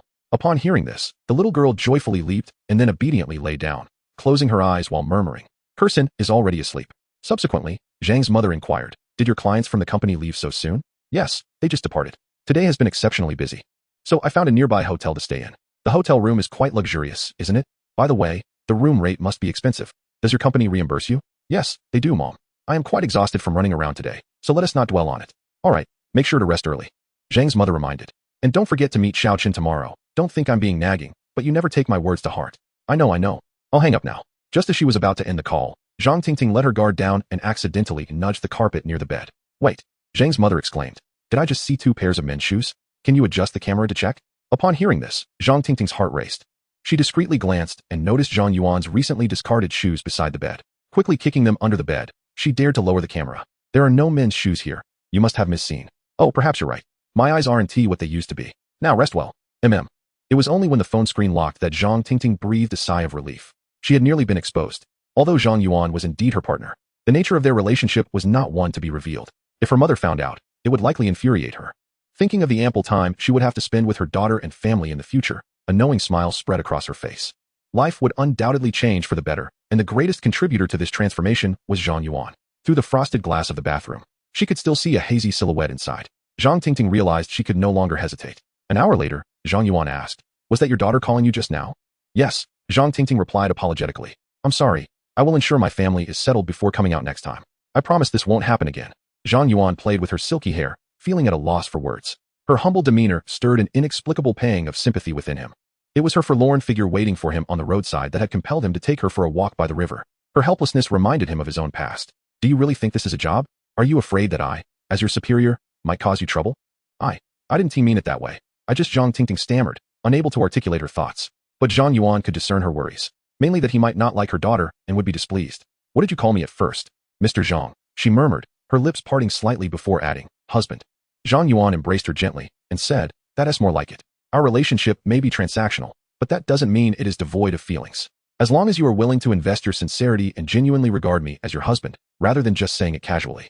How could you assume I would treat you as a mere tool? I am not a cold-hearted individual and wish for my partner to be happy. Therefore, there is no need for you to constantly be on edge, fearing my displeasure in every little thing. As long as you are not being unreasonable, I will understand. Do you comprehend?" Zhang Tingting nestled closely against him, softly sobbing as her tears soaked his chest. After their encounter, he could have left, but chose to speak soothingly to her. She was merely a pampered canary, a pitiable plaything. Whether it was joy or sorrow was of little consequence to him. It turned out he did care about her feelings. Zhang Yuan wiped her tears away and smiled. "Of course, it may be too early to say this, but you will gradually come to understand what kind of person I am. It wouldn't be entirely inaccurate to say that I have begun to like you." Zhang Tingting's eyes sparkled as she softly called out, "Husband." This utterance felt much more sincere than before. "What is your daughter's name? Please tell me." Upon Zhang Yuan's inquiry about her daughter, an inexplicable joy welled up within Zhang Tingting. "Her name is Zhang Kursin, and she will turn 3 in 2 months. Zhang, is it possible that your ex-husband shares the same surname?" Zhang Tingting shook her head. "No, my daughter takes my surname. They always wanted a boy. So Kursin has never been welcomed since birth. Furthermore, my ex-husband treated me poorly, often resorting to violence, even worse than you. My in-laws were unreasonable, only caring about their son, treating me like an outsider even after years of marriage." As she recounted her story, the tears that had just subsided streamed down her face once more. Zhang Yuan gently patted her back. "What a tragic life. No wonder you were so cautious about everything. No one is born to be humble. Various circumstances compel one to bow their heads. In this light, her ex-husband's untimely death might be a blessing in disguise." Zhang Yuan pondered. Those despicable in-laws should also receive their due punishment. Chapter 74. Brother Tongzi, you are still as meticulous as ever. I hope to take your daughter out someday. You are so beautiful, so she must be adorable as well. Zhang Tingting's eyes sparkled with uncontainable delight. You want to meet Kursin? Playing with a child can be quite enjoyable," Zhang Yuan chuckled. "Although I cannot guarantee how well I will treat her in the future. Since you call me husband, it would be unreasonable not to meet at all. Of course, the most important factor is how you present yourself." Zhang Tingting shifted closer, wrapped her arms around his neck, and bestowed a tender kiss. "Husband, you are so good to me." The following day, at 11 in the morning, an abrupt ringing of the phone echoed. A delicate hand emerged from under the blanket, groping beneath the pillow for the phone. Zhang Tingting, her sleepy eyes barely open, sprang upright upon seeing the caller ID, neglecting the morning light entirely. After signaling Zhang Yuan to be silent, she answered the call. Mama's been up for a while and knows. After hanging up, she looked at Zhang Yuan with an apologetic expression. "Husband, my mom has arranged a blind date for me, scheduled for noon today. I didn't know we would be like this, so I agreed at first. Please don't misunderstand. I am not that shameless." Zhang Yuan smiled, taking her delicate hand. "How could I? Just go meet him and send him away, that way. Your mom won't nag you." Zhang Tingting slowly shook her head. "If there is even a hint of suspicion, even if it is something you have already agreed to, I do not want to do it. I want to go unless you accompany me." Zhang Yuan was taken aback by this suggestion. Bringing her man to a blind date with another man? What kind of operation was that? "I hardly slept last night. My eyes can barely stay open. And I don't feel like going." "Good husband, just come with me." After a few exchanges, Zhang Tingting found that calling him husband felt more natural with each repetition, devoid of any sense of awkwardness. She incessantly shook Zhang Yuan's arm, nearly causing him to crumble. All right, I'll go." At this moment, Zhang Yuan was wide awake, and his stomach grumbled with hunger. He might as well join her for a meal. A soft kiss on his cheek from Zhang Tingting prompted him to get up and prepare. Lighting a cigarette, Zhang Yuan opened the system panel. Accumulated spending for the opposite sex. Yuan, activation conditions not met. Upon seeing the increasing amount, he confirmed his previous suspicions. Indeed, every woman's cumulative spending is capped at 10 million. To activate the system, the remaining 9 million must be spent on at least 9 different women. This is somewhat of a conundrum. However, the rewards offered are quite generous. It is reasonable to expect that the subsequent rewards to be unlocked will be equally impressive. Yet, upon scrutinizing the figures, he found himself perplexed. Why was there an increase of 618,000 compared to last time? Since yesterday, he had only booked a suite and spent 18,000. Could the extra 600,000 be from a transfer? The initial 100,000 transferred to Ning Yue was not even included in the calculations. With this thought, he promptly transferred another 10,000 to Zhang Tingting. Once her phone chimed with the notification, Zhang Yuan checked the panel again. As anticipated, the amount had changed to a different figure. Could this possibly be the hidden reward associated with reaching the cumulative spending limit of 10 million? A smile crept across Zhang Yuan's face. If transfers counted towards cumulative spending, the situation would become considerably simpler. When encountering women he fancied, he wouldn't need to deliberate over gifts. Just throw money their way and let them spend as they wish, which would be far more convenient. At that moment, a bold thought struck him. If transfers were counted as spending, then there was an astonishing implication. The entire system could be fully activated. He swiftly pulled out his phone, retrieved a bank account number, and initiated a substantial transfer. 2 minutes later, a message pinged. Shui Luo Yuan Fong. Why did you transfer 10 million to me? I have a poor stomach and eat soft rice. For no particular reason, just worried you might run out of money, so I thought I'd help. After sending that message, Zhang Yuan eagerly revisited the system panel. The results did not disappoint him. Cumulative spending on the opposite sex. Activation conditions not met. This figure indeed matched up. Excluding the previous expenditure of over 60,000 on Lu Shuiyo, she too had reached the spending cap of 10 million. He remained uncertain about the number of additional rewards before fully activating the system. Nonetheless, this was not a concern. The condition of reaching a cumulative spending of 100 million Huaxia coins would soon be fulfilled. Wouldn't that mean he could reap benefits without expense? Brother Tongzi, how could you be so careless? Such a loophole remains unpatched. Activation is not particularly challenging. In theory, starting funds of 20 million could fully activate the system, after which he could indulge without cost. The 100 million Huaxia coins were merely a bluff. At that moment, Zhang Yuan's phone received 2 messages, one from Lu Shuiyo and another regarding the bank transfer. Shui Luo Yuan Fong, I don't want it. The funds I currently have are so abundant that even my father would envy me. But all of it is your earnings. No one else can have it. Zhang Yuan's bank card was procured through Lu Shuiyo, belonging to the highest tier, allowing for such frequent large transfers without hindrance, almost instantaneously credited. As long as this money did not flow abroad, no one would investigate them. Upon reading the messages, he shook his head. This girl truly was generous. Was this what they called a tenfold return? However, this operation aligned perfectly with his intentions. Yet, when he glanced back at the panel with excitement, he was left speechless. Cumulative spending on the opposite sex. Activation conditions not met. Clearly, the recent actions had yielded no results. At this juncture, Zhang Yuan had to express his admiration. Brother Tongzi, your precision is indeed commendable. Chapter 75. How wonderful it would be to spend a lifetime this way. Zhang Yuan was at a loss. The cumulative spending amount remained at. Although it served little purpose, at least it did not seem so unattainable anymore. After all, he had completed 1/5 of the requirement. The additional 90 million from Lu Shuiyo was something he accepted without hesitation. Since she was already his woman, there was no need for the same courtesy as before. What of living off her? As for the remaining 80 million, he would have to proceed gradually as planned. He could only place his unconditional trust in Ning Yue and Lu Shuiyo. Even with Zhang Tingting, with whom he had just shared an intimate relationship, he would not transfer 10 million to her account. Human hearts are inscrutable. No one could predict how future developments would unfold. While he could see that Zhang Tingting was a devoted woman, a certain degree of caution was still necessary. Although he might transfer funds in the future, it certainly wouldn't be now. Since the system was uncooperative, there was no rush to activate it. Enjoying life freely was what mattered most. He gazed at Zhang Tingting, who was tidying herself up, and quietly summoned the information. A pale blue light curtain materialized. Name, Zhang Tingting. Age, 28. Height, 171 centimeters. Weight, 54 kilograms. Beauty, 94. Value, 98. This value seemed to align quite well, largely related to the number of experiences. If calculated by frequency, this number would likely drop to 95. However, when he noticed the beauty score, he couldn't help but wonder. He recalled it being 93 yesterday. How had it inexplicably increased?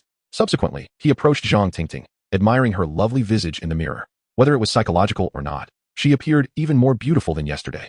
Could it be due to a lack of affection for too long, or perhaps a newfound sense of ease and positivity? The specifics were unknowable. Regardless, it was a good sign. Zhang Yuan gently wrapped his arms around her slender waist from behind, burying his head in her silky hair. Oh, stop it. I'm washing my face. How long has it been? You haven't even put on your clothes properly. I'm not like you women who take forever. Give me 2 minutes, and I'll be ready to go. Then you should go wash up first. I don't want to move. The water's too cold. You help me wash. Dear, do you not realize it is summer? Zhang Tingting turned around, her expression somewhat helpless. Are you still worried about the water being cold? Besides, hotels always have warm water. Though she said this, Zhang Tingting still picked up a towel and carefully dried him off. When helping Zhang Yuan dress, she noticed his shirt was a bit wrinkled. After using a steamer to smooth it out inside and out, she helped him put it on, even donning his socks and shoes for him. Throughout the process, Zhang Yuan remained motionless, experiencing a taste of life reminiscent of a bygone era of pampered gentlemen. He couldn't help but marvel. If Lu Shuiyo were to serve him this way, he would likely end up with a stinging slap. As for Ning Yue, while she wouldn't refuse. She would never perform as well as this. Unbeknownst to him, Zhang Tingting was equally pleased. Engaging in these trivial tasks not only did not annoy her, but instead gave her a sense of the domestic life she had long yearned for. Half an hour later, once everything was in order, Zhang Tingting finally glanced at her phone before heading out and discovered her bank account balance had increased by another 10,000. Why did you transfer money to me again? This is really enough. I was very satisfied with your performance just now, so this is your reward. Zhang Tingting shot him a sidelong glance. Do you think I don't keep track of time? You transferred it half an hour ago. Subsequently, a flush crept across her cheeks as she murmured, it's more like last night's reward. Zhang Yuan chuckled. You can think of it however you like. I just transferred it casually. You can keep it. Zhang Tingting pondered for a moment. She finally understood the words Wang Weigua had said the day before. As long as one served these wealthy young masters well, rewards would follow. 10,000 was perhaps not much for her now, but previously, during times of poor performance, it would have taken a month of hard work, waking early and sleeping late, to earn only 3 to 5,000. Yet here was Zhang Yuan, in a good mood, casually bestowing it upon her, even too lazy to seek a simple thank you. She linked her arm with Zhang Yuan's and sweetly said, Darling, let us be on our way. After checking out of their room, they arrived at the parking lot. Standing before a Porsche 918, Zhang Yuan inquired, Where shall we dine? I haven't looked yet. She opened WeChat to check the location and glanced at it. It's south, not close. The city is quite congested, so it might take 30 to 40 minutes. If you don't want to go, we can just grab a quick bite, she suggested. Can you drive? Zhang Tingting nodded. I can, but I haven't driven in years. Zhang Yuan yawned and handed her the car keys. You drive, I'll take a nap in the car. Reluctantly, Zhang Tingting took the keys but hesitated to start the engine once seated in the driver's seat. Instead, she softly said, Darling, why don't you drive? This car has such performance. I'm afraid I might accidentally crash it. No worries, the car is insured. It can take a few bumps. Besides, as a novice, how fast can you really go? You won't cause a major accident. Zhang Yuan patted her hand reassuringly. Once you hit the road, you'll realize this car commands the road. It's easier to handle than you think. With his encouragement, Zhang Tingting finally started the vehicle and cautiously exited the parking lot. After a few minutes on the spacious road, she gradually became accustomed to the handling of the 918. Driving became much more effortless, and it seemed as though the vehicles around her were deliberately yielding. Not only was she able to merge seamlessly, but even at traffic lights, no one rushed her. In the rearview mirror, the cars trailing behind kept a considerable distance, as if fearful of colliding with her. At that moment, she understood what road authority truly meant. The allure of wealth indeed reveals itself in every experience. She turned her head slightly to see Zhang Yuan comfortably leaning against the seat, softly snoring. This sight triggered a memory from long ago. She had been driving then too, but in the passenger seat was her ex-husband. In a car worth less than 300,000, her ex-husband treated it with more reverence than she did, fearing even the slightest scratch. A simple bump over a speed bump would earn her a torrent of scolding. Since then, she had preferred riding an electric bike over driving anywhere. In contrast, Zhang Yuan had not uttered a single unnecessary word since getting in the car. To think this vehicle was worth 20 million. Was he really that trusting? Zhang Tingting was an easily contented person. Even such simple trust filled her with a subtle sense of happiness. The disparity between people is indeed significant. Her memories of her ex-husband, to whom she had little emotional attachment, were fading, replaced by thoughts of Zhang Yuan. How wonderful it would be to spend a lifetime with him. Chapter 76. You are yet to wed, and I remain unbetrothed. Why not let the sun and moon depend on each other? 40 minutes later, Zhang Yuan was roused by the ringing of his phone. Yue, what is the matter? Senior. I have no classes this afternoon.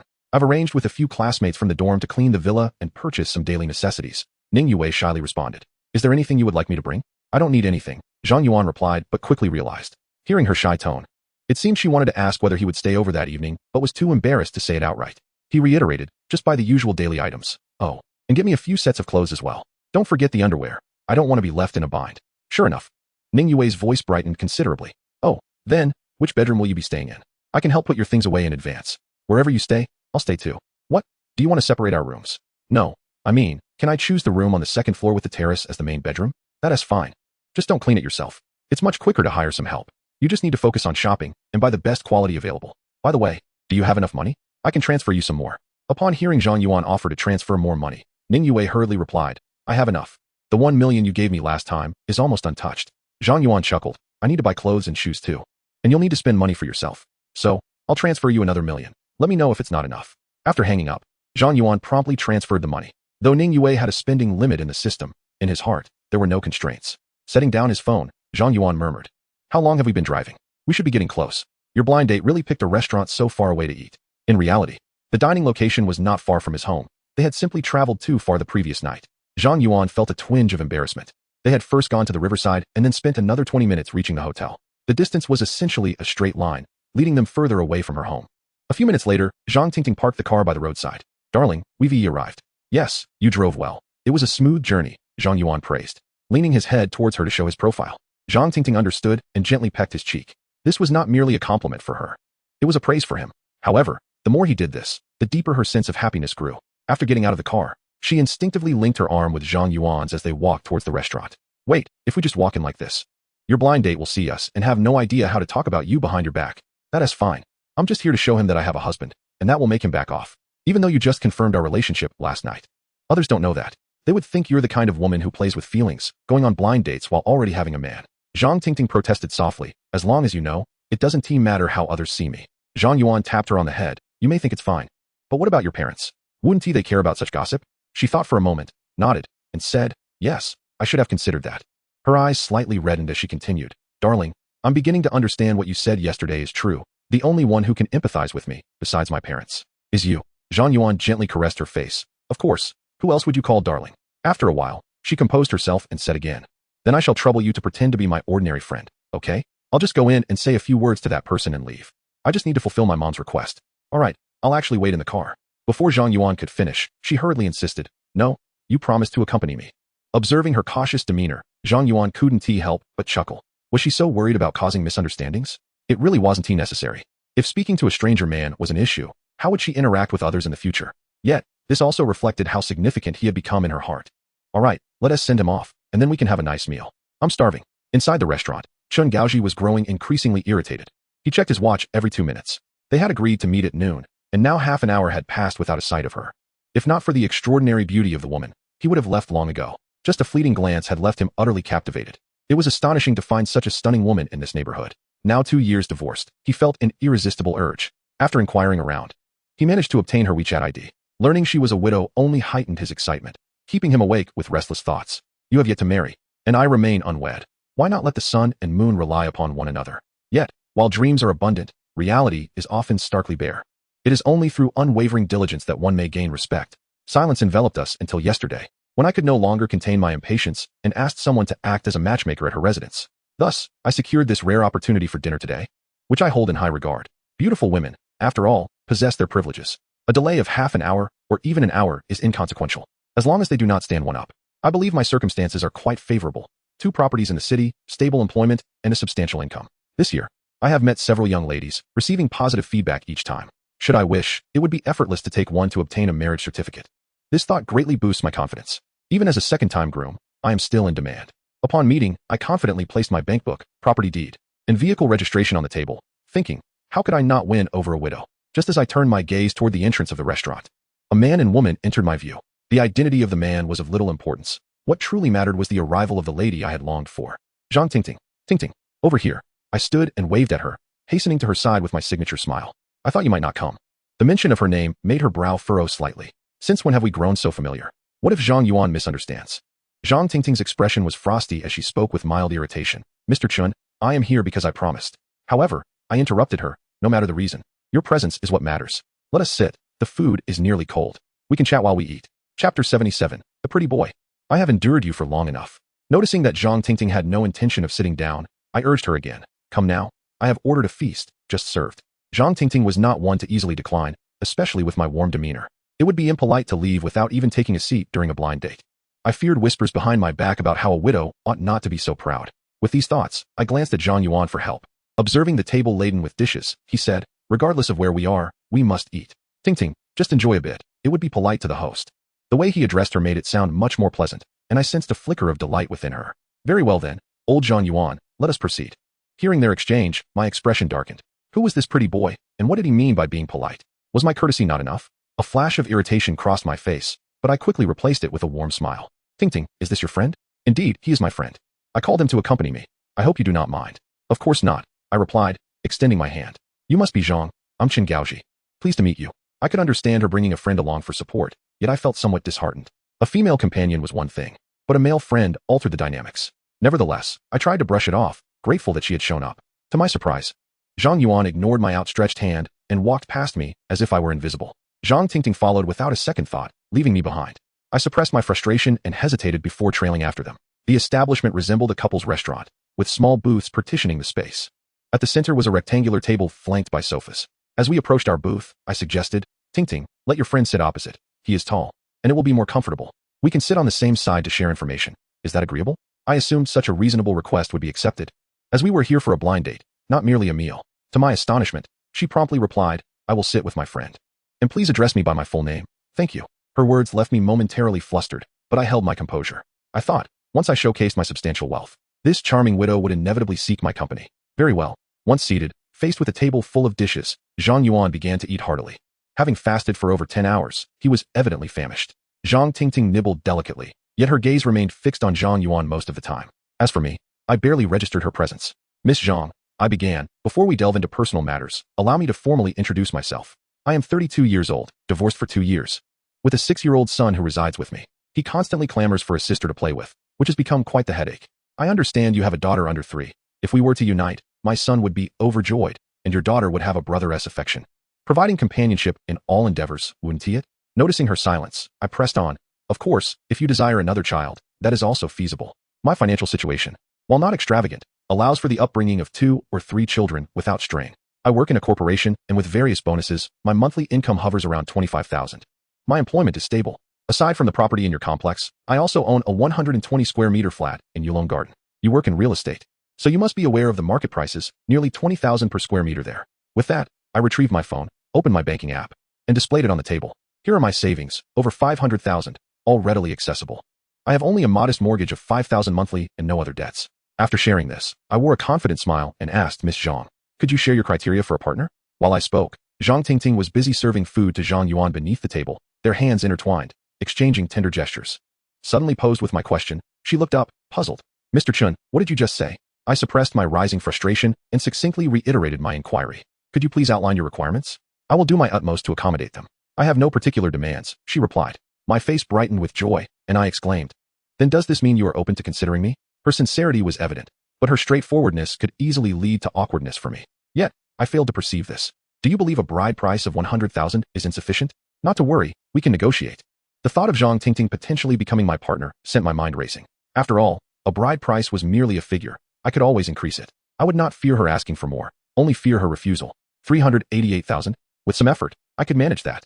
In truth, given his various attributes, he can indeed be considered among the elite in Shanghai City.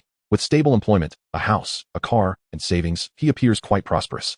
However, it ultimately depends on whom one compares him to. Presently, Zhang Tingting gazes at the 500,000 to 600,000 in savings with a sense of indifference. After a moment's reflection, she decides to speak more candidly.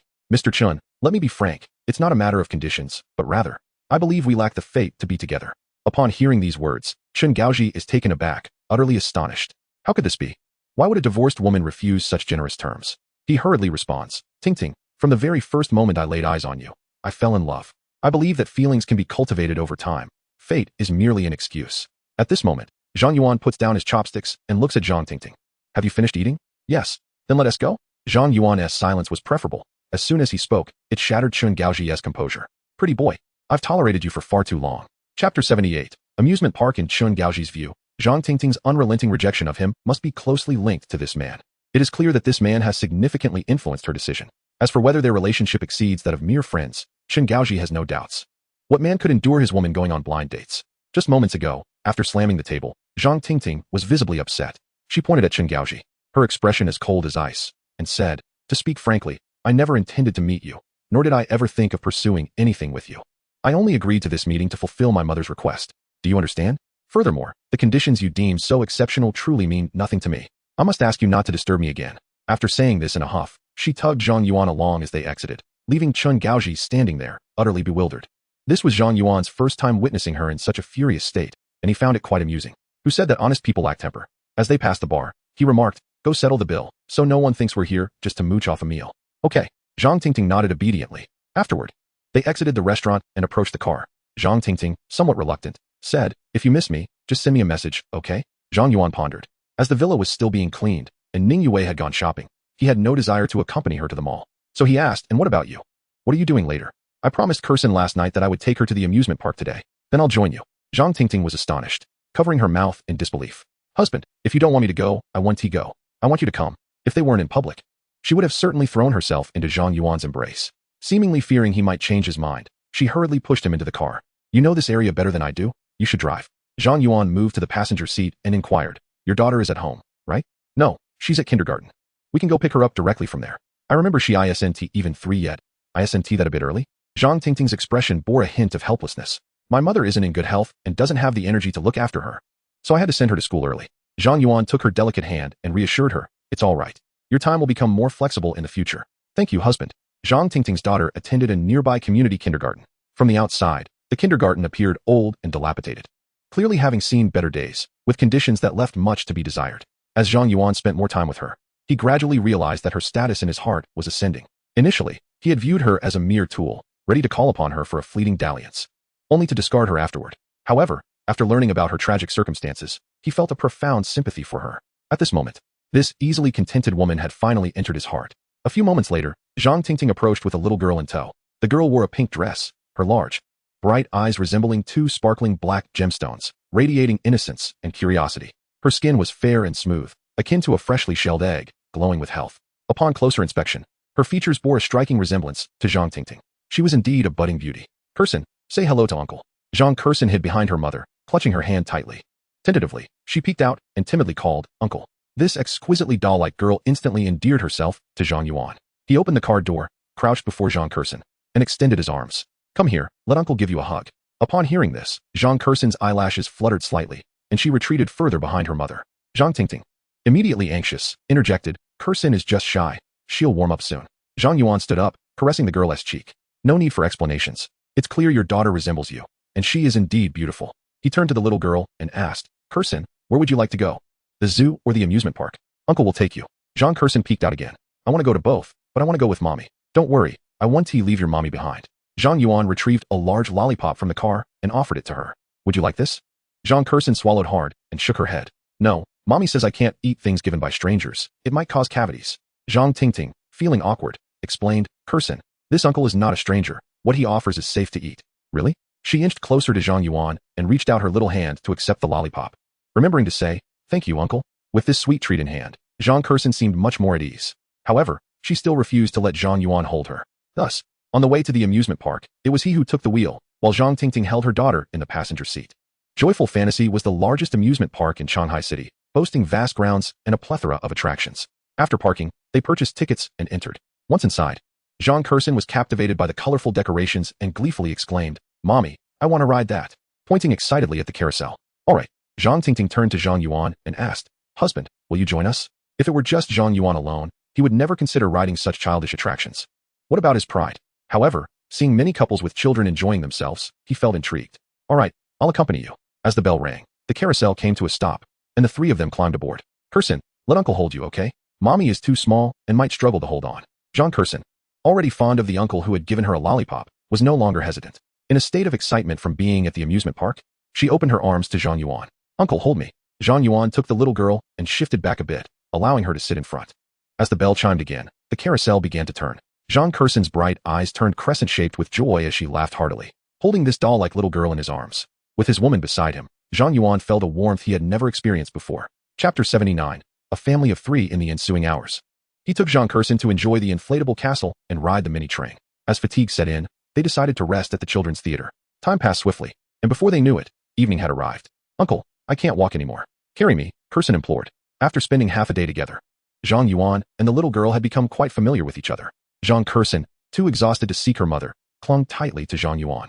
I can't carry you either, he said, pinching her chubby cheek. If you give uncle a kiss, I'll let you ride high on my shoulders. How about that? Yes. Yes. Without hesitation, Zhang Curson leaned in and planted a kiss on the side of Zhang Yuan's face. She even wiped her mouth afterward, saying, I kissed you. Is that enough now?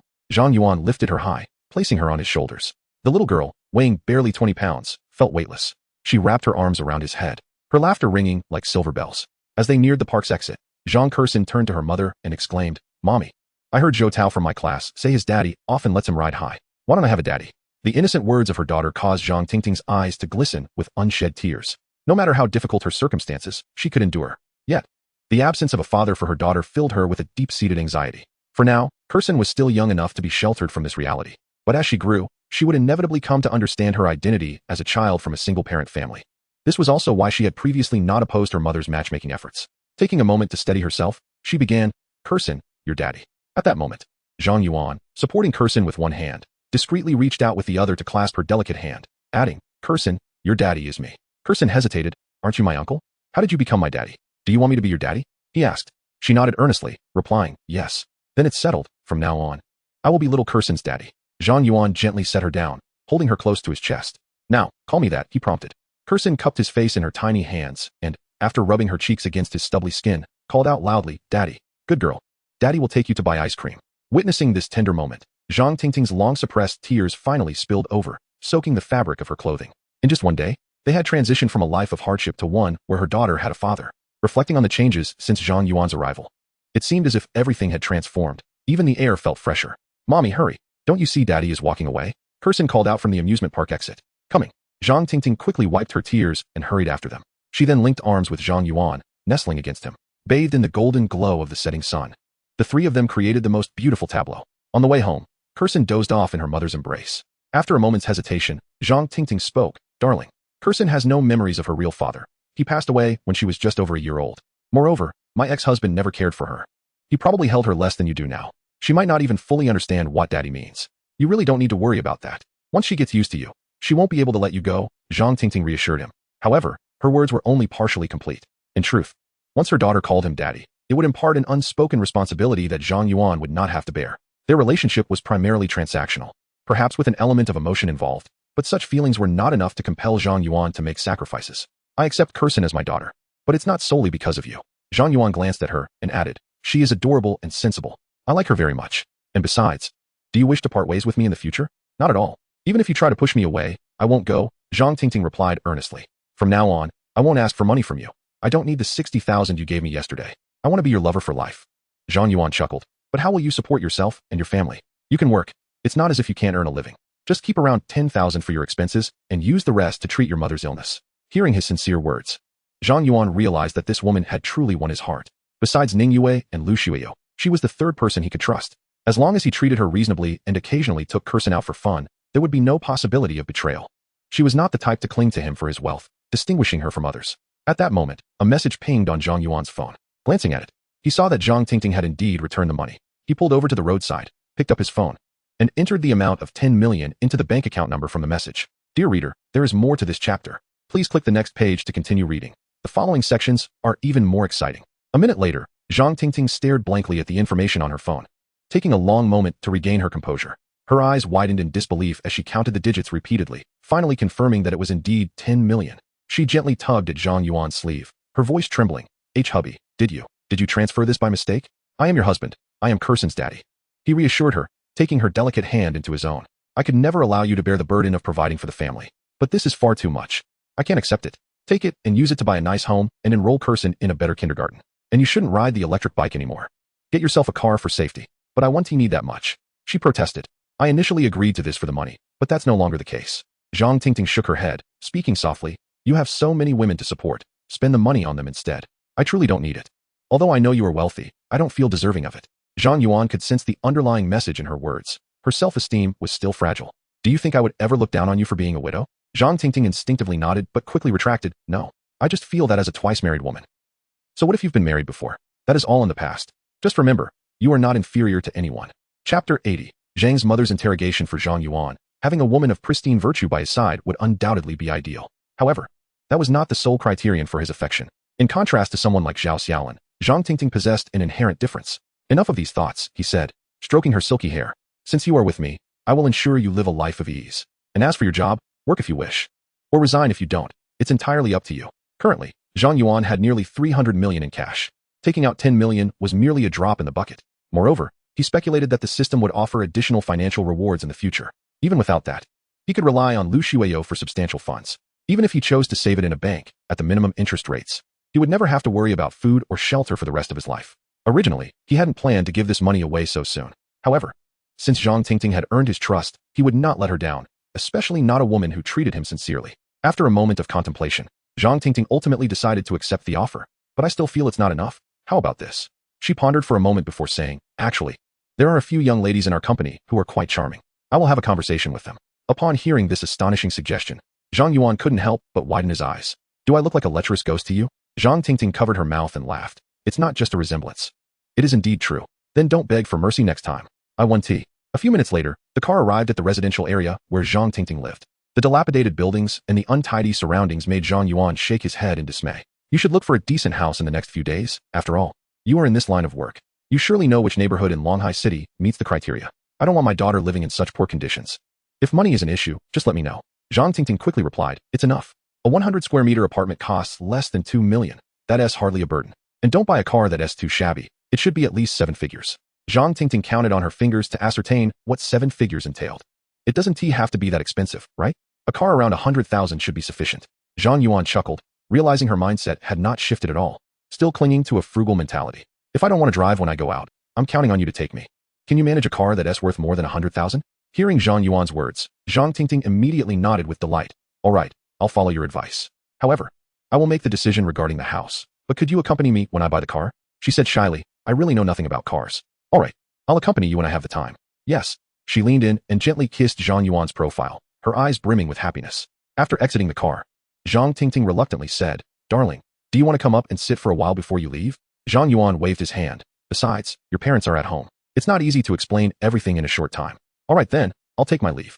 Okay. Following this, Zhang Yuan pressed the accelerator and drove straight towards Hailon Bay. As Zhang Tingting pressed the elevator button, her daughter in her arms stirred awake. After drowsily opening her eyes, she seemed to suddenly remember something and quickly stretched her little head to look around. However, she did not find the figure she was eager to see. Anxiously, she asked, Mom, where did Dad go? Zhang Tingting gently patted her daughter's little head and replied, Dad had to go out for something. He probably won't come back today. Next time, we'll ask Dad to take you out to play, okay? Upon hearing this, Zhang Kerson's little mouth immediately turned downwards, and tears streamed down her cheeks as she pitifully said, I want Daddy. No, I want to go right now. Zhang Tingting had no choice but to initiate a video call. On the other end, Zhang Yuan chuckled lightly, and after a lengthy effort to soothe the little girl, he couldn't help but marvel at how, in just one afternoon, he had managed to win over 2 beautiful women. The efficiency was remarkably high. Inside the elevator, Zhang Tingting repeatedly reminded her daughter not to mention anything about Zhang Yuan in front of her grandparents. Zhang Kerson eagerly nodded, though it was unclear how much she truly understood. Ding! The elevator doors opened, and Zhang Tingting walked back into her home. Her mother, Lu Guiying, was sitting on the sofa watching television, but her expression seemed somewhat different than usual. Grandma. Zhang Kerson dashed toward Lu Guiying. Kerson, come here for a hug. Lu Guiying said, bending down with some difficulty to lift her onto her lap. Tell Grandma where you want to play today. We went to the amusement park. Grandma, let me tell you, it was so much fun. There were merry-go-rounds and princess castles. Next time, can Kerson take you with me? Lu Guiying affectionately pinched her cheek. Yes. Let us go together. At this moment, Zhang Tingting had changed her shoes and called out to her mother, Mom, I'm going to prepare dinner now. Please come and sit down for a bit. After sitting on the sofa, Lu Guiying took her hand. Did you meet that Chen Gaoji at noon? What did you think? I did, but he didn't impress me much. What do you mean by that? There aren't many like him with such conditions. Chen Gaoji even personally came to our house this afternoon, wanting to get to know you better. My dear, sometimes first impressions aren't everything.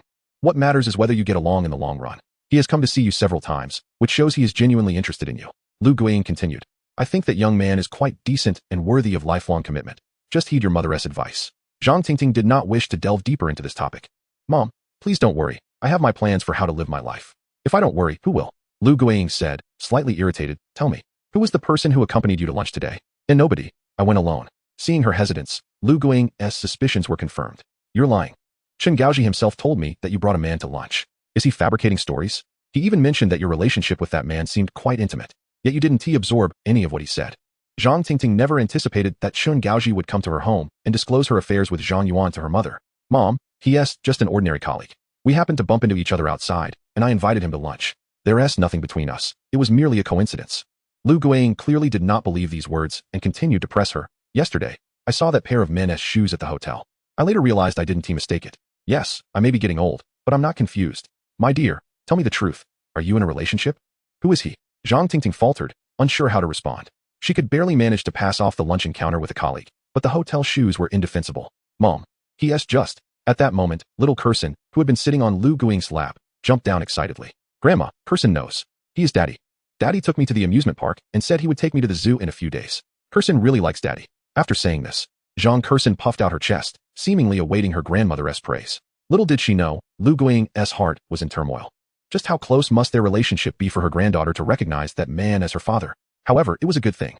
She excitedly grasped Zhang Tingting's hand and bombarded her with questions. Is everything Kerson said true? What is the young man's name?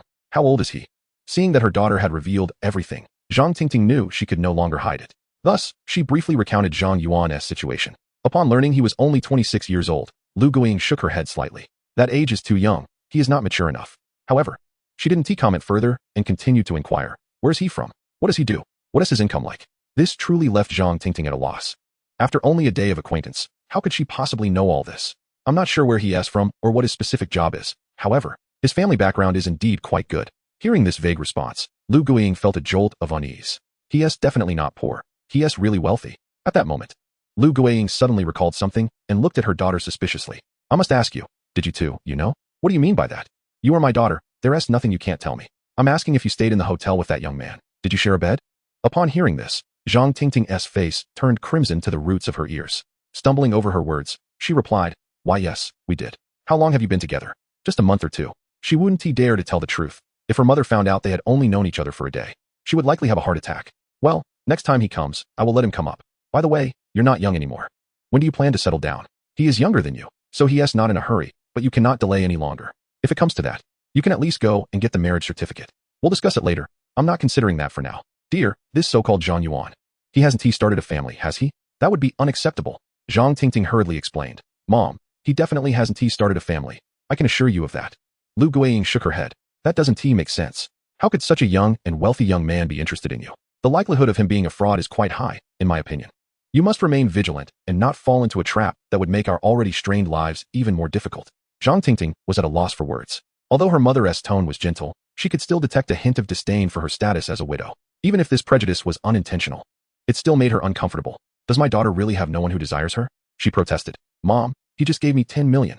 She pulled out her phone and showed her mother the text message from the bank. He even suggested that I move to a better neighborhood so that Kursin can attend a good school. He wants me to buy a car so I won't have to endure the sun and rain every day. You tell me, what could someone like him possibly want to deceive me about? As she spoke, tears began to fall uncontrollably. He has never looked down on me. He treats Kursin very well, as if she were his own daughter. You won't find anyone like him anywhere else. Lu Guiying was not easily convinced by Zhang Tingting's words. Offering 10 million to a divorced woman, no matter how beautiful, that is not something a normal person would do. She took the phone, examined it closely, even putting on her reading glasses. After counting the long string of zeros several times, she had no choice but to accept this fact. Tingting, is this real? Of course, it's real. I told you he was wealthy. Yet you still didn't believe me. It should count for something. That is good. That is good. As for marriage and getting a license, you two can decide. I won't rush you. Well, Zhang Tingting continued. Mom, I'll take you to the hospital in the next few days to get your health sorted out. And then we can move to the new house. I understand. Hearing her mother's nagging, Zhang Tingting didn't voice her thoughts. In front of him, she felt as meek as a kitten, too afraid to show any displeasure. By now, the sky had darkened. From a distance, one could see the villa lit up, the glass sparkling. On the steps stood a slender figure, eagerly awaiting. Just as the car came to a stop, Ningyue ran over. The tenderness in her eyes seemed capable of melting an iceberg.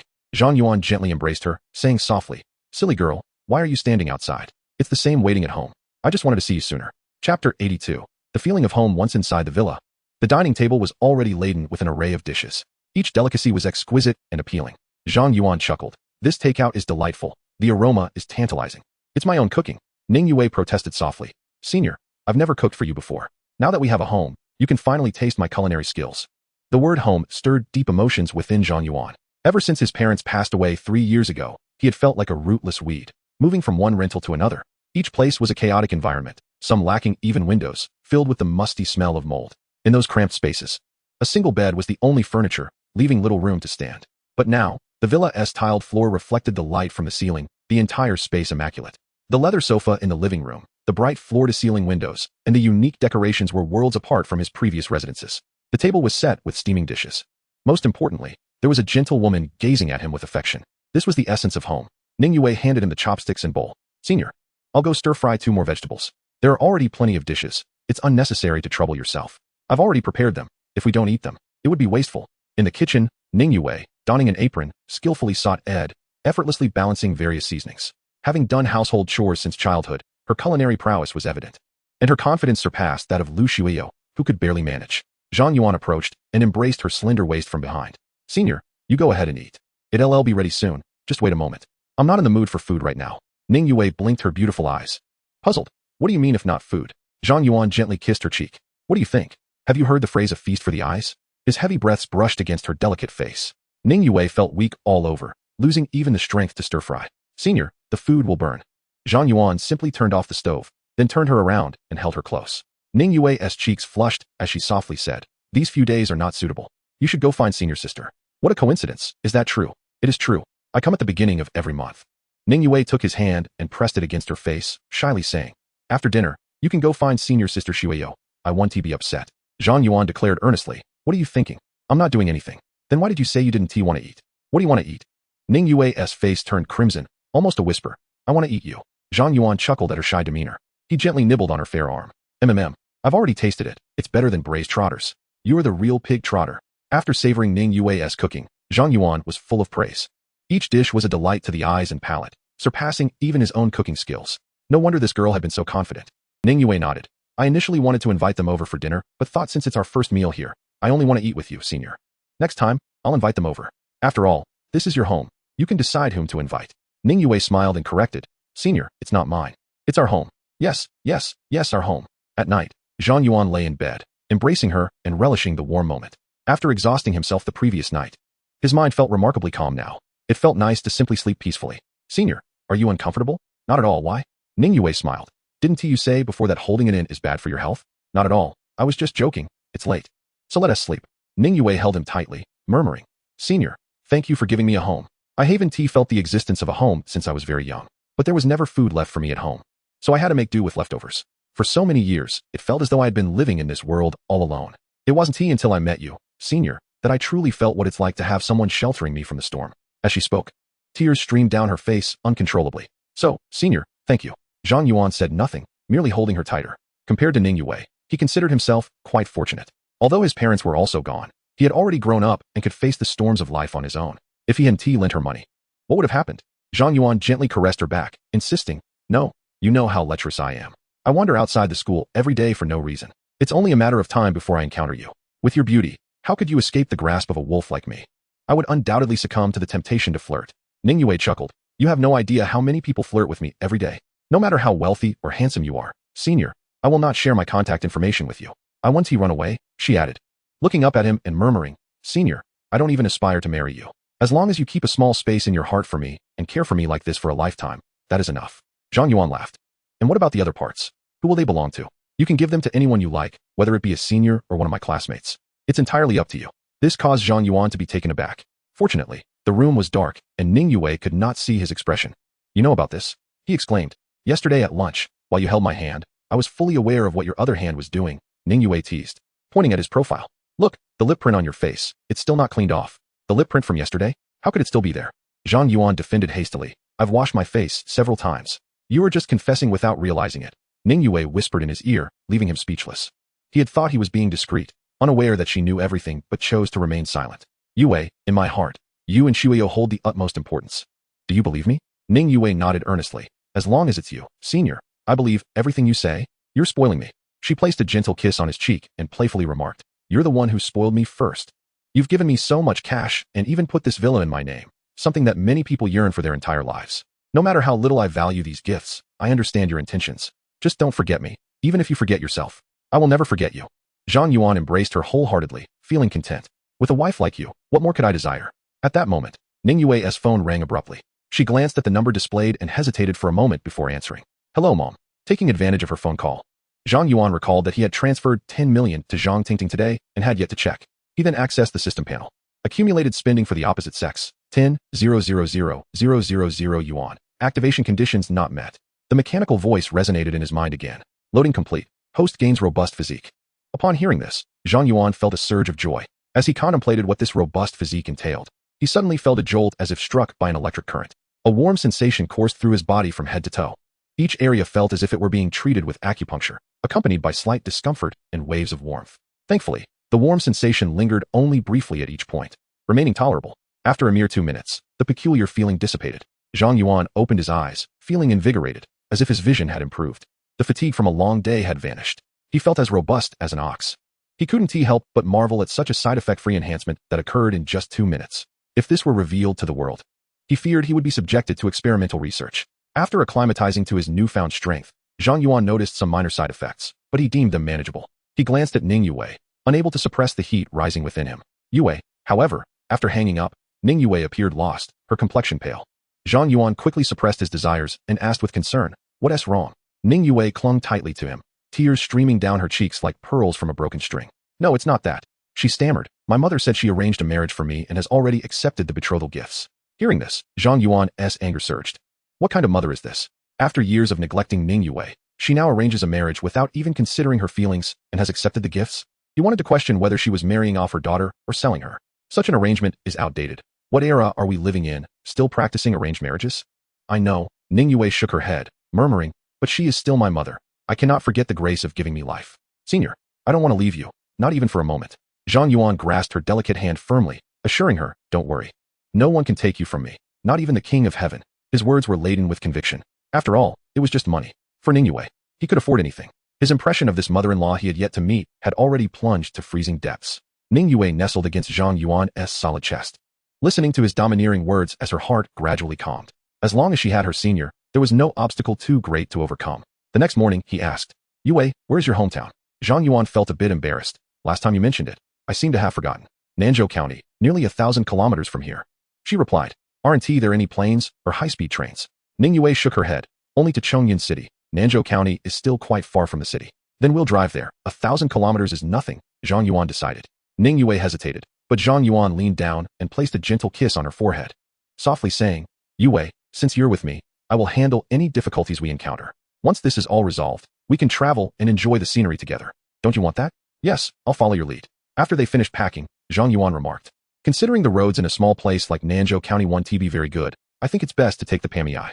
After all, long-distance driving is much more comfortable that way. Besides, with the 918's low clearance, it would struggle on uneven mountain roads. Starting the vehicle, Zhang Yuan added, by the way, do you have a larger backpack? Yes, Ning Yue nodded. I've already packed some clothes. What do you need the backpack for? It's for something important, just go get it for me. All right. She then went upstairs to retrieve a black backpack and placed it in the car. I'll wait for you at home, drive safely. He maintained a speed of 120 kilometers/h. They stopped for a quick bite at a service area before continuing their journey. By 2 p.m., the sun blazed outside, but the temperature inside the car remained cool. Ning Yue felt drowsy but worried Zhang Yuan would be bored, so she fought against her fatigue. Concerned, she asked, Senior, after driving for so long, are you tired? Do you want to rest for a bit? I'm not in a hurry. I'm not tired at all. I feel like I could drive straight to the destination. Zhang Yuan replied, realizing the benefits of his robust physique. After driving for 5 or 6 hours, he felt no fatigue whatsoever. Truly, a product of the system is bound to be exceptional. I can't even drive, so I can't help ease your burden. Am I useless, Senior? Zhang Yuan chuckled. Who says you're useless? Just sitting in the passenger seat and chatting with me improves my driving skills. That is not true. You're just flattering me. Ning Yue exclaimed with joy, Senior, I have already enrolled in driving school. This semester, I will definitely learn to drive. And then I can be of assistance wherever I go. Zhang Yuan remarked, I didn't realize you were so quick to take action. In truth, it was their dorm mate, Xie Qian, who had signed up during the summer. Upon hearing that Ning Yue also wanted to obtain a driver's license, she encouraged her to join. It's great to have a companion while learning to drive. It makes the experience far less tedious. The two chatted amiably, and time passed swiftly. By 6 in the evening, they had reached the borders of Nanzhou County. Once they exited the expressway, the roads became noticeably less accommodating. The national highway's concrete surface had fallen into disrepair, riddled with potholes. Even at a speed of 40 kilometers/h, the ride was exceedingly bumpy, and one misstep could lead to disaster. Regardless of Zhang Yuan's skilled driving, he had to remain fully alert, navigating the road cautiously. Senior, we're almost at the county seat of Nanzhou. My home is still 50 to 60 kilometers away on mountainous roads. After driving all day, you must be exhausted. How about we rest for the night in the county seat and set off again in the morning? Zhang Yuan, having just strengthened his stamina, didn't feel fatigued. However, considering that Ning Yue had been in the car all day, she was likely feeling quite queasy. It would be beneficial to stretch their legs. All right, let's grab a meal first and then find a hotel to rest. Ning Yue shyly replied, in a small county like ours, there probably aren't any hotels. If we can find a decent inn, that would be quite fortunate. Zhang Yuan, taken aback, glanced at her, feeling a pang of disappointment. If her relatives hadn't arrived, they could have made do in the car for a night, which would also serve as a test for the vehicle's shock absorption system. After driving for another 10 minutes, they finally arrived at the county seat. Nanzhou County's town was quite small, easily viewable from one end to the other. There was only one main road, flanked by 2 rows of self-built houses. The few vehicles on the road were primarily vans. A gust of wind stirred up clouds of dust, imbuing the area with a sense of desolation, as if trapped in a bygone era. By just 7 o'clock, there were hardly any pedestrians on the streets. In stark contrast, the nightlife in Shanghai City was just beginning. Even Zhang Yuan's hometown, Anzhou County, exhibited far more economic development than this place. The disparity in wealth among different regions of Huaxiao was indeed striking. After a brief tour, Zhang Yuan extinguished any thoughts of a lavish meal, simply desiring to find somewhere to fill their stomachs. Senior, how about we go to that restaurant outside my school? I remember the food there is quite good. Your school? What kind of school is that? Ning Yue covered her mouth and laughed. It's a high school, Senior. I studied in the county seat for 3 years. All right then. Since we're in your territory, I'll follow your lead. I'm happy to reminisce about the past with you. As long as you're not picky, I'm sure anything we eat together will be delectable. Flattering me again. After turning off the main road, they arrived at the restaurant Ning Yue mentioned. The Hongwang restaurant was a simple three-story building with a makeshift awning, a few tables and chairs, and a sign. Upon entering, they stood for a while without anyone greeting them. Hello, is the owner here? Zhang Yuan called out. Coming. A slightly plump middle-aged man hurried out. He had a white towel draped around his neck, wiping sweat as he spoke. What would you like to eat? The menu is right here. However, when he saw Ning Yue, his words abruptly halted. Instinctively, he tucked the towel behind him, his gaze darting with a hint of evasion. After a moment of hesitation, he asked, Are you Ning Yue? Ning Yue, initially surprised to see him, quickly regained her composure. Yes, I can't believe you remember me, Li. Of course I remember. There were only a few of us who went out from our class, and it's only been a year or two. How could I forget? Ning Yue introduced Zhang Yuan. Senior, this is my high school classmate, Li Wei. He took good care of me back then. Zhang Yuan extended his right hand with a smile. Nice to meet you. Li Wei awkwardly wiped his greasy hands on his clothing before shaking Zhang Yuan's hand cautiously. Hello. Observing his clumsy demeanor, Zhang Yuan couldn't help but chuckle. Since Li Wei was a classmate of Ning Yue, he should be around her age, at most in his early 20s, but his greasy appearance could easily mislead one into thinking he was in his 30s. Ning Yue inquired. Are you working here or what? Li Wei shyly rubbed his hands together. This is a small restaurant my family runs. I didn't get into college, so I had to help out at home and make do. That's good. At least you're helping your family. Clearly not a talkative person. Li Wei fell silent after exchanging a few words, casting furtive glances at Ning Yue without daring to hold her gaze. You must be starving.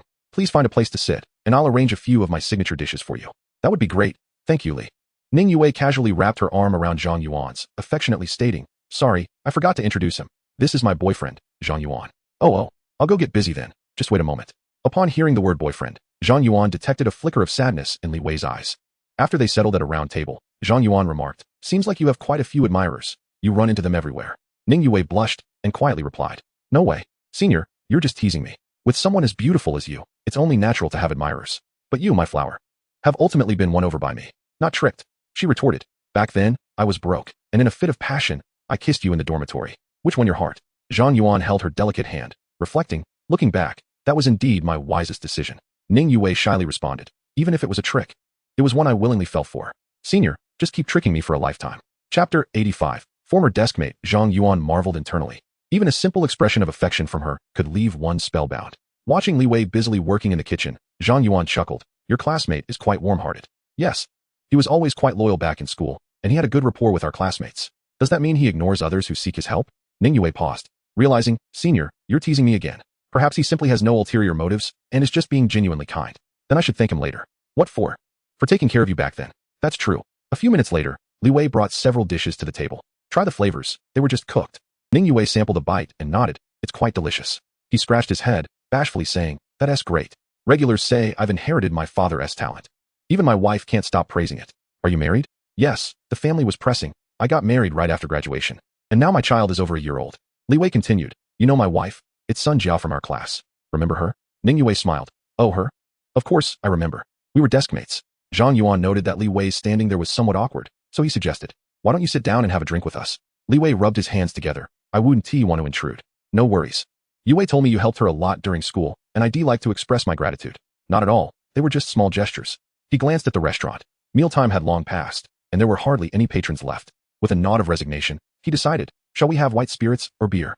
Let us go for a couple of chilled beers. After a day behind the wheel, Zhang Yuan savored the refreshing taste of 2 icy beers. Li Wei, too, was a man of straightforward disposition, drinking without hesitation. After a few exchanges, he opened up, engaging in a lively conversation with Zhang Yuan. At that moment, a young woman, having appeared behind Li Wei unbeknownst to him, spoke with a hint of irritation. What are you drinking at this hour? The tables outside are still uncleaned. Who do you intend to leave these tasks for? I'll head over shortly, I promise. She continued to murmur about how he was always dragging his feet in daily chores, lamenting her misfortune in marrying him, while others dine and play cards.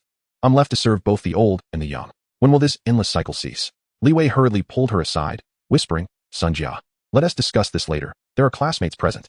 Have some respect for me. Sun Jia scoffed. Classmates? With your few acquaintances, who doesn't know your character? Do you fear losing face? Enough was enough. Faced with Sun Jia's relentless criticism in front of Zhang Yuan, Li Wei's temper flared. He barked, Stop embarrassing yourself here. There are outsiders present.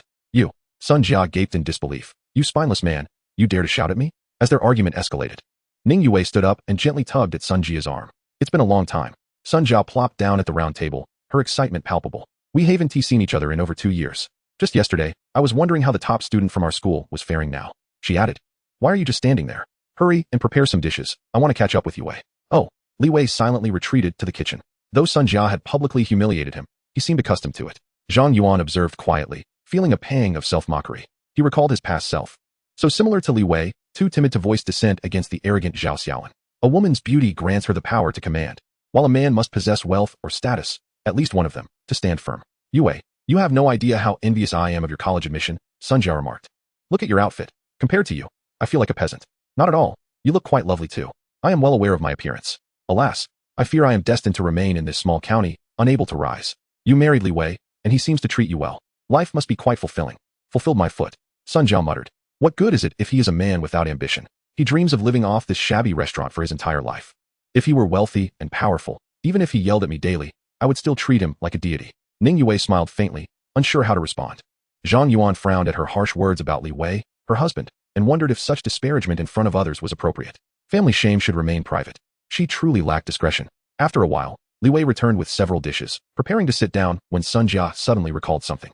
"Our son has been playing outside for quite a while. Go fetch him."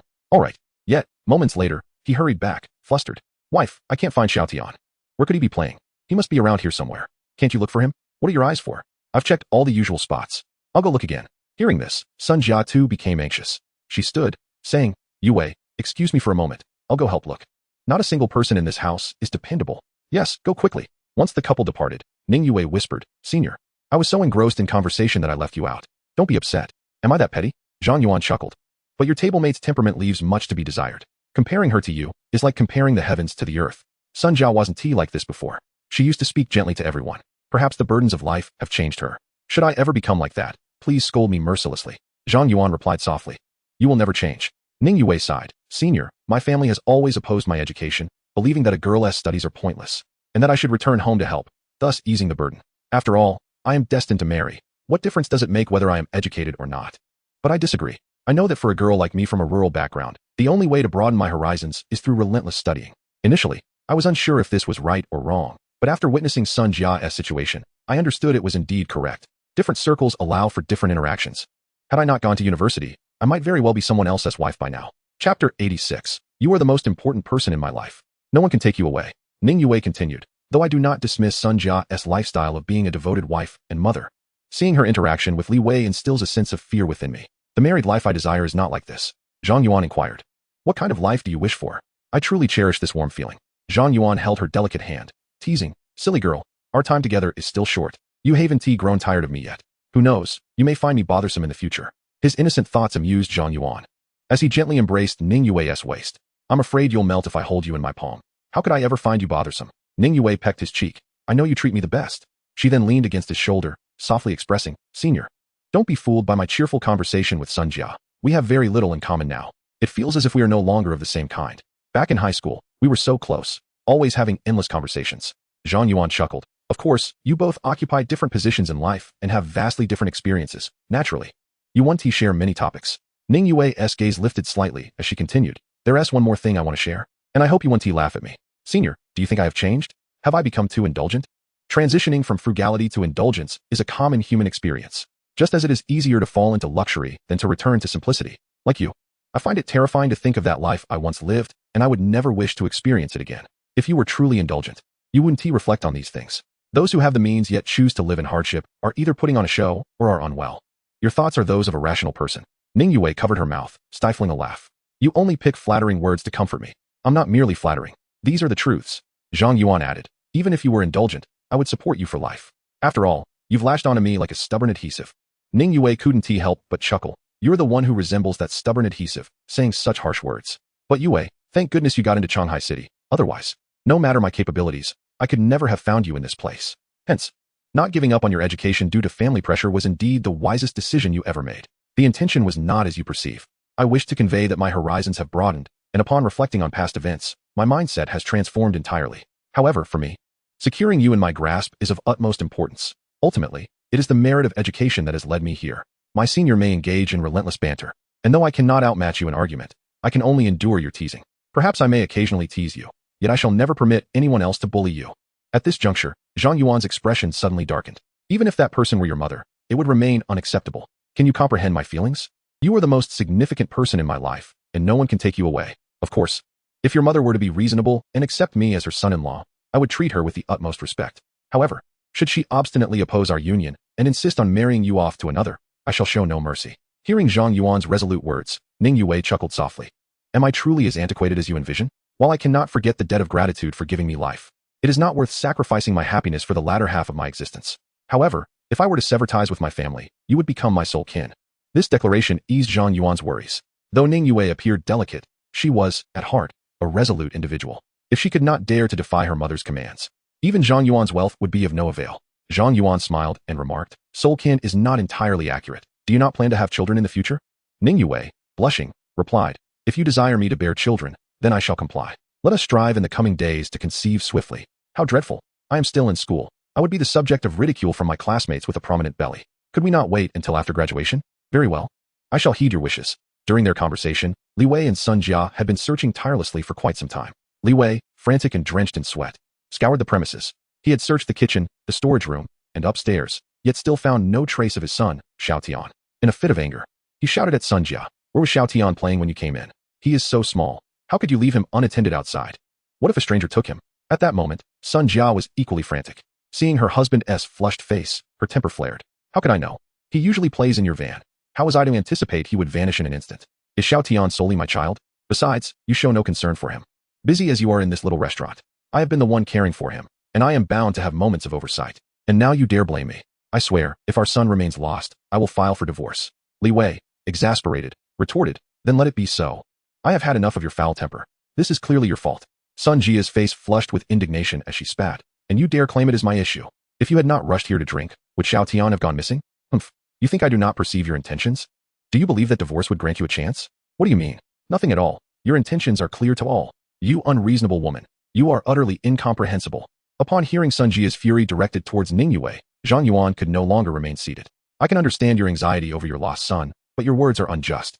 Do you consider yourself to be above reproach? Senior, please do not be angry," Ning Yue interjected, tugging at his sleeve and standing to persuade him.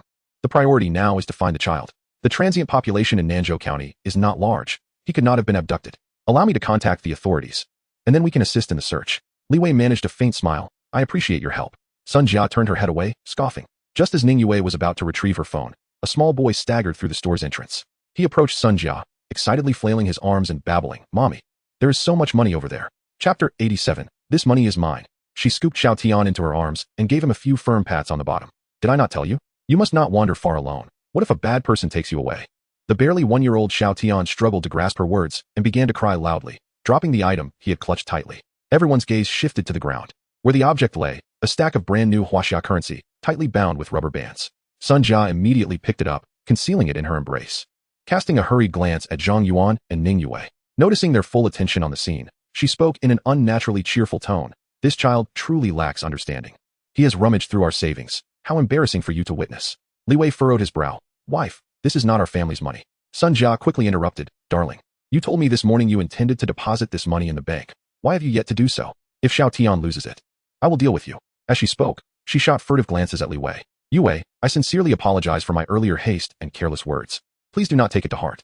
Forget it, just be mindful next time." Ning Yue was not one to hold a grudge, and seeing her decent attitude, she chose not to pursue the matter further. Sun Jia added, "It is quite late. Our restaurant is about to close. Allow me to treat you to this meal.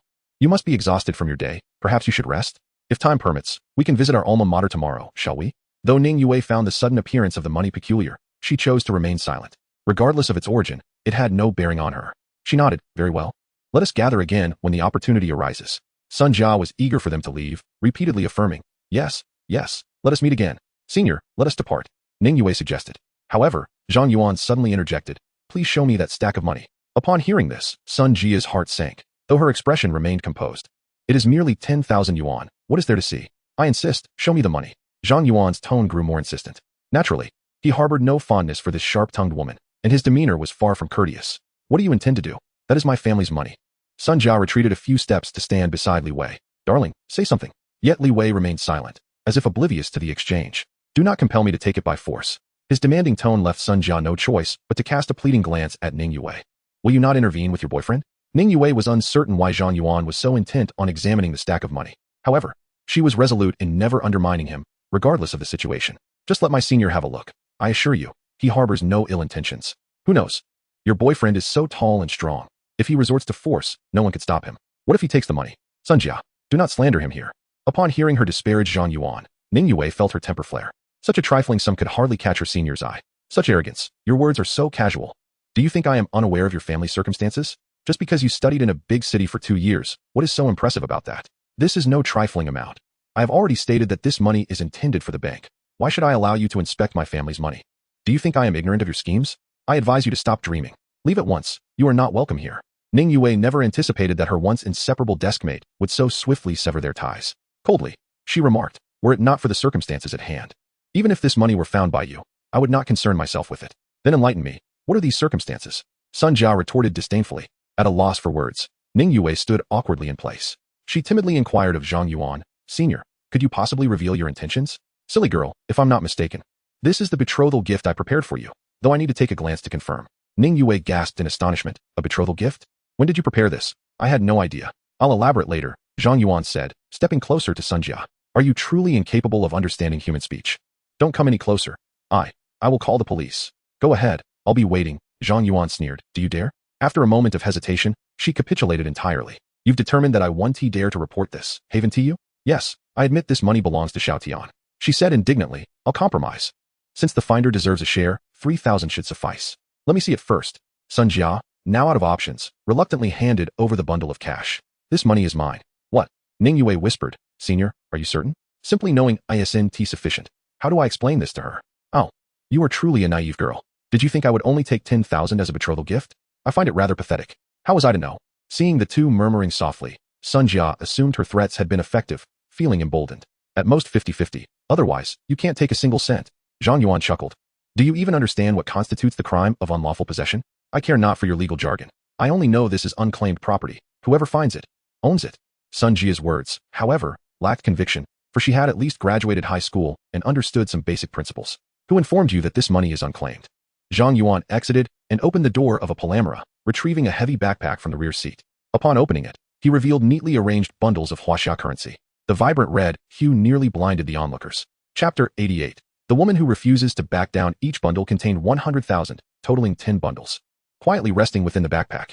Unless opened, no one would suspect that this small bag concealed a veritable fortune of 1 million. So much money. Sun Jia and Li Wei were left speechless, staring in disbelief. Li Wei, after a moment, diverted his gaze, but Sun Jia's eyes were fixated, filled with undeniable greed.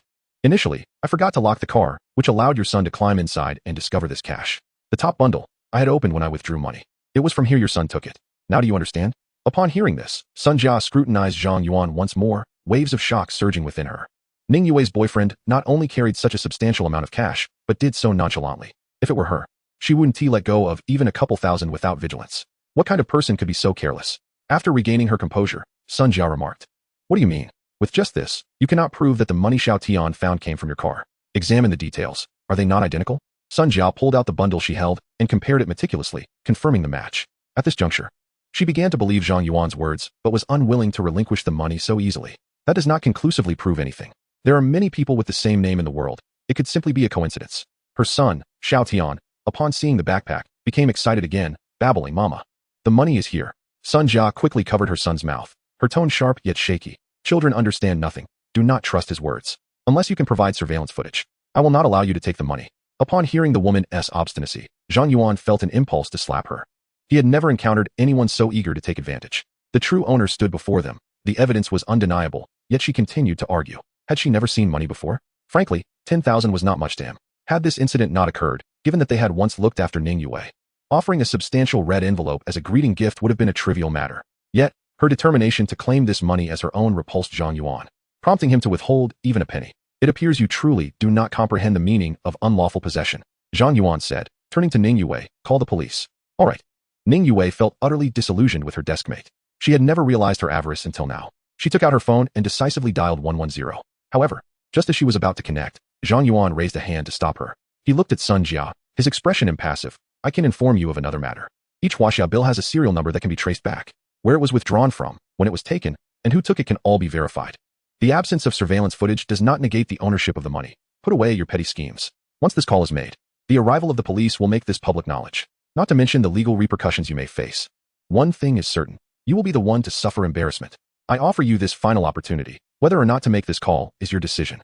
Zhang Yuan's intention behind these words was ultimately to prevent this couple from harboring resentment towards Ning Yue. Once the police were involved, Sun Jia's reputation would be irreparably tarnished. In a place as small as Nanzhou County, such a scandal would spread within a day. By then, neighbors would surely mock this couple for their greed. The fallout from negative public opinion could be devastating, potentially jeopardizing their livelihoods. It was merely a trivial matter that did not warrant escalation. Yet, Sun Jia remained ungrateful. I understand. Suddenly, as if struck by a thought, her voice rose sharply. You must be too afraid to call the police, which is why you are saying this, correct? In this age of convenient mobile payments, who would carry such a large sum of cash around unless there were some hidden secret? Therefore, the origins of this money cannot withstand scrutiny. After delivering this retort, Sun Jia looked at Zhang Yuan with a smug expression, reveling in her perceived victory. I am not greedy, nor do I meddle in others' affairs. I only want this 10,000, and as for what you choose to do, that is your business. How does that sound? This request is not unreasonable, is it?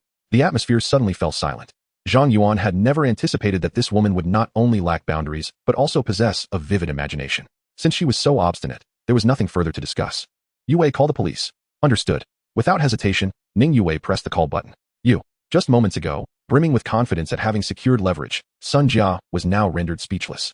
Upon witnessing the other party's unwavering demeanor, devoid of fear of the police, she became flustered. She was not lacking in intelligence. She merely wished to gamble. Should the matter be revealed to be contrary to her expectations, she would become the subject of ridicule. Just moments ago, she had spoken harshly, unwilling to concede defeat immediately.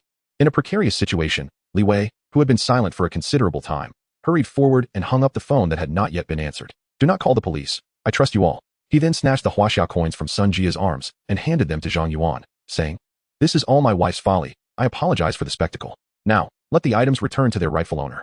Zhang Yuan accepted the money and placed it into his backpack, choosing not to dwell on the matter further. While Sun Jia's acerbic nature was indeed detestable, Li Wei bore no ill will. Continuing to pursue this could lead to their divorce, which would be unfortunate. What are you doing? The matter is still unclear. How can you simply hand over the money? Sun Jia protested vehemently. Be quiet. Li Wei shot her a glare, his voice rising in anger. Do you want to be even more embarrassed? Usually mild-mannered, Li Wei's fury was indeed intimidating. Sun Jia dared not confront his ire directly. Her lips moved, but she held her tongue. Li Wei managed a strained smile. I apologize for my inadequate hospitality today. Please forgive me, and I will make amends next time. It's all right. We shall take our leave now, Ning Yue said, opening the car door. Come on, senior. Meanwhile, Sun Jia still wore a look of dissatisfaction, her eyes betraying a hint of suspicion. Zhang Yuan couldn't help but wonder if this crazy woman might sneak off to call the police. If the authorities were to arrive while he was in the hotel with Ning Yue, it would be quite embarrassing. To avert any unnecessary trouble, he turned to the central console of the car and retrieved a small note, handing it to Li Wei. He then opened the text message from his bank card, placing it before Li Wei. There are clear records of the deductions. See for yourself. Li Wei chuckled awkwardly. What is this for? I never doubted the source of your money. There was no need to show me. Just as Zhang Yuan was putting away his phone to get into the car, Sun Jia leaned in, still unwilling to give up. Let me take a look. Chapter 89. One cast aside like rubbish. I cherish like a treasure the message displayed that at around 9 o'clock, a withdrawal of 1 million Huaxiao coins had been made from the construction bank in Shanghai City. This alone sufficed to validate the legitimacy of the funds. She sighed softly, realizing that this advantage was slipping away. Thankfully, she had refrained from insisting on calling the police. Otherwise, she would have been utterly humiliated. She stole another glance at Zhang Yuan's bank message. However, this glance left her speechless. Your account 0300 withdrew Huaxiao coins at the counter on September 2nd at 9:35 a.m. Available balance, 89 yuan, construction bank. The withdrawal amount matched. But the string of numbers below was perplexingly long, so long that she could not discern how many digits it contained. Husband, you take a look at this. She impulsively seized Zhang Yuan's phone, drifting over to Li Wei's side, her voice trembling. Count it. How much is this? Am I seeing things? Li Wei was momentarily bewildered by her alarmed demeanor, chiding, What are you doing with someone else's phone? Give it back. No, just take a look. Only then did Li Wei focus on the screen, and upon comprehending the displayed information, he found himself at a loss for words. The balance was indeed over 20 million. To be fair, his family's financial situation was relatively good for a small county, running a modest restaurant that yielded a few thousand in profit each year. In such a poor and backward place, many families struggled to earn even 10,000 a year. Hence, he was able to marry someone like Sun Jia, whose appearance was at least passable. Husband, look closely. It seems it's not just 20 million, Sun Jia insisted, her eyes wide as she pointed at the screen repeatedly, ultimately affirming, it's 250 million. What? 200 million? Li Wei was once again struck speechless. He never imagined that someone could possess a bank balance measured in the hundreds of millions, and that this very person stood before him. His aspiration had always been to save 1 million to afford his family a worry-free life. Yet, after working diligently for a year or two, That goal seemed as distant as ever. Now, it became painfully clear that his coveted million was but a trivial fraction compared to the vast sums others held. At that moment, Sun Jia's expression grew exceedingly complex. The wealth that others might toil a lifetime to amass was likely mere pocket change to this individual, who would constantly fret over losing a couple of yuan in their pocket. Wealth is acquired through hard work for the modest, through virtue for the moderately prosperous, and through fate for the exceedingly wealthy. 200 million was a realm unattainable for the average person. Glancing at her dilapidated van, and then at the Porsche in which Ning Yue was seated, she couldn't help but feel bitter. Even if she sold the van, it likely wouldn't cover even a single wheel of the Porsche. At that moment, she seemed to grasp the purpose of that million. Why was the disparity between people so vast? You've both seen enough. Is there any doubt remaining? Hand me the phone. Oh, she silently returned the phone. Having discovered Zhang Yuan's true worth, any lingering defiance had evaporated. She dared not even breathe in his presence, feeling diminished in stature. Reflecting on her earlier behavior, she felt like a fool. Even after the car had vanished from sight, Sun Jia kept murmuring, Ning Yue, you are truly fortunate. Subsequently, Zhang Yuan checked into the finest hotel in the county. The hotel looked rather shabby from the outside, yet the rooms were adequately furnished. Senior, this is the best we have in our county. Please don't be disheartened. I am not here for leisure. I have no lofty expectations. Just a place to stay for the night is sufficient. Ning Yue nestled against his shoulder, her eyes sparkling. You haven't mentioned when you plan to collect the money. You asked me for the backpack to hold the cash, didn't you? I picked it up while switching cars this morning. I simply forgot to mention it. This is for negotiating with your mother. I needed some leverage. If I hadn't only arranged for 1 million cash, I would have intended to withdraw more. Is that even enough? According to customs where I come from, offering even 20 to 30,000 is considered quite generous. Ning Yue laughed. Your 1 million will probably leave everyone in our village utterly astonished. I want them to know your esteemed position in my heart. Marrying you must be a grand affair. Zhang Yuan declared passionately, as long as I can marry you, I would spend any amount. You are priceless to me. In just a few words, Ning Yue felt an overwhelming wave of emotion wash over her. While her family had cast her aside like refuse, Zhang Yuan cherished her as a treasure. Senior, kiss me. She embraced Zhang Yuan, pressing her lips to his. Moments later, Zhang Yuan found himself grumbling once more. These relatives have appeared at the most inconvenient time. His frustration remained high. The feeling of longing without fulfillment was painfully torturous. Noticing his expression, Ning Yue whispered sweetly, Senior, let me help you. Ah, so considerate. At 11 that night, the phone on the bedside table rang. Zhang Yuan, you actually switched the car keys while I was asleep without telling me. On the other end, Lu Shui was sulking. I had to drive that 918 today. It's such a pain to handle. Zhang Yuan was at a loss for words. What is the matter? Driving a 20 million sports car and still complaining? Who told you to sleep in so late? When I checked the attic, you were sound asleep. So I didn't wake you.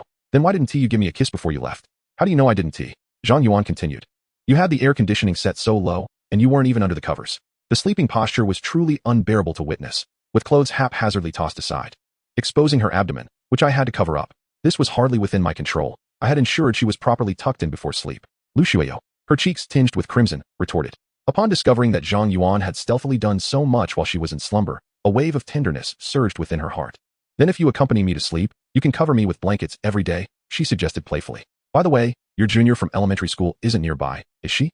Zhang Yuan chuckled and replied, not only is she here, but she has heard every word you said. Chapter 90 Mom, I'm back. Ah, how embarrassing. You scoundrel. Why didn't you say anything beforehand? Well, you didn't ask at first.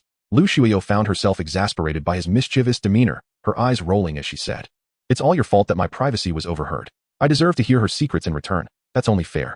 Zhang Yuan, noticing Ning Yue leaning against his chest with a joyful smile, showed no intention of stopping her as he switched to speakerphone. Ask anything. I promise to answer truthfully. What have you been doing? Preparing to sleep. What else could we possibly do at this hour? And before that? We were negotiating a business deal worth several hundred million. Upon hearing this, Lu Shuiyo instantly understood the subtle distinction between merely discussing a deal and actually closing one. She chuckled. Oh, is your junior unwell? Yes, she happened to be unwell for a few days. Then why didn't you come find me? I wouldn't mind. I wanted to, but I'm currently 1,000 kilometers away. Distant waters can't quench present thirst. 1,000 kilometers. Lu Shuiyo's tone grew urgent. You haven't taken your junior on a secret trip, have you? Humph. I have no objection to your traveling, but you cannot leave me behind without a word. Send me your location. I can set off right away and arrive by tomorrow morning. Zhang Yuan teased. Aren't you worried about driving the 918 now? Not at all. It's perfect for speed. Hurry and send me the location. Besides, there's nothing entertaining here. I need to handle some matters at her home. Lu Shuiyo asked with a hint of concern. Do you need any help? If so, just say so. Don't let it turn out like last time. I'll manage. Don't worry. Humph, you're just a stubborn scoundrel. Zhang Yuan chuckled. Isn't that why you like me? You treat me so well. I assure you that I will never abandon you in the future, regardless of what I do. That is more like it. But aren't you worried about your junior getting upset? If you say the wrong thing to appease me, she might be displeased. Let us see how you handle that. Then come here. Lu Shuio shifted the topic. Your junior must have a lovely voice, right? Who sings better, her or I? Zhang Yuan initially did not grasp the implication, but soon realized she was referring to something more intimate. Ning Yue was still listening nearby, seemingly unfazed by the conversation. However, Zhang Yuan was overthinking. She appeared to be listening, but had lost comprehension after the mention of the business deal. Well, Yue is right here. You can ask her a few questions to determine who has the more melodious voice. At this juncture, Ning Yue took the phone and softly remarked, Senior, thank you. What for? I haven't done anything for you. I appreciate your kindness. I can manage the matters at home. With her gentle demeanor, Ning Yue could easily get along with most people, including Lu Shuio. Despite their fundamentally opposing positions, it was remarkable how well they had maintained their relationship. Zhang Yuan couldn't help but think that he should encourage them to meet more often to deepen their bond. If they could live together, sharing a large blanket would also be possible. This was the ultimate dream. The following morning, they set out on their journey once more. Only after leaving the county and descending onto the national road did Zhang Yuan truly grasp the extent of the region's backwardness. Amidst towering mountains, the winding road resembled a delicate ribbon, tightly coiled around the steep slopes. The narrow and serpentine path, flanked by towering cliffs, seemed poised to close in at any moment, demanding his full attention while driving. The road conditions were appalling, riddled with potholes and littered with shattered stones and mud, causing the vehicle to jolt incessantly. One side of the road dropped into an abyss, with a roaring river and swirling mists below, instilling a sense of dread. The scenery, while breathtaking, was lost on Zhang Yuan at that moment. With few inhabitants, there were times when he drove for half a day without spotting a single dwelling. As if isolated from the world, he recalled Ning Yue's childhood, traversing such mountain paths to school alone, with her family offering no support, enduring disdain from others. The taste of solitude and uncertainty caused a slight sting in his eyes. It took over 2 hours to navigate 50 to 60 kilometers of mountainous roads, showcasing just how slow their progress was. As they traversed the winding roads through the mountains, the vehicle finally arrived at a relatively flat area. After passing a small market, Ning Yue pointed ahead, saying, "That's our village. We'll be home in just a few minutes." As they approached home, her mood grew increasingly anxious. Initially, she had chatted incessantly with Zhang Yuan, but now she fell mostly silent. Senior, Ning Yue tugged at his arm hesitantly. Should we return to Shanghai City? I don't want to go home. Zhang Yuan gently grasped her hand. We're at your doorstep. There's no turning back now. I understand your concerns, and I will handle everything. Little master, there's more to this chapter. Please click the next page to continue reading. It only gets better. Yes, senior. You are my one and only. He reached out to caress Ning Yue's silky hair and inquired. I recall you mentioned you have an older brother, right? Has he married yet? My brother is only 3 years older than me. He has not married yet. And what about your mother? Has she remarried? Ning Yue shook her head. No, but my mother has a strong personality. I'm unsure how she will react. If she says anything, please don't take it to heart, all right? Of course. However, a son-in-law as prosperous as I am should not be chased away with a broom. Ning Yue rarely smiled. Senior, you are quite confident. 5 minutes later, a 2-story self-built house came into view. The building appeared somewhat aged, its exterior adorned with small white tiles, and the cement ground of the yard was impeccably clean, without a single fallen leaf. The steps and the interior floor were made of colorful polished stone. In Zhang Yuan's memory, most rural self-built houses from the last century were constructed in this style. Although the house seemed outdated compared to modern standards, it appeared luxurious when compared to its neighbors, leading to a surprising conclusion. Ning Yue's family conditions seemed quite decent. The yard was not particularly large, and a Highlander blocked the entrance, forcing Zhang Yuan to park on a nearby side road. After disembarking, he tightly held Ning Yue's delicate hand as they entered. Mom, I'm back. In the main hall, several people were seated around a large round table. Upon hearing this call from the yard, all eyes turned toward them. Chapter 91 Zhou Family of 3. A woman in her 40s glanced outside, her demeanor unhurried as she said, when she saw Zhang Yuan holding Ning Yue's hand. Her brows involuntarily furrowed, especially when she noticed their tightly intertwined hands, revealing a hint of an inscrutable expression. After a moment, she stood up and approached Ning Yue with a smile, asking, Yue, who is this young man? Aren't you going to introduce him to your mother? Zhang Yuan politely greeted, Hello, Annie. However, Ning Yue's mother, Ren Fanyan, merely nodded lightly and then said to her daughter, Oh, a friend?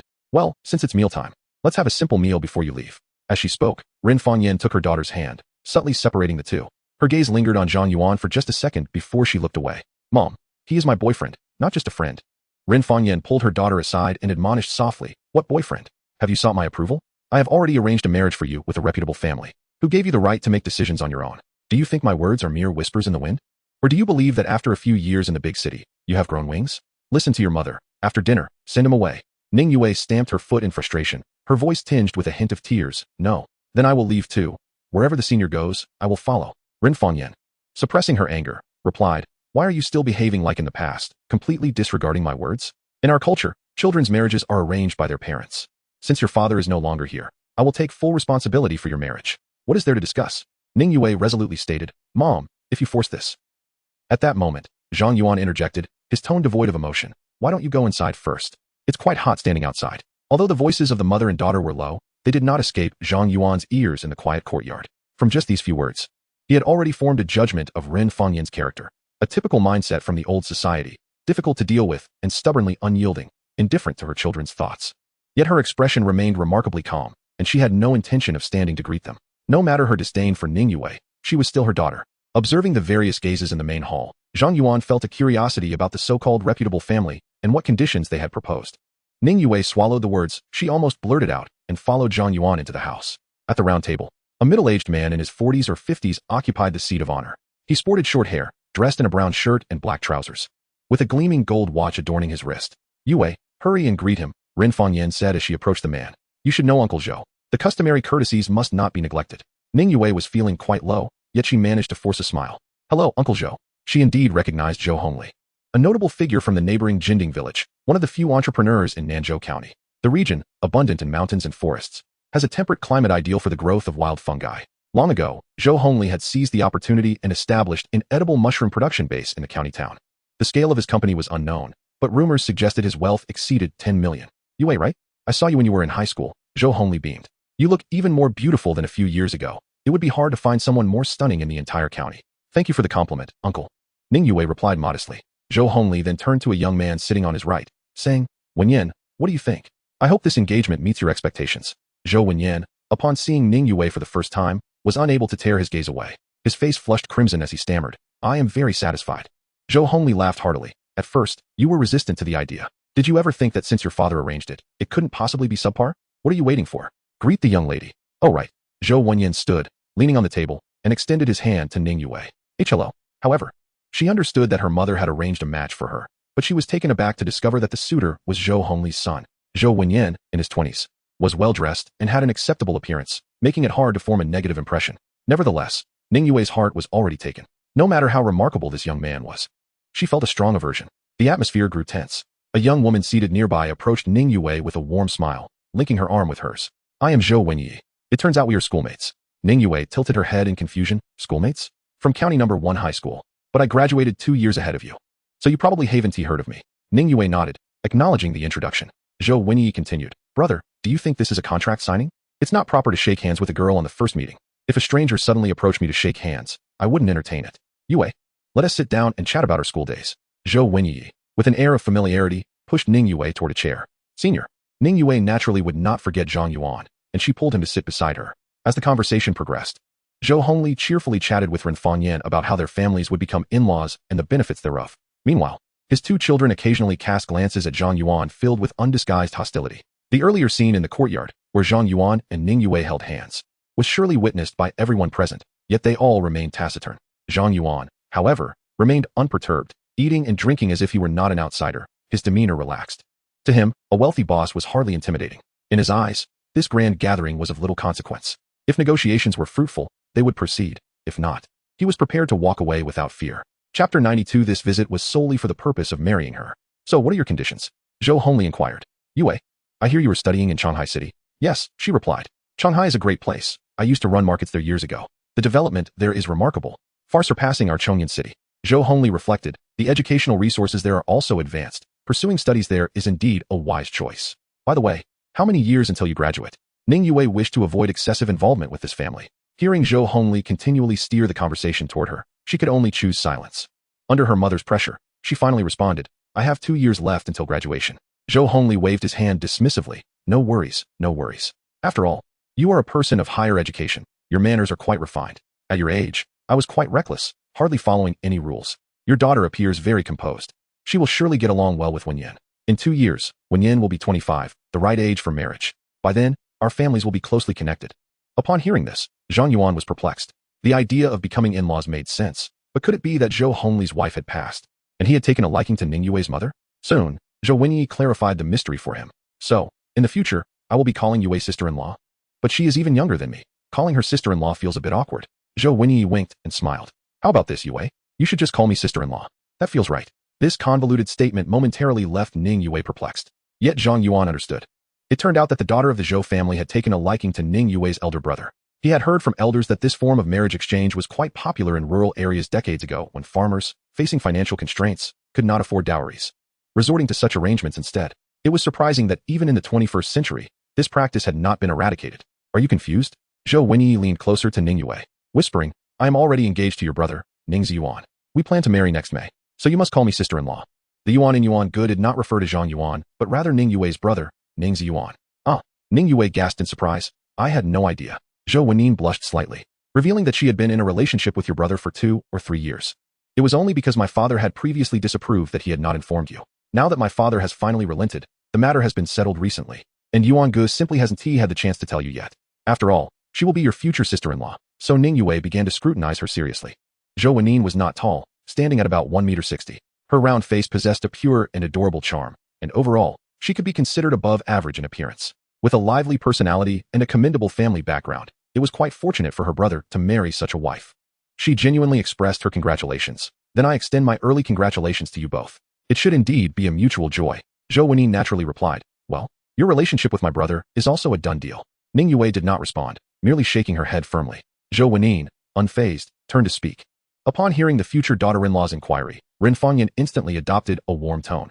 I haven't seen Yuan Gu in over a month. I wonder if he has lost weight. Zhou Hongli merely smiled, providing little explanation to his daughter. Ren Fangyan continued patiently. Wenin, your father is training Ji Yuan. As the saying goes, jade must be carved to become a gem. One can only truly grow by working diligently at the grassroots level. Surely, you also wish to marry someone capable, right? Yes. That is indeed the case. As soon as she finished speaking, a deep voice resonated from outside the courtyard. Mom, has Wenin come to our house? A slightly tanned young man rushed in. Zhou Wenin dashed into his embrace, and the two shared a warm hug, oblivious to their surroundings. Ren Fangyan could not help but tease. This lad only has eyes for your daughter. He didn't even glance at me, his mother.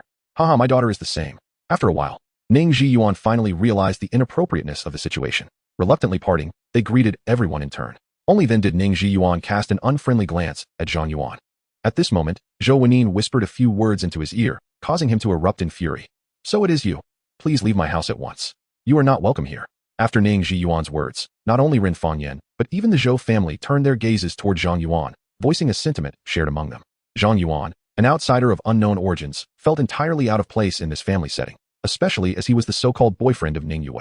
The sensitivity of the occasion, regarding marriage discussions, heightened the tension. However, Zhang Yuan calmly set down his chopsticks, surveyed the room, and said slowly, I am Yue's boyfriend, and I have come solely to discuss marrying her. Please state your conditions. Upon hearing this, the room fell into an eerie silence.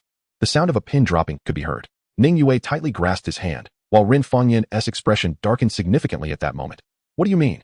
I have already betrothed Yue. Did you not hear my previous remarks? Ning Yuan quickly echoed. This is a matter our entire family has acknowledged. On what grounds do you intrude? Zhang Yuan remained composed, replying, is that so? Your entire family acknowledges it. By that reasoning, does it also include Yue herself? If she consents to marry that person, I would not utter a single word more and would simply depart. Ning Yuan grew anxious. Sister, you may not fully grasp that Zhou Wenin not only has a good temperament, but also comes from a well-off family. Marrying him would ensure you a life free from worries. Quickly say you agree. So this person can give up. Ren Fangyan also looked at her daughter with earnest eyes. I do not agree. Chapter 93. What are you even worth? Yue, please heed your brother's advice. Ning Yuan was so agitated that his body trembled. Their conditions truly were excellent. If you do not believe it, just visit his home and you will understand. Zhang Yuan could not comprehend why Ning Yuan, as her brother, was so emotionally charged. The siblings had always shared a good relationship, but the conclusions drawn from Ning Yue's words told a different story. When their father passed away, Ning Yuan was still quite young, and under their mother's influence, he had never shown Yue a kind face, nor had he offered her even a modicum of care. Ning Yue had to swallow her grievances alone, as there was no one at home to confide in. Now, however, her brother, with whom she shared a mediocre relationship, was acting as if he was considering her welfare. Was there some hidden truth? Since you say his family is so good, then why don't you marry him yourself? On what basis do you make decisions for others? Relying on his status as a brother, does he think he can dictate her thoughts? To be frank, if you were not related to Yue by blood, I wouldn't even bother to exchange a word with you. Ning Yuan was momentarily at a loss for words, unsure of how to retort. After a moment's thought, he turned to Ning Yue again. Even if you do not listen to me, you must listen to mother. She gave birth to you and raised you with great difficulty. Have you forgotten all the hardships and sweat she endured? Just as Ning Yue was about to speak, Zhang Yuan interrupted with a wave of his hand. I acknowledge the grace of birth, but the grace of upbringing is another story altogether. Perhaps you fulfilled your duty of nurturing, but you are not a competent mother to Yue. So, it is better not to bring this up. It may sound harsh if discussed further. Reflecting on Ning Yue's arduous journey of growth, Zhang Yuan felt a slight pang in his heart. Her mother had despised her for being a girl, even blaming her for her father's death. She had been marginalized and insulted, yet she persisted with resilience. Perhaps not much better than a stranger. In impoverished and backward places, the ideology of valuing sons over daughters was particularly severe. In contrast, Lu Xueyo's father cherished her as a treasure. With this thought, Zhang Yuan's anger began to boil over. And he said darkly to Ren Fanyan, "I believe you should agree with my point, shouldn't you?" "Yes," Ren Fanyan scoffed, "but what of it? In our region, every household treats their daughters differently. I am not the only one doing this." Zhang Yuan did not wish to engage her in pointless arguments. While it was true that some families in this area favored sons, it was certainly not the case for every household. Well then, let us discuss the terms. Since you have no genuine feelings for Yue, how much betrothal money would it take for her to marry me? Name your price. Yet, let me make one thing clear. My calm demeanor in this matter is solely because Yue still values the mother-daughter relationship and does not want to be the subject of gossip among neighbors. Accused of being unfilial. In truth, this situation had already exceeded Zhang Yuan's expectations. His initial plan was to communicate privately with Ning Yue's mother, seeking her acceptance of him as a son-in-law, rather than presenting it openly in this near-transactional manner. However, having witnessed Ren Fanyan's attitude and the discussions among those present, Zhang Yuan realized that a peaceful resolution was unlikely. At this moment, Zhou Hongli, seated at the head of the table, observed Zhang Yuan, who was still able to speak eloquently despite being in an adversarial environment. He had rendered Ren Fanyan and her son speechless.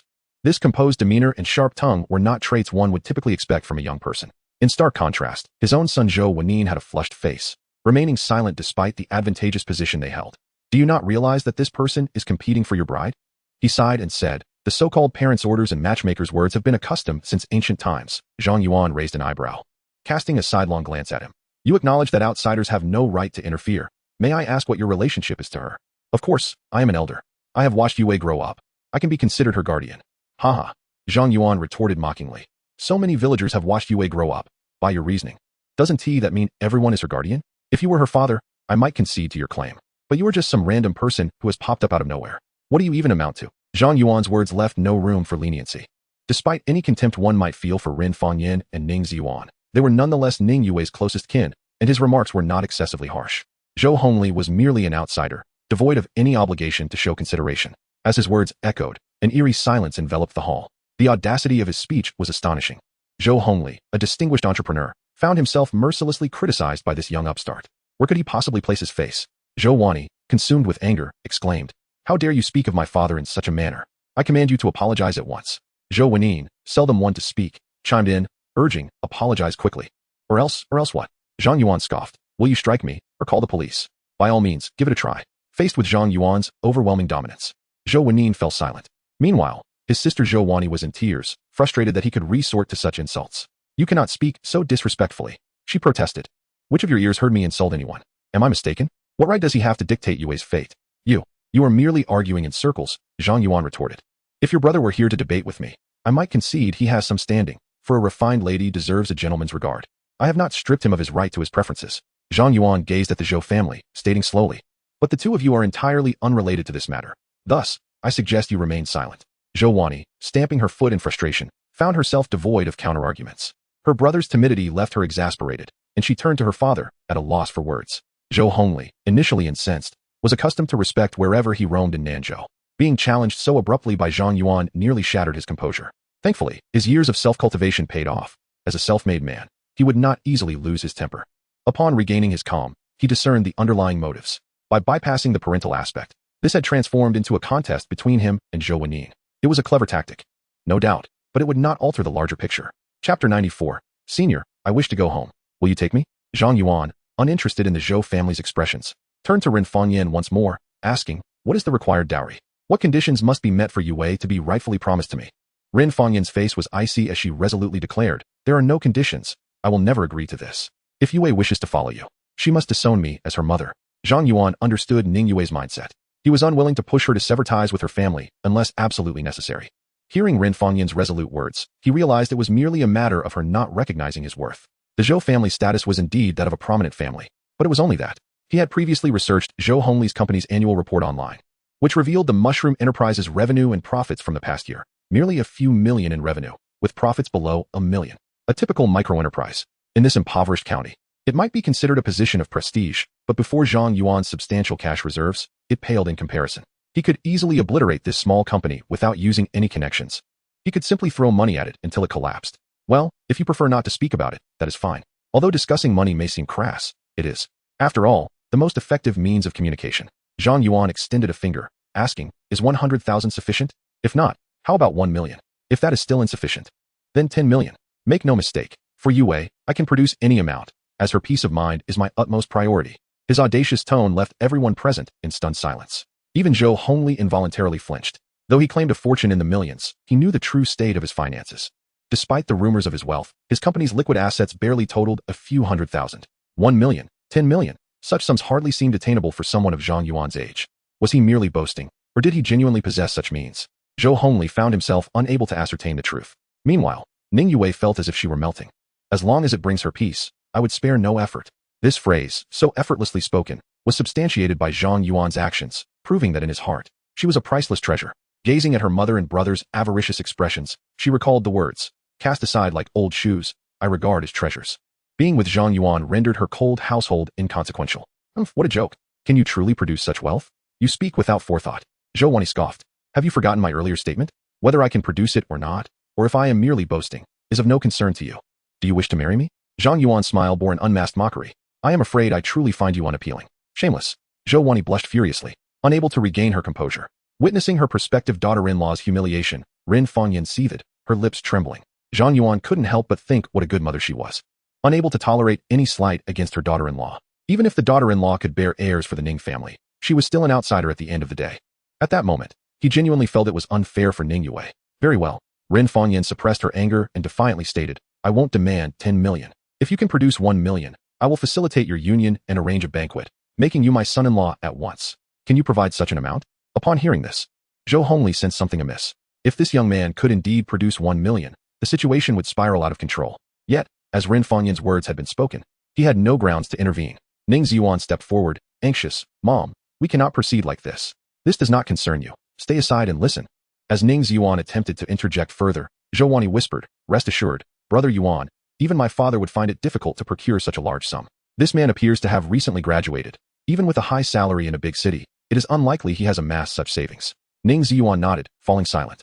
Zhang Yuan surveyed the room once more and declared, let me reiterate, I am undertaking all of this solely to ensure Yue's peace, allowing her to marry me without inciting gossip from our neighbors. As for the title of son-in-law of the Ning family, I truly do not covet it.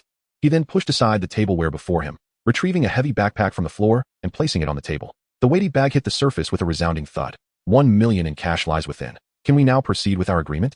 Zhou Wani could not suppress her frown. You claim 1 million, but is that truly what is inside? As the backpack zipper was drawn open, her words faltered. 10 neatly bundled stacks of cash lay before them. The vibrant red of the currency capturing everyone's attention in an instant. Such a vast sum of money. Gasps echoed around the room. Even Zhou Hongli, seasoned as he was, stood transfixed, unable to tear his gaze away. While he had seen wealth before, he had never witnessed 1 million in cash stacked together. The reactions of others were far more pronounced. Especially Ning Ziyuan, who earned 5,000 a month working at Zhou Hongli's company, considered a high salary in this backward county. Even so, saving 1 million would require nearly 20 years of frugality. He muttered, this cannot be counterfeit. If there are doubts, you may count the bills one by one until you are satisfied. If you still have reservations, I can wait while you deposit it in the bank. Ning Ziyuan fell silent, rendered speechless. Everything has been laid bare, and thus such a transparent lie would not suffice. Zhang Yuan gazed at Ren Fangyan, speaking with a calm demeanor. I have fulfilled your request. It's time to prepare the banquet, is it not? Upon hearing the words the banquet, Ning Yue tightly clutched Zhang Yuan's arm, her eyes brimming with hope. Although the process had its twists and turns, the outcome was ultimately favorable. She had persuaded her mother and realized her long-held wish. If they could hold a grand wedding in front of their fellow villagers, her life would be devoid of regrets. However, as she reveled in this beautiful vision, her mother's words fell upon her like a bucket of cold water. No, Ning Yue could hardly believe her ears. What did you just say, Mom? Ren Fangyan glanced at Ning Ziyuan and Zhou Wani, her gaze sweeping past Ning Yue. I still do not approve of your marriage. You can only marry Zhou Wenyuan. There are no other options. Ning Yue was instantly in tears, her voice trembling. But your demands have been met.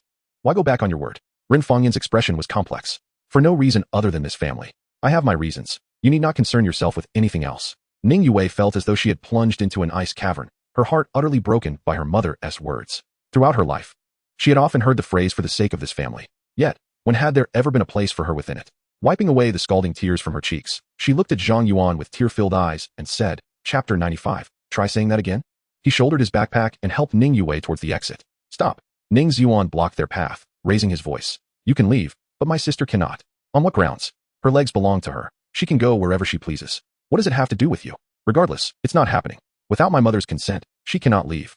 Zhang Yuan scoffed. Are you living in a feudal society? Do you intend to restrict her freedom? Allow me to remind you, this is illegal. Since Yue is willing to leave with me, no one can keep her here, I assure you. Although Ning Yuan was momentarily rendered speechless, he remained resolutely in front of the door. His dark, muscular frame stood like an iron tower before Zhang Yuan. Step aside. Not a chance. Unless you kill me, you will not leave this place. The commotion at the Ning family's doorstep had attracted the attention of the local villagers. In the countryside, any minor incident in a household spreads like wildfire. Soon, a gathering of curious onlookers, mostly elderly men and women, had formed, drawn to the spectacle. The crowd grew larger, and a dozen people were scattered throughout the small courtyard. Just look at who her husband is. Marrying into the Zhou family is bound to lead to great success. That off-road vehicle belongs to Boss Zhou, doesn't he? One elderly woman remarked, fanning herself. Boss Zhou has been frequenting this area quite often lately, hasn't he? Of course. The relationship between the two families is now inseparable. At this point, the elderly woman's expression shifted, and she shook her head. What a pity for the Ning family's daughter. After a moment, Ning Yue's emotions had settled. When she looked back at her brother, her eyes revealed no trace of feeling. Brother, if you still care for our sibling bond, please let us go. Why are you so stubborn? Mom and I are only thinking of your well-being in arranging your marriage to Zhou Yuan. He is from the neighboring village, well-known and reliable. What does Zhang Yuan have to offer in comparison? Can you not respect my own wishes? Zhou Yuan may be good, but in my heart, he pales in comparison to Zhang Yuan. They are not even on the same level, do you understand? No, not even if you scream it to the heavens will I let you leave this door. Ning Yuan remained firmly in place, not budging an inch. Zhang Yuan's expression darkened as he said, step aside. I will repeat myself. Unless you kill me, you will not pass. Seeing Ning Yuan's obstinate obstruction, Zhang Yuan's temper flared. He stepped forward, swiftly seizing Ning Yuan by the neck and then tripping him, exerting all his strength. Thud. Ning Yuan crashed heavily to the ground, landing painfully. When it came to fighting, Zhang Yuan had never backed down, having been engaged in brawls from a young age. Especially after undergoing systematic enhancements, his strength was astonishing, and his reflexes were sharper than before. Were it not for his consideration of Ning Yue's brotherly status, a single strike would have rendered him completely incapacitated. Yuan Gu, are you alright? Zhou Wenyi rushed over, crouching beside Ning Yuan. I'm fine. Just got careless for a moment. Huh. He was about to unlawfully detain Yue, and I shouldn't act? You're talking nonsense. Yuan Gu didn't mean it that way. Then go ahead and call the police. Let us see whose responsibility is greater. Are you brave enough? Zhang Yuan said confidently. Zhou Wenyi was left speechless once more. Enraged, she lunged at Zhang Yuan, but he easily blocked her. However, her sharp nails left several scratches on his arm. Crazy woman, are you seeking death? You insult my father and harm Yuan Gu. You're nothing but a heartless beast. With her sanity slipping, Zhou Wenyi continued. And you, Ning Yue, how could you collude with such a scum? You're nothing but a filthy harlot. Even if I wanted to marry my brother, I wouldn't accept you. Zhang Yuan's face darkened ominously as he stared at Zhou Wenyi. Say that again. I dare you. Zhou Wenyi, in a fit of rage, retorted. I will say it. What is there to fear? Ning Yue is a slap. Zhang Yuan delivered a sharp slap to her face, causing her to stumble and fall beside Ning Yuan. Did you think I wouldn't hit a woman? Zhou Wenyi clutched her cheek, defiantly saying, if you have the guts, kill me. Otherwise, I'll keep saying it. Harlot, filthy harlot. What will you do about it? Watching Zhou Wenyi thrash about on the ground, Zhang Yuan quietly activated his information check. Typically, he only used this feature when he encountered someone of interest. He was not the type to pry into a woman's privacy without cause. Zhou Wenyi had incensed him greatly. He was curious to see what kind of person this woman, who so vehemently called others harlots, truly was. A pale blue screen appeared. Name, Zhou Wenyi. Age, 22. Height, 158 centimeters. Weight, 50 kilograms. Appearance, 79. Value, 94. This revelation gave Zhang Yuan a clearer understanding. He had expected that a woman willing to risk everything for love would be a paragon of virtue. Yet, at the tender age of 22, she had already been involved with 6 men. How could she have the audacity to label others? Truly, she was a daughter of a wealthy family from Nanzhou County, easily switching boyfriends as if it were as simple as drinking water. Zhang Yuan said with a hint of derision, what do you mean by that? Zhou Wenyi felt a surge of panic and quickly retorted, I warn you, don't talk nonsense. My feelings for Yuan Gu are genuine. Whether your feelings are genuine or not is unknown, but I do know you have had 6 boyfriends. Upon hearing this precise number, Zhou Wenyi's heart churned with turmoil. How did he know this? Had he conducted a background check? She no longer had the courage to speak with Zhang Yuan, nor could she even muster the courage to meet his eyes. In front of so many people, what if she inadvertently revealed some scandal? She would be utterly humiliated. Ning Yuan, upon hearing this, stared at her in disbelief. Wenyi, what does he mean? Chapter 96. Keep your hat on straight. Don't wear it crooked, Zhou Wenyi whispered. How could a newcomer from out of town know anything? He is just slandering me. Do you not know if my feelings for you are real, or do you not believe me? Ning Ziyuan nodded in agreement. After coming to a realization, he furiously confronted Zhang Yuan, exclaiming, I initially believed you to be a gentleman, but it turns out you are merely a treacherous slanderer lurking in the shadows. Humph. Is it not clear to some what rumors are being spread? Let me give you a piece of advice. Ensure your cap is worn straight, lest it tilt askew. Zhang Yuan's words bore a hint of malice. Perhaps Zhou Wenyi, who had frequently changed boyfriends, had finally found steadfastness in Ning Ziyuan. The numerical value in question does not necessarily indicate any significant issue. Zhang Yuan cast a meaningful glance at Zhou Wenyi, asking, am I correct? Ah, you shameless beast. I swear I will kill you. She charged forward once more, but upon seeing Zhang Yuan's raised hand, she faltered. Thus, she could only stand there, glaring at him in fury. Subsequently, Zhang Yuan took the delicate hand beside him and said, Yue, let us leave. Ning Yue obediently followed him out, not sparing a glance for her mother or her brother sprawled on the ground. Wait, just as they were about to exit, Ren Fanyan and Zhou Hongli surrounded them. Ren Fanyan sighed.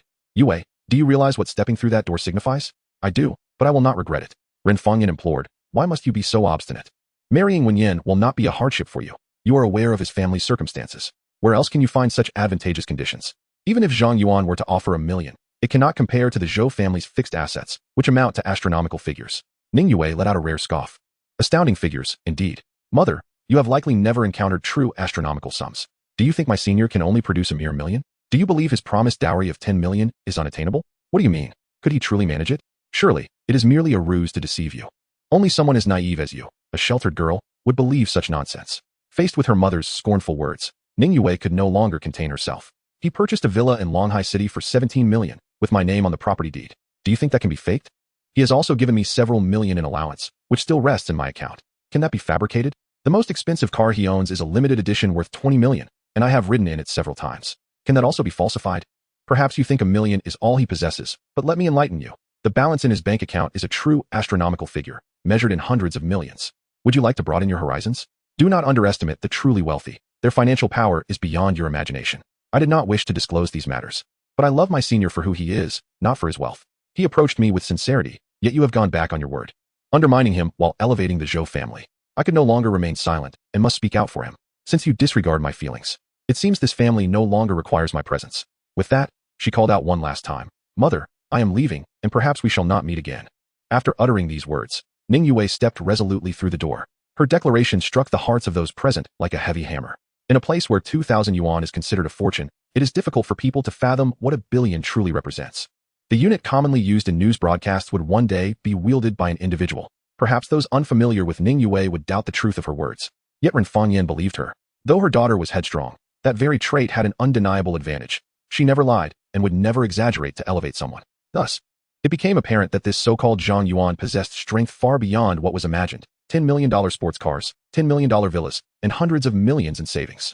Such things were unheard of and unseen. Zhou Hongli's wealth paled in comparison. What had he done to dismiss such a son-in-law, one that others would pray to have? In an instant, the scales in Ren Fanyan's mind tipped to the other side. Yue, wait. Don't be so hasty. Is there something else? Ren Fanyan spoke with difficulty, having just attempted to drive them away, now compelled to retain them, nearly losing face in the process. Yet, she had no choice. Before Ning Yue could respond, her brother Ning Ziyuan hurriedly scrambled to his feet, ignoring the pain in his backside. Mother, how can this be? Silence. Rest assured, this will not delay your matters. Upon hearing his mother's command, Ning Ziyuan awkwardly scratched his head and stood still, though concern lingered in his eyes. Ren Fanyan then turned to Zhou Hongli, apologizing. Old Zhou, I truly apologize. You witnessed the situation. Yue is too stubborn, and I am powerless against her. I will personally visit your home tomorrow to make amends, and we will return the dowry in full. She added, your Wenyan is truly exceptional. He will surely find an even better girl in the future. However, Zhou Hongli dared not utter a negative word, even managing a smile. He understood Ren Fanyan well, sharp, capable, and shrewd, one who would not act without reason. The only possibility for her sudden change in attitude was that Ning Yue's account was entirely truthful. Coupled with Zhang Yuan's calm demeanor and his effortless display of $1 million, he bore a striking resemblance to the wealthy young masters he had encountered before, even without leveraging connections. Such a young master could easily sustain himself with a mere $1 million from his backpack, not to mention the terrifying cash reserves. If he were to invest $10 million recklessly to dominate the market, it would not take long for a company to face closure. Is this not absurd? Even if my son's affair falls through, does that mean your Ziyuan will not marry Wenyi? After all, we are still in-laws and must remain close. Zhou Hongli lamented. Your daughter is truly fortunate. Upon hearing this, a barely perceptible smile flickered in Ren Fanyan's eyes. Chapter 97. Even if the whole world abandons you, I will not.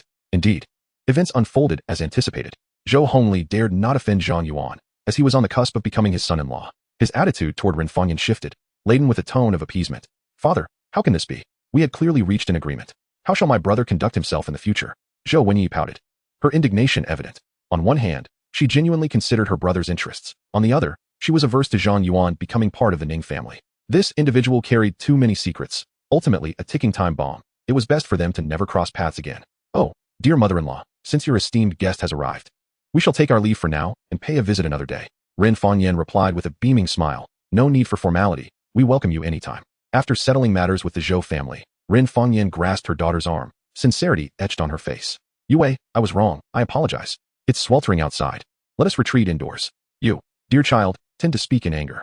Is this not your home? Though you have not reached the legal marriage age, we can still hold a banquet for now and obtain the certificate later. With so many villagers present, I will announce your engagement shortly, and we can hold the wedding in a few days. What do you think? Gently stroking her daughter's silky hair, Ren Fangyan said with warmth, unbeknownst to me, my little girl has grown up. The thought of seeing you in a pristine wedding gown, beautifully married, fills me with joy. Ning Yue observed her mother lowering her head, softly coaxing her, and her attitude noticeably softened. Pouting at the doorway, she felt at a loss. Soon after, Ren Fangyan stepped forward and announced loudly to the gathered neighbors. Dear friends and neighbors, I am delighted to officially declare that my daughter Ning Yue is engaged to Zhang Yuan, and we will host a banquet 3 days from now. I sincerely hope you all will join us. At this proclamation, the courtyard erupted into enthusiastic cheers. Wonderful. We shall certainly attend. I've long wished to celebrate your joyous occasion. And now my desire is finally fulfilled. Time has flown. This girl Yue has grown so much and is on the verge of marriage. Ren, do you think 3 days is enough time to prepare? Someone inquired. Ren Fangyan replied with a smile, though the time is indeed tight, having finally found a worthy son-in-law. I cannot let him slip away. Even if it means sleepless nights, I shall ensure everything is splendid. That is indeed true. If you need help, just say the word. Of course, the onlookers, having observed the unfolding events, were well aware of the circumstances. At such a moment, none would dare bring up the Zhou family. Ning Yue's union with someone she truly loves was met with heartfelt blessings from all. And as for Ren Fangyan, securing such a son-in-law would undoubtedly elevate her status in the village. Ultimately, it was her daughter's brilliance that made this fortune enviable to others. What should I do? Senior? Ning Yue tugged at Zhang Yuan's sleeve in desperation.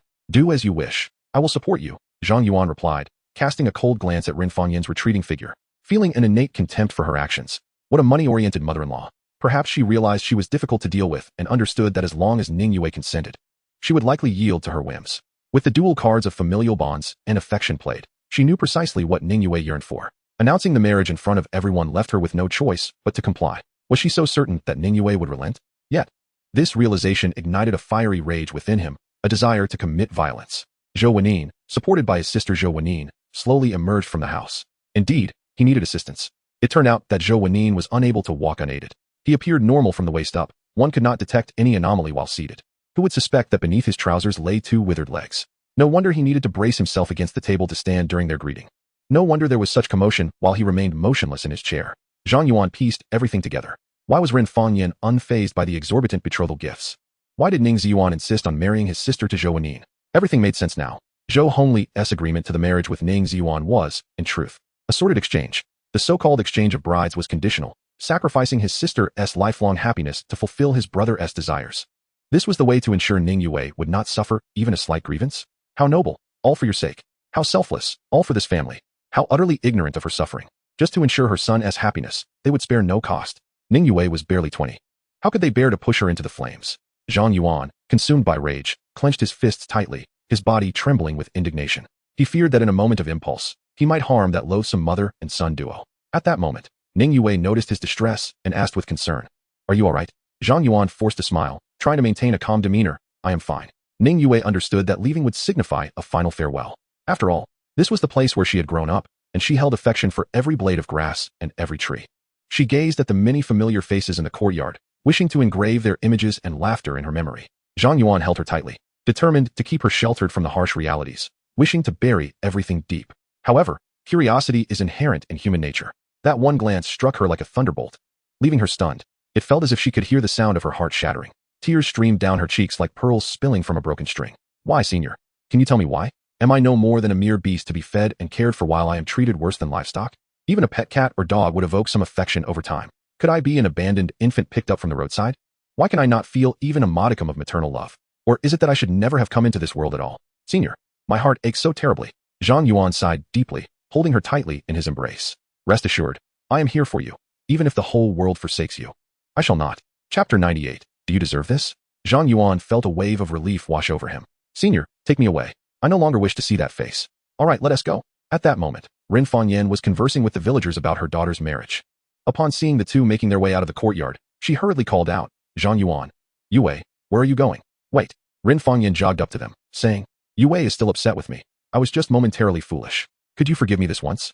Tonight, I will cook your favorite dishes. And I hope you will taste them to see if my skills have waned. Ning Yue felt as though her heart had perished. Even with Ren Fangyan standing right before her, her words dripping with flattery, she remained indifferent. At a loss, Ren Fangyan turned to Zhang Yuan, saying, Xiao Zhang. Thank you for looking after Yue during her studies. I appreciate your kindness. This child may seem mild-mannered, but she has her stubborn streak. I hope you will be patient with her in the future. I admit, I was wrong before, and I apologize. As for the betrothal gifts, I shall not demand a single penny. I only wish for you two to live happily together. One must admit, Ren Fangyan's demeanor at that moment was exceptionally amiable, reminiscent of the kindest of mothers. Yet, Zhang Yuan could hardly bear to meet her gaze. It felt like an affront to his senses. He did not pause. Continuing his march forward, son-in-law, Ren Fangyan suddenly called out loudly. The term echoed clearly among the gathered crowd. I am simply calling you son-in-law ahead of time. I hope you do not mind. Your engagement with Yue has already been announced before everyone. The wedding is imminent. With so many people watching, for Yue's sake, please do not put me in a difficult position. I am of a certain age. I would prefer to maintain some dignity, you see? Call me son-in-law? Zhang Yuan turned around, his eyes filled with derision. Do you deserve this? The words, though softly spoken, fell like a nuclear bomb amidst the crowd, inciting a flurry of reactions. In this world, there are those who would speak such words to their biological parents, yet to disrespect a mother-in-law so brazenly is a rarity. However, the crowd did not react with the expected outrage. They were fully aware of Ren Fangyan's behind-the-scenes machinations and her ulterior motives, making it impossible to deceive the villagers. Some even felt compelled to voice their agreement. This is how it should be. A son is cherished like a treasure. Does that mean a daughter is to be discarded? Ren Fangyan forced a smile. We are all family now, what are you saying? Even if I was in the wrong, I am still Yue's mother, after all. Xiaozhang, wouldn't you agree? Ning Yue lifted her head, her voice cold as ice. You are not my mother. I do not have a mother like you. What nonsense are you spouting? After all these years without punishment, you've grown bold, haven't you? With each rebuke, Ren Fangyan's composure cracked, her tone sharpening considerably. She may have hesitated to speak harshly to Zhang Yuan, but Ning Yue's character was well understood. At her core, she was a person who valued filial piety above all. This alone allowed her to be firmly controlled, without fear of any backlash. I shall pretend I did not hear that just now. Do not utter such words again. Do you understand? Ning Yue stubbornly fixed her gaze on her mother, enunciating each word. I say, you are utterly unworthy of being my mother. Our bond is severed. We shall have no further relationship. You dare. Ren Fangyan raised her right hand, poised to strike her daughter's cheek. However, the slap never landed. For Zhang Yuan had seized her wrist, rendering it immobile. Try moving your hand again, he warned. You are indeed right. A woman as filthy as you does not deserve to be her mother. Ren Fangyan's face flushed crimson, gazing into his brooding eyes. She had no doubt that Zhang Yuan was capable of anything. Stop. Release my mother. Ning Ziyuan rushed forward, fists swinging towards Zhang Yuan's head. Yet, before he could reach him, he was struck squarely in the chest, sent flying several meters by Zhang Yuan's powerful kick. Since uncovering the truth, his impression of Ning Ziyuan had plummeted to an all-time low. You may pursue your own happiness, but can you do so at the cost of your only sister? Does your conscience not ache? Or do you simply lack one? This extreme selfishness epitomized individuals like him. Xiaozhang, you have also struck Ziyuan. Shouldn't your anger be satisfied? After all, we are still family. Let us speak privately inside. We wouldn't want to provide the villagers with a spectacle. Zhang Yuan silently admired her resilience. Ren Fangyan was indeed a formidable character, managing to remain composed under such circumstances. After speaking, he took Ning Yue's hand and began to lead her away. Was it truly necessary to escalate over such a trivial matter? It was hardly a grave error. Ren Fangyan relentlessly pursued them. I have already accommodated your wishes. Why must you persist? Everyone makes mistakes at times. Why? Zhang Yuan pointed at Zhou Wenyuan. Is this the reliable person you speak of? The one who would never let Yue suffer? You would sacrifice her for your son without a second thought. Is your son human while Yue is not? At that moment, Ren Fangyan grasped the reason behind their shift in attitude. However, she still spoke with conviction. Whether you believe it or not, my intentions were pure. Though he may have physical limitations, his family is wealthy. He could live comfortably without working a day in his life. I know the importance of money from experience. Even marrying a healthy man without financial support would lead to hardship. I'm not ashamed to say this. I agreed to let Yue follow you because I see your family's strength as superior to the Zhou's. I even waived the bride price. What do you think I stand to gain? Everything I do is for Yue. Such shameless words made Zhang Yuan want to slap her across the face. How could she claim that everything was for Yue? What kind of twisted rationale was this? If that is your stance, then fine. Zhang Yuan spoke slowly. Perhaps we should break Zhou Wenyuan's legs, making her a lifelong cripple. You would still allow your son to marry her, right? After all, her family is wealthy, and she would never worry about food or shelter. Is that what you mean? Upon hearing this, Ren Fangyan's expression shifted drastically. Her earlier calmness evaporated, revealing her weak arguments. And I will allow Yue to acknowledge you as her mother, and I will accept you as my mother-in-law. Zhang Yuan's voice was chilling, sending shivers down her spine. She understood that a man of Zhang Yuan's wealth and status could very well follow through on his threats. In that instant, Ren Fangyan blurted out, "No, Ziyuan must not marry a cripple." Chapter 99. One's own misdeeds lead to ruin. As soon as those words left her lips, Ren Fangyan regretted them. She had just publicly acknowledged that her daughter held far less value in her eyes than her son, reducing her to a mere commodity for exchange. The grandiose excuses she had previously offered were nothing but a complete farce. Tell me, are you worthy of being a mother? Are you even worthy of being called a person? A sudden wave of helplessness washed over Zhang Yuan. What good would it do to hurl a few insults? Would it grant Ning Yue the maternal love she deserved? Would it mend the scars in her heart? I am weary, Yue. Let us leave. Do not go. Ren Fangyan grasped Ning Yue's arm. If they departed, not only would her family become the subject of ridicule in the village, but Zhou Hongli would undoubtedly turn against her, ruining her son's prospects for marriage. Such consequences were unbearable for her to face. Zhang Yuan's voice dropped to a low growl. What more do you seek? Do you wish for me to utter even harsher words? As Ren Fangyan wiped her tears, she choked out. Yue, your father has been gone for 10 years. I admit that my affection for you has waned during this time. Yet, we share blood. I am still your mother, regardless of your denial. Please, grant me a chance to make amends. I promise to treat you equally from now on. Whatever you desire, I will provide, even if it requires my utmost sincerity. However, Ning Yue forcefully withdrew her arm, her voice cold. No need. Spare me your false pretenses. Though pure-hearted and kind, she was not foolish. At that moment, she was as clear as day. Had Zhang Yuan not stood behind her, she would never have spoken such words to her mother. It was all still for the sake of her brother, Ning Ziyuan. How could you? Ren Fangyan murmured. You bear the Ning surname. You are a member of the Ning family. For the sake of this household, I have persevered for 10 years. Have you ever considered how hard it has been for me? Everything I do is for the betterment of the Ning family, to honor your father's spirit. Upon hearing this, Ning Yue's emotions erupted. Is it for Ning Ziyuan or for this family? Can you even discern the difference? When I was a child, if there was less food, despite having already eaten 3 big bowls and being stuffed, you would still snatch away my last half bowl for him. I could hardly reach for a piece of meat without being scolded, as you insisted he needed sufficient nutrition to grow. Did you ever think about how it felt for me, at just 10 years old, to go hungry every day? You concealed all the food in the cupboard, even hiding the stool so I couldn't reach it, while he, being taller, could easily access it. Every new year, you would buy him new clothes, while I could only watch enviously, with even touching them being a distant wish. Whenever the school required supplies, I never dared to ask you. Even if I did, it would be futile, for you would never provide. Do you know how humiliating it was to see my classmates flaunting their new materials while I had nothing? I could only cry in silence at night, a loneliness and bitterness he has likely never experienced. Our family was not poor. You simply poured all your resources into him, and I was left like an abandoned child. Were it not for the villagers occasionally offering me a meal, I would have perished from hunger. And you still dare to claim it was for the family, to honor my father's spirit? I feel nothing but shame for you. After pouring out her heart, Ning Yue's pale face crumbled into tears. Her heartfelt recounting brought tears to the eyes of those present in the small courtyard, with some even joining her in weeping. Child, let us go. I support you. This family is not worth staying for. You owe nothing to the family, nor to your mother. Go pursue your own happiness. Someone lamented. It is hardly surprising that such a situation has arisen. Ning Yue, the villagers support you, so you must leave. It is not that you disregard filial piety, but rather that some individuals are simply unworthy. Each person possesses their own scale of judgment. Even if Ning Yue were to sever her mother-daughter ties, no one would dare to condemn her for it. Observing the crowd within the courtyard bustling with murmurs and leaning overwhelmingly in her favor, Ren Fangyan dared not utter another word, knowing it would incite public ire. Seeing the villagers rallying behind her, tears flowed uncontrollably from Ning Yue's eyes. Aunt Wang, Uncle Li. Uncle Lu, you all. Aunt Wang chuckled. Silly girl, why are you crying? Your mother may disdain you, but I have never looked down upon you. Come visit me sometime. I shall prepare your favorite dishes. Thank you, Aunt Wang, I will. Ning Yue continued. Senior, this is Aunt Wang. When I was little and hungry, I would often run to her house. She always treated me with delicious food and even bought me several new outfits. Oh, those are trivial matters. I've mentioned it many times. The clothes were intended for my own daughter, but since they didn't fit her, I couldn't just throw them away. Aunt Wang then turned to Zhang Yuan, saying, Yue is a wonderful girl. You must treat her well in the future, or I shall not spare you. Of course. Zhang Yuan pulled out several bundles of cash from his backpack, not bothering to count, and placed them directly into Aunt Wang's hands. What are you doing? She exclaimed. One must repay even the smallest kindness with great gratitude. I will always remember the support you have given, Yue, Zhang Yuan replied, his voice tinged with emotion. I may be somewhat ordinary, but this is what I can offer. I hope you do not find it lacking. No, this is too much. What value do a few garments hold? I cannot accept this. Please, do not refuse. This is also Yue's heartfelt gesture.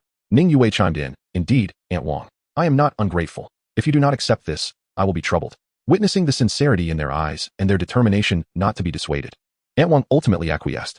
Yue, what other kindnesses have you received from the villagers? Let us repay them all together. Well, there is also. Zhang Yuan generously distributed the money, as if it were merely paper, handing out bundle after bundle until they departed by car. The crowd seemed to remain in a dreamlike state. Upon seeing Ren Fanyan and her son, who appeared utterly lost, disdainful expressions spread across the faces of the onlookers. Originally, they had done nothing and lay at home, expecting to welcome a golden son-in-law. Yet, unexpectedly, their schemes had resulted in complete failure. It echoed the saying, Heaven's calamities can still be survived, but one's own misdeeds are inescapable. Once the crowd dispersed, Ren Fanyan half kneeled on the ground, whispering in disbelief, could it truly be that I was wrong? No, I only wished for the Ning family to thrive. What fault is there in that? Why does no one understand me?